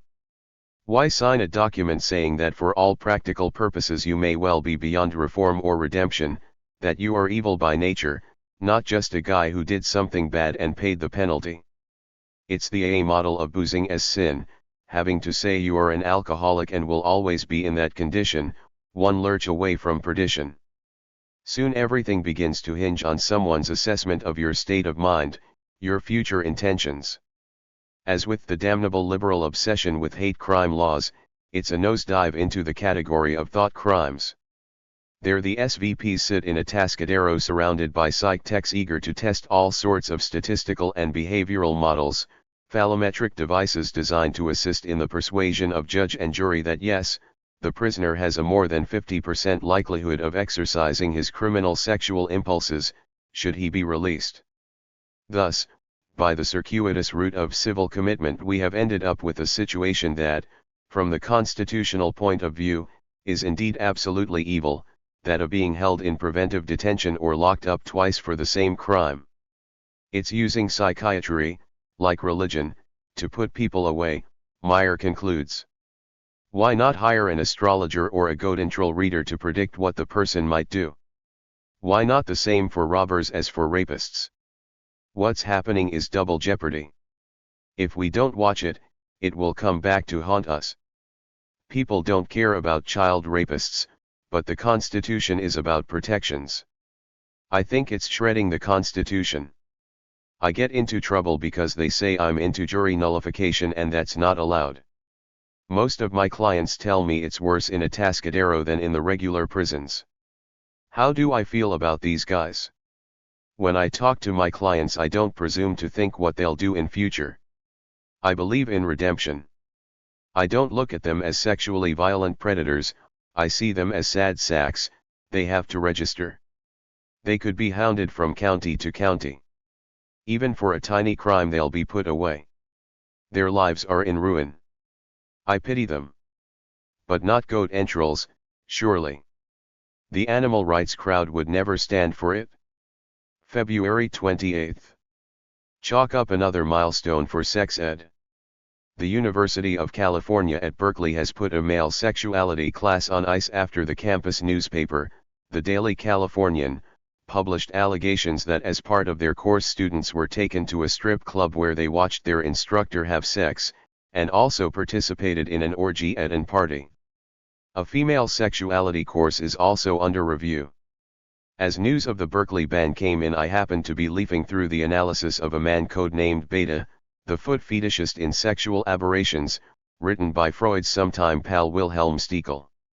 I must mention, Stekel writes with perhaps excessive enthusiasm, Beta wasn't in the least animated by women's ankles, legs or lovely shoes. No, the dirty beast wanted to see the shoe fit tightly and is promptly enlivened by the sight of corns and envies every chiropodist he sees. He likes only male feet, red, swollen, dirty, sweaty, and inflamed feet. Beta craved to view and smell only the feet of the poor, not out of class solidarity but because their economic condition meant they had badly fitting shoes in which they worked hard all day. On warm days, he goes to the Danube where poor working men may be found in droves, bathing their sweaty, swollen feet. It is the sight of these large, red feet that then gives him a thrill. He rushes home to masturbate. March 2nd. Life is returning to normalcy in Kandahar after the grim supervision of the Taliban clerics. Joyful sons of Sodom are to be seen driving along the boulevards of the ancient city, their catamites demurely installed in the passenger seat. Kandahar has long been fabled as the San Francisco of South Asia. It seems that the rape of young boys by warlords was one of the key factors behind Mullah Omar's mobilizing of the Taliban. There was a famous fracas in 1994 when two warlords faced off in a dispute over which of them would have the right to rape an attractive young fellow who had fallen into their clutches. There was gunplay in which civilians were killed. Eventually the lad was freed by Mullah Omar's group and the one-eyed zealot was promptly inundated with requests to help in other such disputes. The inhabitants of Kabul, who had seen their city devastated and thousands killed in the war between Mujahid warlords, similarly yearned for the security, albeit puritanical, offered by the Taliban.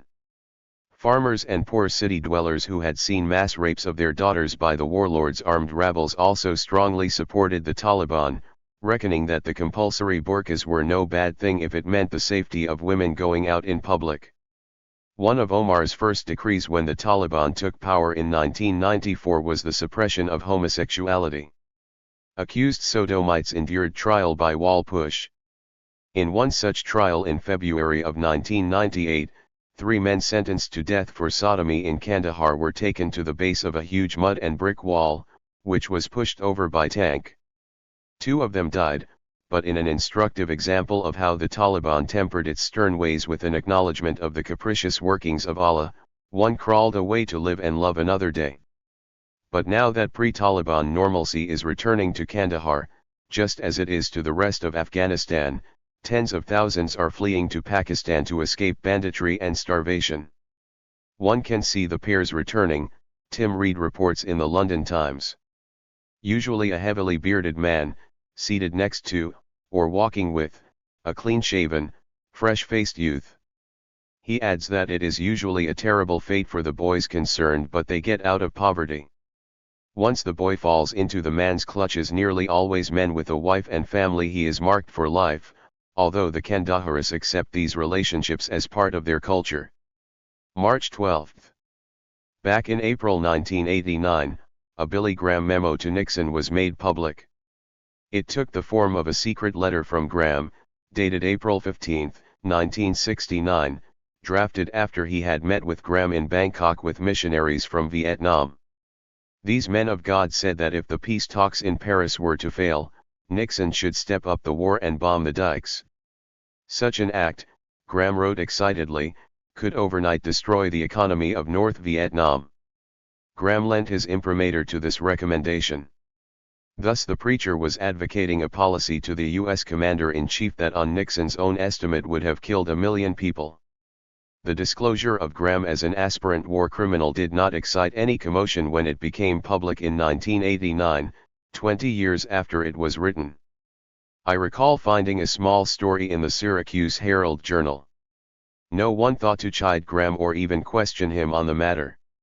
Very different has been the reception of a new tape revealing Graham, Nixon, and Haldeman palavering about what Graham refers to as the Jewish stranglehold on Hollywood and the media. In this 1972 Oval Office session, Nixon raises the topic, saying we can't talk about it publicly. The president cites Paul Keyes, a political conservative who was executive producer of the NBC hit Rowan and Martin's Laugh-In, as telling him that 11 of the 12 writers are Jewish. That right, says Graham, prompting Nixon to claim that Life magazine, Newsweek, the New York Times, the Los Angeles Times, and others, are totally dominated by the Jews.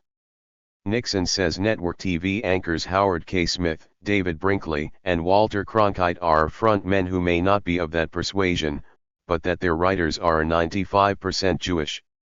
This stranglehold has got to be broken or the country's going down the drain, the nation's best-known preacher declares. You believe that? Nixon asks. Yes, sir, Graham says. Oh, boy, replies Nixon. So do I. I can't ever say that, but I believe it. No, but if you get elected a second time, then we might be able to do something, Graham replies. Magnanimously Nixon concedes that this does not mean that all the Jews are bad, but that most are left-wing radicals who want peace at any price except where support for Israel is concerned. The best Jews are actually the Israeli Jews. That's right, agrees Graham, who later concurs with the Nixon assertion that a powerful bloc of Jews confronts Nixon in the media. And they're the ones putting out the pornographic stuff, Graham adds. Later Graham says that a lot of the Jews are great friends of mine. They swarm around me and are friendly to me. Because they know I am friendly to Israel and so forth. They don't know how I really feel about what they're doing to this country. After Graham's departure, Nixon says to Haldeman, you know, it was good we got this point about the Jews across. It's a shocking point, Haldeman replies. Well, says Nixon, it's also, the Jews are an irreligious, atheistic, immoral bunch of bastards. Within days of these exchanges becoming public, the 83-year-old Graham was hauled from his semi-dotage, and impelled to express public contrition. Experts on Graham were duly cited as expressing their shock at Graham's White House table talk. Why the shock? Don't they know that this sort of stuff is consonant with the standard conversational bill of fare at 75% of the country clubs in America, not to mention many a Baptist soiree? Nixon thought American Jews were lefty peaceniks who dominated the Democratic Party and were behind the attacks on him. Graham reckoned it was Hollywood Jews who had sunk the nation in porn. Haldeman agreed with both of them. At whatever level of fantasy, they were all acknowledging power. But they didn't say they wanted to kill 1 million Jews. That's what Graham said about the Vietnamese, and no one raised a bleat. April 23. Late in the evening in backroad America you tend to pick the motels with a few cars parked in front of the rooms. There's nothing less appealing than an empty courtyard, with maybe Jeffrey Dahmer or Norman Bates waiting to greet you in the reception office. The all-night clerk at the Lincoln Motel in Austin, Nevada, who checked me in at around 11:30 p.m. a few nights ago, told me she was 81, and putting in 2 part-time jobs, the other at the library, to help her pay her heating bills since she couldn't make it on her Social Security. She imparted this info without self-pity as she took my $29.50, saying that business in Austin last fall had been brisk and that the 57 motel beds available in the old mining town had been filled with crews laying fiber optic cable along the side of the road, which in the case of Austin meant putting it 20 feet under the graveyard that skirts the road just west of town. Earlier that day, driving from Utah through the Great Basin along US 50, billed as the loneliest road, I'd seen these cables, blue and green and maybe 2 inches in diameter, sticking out of the ground on the outskirts of Ely, as if despairing at the prospect of the Great Salt Lake Desert stretching ahead, through league after league of sagebrush. So we can run fiber optic cable through the western deserts but not put enough money in the hands of 81-year-olds so they don't have to pull all-night shifts clerking in motels. At least the lady in Austin was spry and interested in life, refreshed by her intermittent naps on the couch in the sitting room off the reception office, dipping into her book, with the motel cat to keep her company, across the road from the International Cafe, which serves good breakfasts and decent drinks from a magnificent wooden bar that came round the horn from Europe back in Austin's mining heyday in the 1870s. People who drive or lecture their way through the American interior usually notice the same thing, which is that you can have rational conversations with people about the Middle East, about George W. Bush, and other topics certain to arouse unreasoning passion among sophisticates on either coast. April 24. The ripe tones of Archbishop Mahoney of Los Angeles filled my house last week, courtesy of National Public Radio. Mahoney spoke of his horror, his shame, at the stories of priestly abuse. He apologized to the victims. The mellifluous sanctimony of his penitence filled the room with such unction that I burst out laughing. What a surprise it all is. Priests hitting on altar boys. Priests molesting children. We're shocked, shocked. When Oscar Wilde was packed off to Reading Jail in 1895 for sodomy, the railway trains to Brighton and Dover were soon replete with panicked gays fleeing England to Paris. Hundreds of Catholic priests here, many of them in retirement, must be asking themselves whether it might be prudent to remove themselves from the jurisdiction until the heat dies down. It was bound to happen. 5 years ago a senior dignitary in the Roman Catholic hierarchy confided that over the previous decade the Church had paid out over $1 billion in out-of-court settlements as well as court fights on priest abuse cases. Anyone with any knowledge of these cases knows perfectly well that this is no matter of a few rotten apples in the barrel. Sometimes, hearing about one priestly molester after another, one has the impression that not only has the Catholic Church been the prime sanctuary for repressed gays for the past several hundred years but that there isn't a priest alive that hasn't at some point made advances to an altar boy or Boy Scout. At least in the Middle Ages they got off with the nuns, or in the 19th century when they could afford domestics, the maid. And certainly the Church has protected these priests, moved them around the country, away from an area where their activities had become known. The Church has some very dingy closets to clean out. May 15. The Roots of War Rhetoric. Dear Sir, I was amused to learn from Alexander Cockburn that the Vietnam War was caused by Ian Fleming, the creator of James Bond. It is tempting to classify this as a fine example of the Mendocino school of deductive logic. In fact, Mr. Cockburn joins a respected group of American social critics with his claim. In Life on the Mississippi, Mark Twain suggests that Sir Walter Scott caused the American Civil War. It seems that the romantic tales of chivalry so imbued the antebellum Southern culture that military conflict was widely supported throughout years of unbelievable destruction. There is a modicum of truth in each claim. I would suggest a more likely literary trigger to the Vietnam War is Profiles in Courage. The author of that work, John F. Kennedy was certain to believe in the ideals he portrayed, and in fact lived. Sadly, he was also in a position to act on those beliefs. Sincerely, Edwin Shelby, Fountain Hills, Arizona. Alexander Cockburn replies, of all rhetorical modes, irony and hyperbole are the most perilous. There were people who believed Swift's modest proposal was for real, Shelby among them no doubt. May 16. Over the past 20 years I've learned there's a quick way of figuring just how badly Israel is behaving. There's a brisk uptick in the number of articles here accusing the left of anti-Semitism. Of course the rhetorical trick is to conflate Israel or the State of Israel with Jews and argue that they are synonymous. Ergo, to criticize Israel is to be anti-Semitic.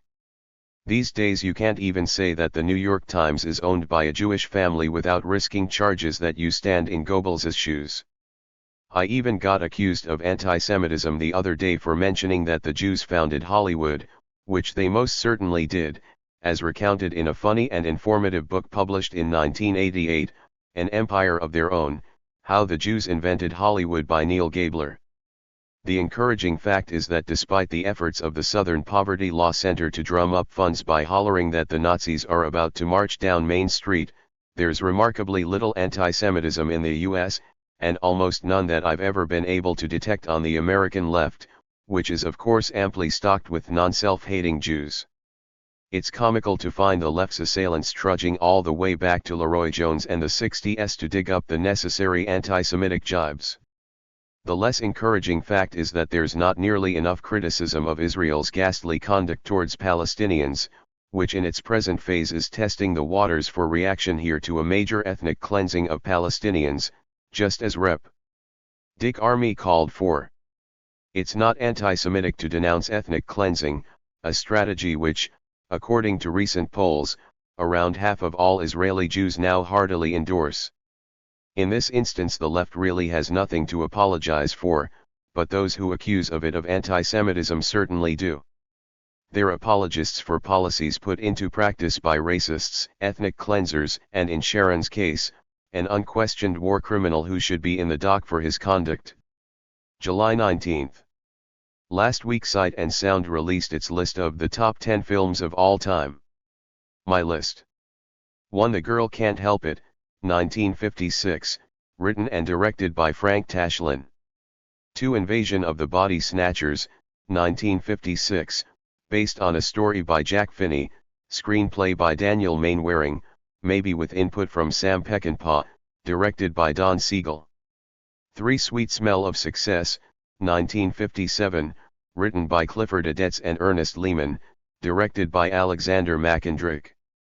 Best Thing Ever Done on the Press.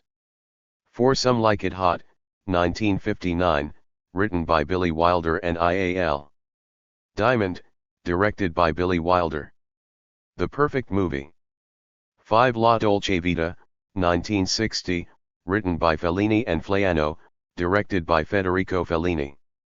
6. Jason and the Argonauts, 1963, written by Beverly Cross and Jan Reed, directed by Don Chaffee. Peplums Are My Great Love. 7. Pierrot l'Fou, 1965, written and directed by Jean-Luc Godard, with Anna Karina. Wonderful Color. 8. The Fantastic Voyage, 1966, adapted by David Duncan from an Otto Clement, J. Louis Bixby story, directed by Richard Fleischer. With Raquel Welch and a terrific scene of Donald Pleasance being eaten by white antibodies. I think it prefigures the AIDS epidemic. 9. Life of Brian, 1979, written by Terry Jones, Graham Chapman, John Cleese, Terry Gilliam, Eric Idle, Michael Palin, directed by Terry Jones. World's Greatest Political Movie. About the sectarian left, made when the awful trot Gary Healy was wooing the Redgrave family. 10. Eating Raoul, 1982, written and directed by Paul Bartle. Perfect Happy Enders film. Haven't seen too many movies since then, though I watched a funny parody of teen girl films the other day in a motel in Los Angeles. I loved Homeward Bound, The Incredible Journey, watched without headphones on a plane between NYC and LAX and wept when the golden retriever came over the hill at the end. The tough A&R chick in the window seat stared at my tear-stained cheeks, revolted. It came as a big shock when they told me there was voiceover. As can be seen, movies aren't a big thing in my life.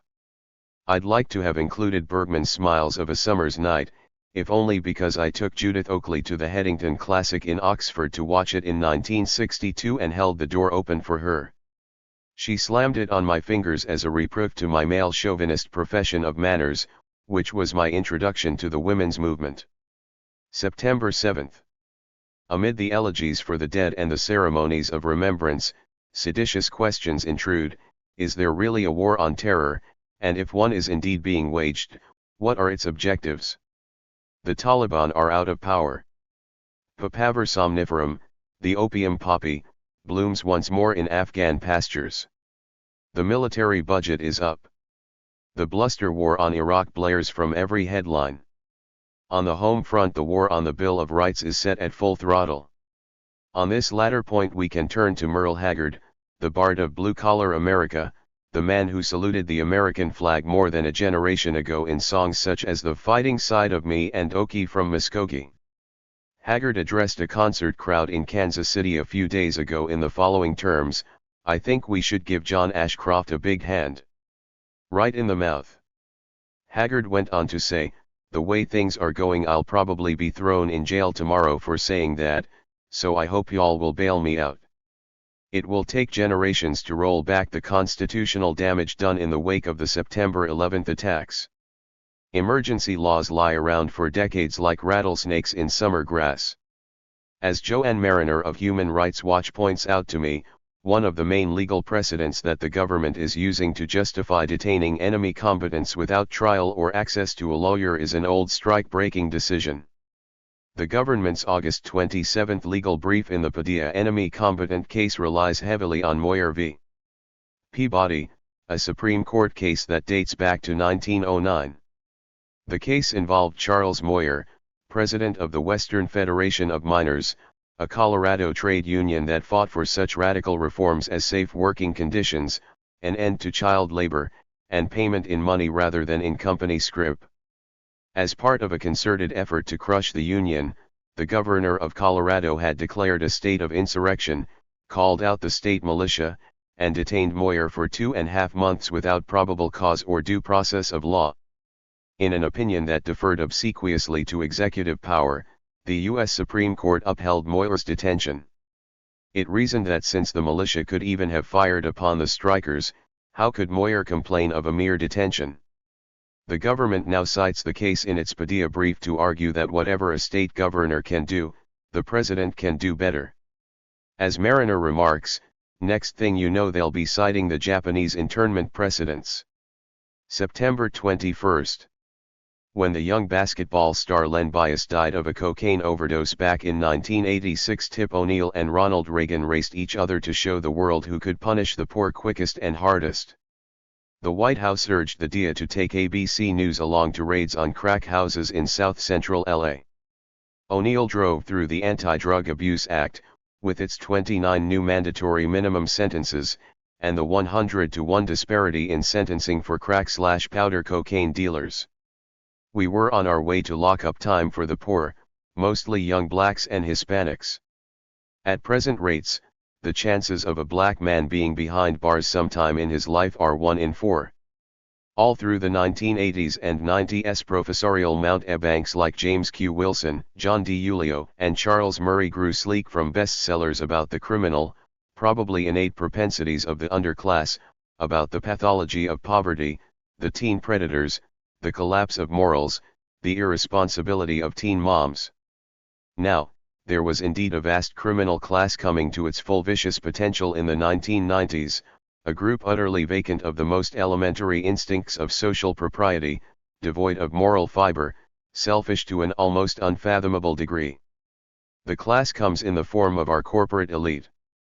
Given a green light in the late 1970s by the deregulatory binge urged by corporate-funded think tanks and launched legislatively by Jimmy Carter and Ted Kennedy, By the 1990s, America's corporate leadership had evolved a simple strategy for criminal self-enrichment. Step 1. Lie about your performance, in a manner calculated to deceive investors. This was engineered by the production of a pro forma balance sheet freighted with accounting chicanery of every stripe and hue, willingly supplied by Arthur Andersen and others. Losses were labeled capital expenditures, losing assets were sold to co-conspirators in the large banks for the relevant accounting period. Later, using generally accepted accounting principles, slightly more realistic balance sheets would be presented to the SEC and the IRS. Flaunting the pro forma numbers, corporations would issue more stock, borrow more money from some co-conspiratorial bank, buy back the stock for the chief executives, who would further inflate its value by dint of bogus accountancy, sell the stock to the chumps and bail out with their millions before the roof fell in, leaving pension funds like CalPERS holding the bag. The scale of looting? Prodigious. This orgy of thievery, without parallel in the history of capitalism, was condoned and abetted year after year by the Archbishop of our economy, Alan Greenspan, a man with a finely honed sense of distinction between the scale of reproof merited by the very rich and those less powerful. When Ron Carey led the Teamsters to victory in 1997, Greenspan rushed to denounce the inflationary potential of modestly improved wage packets. Even though declared innocent by a jury of his peers, Carey, who had actually led a union to victory, was forbidden ever to run in a union election again. Where are the sermons from Greenspan about the inflationary potential of stock option fortunes lofted on the hot air of crooked accountancy and kindred conspiracies? Let someone die in gangbang or crossfire on a slum corner, and William Bennett indicts an entire generation, an entire race. Where are the sermons from Bennett, Murray, and the Sunday show moralists about the CEOs scuttling off with their swag, leaving their employees to founder amid wrecked pensions and destroyed prospects? A street kid in South Central is in the computer by the time he's 10. No criminal propensity profiles for grads of the Wharton or Harvard business schools. You have to go back to Marx and Balzac to get a truly vivid sense of the rich as a criminal elite. These giants did bequeath a tradition of joyful dissection of the morals and ethics of the rich, carried on by Veblen, Moody, Wright Mills, Domhoff, Lundberg, and others. But by the mid-1960s, disruptive political science was not a paying proposition if you were aiming for tenure. A student studying Mills would be working nights at the soda fountain, while the kid flourishing Robert Dahl and writing rubbish about pluralism would get the grad fellowship. Back in the 1950s, we were reading stuff about the moral vacuum in affluent suburbia by people like Vance Packard and David Reisman. I guess inner loneliness soon became inner joy. There was nothing wrong about putting one's boot on a colleague's neck and cashing in. Where are the books now about these forcing grounds for the great corporate criminal cohort of the 1990s, coming of age in the Reagan years? In fact, it's nearly impossible to locate books that examine the class of corporate executives through the lens of cool, scientific contempt. As Charles Derber, professor of sociology at Boston College, explains, much of the current writing on CEO culture is published in magazines like Fortune or Businessweek. And though there are a few authors like Robert Monks who focus their attention on executive culture, nowhere will you find empirical studies on the socio-biological roots of the criminal tendencies of the executive class. Why? The rich bought out the opposition. Back in the mists of antiquity, you had communists and socialists and populists who'd read Marx and who had a pretty fair notion of what the rich were up to. Even Democrats had a grasp of the true situation. Then came the witch hunts and the buyouts, hand in hand. Result, an Enron exec could come to maturity without ever once hearing an admonitory word about it being wrong to lie, cheat, and steal, sell out your coworkers, defraud your customers. The finest schools in America produced a criminal elite that stole the store in less than a decade. Was it all the fault of Ayn Rand, of Carter and Kennedy, of the Chicago School, of Hollywood, of God's demise? You'd think there's at least a time cover in it. October 13th. Here's why I'm against the UN as promoter of federalism and world government. This just in from Geneva, Switzerland, Via Reuters Wire, UN upholds French ban on dwarf throwing. It turns out that a diminutive stuntman who had protested against a French ban on the practice of dwarf throwing has lost his case before some sort of UN human rights judicial body. The tribunal issued some typically pious UN claptrap about the need to protect human dignity being paramount. The dwarf, a fellow called Manuel Wackenheim, argued that a 1995 ban by France's highest administrative court was discriminatory and deprived him of a job being tossed around in discos and similar venues. The UN Human Rights Committee said it was satisfied the ban on dwarf tossing was not abusive but necessary in order to protect public order, including considerations of human dignity. It also said the ban did not amount to prohibited discrimination. Dwarfs and their throwers will have to search out venues, like prize fighters in 18th century England. Soon some place like Slovakia will be the only venue. No doubt a UN embargo will then ensue, with draconian sanctions, appointment of inspectors/spies, followed by the inevitable intervention, NATO bombing, and occupation. So here's a bunch of UN administrators, each of them probably hauling down an annual salary hefty enough to keep a troop of dwarfs in caviar for life, dooming poor little Wackenheim to the unemployment lines, before going home to scream at their underpaid Romanian maidservants or to get a blowjob from a 13-year-old girl from Kiev in the local whorehouse. In the old days dwarfs could stand proud, strutting down the boulevards, around circus rings, or forming part of some amusing display, or matching themselves against pit bulls. I can remember dwarfs from my childhood in Ireland, along with other bodies remote from conventional anatomy. Walking down the main street of any Irish town reminded one of Brapel. Not anymore. I guess even in Catholic Ireland the doc takes a look and chokes nature's sports before they've got out of the starting gate.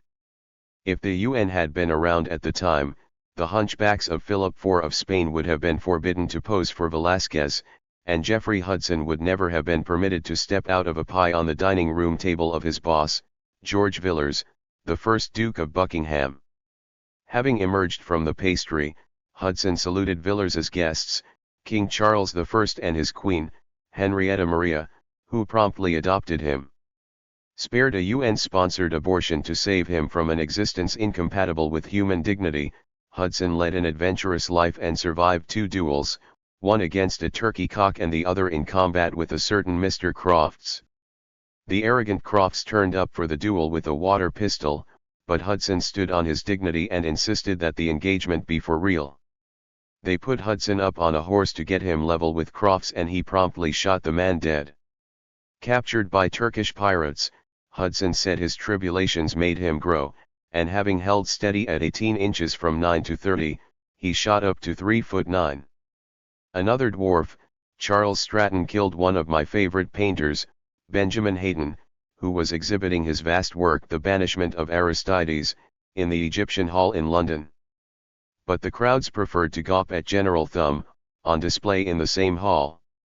Thumb drew £600 sterling in his first week, while Hayton got only a measly £7, 13 shillings. Hayton went off home to his studio and killed himself. Dwarf tossing? The job came with the stature. William Beckford, the eccentric millionaire who wrote Vathek and built the famous Folly at Fonthill, was one of the last to have a dwarf in private service, though E.J. Woods, author of The Useful Giants and Dwarfs, says Beckford's dwarf was rather too big to be flung from one guest to another, as was the custom at dinners in earlier days. October 15. The Earth Charter is the spawn of Stephen C. Rockefeller, Canadian eco-mogul Maurice Strong, and Mikhail Gorbachev, who has said of it, "My hope is that this charter will be a kind of 10 Commandments, a Sermon on the Mount, that provides a guide for human behavior toward the environment in the next century and beyond." The portage of the charter at the end of last year began at an earth ceremony in Vermont, where Rockefeller is Professor Emeritus of Religion at Middlebury College. Present was Jane Goodall, of chimpanzee fame, one of whose thumb tips was once nipped off by a chimp asserting its dignity when Goodall tried to cozy up to it at the Laboratory for Experimental Medicine and Surgery in Primates, part of NYU and located in Sterling Forest. The charter, which finally puffed into Johannesburg in time for last month's Earth Summit, is housed and transported in the cheesy Ark of Hope, furiously described on the New American Patriot website as a blasphemous mimicry of the biblical Ark of the Covenant, which held the 2 tablets containing the 10 commandments that God gave to Moses. Accompanying the charter and the Ark are the Temenos books, containing Aboriginal earth masks and visual prayers/affirmations for global healing, peace, and gratitude, created by 3,000 artists, teachers, students, and mystics. Temenos is the word for the precincts of a temple, and accurately reflects the ersatz religiosity of UN ritualism. According to the Charter, we must recognize that all beings are interdependent and every form of life has value. There's the predictable affirmation of faith in the inherent dignity of all human beings, excluding those who are finished off by euthanasia or haled before the ICC or required to clean the bathrooms of overpaid UN bureaucrats. Now comes the jackboot: the Earth must adopt at all levels sustainable development plans and regulations, prevent pollution of any part of the environment, internalize the full environmental and social costs of goods and services in the selling price, ensure universal access to health care that fosters reproductive health and responsible reproduction. In other words, population control, as promoted through the century by the Rockefellers, who of course assigned the Manhattan real estate to the UN for its HQ. December 16. We've been without power for a week now. As the storm winds rattled the window panes and the lamps guttered low, warming the room to the tints of a Latour painting, and as Becky Grant's youngest, Oliver, gambled with Jasper, I sang of the ancient times of 7 days, a weekly I was involved with at the end of the 60s in London. There were about 20 people in the collective, with all decisions, down to the refinements of punctuation and the proper use of the semicolon, settled by debate and democratic vote, 50% men, 50% women. Democracy at that level is very tiring.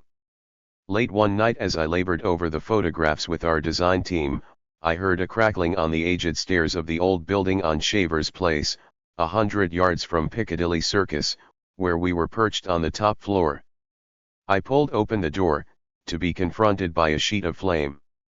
It later turned out that some group of Ulster-based Orangemen had taken exception to our measured posture on the Irish question and had decided to torch the building.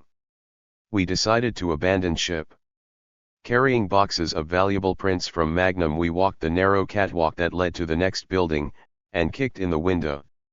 There was a screech of alarm as a couple of Palestinians who were working late on their magazine saw the window burst in and thought the Israeli commandos were about to follow. By dawn we had the pages made up, and then it was a rush to the train station, then an hour down to the printers. So different now, so much easier, so much cheaper. Who says there isn't progress in human affairs, though I do miss the inky excitement of those old hot type days. December 18. It's one of the staple and indeed few remaining pleasures of American political life.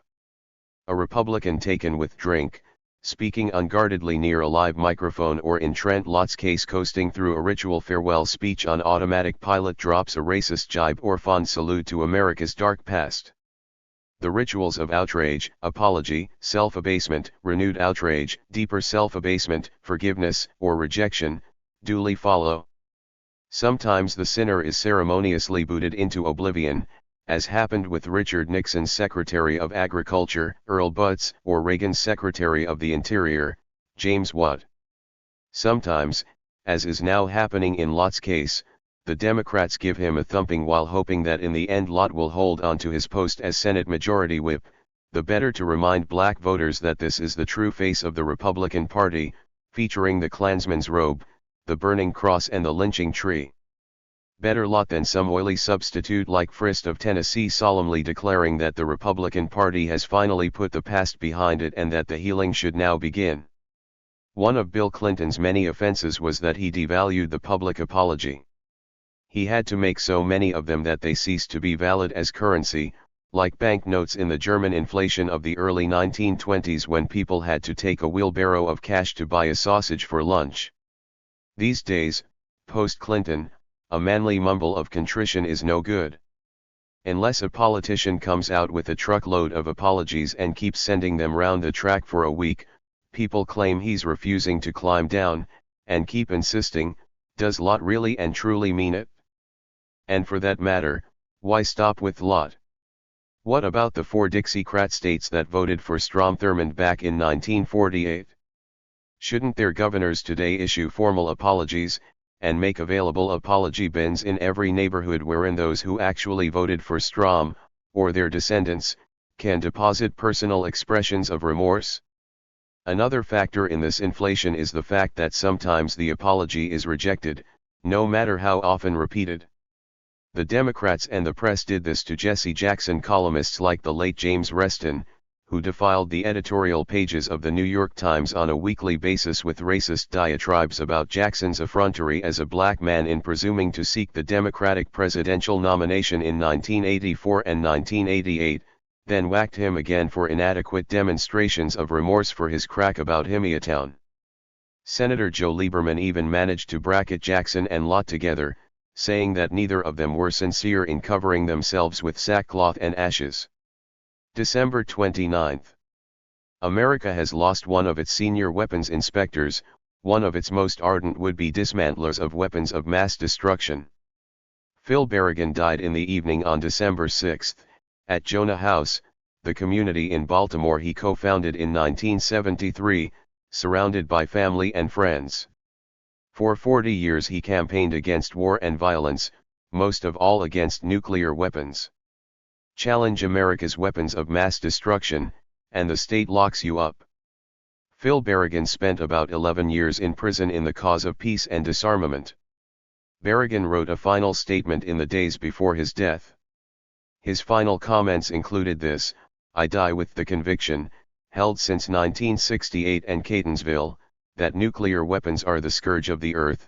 To mine for them, manufacture them, deploy them, use them, is a curse against God, the human family, and the earth itself. Blessed are the peacemakers," Jesus told the crowd in the Sermon on the Mount, and lo, Ronald Reagan named the MX nuclear missile the Peacemaker.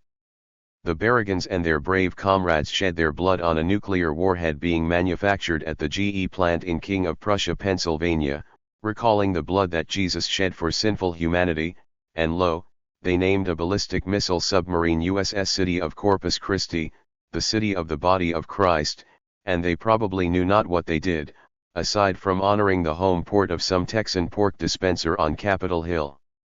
The word from Jonah House is that those who mourn for Berrigan and wish to honor his memory may make donations in Berrigan's name to Citizens for Peace in Space, Global Network Against Nuclear Weapons, Nukewatch, Voices in the Wilderness, the Nuclear Resistor, or any Catholic worker house. Philip Berrigan was born in 1923 in the Minnesota Iron Range, in the town of Two Harbors, about 30 miles east of the birthplace of the man who wrote Masters of War. He was the first priest to ride in a civil rights movement freedom ride. In 1967 he poured blood on draft files in Baltimore with 3 others, known as the Baltimore Four. A year later he burned draft files in Catonsville, MD, with 8 others, including his brother, Father Daniel Berrigan. That action was known as the Catonsville Nine. He was convicted of destruction of U.S. property, destruction of Selective Service records, and interference with the Selective Service Act of 1967. In 1971, while in prison, he was named co-conspirator by J. Edgar Hoover and a Harrisburg grand jury, charged with plotting to kidnap Henry Kissinger and blow up the utility tunnels of U.S. Capitol buildings. In the event he was convicted only of violating prison rules for smuggling out letters. On September 9, 1980, he poured blood and hammered with 7 others on Mark 12A warheads at a GE nuclear missile plant, King of Prussia, PA. He was charged with conspiracy, burglary, and criminal mischief, convicted and imprisoned. The action became known as the Plowshares 8, and began the International Plowshares movement. He participated in 5 more Plowshares actions, resulting in 7 years of imprisonment. December 30. Many years ago my father visited the secretary of a British society that used certain measurements in the Grand Pyramid in Egypt to predict the future. After running through the basic mathematical drill, the secretary murmured that in his estimation the predictive power of the Grand Pyramid was overestimated. Scenting a possible recantation, my father pressed him. "What sort of overestimation?" he asked. "Well," said the secretary, "many people believe that the calculations to make current predictions based on the pyramid can be done in 5 minutes. Not so. Serious predictions involve math that requires at least 3 weeks to complete. Nuts are never more impressive than when admitting just a measure of uncertainty into the precision of their mad interpretations. And yes, the same can be said of economic forecasters." 2003. January 10. Citation swiping. Editor. I was amazed at the effrontery of the Cockburn, and, presumably, Norman Finkelstein charge of plagiarism against Alan Dershowitz. The fact that the Ottoman-ruled Palestinian town of Safed was a center of rabbinical activities and mystical Judaism in the 16th century is a commonplace of Jewish studies as well as tourist guidebooks, in addition to Ottoman history. To claim that remarking upon it in a sentence that reworks an earlier statement of this fact is plagiarism is as ridiculous as arguing that one could plagiarize the statement Washington, D.C. is the capital of the United States. Further, the argument that in recycling citations, even with identical ellipses, Dershowitz committed plagiarism is intellectual dishonesty on the part of Cockburn, at its most extreme. Reusing citations is not plagiarism even when the wording is identical. Every serious working journalist and author knows this. Stephen Schwartz. Washington, D.C. Cockburn replies, "How piquant that the portly messenger of the prophet should rise in defense of theft. The last time I saw him, it was on C-SPAN whining to a small crowd in a bookstore that Hitchens had plagiarized his patented keyword Islamofascism. God forbid that I should ever be compelled to read his books, but I've no doubt that if I swiped his citations without acknowledgement he would hasten to alert the world to my crimes." The only outstanding question, why does Schwartz want to kiss Dershowitz's ass? January 14. For sale, rare 1985 Ford Escort diesel station wagon, which of course you won't have to smog. Acquired by Alex Cockburn in South Carolina 2 years ago. Driven reliably hither and yon, until fuel feed problems developed from broken off sending unit in the tank. Tank was cleaned out, new sending unit installed, but there's still a feed glitch. This is the car's only problem so far as Cockburn knows, but now he's got other fish to fry. New clutch assembly, new rotors and pads on front brakes, new battery, nice upscale paint job.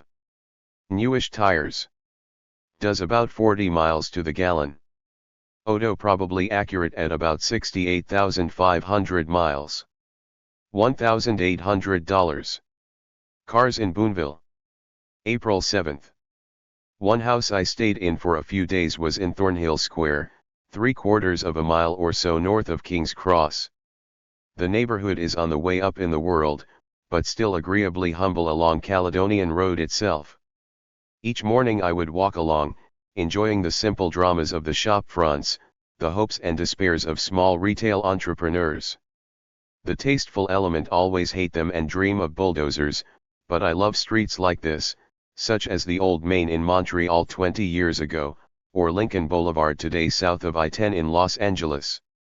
Running north on the east side of the street, from the corner of Caledonian Road and Richmond Street we have, a smart pub called the Tarman, with a fine display of hanging floral baskets, Cali Gents hairdresser, a smart-looking place, Skaters Takeaway, with pictures of a chicken and a fish, Uncle Eric Kebab House, Pleasure Garden, King's Pizza, double frontage of Kime Todner, solicitor, crime, prisoners' rights, mental health, family, print and copy shop, Caledonian Supermarket, Austin Daniel.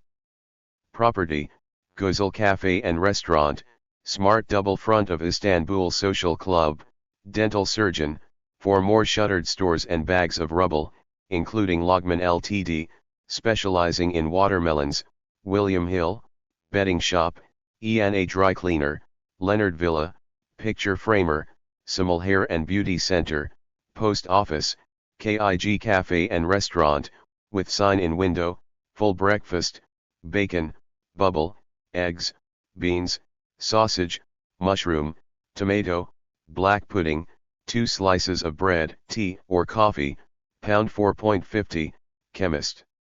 2 shuttered stores.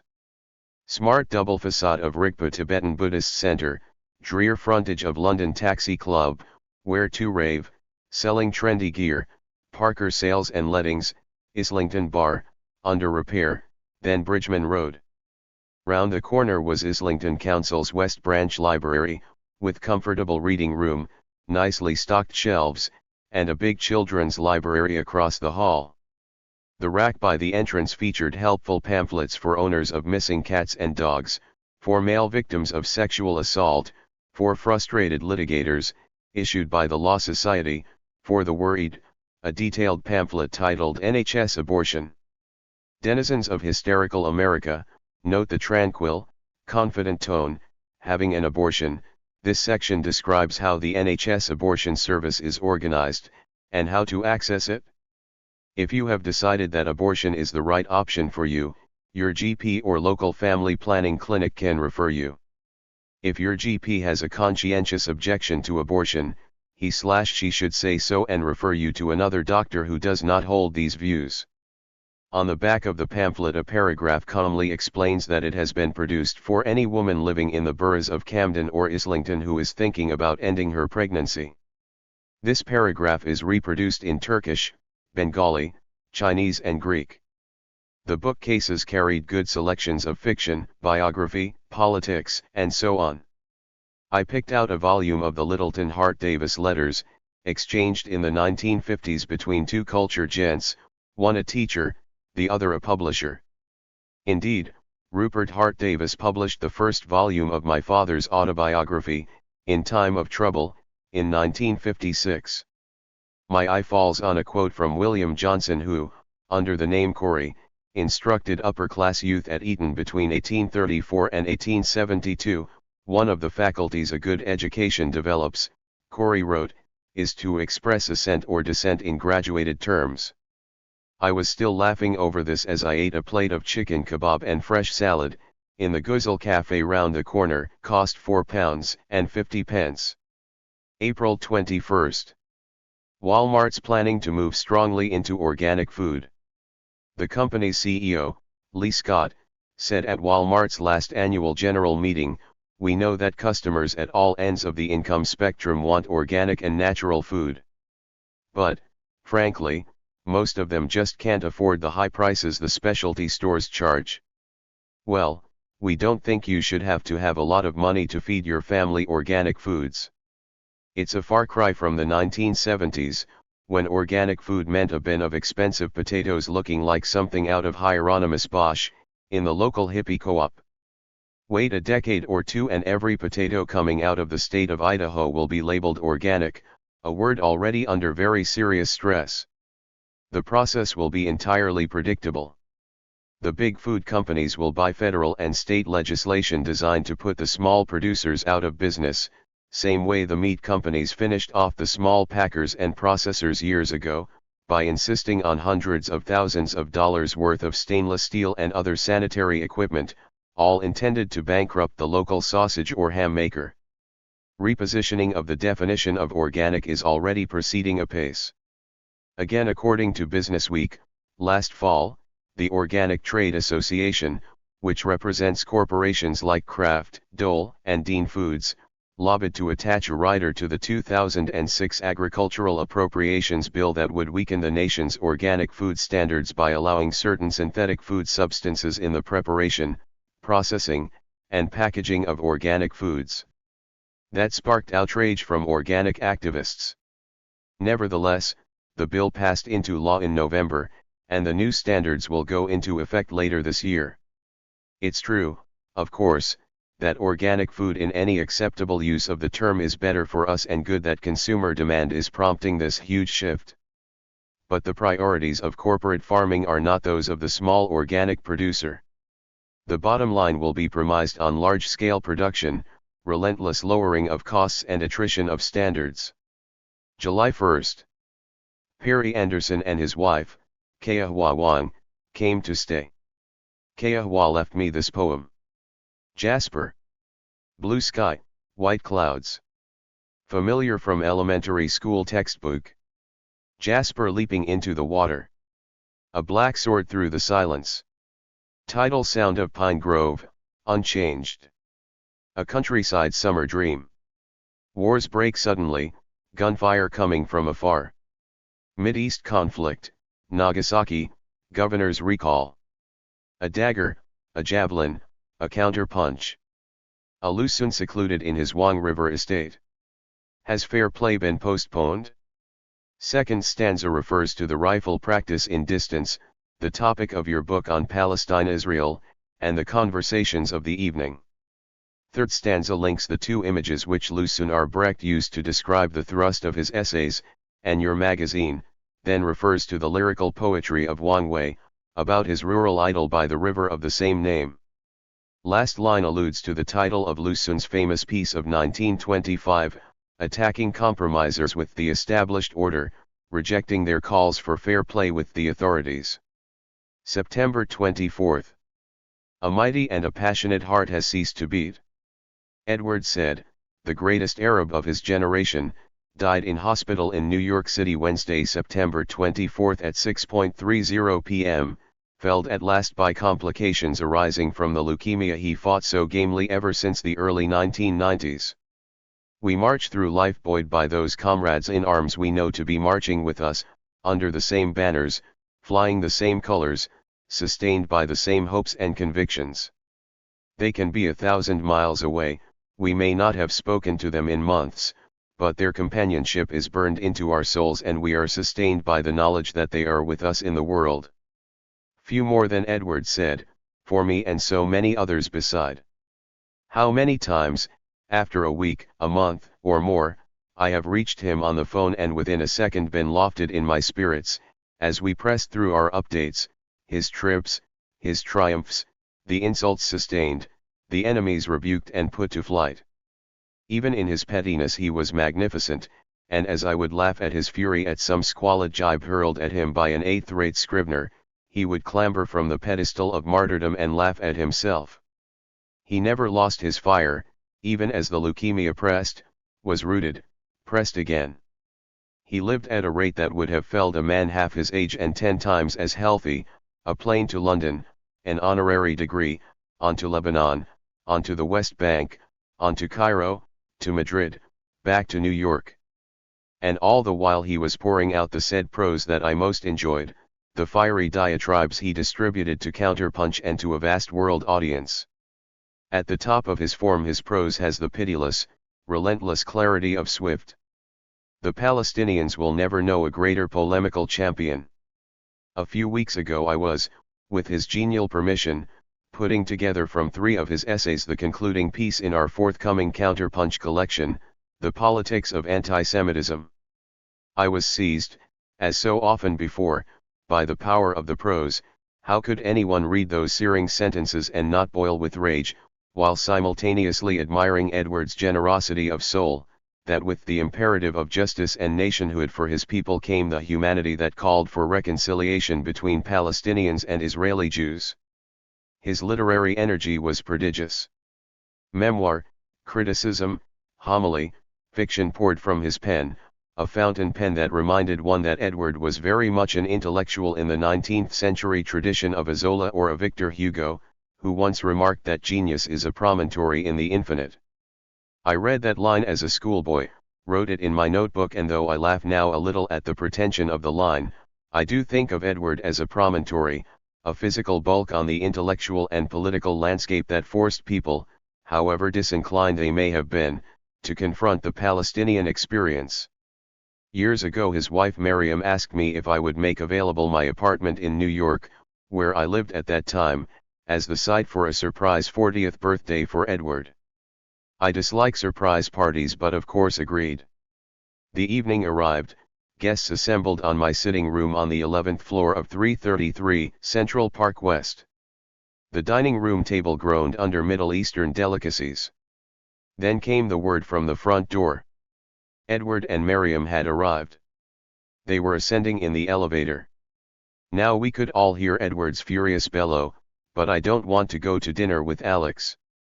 They entered at last and the shout went up from 70 throats, "Happy birthday!" He reeled back in surprise and then recovered, and then saw about the room all those friends who had traveled thousands of miles to shake his hand. I could see him slowly expand with joy at each new unexpected face and salutation. He never became blasé in the face of friendship and admiration, or indeed honorary degrees, just as he never grew a thick skin. Each insult was as fresh and as wounding as the first he ever received. A quarter of century ago he would call, with mock heroic English intonation, "Alex Ner, have you seen the latest New Republic? Have you read this filthy, this utterly disgusting diatribe? You haven't? Oh, I know, you don't care about the feelings of a mere black man such as myself." I'd start laughing, and say I had better things to do than read Martin Parrots, or Edward Alexander or whoever the assailant was, but for half an hour he would brood, rehearse fiery rebuttals and listen moodily as I told him to pay no attention.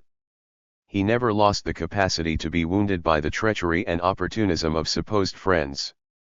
A few weeks ago he called to ask whether I had read a particularly stupid attack on him by his very old friend Christopher Hitchens in the Atlantic Monthly. He described with pained sarcasm a phone call in which Hitchens had presumably tried to square his own conscience by advertising to Edward the impending assault. I asked Edward why he was surprised, and indeed why he cared. But he was surprised and he did care. His skin was so thin, I think because he knew that as long as he lived, as long as he marched onward as a proud, unapologetic and vociferous Palestinian, there would be some enemy on the next housetop down the street eager to dump sewage on his head. "Edward, dear friend, I wave adieu to you across the abyss. I don't even have to close my eyes to savor your presence, your caustic or merry laughter, your elegance, your spirit as vivid as that of D'Artagnan, the fiery Gascon. You will burn like the brightest of flames in my memory, as you will in the memories of all who knew and admired and loved you." September 25. As one who once wrote a book titled The Golden Age is in Us, I took myself off on a Saturday to look at an exhibition in the National Gallery on Trafalgar Square, called Paradise, a traveling show which had already been shown in Bristol and Newcastle, attracting 160,000 people, apparently double what they would have expected normally in those galleries. People want to know the lineaments of paradise, whose earthly possibilities utopians used to spend much time usefully describing, though not much anymore. The exhibition turned out to be patchy, with the curator scraping together a show from available ingredients, such as a Boucher, a Gauguin, a Constable, a Monet, a Rothko, a couple of Renaissance paintings and so forth. But making my visit entirely worthwhile, there was one marvelous painting, one of Stanley Spencer's Cooksome paintings about the Last Judgment, done in 1934. It shows a dustman resurrected in his beefy wife's arms, she in ecstatic communion with the dustman's corduroy trousers, as Spencer put it. Other dustmen and women, plus a cat, surround the couple. "I feel in this dustman picture," Spencer wrote, "that it is like watching and experiencing the inside of a sexual experience. They are all in a state of anticipation and gratitude to each other. They are each to the other, and all to any one of them, as peaceful as the privacy of a lavatory. I cannot feel anything is heaven where there is any forced exclusion of any sexual desire. The picture is to express a joy of life through intimacy. All the signs and tokens of home life, such as the cabbage leaves and teapot which I have so much loved that I have had them resurrected from the dustbin because they are reminders of home life and peace, and are worthy of being adored as the dustman is. I only like to paint what makes me feel happy. As a child I was always looking on rubbish heaps and dustbins with a feeling of wonder. I like to feel that, while in life things like pots and brushes and clothes etc. may cease to be used, they will in some way be reinstated, and in this dustman picture I try to express something of this wish and need I feel for things to be restored. That is the feeling that makes the children take out the broken teapot and empty jam tin. Small things these, but there was also a big new thing in Spencer's life, namely his attraction to a new arrival in Cuxham, Patricia Preece, and her companion Hilda. Patricia was famous as having been the cause of the death of W.S. Gilbert, the librettist of the noted team of Gilbert and Sullivan. Aged 17 in 1911 and under her birth name of Ruby, she caught the eye of randy old Gilbert, who invited her to come for a swim in the lake at his Harrow home. As she splashed about he conceived, or professed to conceive, the notion that she was out of her depth and might drown.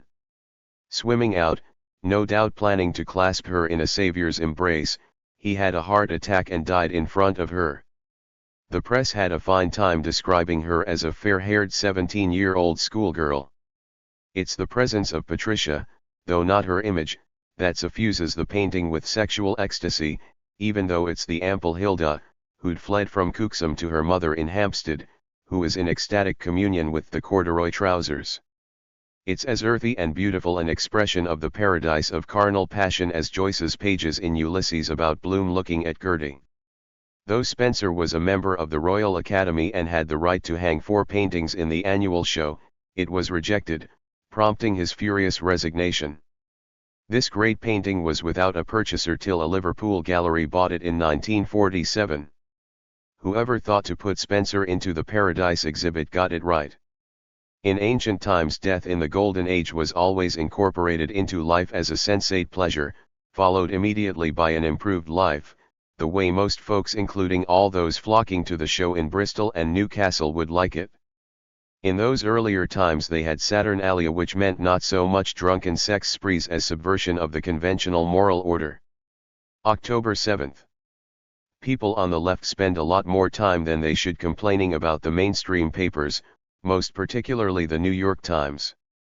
They fume at the breakfast table, and often in print, or on the airwaves, bitterly decrying falsities in the newspaper of record. What do they expect? In fact, they should rejoice when the Times gets things wrong, which it mostly does, and take it as a singular event when it blunders into accuracy. The dreariest place on any campus is the J School, and whenever any young person comes to me to write a testimonial for them to get into journalism school I rail bitterly at their decision, though I concede that these days a diploma from one of these feedlots for mediocrity is pretty much mandatory for anyone who wants to get into mainstream journalism. Now the Times is nursing its bruises from the Jason Blair affair. There are so many smellier corpses in the New York Times's mausoleum, not to mention that larger graveyard of truth known as the American Fourth Estate, that it's hard to get too upset about what Blair did. This same Blair was a young black reporter on the New York Times, exposed and denounced at colossal length on May 11 by a team of reporters from his own paper. The guy is now in hiding, his career in ruins. From all the editorial hand-wringing you'd think he'd undermine the very foundations of the Republic. It reminds me of a New York Times editorial back in 1982, commenting on what began with my own exposé of Christopher Jones, a young man who had written an article in the New York Times magazine about a visit to Cambodia during which he claimed to have seen Pol Pot through binoculars. In this same piece Jones made the mistake of plagiarizing an entire paragraph from André Malraux's novel La Voie Royale, and I pointed this out in a column in the Village Voice, adding the obvious point that Jones's binoculars must have been extremely powerful to have allowed him to recognize Pol Pot, let alone describe his eyes as dead and stony. My item stirred the Washington Post to point an accusing finger. Then the Times itself unleashed a huge investigation of the wretched Jones and ran a pompous editorial proclaiming, "It may not be too much to say that, ultimately, it debases democracy." I remember thinking at the time that as a democracy debaser Jones looked like pretty small potatoes, and it's the same way with Jason Blair now. He made up quotes, invented scenes, and plagiarized the work of other reporters, and if senior Times editors had not been as optimistically forgiving as, say, the Catholic hierarchy in dealing with a peccant priest, Blair would, and should, have been promptly fired after his second major screw-up. But in the larger scale of things Blair's improprieties are of no great consequence. The people into whose mouths he put imaginary words, and from whose imagined front porch he pretended to see tobacco fields instead of tract homes, are not notably put out. Ordinary Americans reckon that since you shouldn't believe a word of anything you read in a newspaper or hear over the airwaves, what's so different about Jason Blair? The Jason Blair scandal comes on the heels of what was one of the most intensive bouts of botched reporting, wild speculation and straightforward disingenuous lying in the history of American journalism, about which prompted an invasion, many deaths, and now, given the way things are currently headed, the likelihood of mass starvation. In other words, the lousy reporting really had consequences. The invasion of Iraq was premised on the existence of weapons of mass destruction. None has yet been found, and most of the U.S. detective teams are now wanly returning home. Did the New York Times assist in this process of deception? Very much so. Just look through the clips file of one of its better-known reporters, Judith Miller. It was Miller who first launched the supposedly knowledgeable Iraqi nuclear scientist Qadir Hamza on the world, crucial to the U.S. government's effort to portray a nuclear-capable Saddam.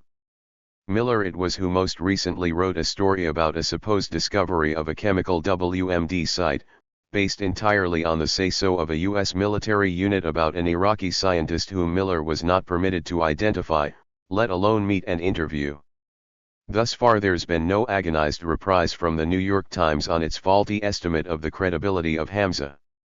And though Blair's fabrications about the homecoming of Jessica Lynch were minutely dissected, neither the Times nor any other U.S. paper that I've read has had anything to say about the charges made in the London Times that the heroic rescue of Lynch was from an undefended hospital in circumstances very different and less creditable than those heralded by a Pentagon desperate for good publicity during a time when the invasion seemed to have faltered amid unexpectedly stiff resistance. December 15. The last time I saw pictures of a man with long hair being displayed as a trophy of the American empire, it was Che Guevara, stretched out dead on a table in a morgue in Valle Grande in the eastern Bolivian mountains. In those edgier days, in late 1967, the Bolivian Army High Command wanted him dead, the quicker the better, though the CIA wanted him alive for interrogation in Panama. After a last chat with the CIA's Felix Rodriguez, George Bush Sr.'s pal, a Bolivian sergeant called Terran shot Che in the throat, and Rodriguez got to keep his watch. They chopped off Guevara's hands for later checking to make sure the ID was correct. Years later, his skeleton, sans hands, was located and flown back to Havana for proper burial. "It is better this way," Guevara told Rodriguez at the end. "I should never have been captured alive," he said, showing that even the bravest weaken at times. At the moment of his capture by the Bolivian Army unit, a wounded Guevara had identified himself, telling the soldiers he was Che and worth more to them alive than dead. Back in 1967, most of the world mourned when Che's capture and death seized the headlines. 1 million turned out in Havana to listen to Fidel Castro's farewell speech. It's been downhill all the way since then. The revolutionary cause has mostly gone to hell in a handcart, and the next time America's Most Wanted came out with his hands up, badly in need of a haircut, it was a mass murderer called Saddam Hussein, helped into power by the CIA a year after Guevara's death. "I'm the president of Iraq," he said, and then tried to cut a deal. I went straight from the Monday morning news clips of the U.S. Army's film of Saddam having his teeth checked to have my own teeth cleaned by Tom, an oral hygienist in Santa Rosa, Northern California. To try to deflect Tom from his stern rebukes for my own flossing failures, I mentioned the footage of Saddam with his mouth open, while someone checked out his teeth. Though he gave no professional opinions on the state of Saddam's gums, it turned out Tom had spent a couple of years in Basra, in southern Iraq, imparting the elements of oral hygiene to the locals. I'd point out to them that their gums were bleeding, and they'd sigh, and say it was Allah's will.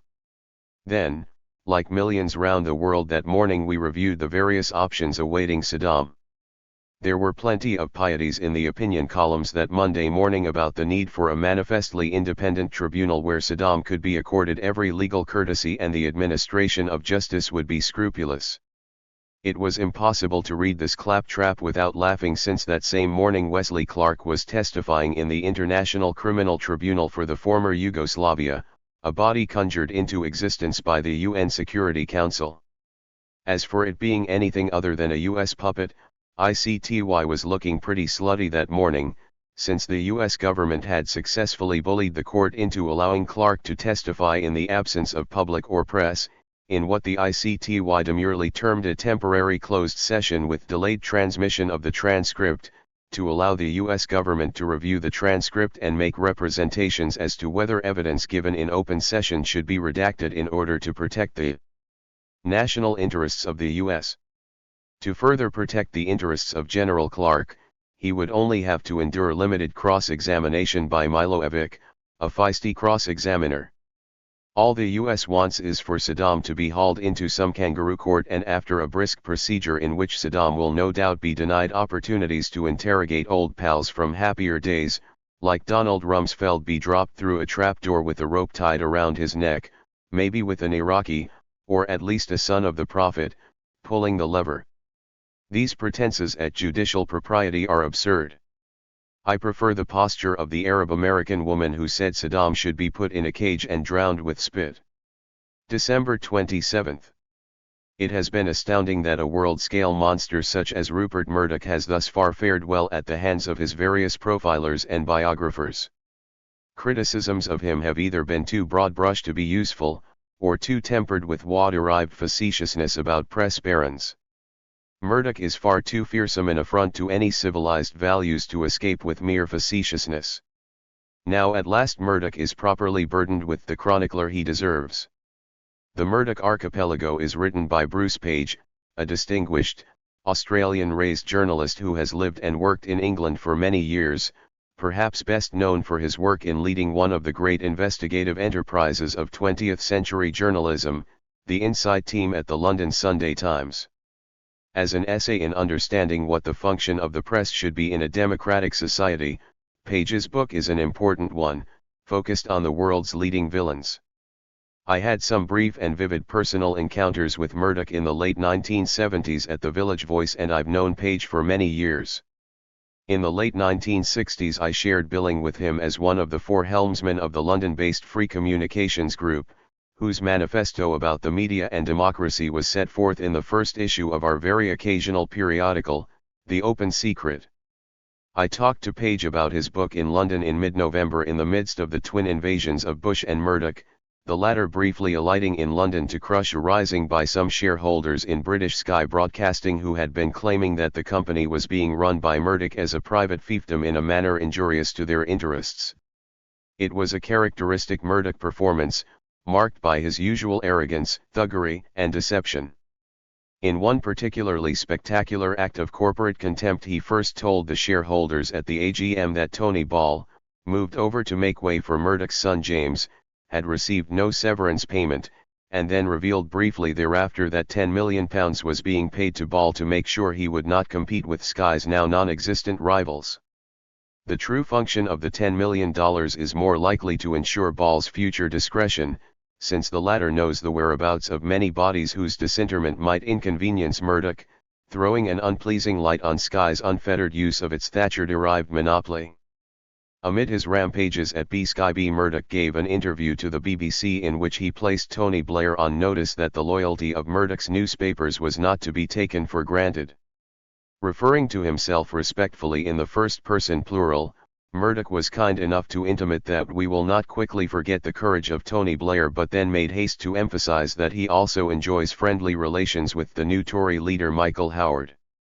On the mind of this global pirate is a topic in which one would have thought he would have had scant interest, namely national sovereignty. Murdoch professed himself exercised by the matter of the EU constitution. Slipping on the mantle of Britishness, Murdoch pronounced that I don't like the idea of any more abdication of our sovereignty in economic affairs or anything else.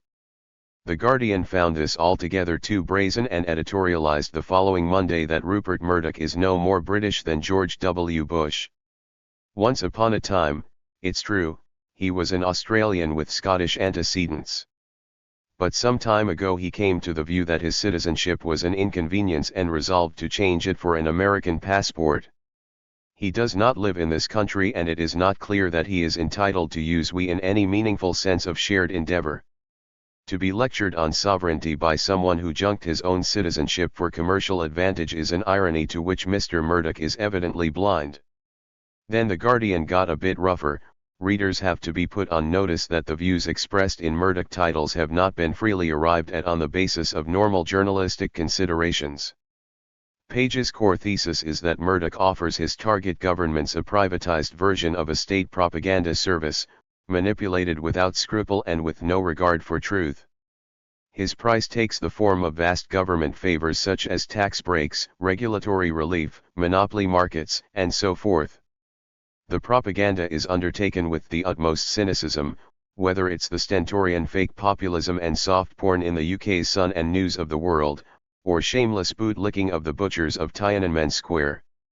I asked Page if he thought this a fair summary. Page, your précis of my argument is exact. It may be worth noting that reviewers of Archipelago drawn from the still persistent old Fleetstrasse culture have produced innumerable contortions devised to miss its main argument. Peter Preston stated that Bruce failed to offer any thesis of how it was all done. Similarly, Anthony Howard, who of course has worked many years under the Murdoch banner. You may recall the first 3 paragraphs of the book. Rupert Murdoch denies quite flatly that he seeks or deals in political favors. Give me an example, he cried in 1999 when William Shawcross interviewed him for Vanity Fair. When have we ever asked for anything? Shawcross didn't take up the challenge. Rather, he endorsed Murdoch's denial, by saying that Rupert had never lied to him. We can show that Murdoch was untruthful and Shawcross far too tolerant, both in the interview and in his weighty biography of Murdoch. Not only has Murdoch sought and received political favors, most of the critical steps in the transmutation of News Limited, his inherited business, into present-day News Corp were dependent on such things. Nor is there essential change in his operations as the new century gets underway, and he prepares his sons to extend the dynasty. I worked quite hard with the Simon & Schuster lawyers to make this so blunt as to show that anyone missing the point was practicing voluntary astigmatism. On one radio show I was put up with a certain Teresa Wise of Accenture. She purported to knot her brow over the question of News Corp's governance, and produced one of the true standard lines, "It's very easy to demonize Mr. Murdoch," into the sagacious pause which would clearly have been followed by a laissez-passer. I managed to insert, "Can we have a little less of this? It is actually very difficult, and very hard work, to demonize Rupert. This is because he is in fact demonic, and he frightens a great many people in and around the media industries. Nobody should say how easy it is to demonize unless they have some working experience of the process." We then had a period of silence from her. Murdoch often denies he is the world's most powerful media boss. There's a natural discretion in those who have unelected political influence, as their power lacks legitimacy, they prefer it to pass unnoticed.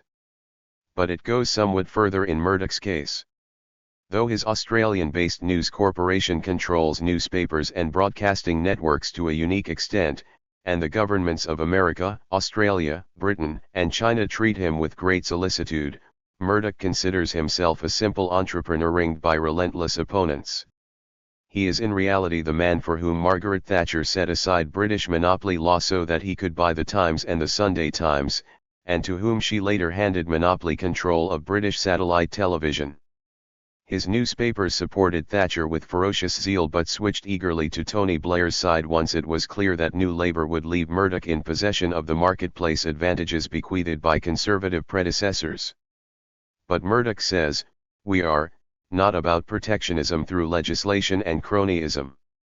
In similar transactions, Ronald Reagan's right-wing administration let Murdoch dynamite U.S. media laws and set up the Fox network, and a left-wing Australian administration let him take monopoly control of the country's newspaper market.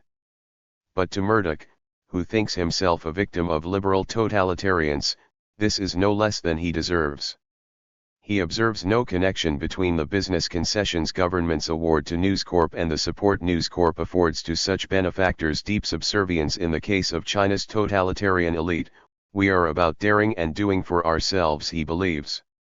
Cockburn, but surely he retains some sense of irony, of cynicism, when he professes such nonsense. Page, in Alice in Wonderland the White Queen says she can believe 6 impossible things before breakfast, but Murdoch easily outdoes her. Sigmund Freud's grandson Matthew, a celebrated London public relations man, is married to Rupert's daughter Elizabeth and has said with surprise that his father-in-law actually believes the stuff in his own newspapers. We may be sure Mr. Freud is not so credulous. Nor are most people who know News Corp's publications. The London Sun coins money. But opinion surveys show less than 1 in 7 readers trust what it says. In legend Murdoch has an infallible popular touch, displayed in escalating circulations. But the legend misleads somewhat. Murdoch is not commercially invincible in areas where governments can't help.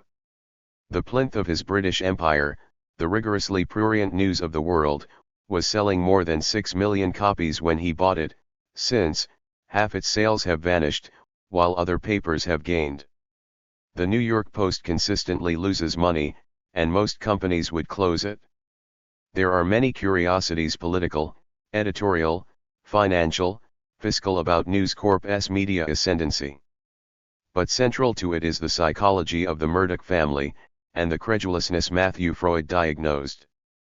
Murdoch is the man who promoted the diaries of Adolf Hitler, and today believes in Saddam Hussein's weapons of mass destruction, scarcely more real, though the two dictators indeed share attributes. For politicians in Beijing, Washington, and London, this psychology makes Mr. Murdoch an ideal media ally. They have illusions to peddle. Murdoch may be relied on to believe, and try to persuade others. Beijing, for instance, asserts that China cannot prosper except by accepting totalitarian communist rule, ignoring, therefore, the party's matchless record of criminal incompetence.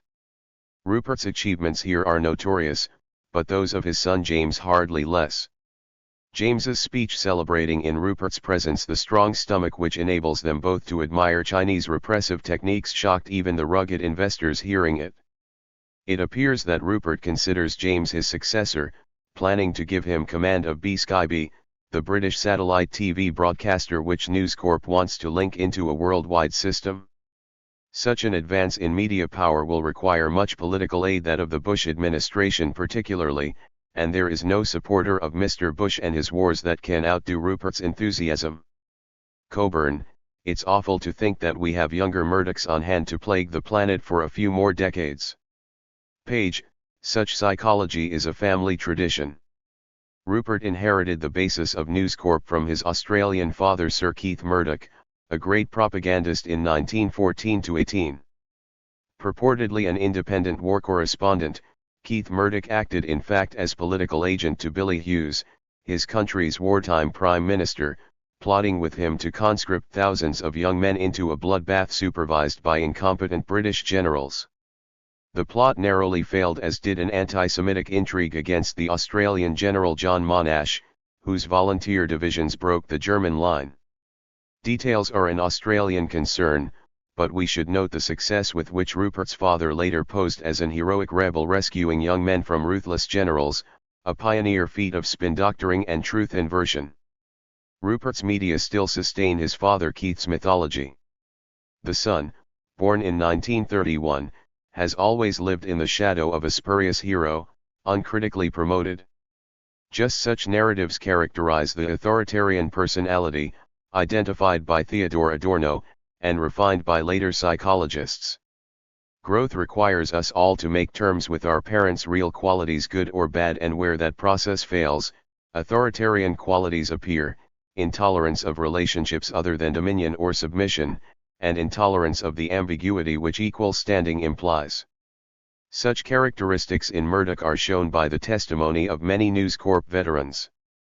Executives, editors specially, are ejected, regardless of quality, at a flicker of independence. Murdoch demands internally the same subservience he offers to outside power. Conformity is enforced by mind games like Murdoch's notorious telephone calls coming to his executives at random moments, and consisting on his own part chiefly of brooding silence. The technique generates fear, and those who rebel against it are swiftly removed. Authoritarians often possess charm or skill in flattery. But a strong component is swift, apparently decisive judgment, premature closure, or jumping to conclusions. This explains the credulousness Adorno found in authoritarians, for penetrating complex truths usually demands some endurance of ambiguity. Cockburn, if the authoritarian personality is unsuited to realistic news gathering, how has Murdoch achieved media preeminence? Page, journalists are insecure, because they must trade in the unknown. Their profession, said the sociologist Max Weber, is uniquely accident-prone. Good management may reduce this insecurity, but the News Corp style actually uses insecurity as a disciplinary tool. And the seeming assurance of the authoritarian has tactical benefits. Murdoch can swap one attitude for another with zero embarrassment, and it enables him to deliver newspapers to any power he approves of. Readers naturally grow skeptical. But this does not yet harm News Corp's business model. It would have been remarkable for Rupert to develop in non-authoritarian fashion, given his inheritance. When his father died, he had neither graduated from university, nor gained any real newspaper tradecraft. In order to take control of what was then News Limited, under the trusts Sir Keith established, Rupert had to accept his father as a paragon of journalistic integrity, to convince the trustees, believers in that myth, of his desire to emulate it. Exactly when independence is essential for personal and professional development, a spurious parental image descended on him. And he has emulated the political propagandist, not the mythological paragon. The outcome attracts today's politicians because a sickness afflicts them. In all developed societies, trust in politics has declined. While democracy advances in the developing world, it finds itself ailing in its homelands. Finding themselves distrusted, politicians turn for a cure to tabloid journalism, Murdoch's especially, which they realize is distrusted still more than themselves. They do so just as victims of a slow, fatal disease use quack medicines if the real cure still seems too strenuous. The real problem of politics is the increasingly complex, and therefore occult nature of advanced society.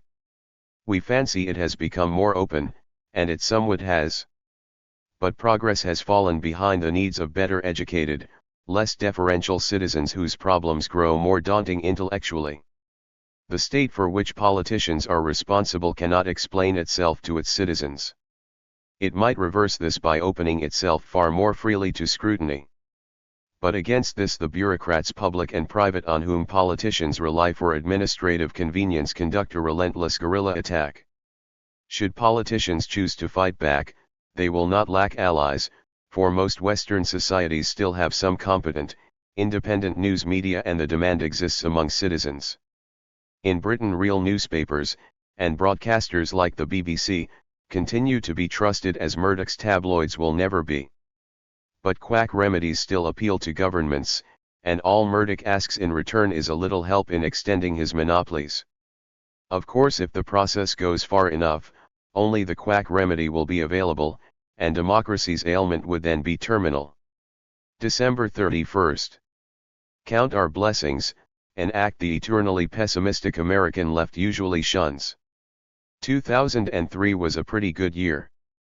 Who can complain about a span of time in which both William Bennett and Rush Limbaugh, exposed as, respectively, a compulsive gambler and a drug addict, were installed in the public stocks amid the derision of the citizenry?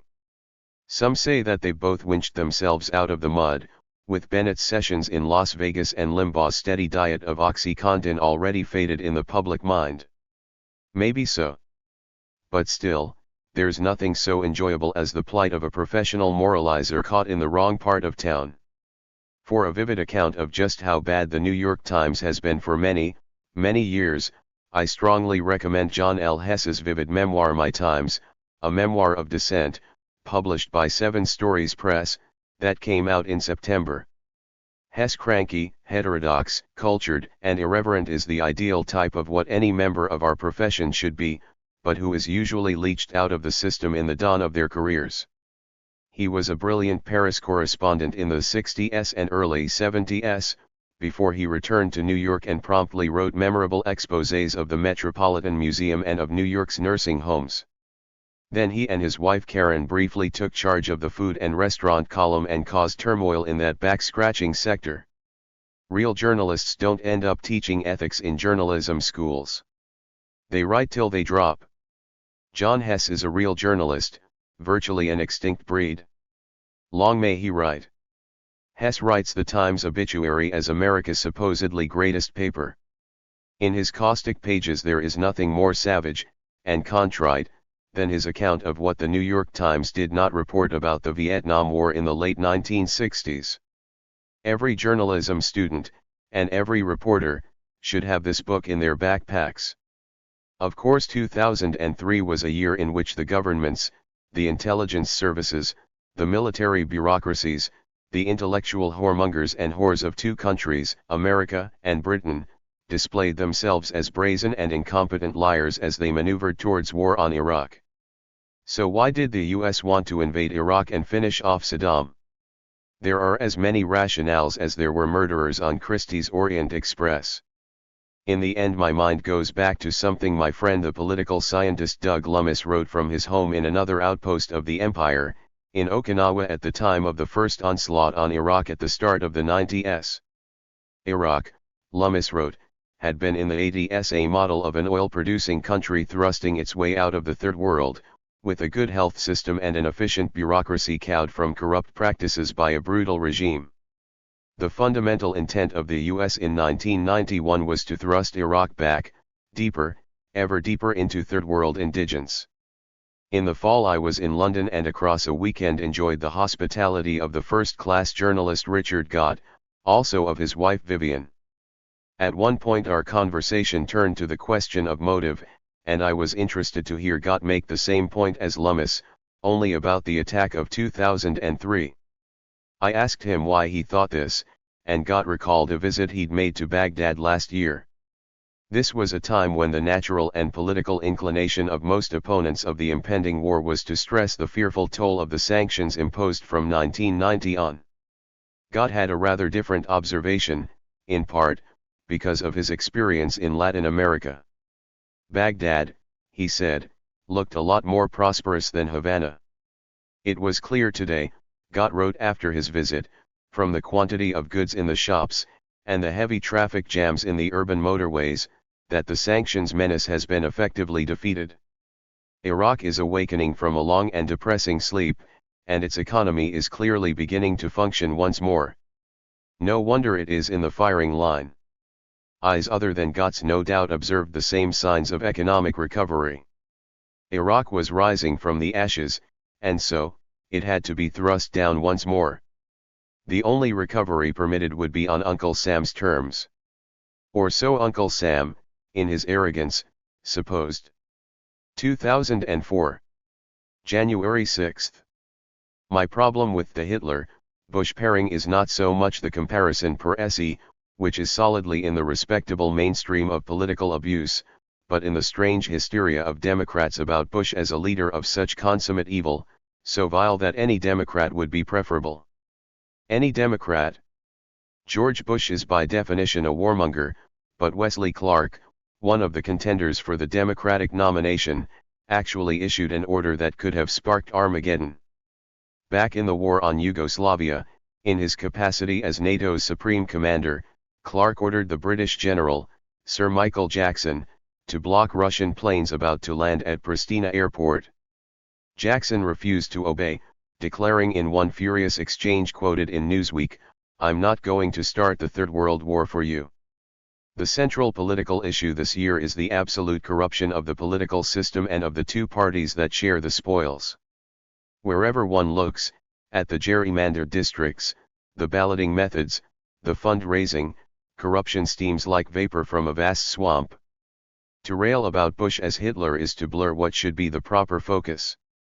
If you want to hear an American answer to Hitler as warmonger at full tilt, go and read the speeches John F. Kennedy was making and planning to make when he was shot.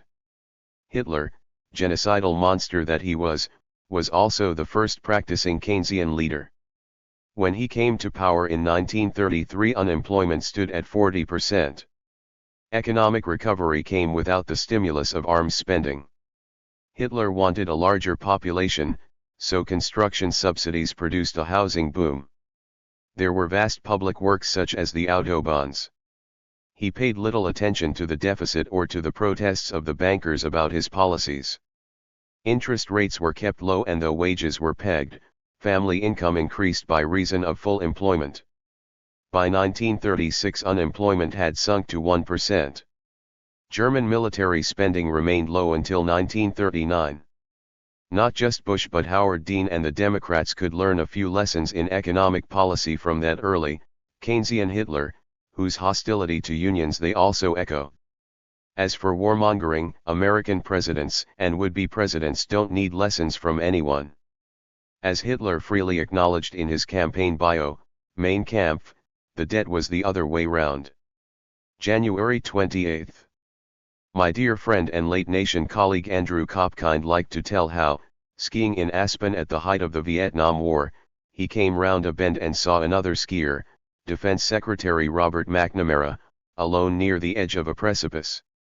This was during the period of Rolling Thunder, which ultimately saw 3 times as many bombs dropped on Vietnam as the Allies dropped on Europe in World War II. I could have reached out with my ski pole, Andy would say wistfully, and pushed him over. Alas, Andy shirked this chance to get into the history books, and McNamara survived the 1960s, when, as U.S. Secretary of Defense, he contributed more than most to the slaughter of 3.4 million Vietnamese. He went on to run the World Bank, where he presided over the impoverishment, eviction from their lands, and death of many millions more round the world. And now here he is, the star of Errol Morris's much praised, in my view wildly overpraised, documentary The Fog of War, talking comfortably about the millions of people he's helped to kill. It reminded me of films of Albert Speer, Hitler's architect and then head of war production. Speer loved to admit to an overall guilt. But when he was pressed on specific nastiness, like working Jews or Russians to death in arms factories, he would insist, eyes ablaze with forthrightness, that he knew nothing of such infamies.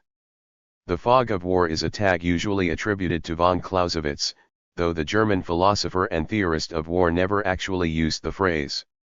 Eugenia Kiesling argued a couple of years ago in Military Review that the idea of fog, unreliable information, wasn't a central preoccupation of Clausewitz. Eliminating fog, Kiesling wrote, gives us a clearer and more useful understanding of Clausewitz's friction. It restores uncertainty and the intangible stresses of military command to their rightful centrality on war. It allows us to replace the simplistic message that war intelligence is important with the reminder that Clausewitz constantly emphasizes moral forces in war. As presented by McNamara, through Morris, the fog of war usefully deflects attention from clear and unpleasant facts entirely unobscured by fog. McNamara can talk about confusions, fog, about what actually happened on August 2 or 4, 1964, thus teetering unfogged daylight, of which there was plenty, about the moral failures of U.S. commanders, including McNamara, waging war on the Vietnamese.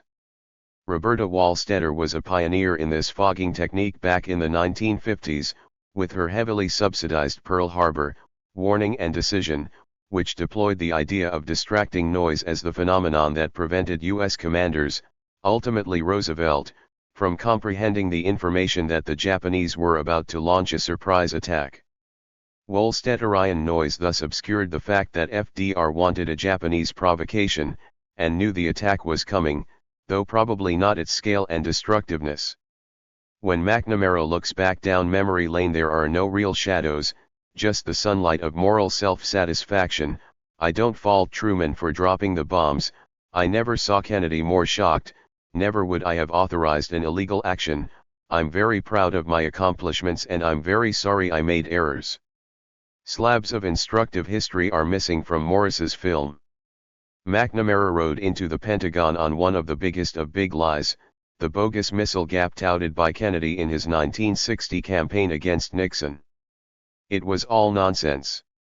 As Defense Secretary, McNamara ordered the production of 1,000 Minuteman strategic nukes, this at a time when he was looking at U.S. intelligence reports showing that the Soviets had one silo with one untested missile. To Morris now he offers homilies about the menace of nuclear Armageddon.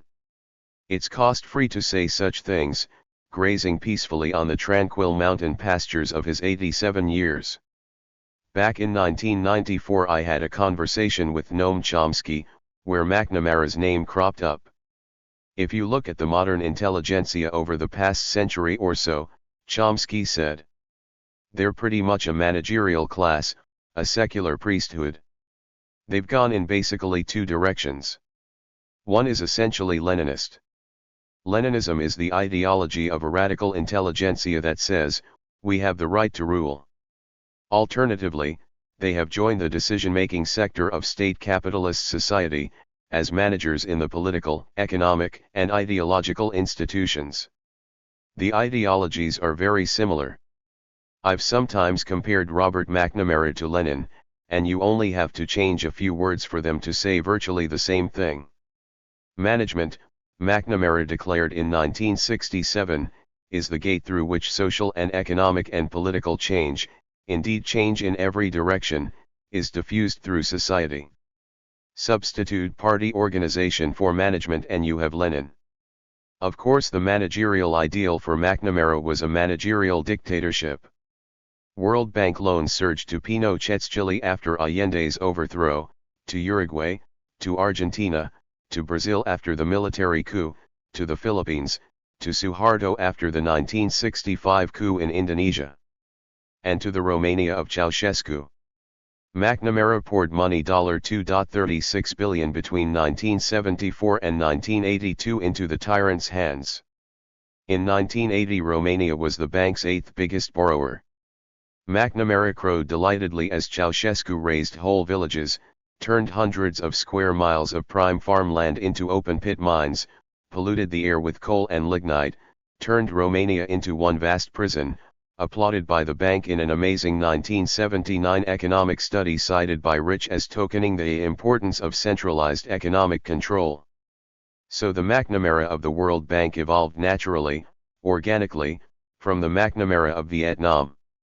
The one was prolegomena to the other, the horrors perhaps on a narrower and more vivid scale, but ultimately lesser in dimension and consequence.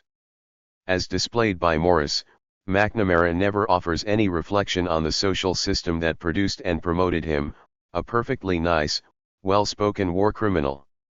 As his inflation of his role in the faux bombing of Japan shows, he can go so far as to falsely though complacently indict himself, while still shirking bigger, more terrifying and certainly more useful reflections on the system that blessed him and mercilessly killed millions upon millions under FDR, Truman, Eisenhower, JFK, LBJ, and Nixon. I don't think Morris laid a glove on McNamara, who should be feeling well pleased. Like Speer, he got away with it yet again. In the weeks after the film was launched he scurried to Washington to participate in forums on the menace of nuclear destruction with the same self-assurance that he went to Vietnam and Cuba to review the record. If Morris had done a decent job, McNamara would not have dared to appear in any public place. March 4. When all seems dark, my father, Claude, used to say when I was a teenager, try reading a little Marx. It puts things in perspective. As I'd mope over the defection of some girlfriend he'd thrust a copy of the 18th Brumaire into my hand and tell me to cheer up. I remembered Claude's advice last weekend, when news that one of the world's great Marxist economists, Paul Sweezy, had died at the age of 93. Sweezy wasn't at all like Marx in personal demeanor. Karl was hairy, bohemian, cantankerous whereas Paul, godlike in his good looks, radiated an amiable and dignified calm, at least in my limited personal experience. Reading Marx, you feel you're getting to the truth of the matter, and it was the same way with Sweezy. He wrote and taught with extraordinary clarity. After Sweezy's death, I asked Robert Pollin, once a student of Sweezy's, for his thoughts on Sweezy. Bob remembered the excitement of Sweezy's lectures at the New School back in the day, and he swiftly furnished many interesting paragraphs about Sweezy's great contributions, in the big books and in Monthly Review, which he founded with Leo Huberman in 1949. At Harvard in the 1930s Sweezy was the star grad student of Joseph Schumpeter. Pollin reckons that Schumpeter was thinking of Sweezy, whom he greatly admired, when he wrote in Capitalism, socialism, democracy, that capitalism would not survive because capitalism breeds intellectual freedom, hence people with critical faculties, and it's inevitable that this spirit breeds powerful minds who will turn their guns on the deficiencies of capitalism itself. Then Schumpeter, conservative himself, wrote that socialism would succeed, maybe unwieldy, but more egalitarian nonetheless, in part because the brilliant thinkers grown dissatisfied with the crassness and injustices of capitalism would also rise to the top in a socialist society, and make it function decently. And again, Bob writes, who else could he have had in mind here but Paul, his student and protege? Different times, brighter hopes.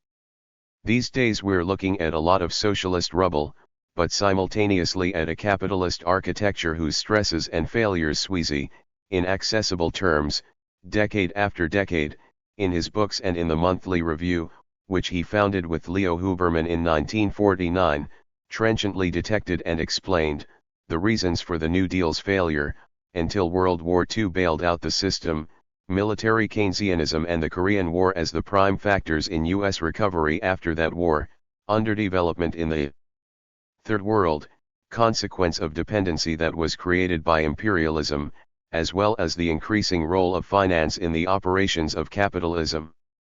Way ahead of most, Sweezy was clear-eyed about the trends, the capture of more and more of society's wealth by the rich, the threat this pyramid of purchasing power poses to the stability of the whole system, the need for the left to bolster what defenses working people can muster against the predators. Sweezy, Bob Pollin writes, was the most powerful Marxist exponent of underconsumptionism since Rosa Luxemburg. Keynes himself later embraced this as his analysis of the 1930s depression. Underconsumptionism is the tendency in capitalist economies for the capitalists to produce more things than the people can afford to buy.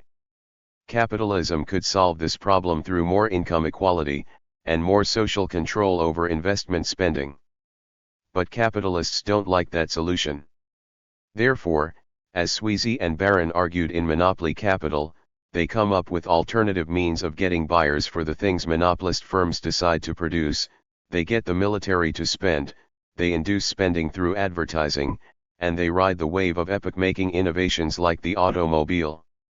Read Sweezy's books and you can understand why we have U.S. Marines presiding over the continuing enslavement of Haiti, why we have John Kerry proclaiming his doctrine of progressive interventionism, why we have Alan Greenspan calling for a renewed onslaught on Social Security. Sweezy taught generations how to understand these things, how not to be surprised. Like all great teachers, he gave us the consolations as well as the burden of such knowledge. If you know what's happening, you're in a position to figure out how to do something about it, and that's always uplifting. March 31st.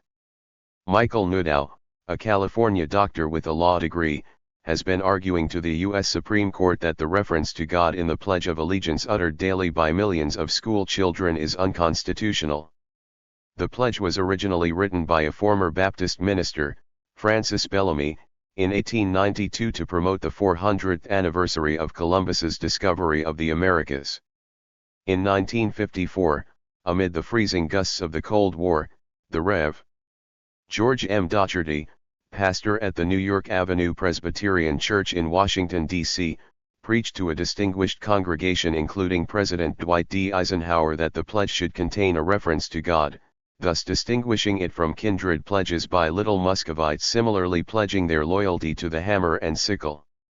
Living under God, Dougherty thundered, was a definitive fact of the American way of life. He conceded that honest atheists might disagree, but added that in his opinion the First Amendment's guarantee of freedom of expression is not, and was never meant to be, a separation of religion and life, and that, honesty notwithstanding, an atheistic American is a contradiction in terms.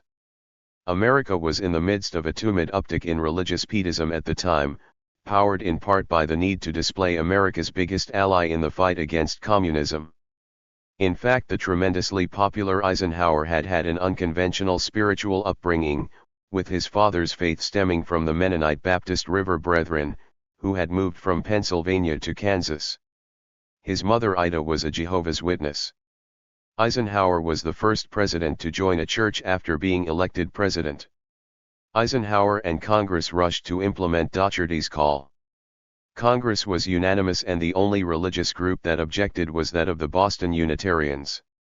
One nation under God was added to the pledge, and when the federal Ninth Circuit Court of Appeals ruled it unconstitutional last year and that school children didn't have to recite it if they didn't want to, Congress once again exhibited unanimity in reproving the uppity judges.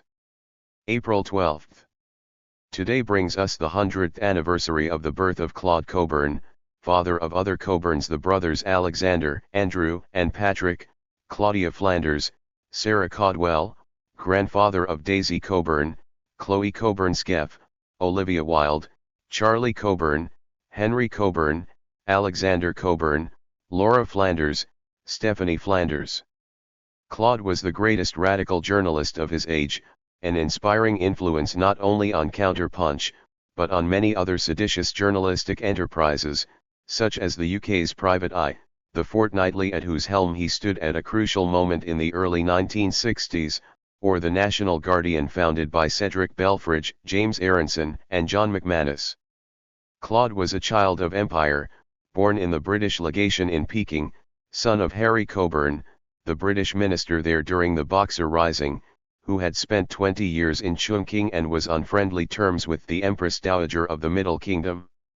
Claude grew up mostly in Budapest, and went to Berkhamsted School, run by his friend Graham Greene's father. Just young enough to escape slaughter in the Great War, he went to Oxford, lived in Paris, wrote for Ezra Pound Style, worked for the London Times in Berlin, saw the rise of Hitler, and went to New York to describe the crash. He turned left, quit the Times, joined the Daily Worker, the newspaper of the British Communist Party, founded his famous anti-fascist newsletter The Week, and fought for the Republic in the Spanish Civil War, joining the Republic militia before the international brigades were formed. His superiors ordered him back from the front lines to assume the propaganda duties alluded to in the piece below.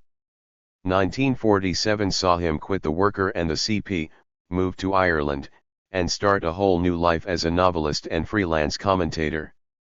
His first book, Beat the Devil, written under the name James Helvick, was turned into Huston's well-known film of the same name. He wrote other novels, including Ballantyne's Folly and Jericho Road, and 3 volumes of masterly memoirs, collected in I, Claude. He wrote fast, with a beautifully easy style. His prose could be light, ironic, also savage.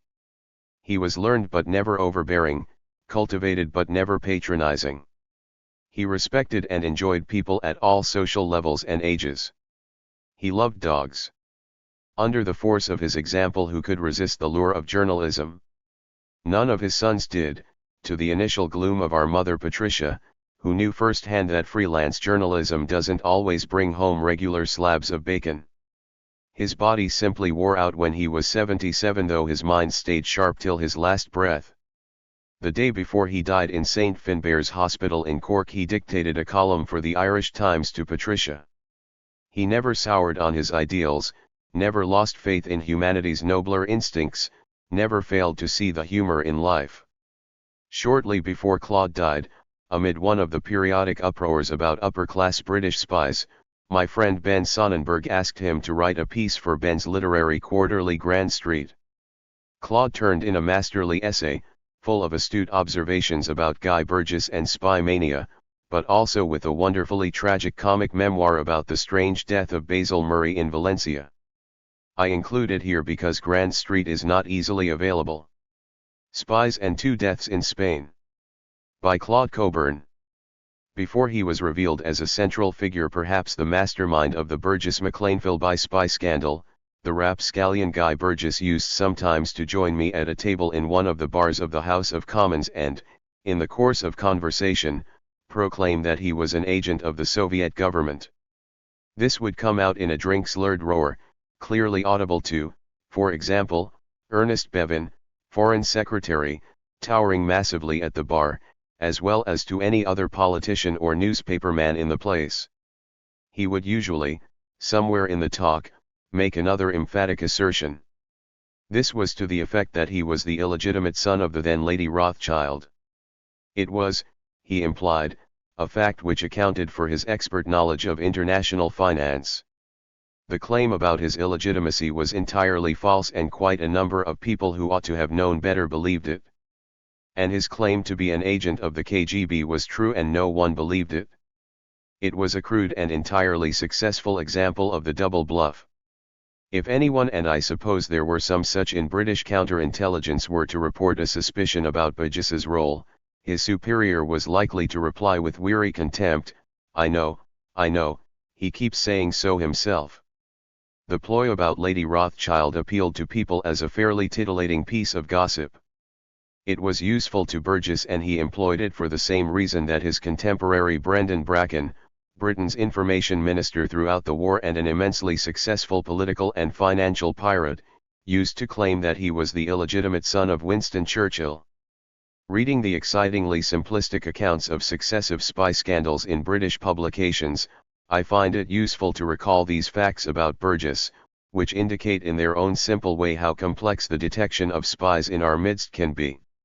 We have had spy scares every few years, and I have no doubt, are going to have more of them. In the same way, scares about terrorism, together with more or less fraudulent analyses of the supposed activities and motivations of terrorists, will certainly proliferate as the nervous system of the general public increasingly demands sedation in the face of horrifying phenomena. The public nervous system may be soothed by false explanations. But unless people are encouraged to look rather more coolly and deeply into these same phenomena of espionage and terrorism, they will make no progress towards any genuine self-defense against either. At this point, it may be wise to remember that there are those whose hysteria on these subjects leads them to believe that any cool analysis amounts almost to a condonation. Such hysteria is of obvious help to spies and terrorists. Let us also note that nobody in any country can truly and totally evaluate the harm an enemy's spies may have done. The real experts in anti-espionage are a great deal more ready to admit this than the horrified public. Even the outstanding Russian dissident, Andrei Sakharov, father of their hydrogen bomb, is reported as saying that the secrets betrayed by Klaus Fuchs were of minimal importance in the development of the weapons in the Soviet Union. A constant element among the facts and fiction about espionage is what we may call belief in the spy as Superman.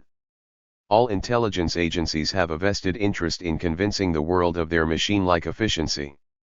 Particularly in wartime, but at other times too, the notion of the spy successfully uprooting our secrets, like a pig uprooting truffles, is alarming in itself, and also because it fits and extends the idea which almost everybody has, that the enemy is not only wickeder but also cleverer than we are.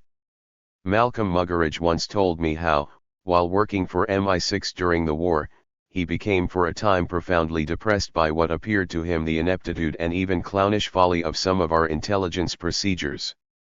His gloom lifted when, after the Allied landings in Italy, his German opposite numbers scampered out of Naples without even burning their vital documents.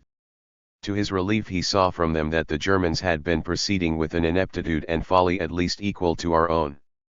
A frequent element in spy alarm, notably in Britain and France, is the belief that spies belong to, and are protected by, a higher social and financial class than the common citizenry of the country on which they are spying.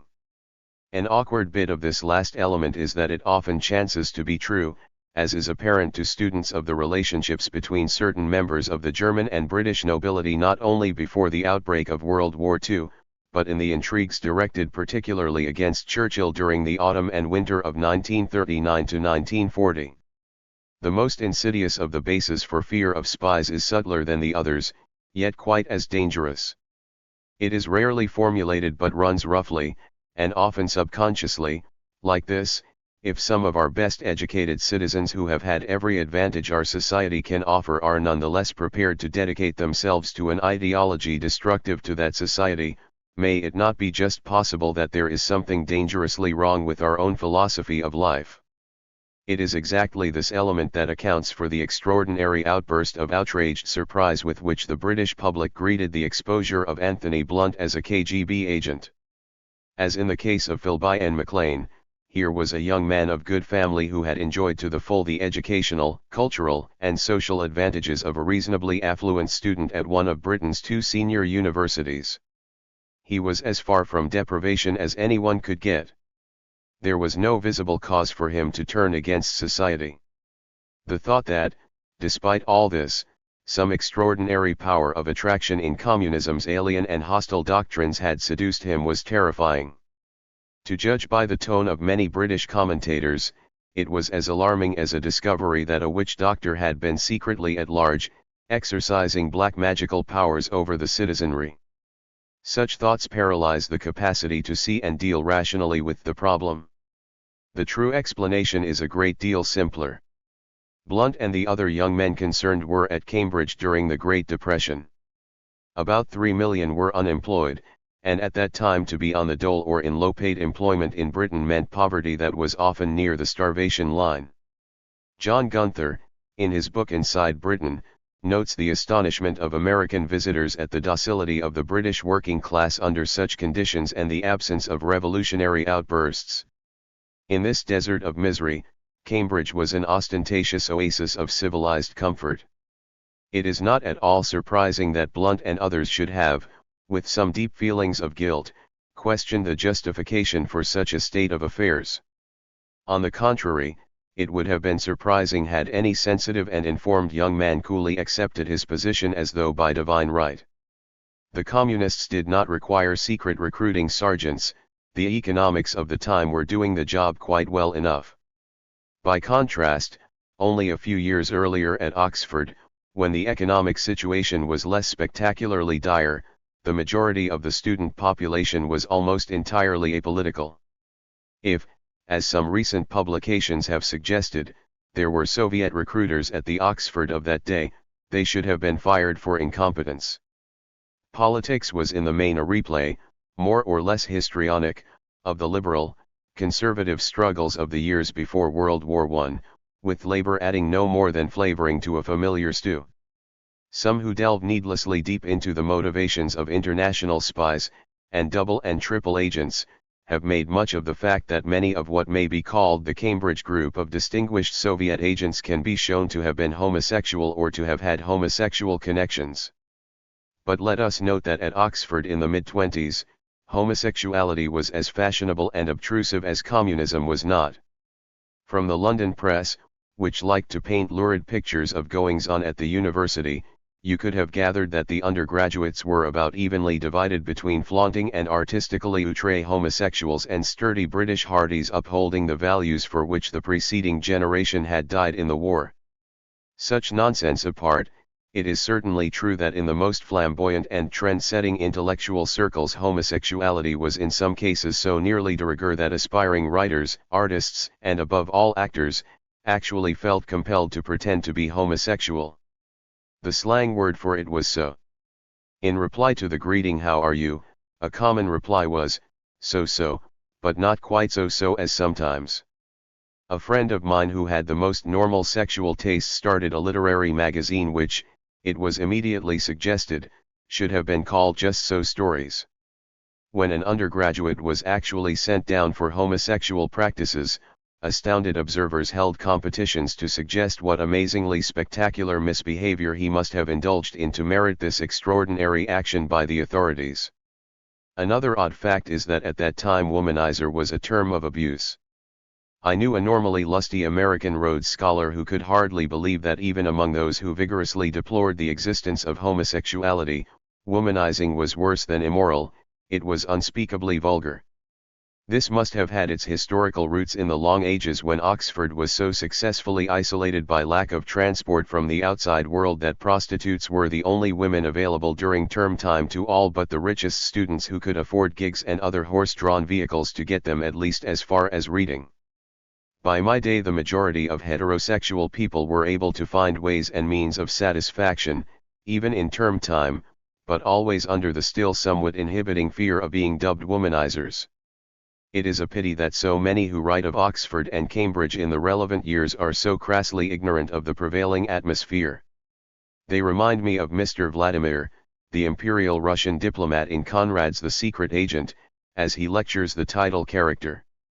and Mr. Vladimir developed his idea from on high, with scorn and condescension, displaying at the same time an amount of ignorance as to the real aims, thoughts, and methods of the revolutionary world which filled the silent Mr. Verloc with inward consternation. He confounded causes with effects more than was excusable.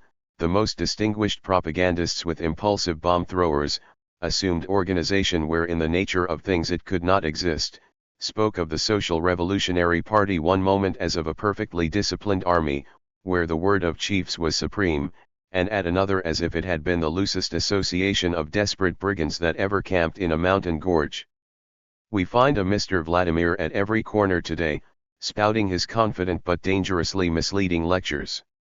Still, in the areas of spying and terrorism, even the best are inclined to leave out from their sapient and truthful analyses the factor of unpredictability. Or nonsense, if you prefer.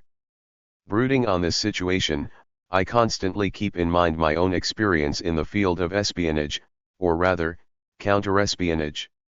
Early in the Spanish Civil War I was what, if one were inclined to pomposity, might be called a section leader of the counter-espionage department of the Spanish Republican government dealing with Anglo-Saxon personalities.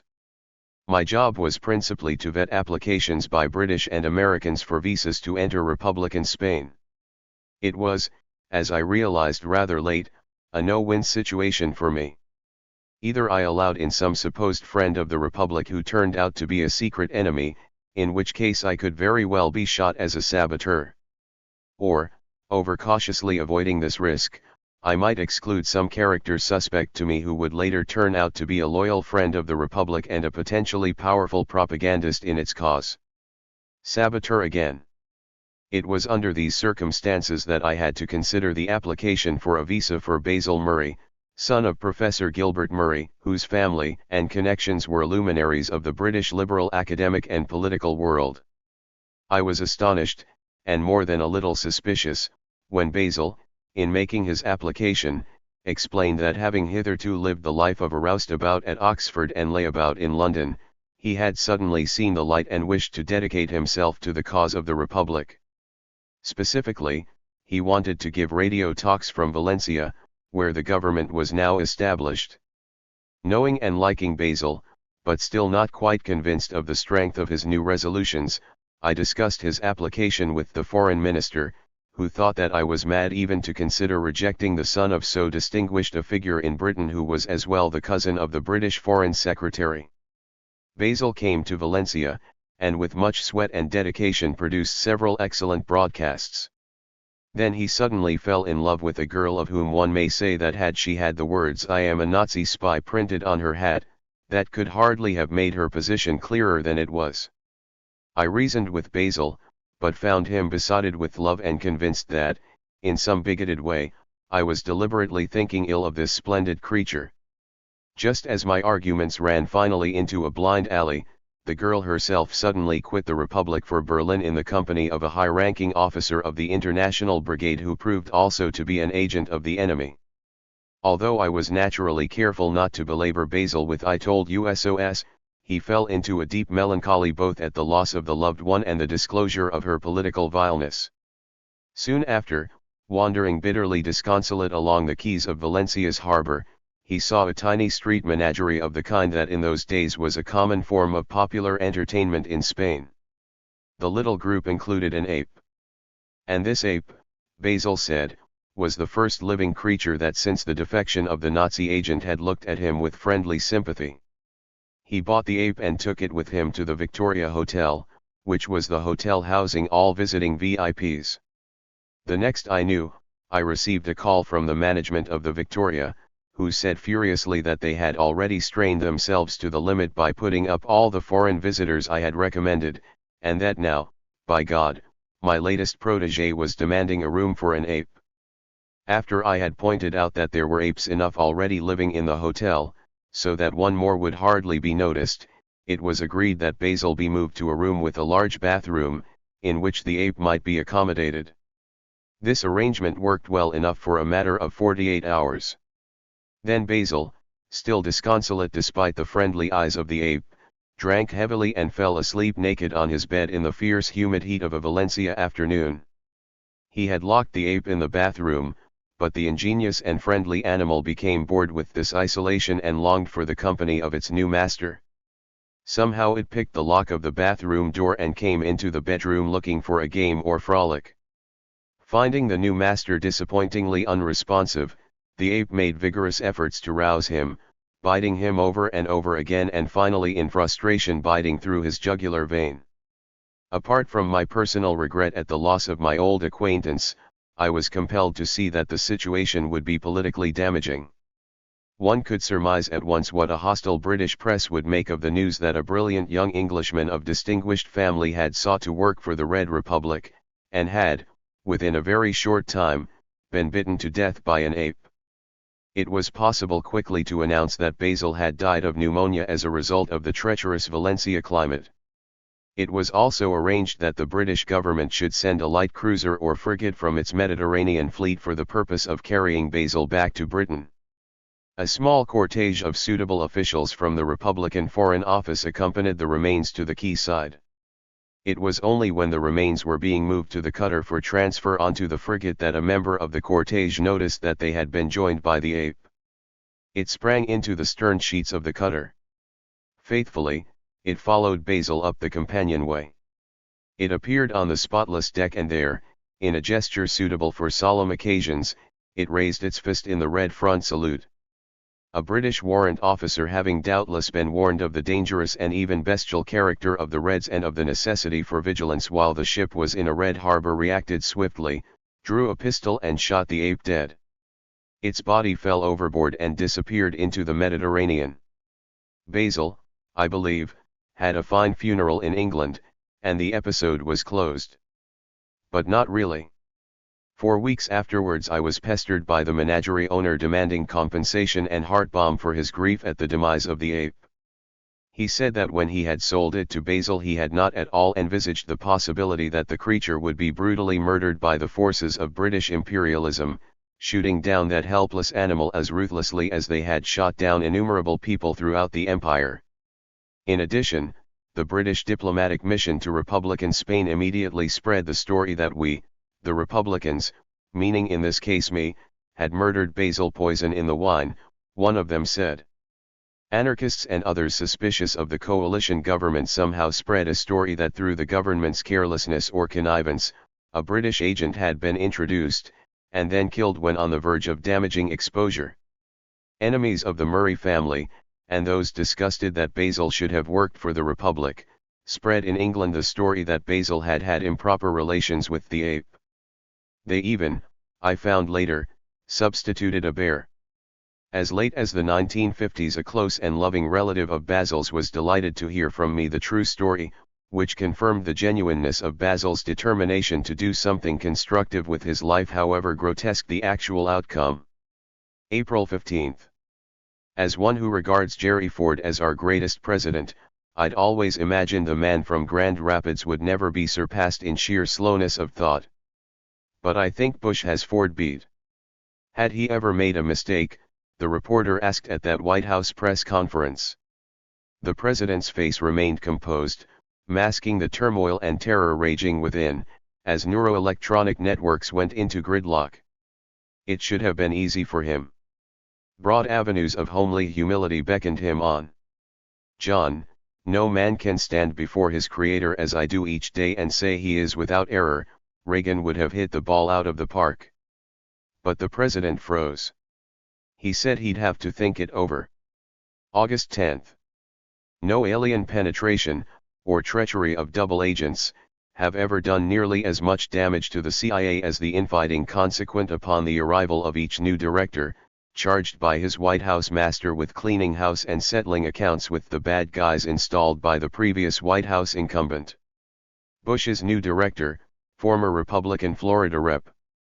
Porter Goss and his team of enforcers, now rampage through the corridors of CIA HQ at Langley. Goss was once an undercover CIA officer, so there's probably a personal edge to his mission of revenge, as he strikes back at the dolts who nixed his expense accounts or poured scorn on his heroic endeavors in the field. but Goss's most pressing task is to exact retribution for the stories emanating from the CIA in the months before the election suggesting that the agency's measured assessments of the supposed WMD presence in Iraq were perverted by the war faction headed by President Cheney. Goss and his hit team have acted swiftly. In early November, the CIA's number 2, John McLaughlin, resigned, followed days later by the agency's top man on the clandestine side, Stephen Capps, and his number 2, Michael Sulik. And, no surprise, into retirement goes Mr. Anonymous, Michael Scheuer, leader of the CIA unit hunting Osama bin Laden. I'm with Goss on that one. Scheuer probably spent most of each day hunting down his next book advance and kibitizing about royalties from imperial hubris with his true controls at Brassey's Incorporated, owned by Shadowy Books International. So Goss will exact vengeance, spill blood, leak to favor journalists, and deliver Bush daily intelligence briefings tailored to meet the expectations of his patron. Of course, there's a portentous uproar and wringing of pious hands as the cry goes up that the abilities of the agency to collect and analyze useful intelligence are being compromised by what Jason Vest in The Nation was pleased to call unparalleled political partisanship. We need a director, cries J. Rockefeller, ranking Democrat on the Senate Intelligence Committee, who is not only knowledgeable and capable, but unquestionably independent. There's nothing new in all this. Permit me to take you on a brisk tour of CIA directors. Before Goss we had George Tenet, a former congressional staffer so eager to please Bush that he uttered the imperishable word slam dunk about the supposed ease of making a case for Saddam's WMD. Tenet, whose political agility is advertised in the fact that he was one of the longer-serving DCIS, supplanted John Deutsch, an MIT prof who divided his brief sojourn as director between downloads of the agency's darkest secrets onto his personal laptop, business ventures with a revolving doorman from Dodd, William Peary, and excursions to town meetings in Los Angeles, claiming to black audiences that the CIA had no role in funneling cocaine into the nation's ghettos. Among the few secret files Deutsch apparently failed to download onto his laptop were materials later excavated by the CIA's own Inspector General, Fred Hitz, establishing CIA complicity in the cocaine trade. Deutsch's predecessor was Jim Woolsey, unusual for someone in the Clinton-Gore milieu in having no conspicuous record of marijuana consumption, hence a security clearance, thus qualifying him as the nation's top spy. Clinton and Gore mostly liked Woolsey for political reasons, because he had street cred with the neocons. Woolsey later became a prime lobbyist for attacking Iraq. DCI before Woolsey was Robert Gates, a cat torturer/drowner in his youth, creature of Bush Sr.'s administration, in trouble for lying to Congress. Before him William Webster, brought in as air freshener after William Casey, one of the most consummate scoundrels ever to run any government agency in the entire history of the United States. Casey was Reagan's campaign bag man, then given the CIA with the prime function of misrepresenting the threat posed by the Soviet Union and, nearer at hand, Nicaragua. Casey dislodged Jimmy Carter's man, Admiral Stansfield Turner, a relatively honest fellow. Turner, roasted for firing many in the CIA old guard of that era, took over as CIA chief from Bush Sr., who, like JFK, sanctioned a murder incorporated in the Caribbean, and who wilted under pressure from the Jackson Democrats, aka the military-industrial complex. It was Bush who appointed the notorious Team B to contradict previous in-house CIA analyses suggesting the Soviet threat was not as fearsome as that depicted on the cartoon page of the Wall Street Journal. Bush's predecessor as DCI was William Colby, a CIA careerman mostly famous for running the Phoenix assassination program in Vietnam, battling with the CIA's crazed counterintelligence czar, James Angleton, and testifying with undue frankness in the Church congressional hearings into the CIA. In retirement, Colby continued his career as a conspiracy buff, probing the suicide of Clinton's counsel Vince Foster for his newsletter. Colby finally stepped into his canoe on Maryland's eastern shore after a dinner of clams and white wine and turned up drowned a few days later. Colby replaced James Schlesinger, who ran the agency for a few months in the midst of the Watergate scandal. Ray McGovern, a 27-year career analyst with the CIA, now retired, remembers how he and his agency colleagues were taken aback when Schlesinger announced on arrival, "I am here to see that you guys don't screw Richard Nixon." To underscore his point, McGovern recalls, "Schlesinger told us he would be reporting directly to White House political advisor Bob Haldeman and not to National Security Advisor Henry Kissinger. We'll stop with Schlesinger, but you get the idea." There's nothing new about the political appointment of Porter Goss, who at least has the agreeable distinction of owning an organic farm in Virginia where tiny donkeys run herd alongside hairy sheep from Central Asia, and chickens lay green eggs, thus reduplicating the agency's most expensive op ever, the Afghan caper, where the CIA supervised the Mujahideen at a cost of $3.5 billion, and launched Osama bin Laden on his chosen path. Most intelligence is worthless, with the scant truthful stuff rapidly deep-sixed. Whatever makes its way onto the desks of presidents or congressional overseers is 100% political.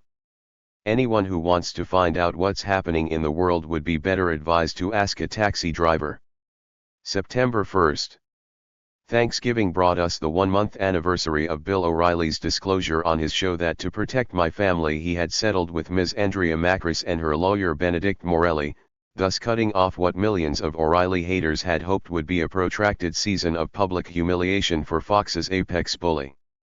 The settlement established that all parties agreed there had been no wrongdoing, and as an earnest of good faith O'Reilly had paid anywhere from $2 million to $10 million to Macris. Nice money if true, though not as nice as the $60 million Morelli had originally suggested to O'Reilly as a satisfactorily round figure.